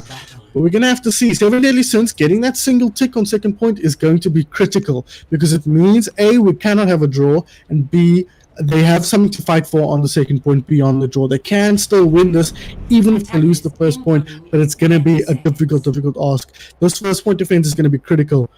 If they come into that second point with tons of time left on the clock, and the Flaming Flamingos have all the time to respond and think about how they want to approach it and cycle through the LTs, you know they're going to be able to cap that point. So going to be a really tough ask here, and this first point defense is going to be critical.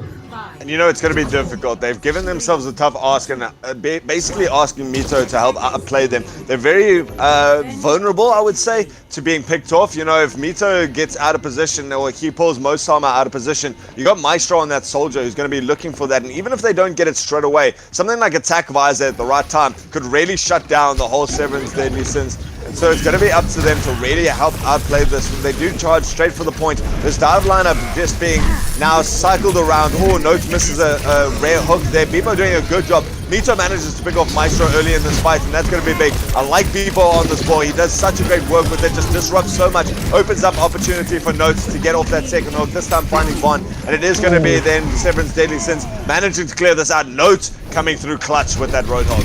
Yeah, very important defense there. I think the clutchest thing was Mito getting rid of Maestro off that high ground. If Maestro's able to get set up there, he's just going to rain damage in from above. He's good on the defense for the same reason that he can be good on attack if he can get up there. But Mito recognizes that and shuts him down, and I hope he continues to do that, because if Maestro can get set up, they're going to be in a ton of trouble. Visions almost had his ultimate here. Soul Eater not nearly in the same position, but Bebo, the big one here, the mines are going to be very important for splitting them up. As Zerf has switched onto the road, they've switched onto a less aggressive comp now. We're going to try and grind out a slow victory, and Note hooked in straight away.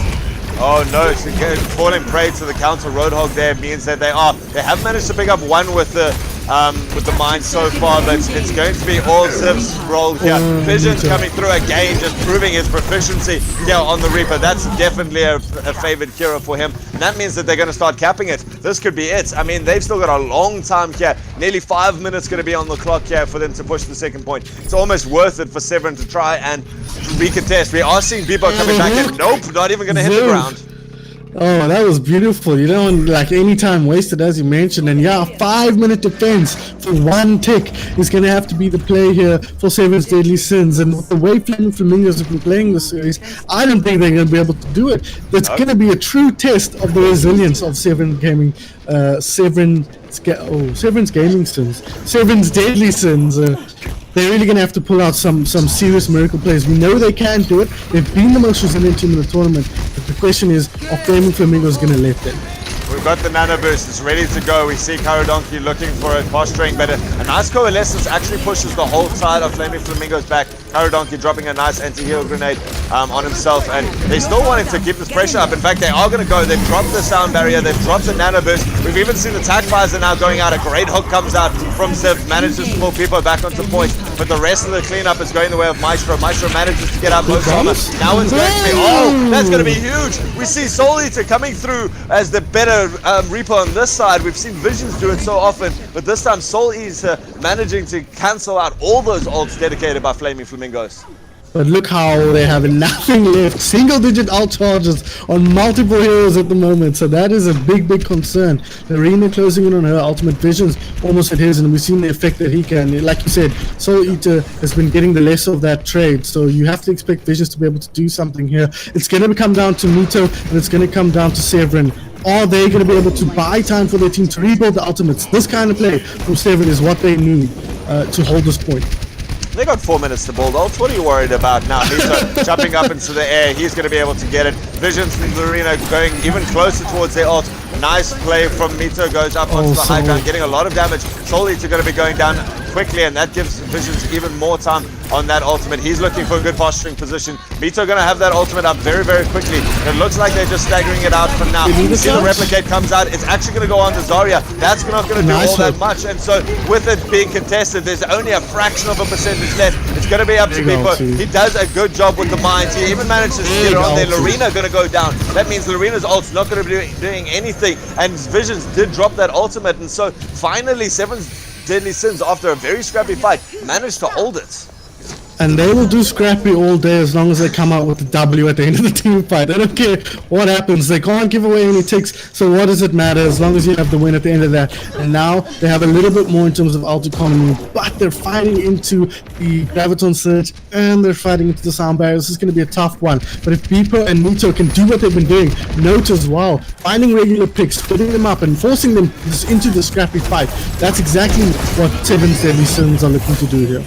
And you know what? They've also got the whole hook. This is going to be big. Oh, they get the hook onto Note's going to go down straight away in this. Whoever gets hooked is going to go down. They've also lost Soul Eater. Soul Eater dying very, very consistency. Now we see the Graviton Surge going to come out. We see the replicate. It's on into an Anna. That's not going to do anything. He's going to have to be pushed all the way off point, and that's going to be it. We see Flaming Flamingos. They were undefeated in this tournament so far. Dropped a single map to Seven's Deadly Sins, but that's all that they have to suffer as they take it now. You have your Talon Cup victors. Unbelievable stuff from Flaming Flamingos. As you say, the strongest team from the outset. We watched their first match in the tournament. That was the first match you covered, and now we've seen their last, and they look strong from beginning to end. Visions, the super sub, coming in and asserting himself on proceedings here on that Reaper throughout the tournament. He's been a stand-up performer for them, and ultimately just too strong for Seven's Deadly Sins. And I mean, you got to give it to Seven's Deadly Sins. They've played 5 map series non-stop from the beginning of the bracket stage. Pretty much, they've had such a busy period, pair of days here, and at the end of it all, maybe that exhaustion just coming into play just a tiny bit. You'd think if they were a little bit fresher, if this was game 4 on the day instead of game 5, maybe they can hold that false sky defense. But at the end of it all, Flaming Flamingos come out your Talon Cup 2020 champions. It's good to see that. I mean, we've seen great Overwatch from all of these teams, and that's the point of these community cups, seeing people doing things that they don't normally do. And I'm pretty sure Visions has got a taste for blood now. He's never going back to that support role. I am not healing anyone ever again. I'm healing myself with that Reaper, certainly showing it. And I don't think he actually played a single other hero today in this matchup. So certainly doing what he knows and doing it well. So coming through clutch with a couple of those Death Blossoms, leads his team to victory, and what a way to do this as we go through Volsky. And I don't know, Seven Deadly Sins just never being able to find the key picks that they needed in that. And like you say, maybe a little bit of that exhaustion, just staggering their ults just enough that Flaming Flamingos was able to win it out and take the fights that they needed, and consistently good play comes out, and good, well-deserved champions. Absolutely, and a champion with a bunch of unknowns on the team as well. Kyra the Donkey, Kyra Donkey, unless that's somebody playing under a different account, which is always possible. Don't know who they are, not a well-known player, not a person who's well-versed in competitive play, and yet here they are, champions of the 2020 Talon Cup. Lorena as well, I remember seeing the name around a lot. I think she's been a sub on a couple of teams, but really not a kind of standout competitive player. But here she is, champion champion, and this is she, I got confirmation of that, champion of the Talon Cup 2020, Ziv, Maestro, Visions, 3 main tanks from 3 different tiers of teams, all coming together on different roles to carry them through. So it goes to show you what is more than just the top player on your team. It's about how they work together. It's about how everything synergizes, and it's about working as a team. And if you need a proof of that, here you go. Talon Cup 2020. That can be your reference. Well, we also saw, Mito and Beepo and Notes not really on the losing side, not very comfortable, not very familiar with being on the losing side of this. Again, come in second place, though. That's a position that they are a little bit too familiar with, unfortunately. It's funny you mentioned that as well, because one thing they are used to is coming up against an underrated team and taking one game off them and taking a victory on Volskaya as well, although they didn't win this Volskaya. But still, this is becoming a little bit of a concern, perhaps, although you have to look at the other side and say Captain Visions is going to show up to practice on Monday and be like, hey guys, what happened? I won, so you guys must be the problem.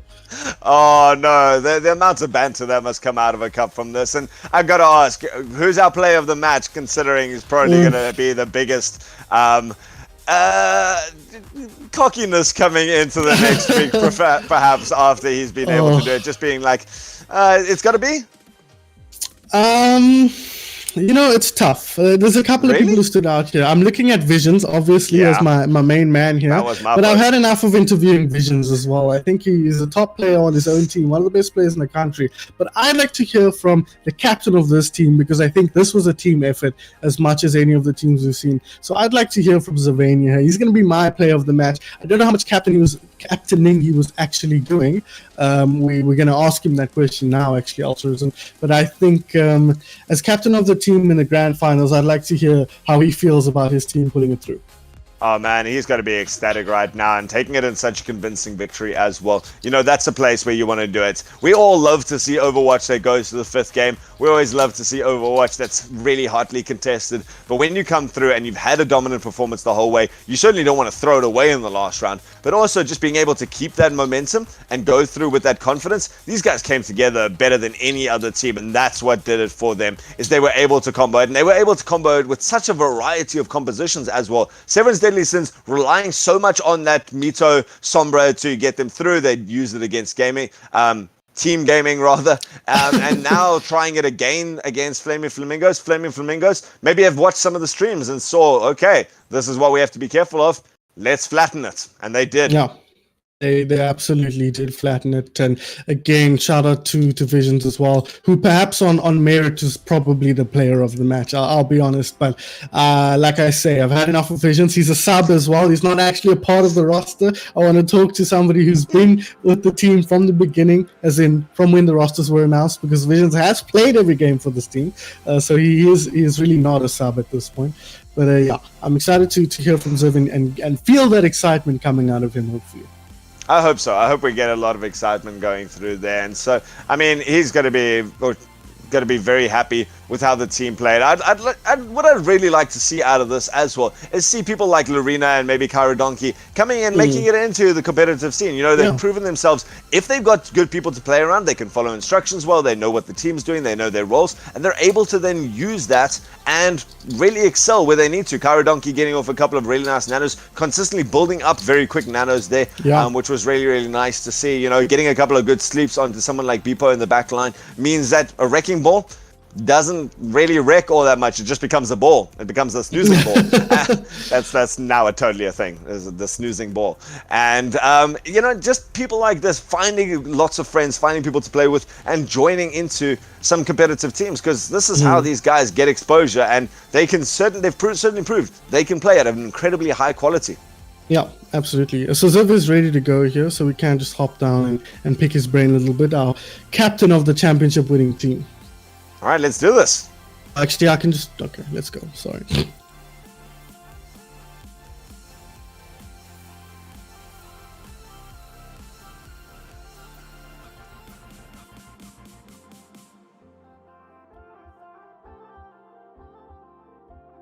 Incredibly happy, joining in with a bunch of people and coming out as very much uncontestedly the Talon Cup champions here. Yeah, the emotions were hectic. That game was really tough, like really hard. But it was really exciting, really exhilarating, and it was intense. Well, I'm glad that you're excited Zone. about it. Yeah. Championship winners. The Did you ever think we'd champion, talk about it? The champion. What do you mean? I am the best in the country. I don't know. Oh. Remember, Altruism told you he was coming for your seat as the play-by-play master, and then he showed up to the calls and was like, "Oh, actually, I want to be Pentecostal, but it's like super scary, you know." It is. So he's got the scary. confidence, and now he's got the championship as well. Yes, So sir. congrats. I mean, he's just proving that he can do anything that he wants. He's just like, oh, I can play well. I'll do that when I need to. I can come commentate at some stage. I'm just taking everyone's job. No one needs anyone else besides Ziv around. So it's great. Yeah, he's going to play and cast the grand At the finals same time, for 80k. let's Yeah. And produce, yeah, it's going to be Yes. 6 Scars, I'm pairs of coming for hands. your game. Coming for your job too. Welcome to the new Cows of ZA, guys. It's just that's it. He's doing Just admin as well, running Twitter and everything. But anyway, as we get to this game, what was it like to jump in with people that you've never played before? Were you the person actually running the team as captain, calling all the shots and stuff like that? And how do you feel it was and that the team reacted to that just cohesion? Because you guys built it up quickly and then held it strong all the way to the end. Yeah. So with the captaining, I mean, I mainly just like organized everyone and got everyone to come in at the right times and set up lobbies and all of that. But otherwise, in game, Maestro, Visions, and we all were very involved. I called it. I just want to point it out. We were all very involved, but also everyone was just working really well together. Everyone just wanted to win. We all had the same mindset of mainly trying to have fun and not looking at the players and just playing the team. So that was also what I was telling them to stop looking at the players. Don't think that they're their GM, their masters. Just play the team.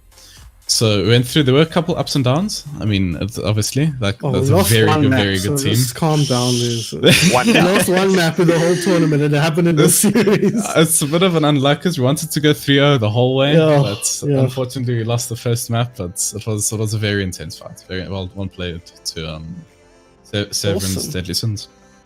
So looking at the new players, jumping off what Altruism asked, you had a pair of new players who are not that competitively experienced in Lorena and Kyra Donkey. What do you think? What was it like playing with them specifically, and what how do you think they took this whole experience?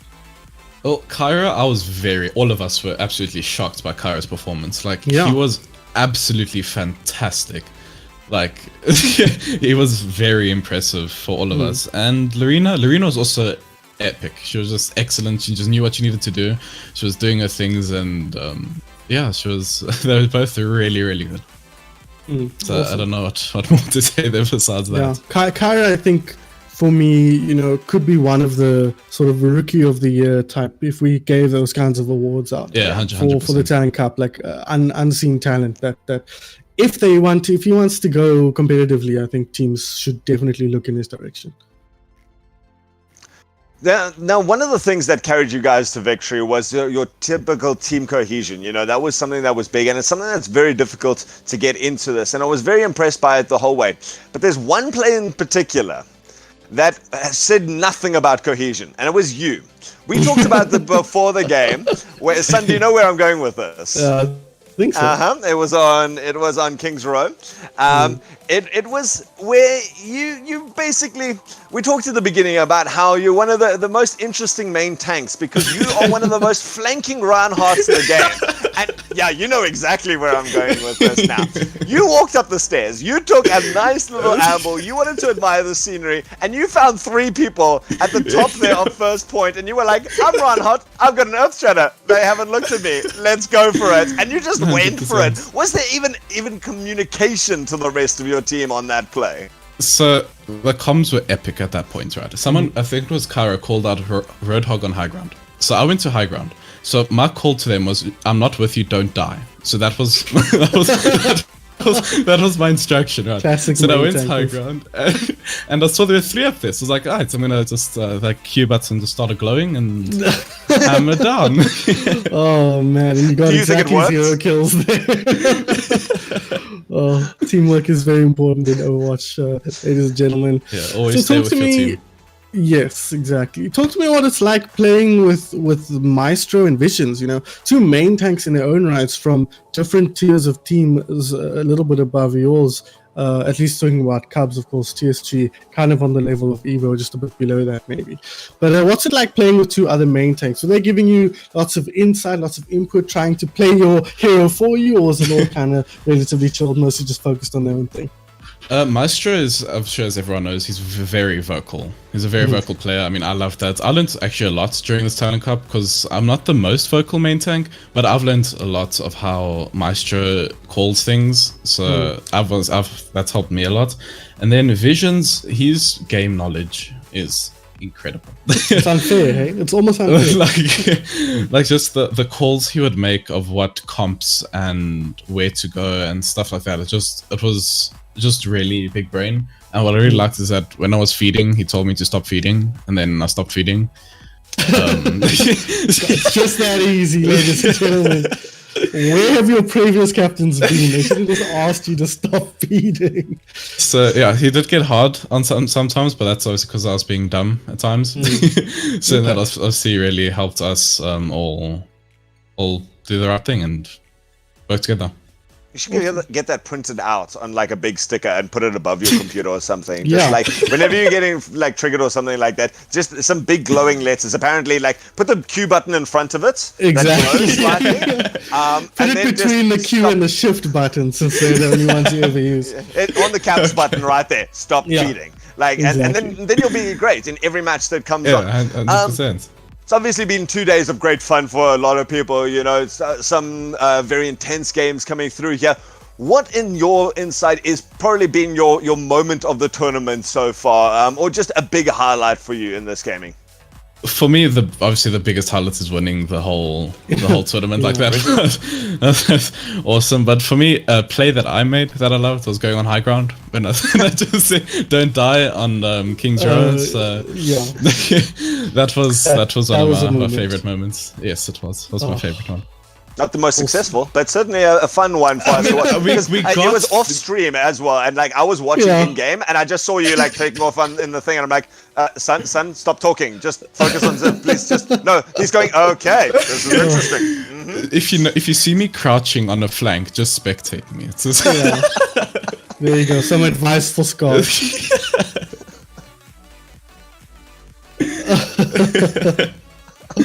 Awesome. Cool.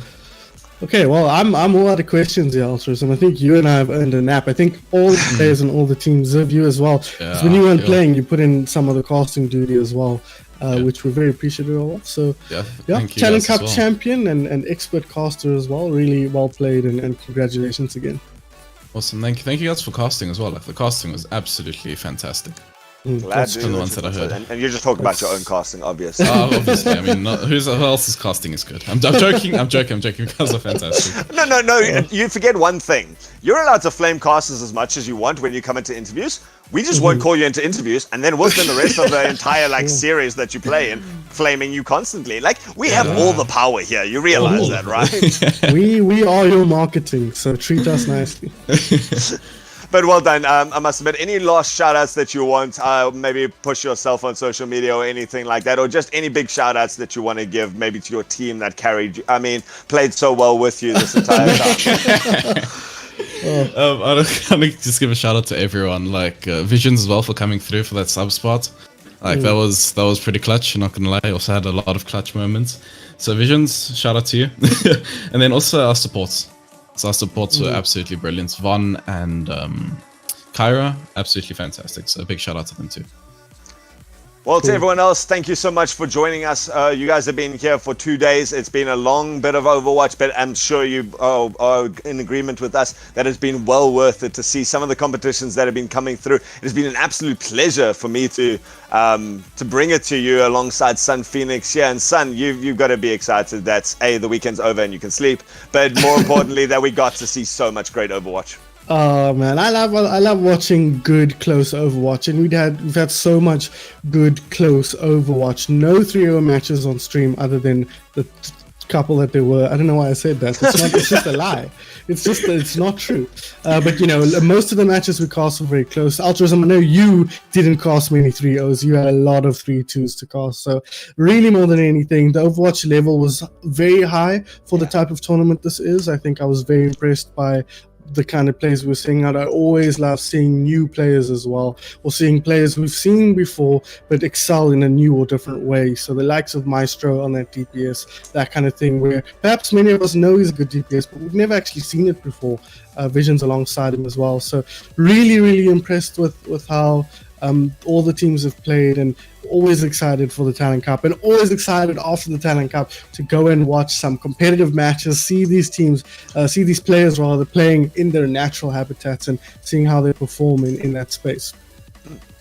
And it'll be nice, guys. If you have enjoyed this, if you enjoyed watching it, imagine how much more fun you'll have playing in it. So we definitely want to see you guys joining into stuff like these community cups in the future. It would be great to have you alongside. You can see, even as an unknown player, you can come through and become a Talon Cup champion, earn some rep with your team, get to know some of the great players in here. Make sure to keep up to date with all of these things on the Cowser's Twitter, and with everyone who's been joining us here today and for this whole weekend. Thank you very much, and I cannot wait to see you. I've been Ultrism, joining me is Sun Phoenix. Big shout out to Scars and the rest of the production team bringing you this action. They've been spectacular behind the scenes. Thank you so much to those guys. Shout out to my Talon Cup admins as well, and Blur for putting that all together.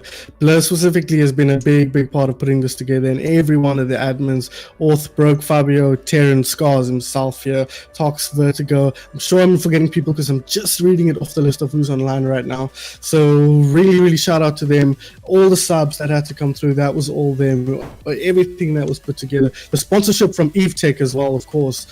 Really big shout out to them, and the Cowser admins in general as well. So really proud of all of them, and it's always awesome to put the Talon Cup on and do this for the community that gives us so much. And for the community who does so much for us, we'd like to see you in the future, like to see you taking part in this, like to see you on stream, like to see you joining us and shouting for your favorite teams, getting some new Flaming Flamingos for next year when we do this. And congratulations again to our victors. It's been such an exciting time, guys. We can't wait to see you for our next one. So please make sure you join us for that. But for tonight, that's it for us. Thank you so much, and we'll see you next time. Cheers.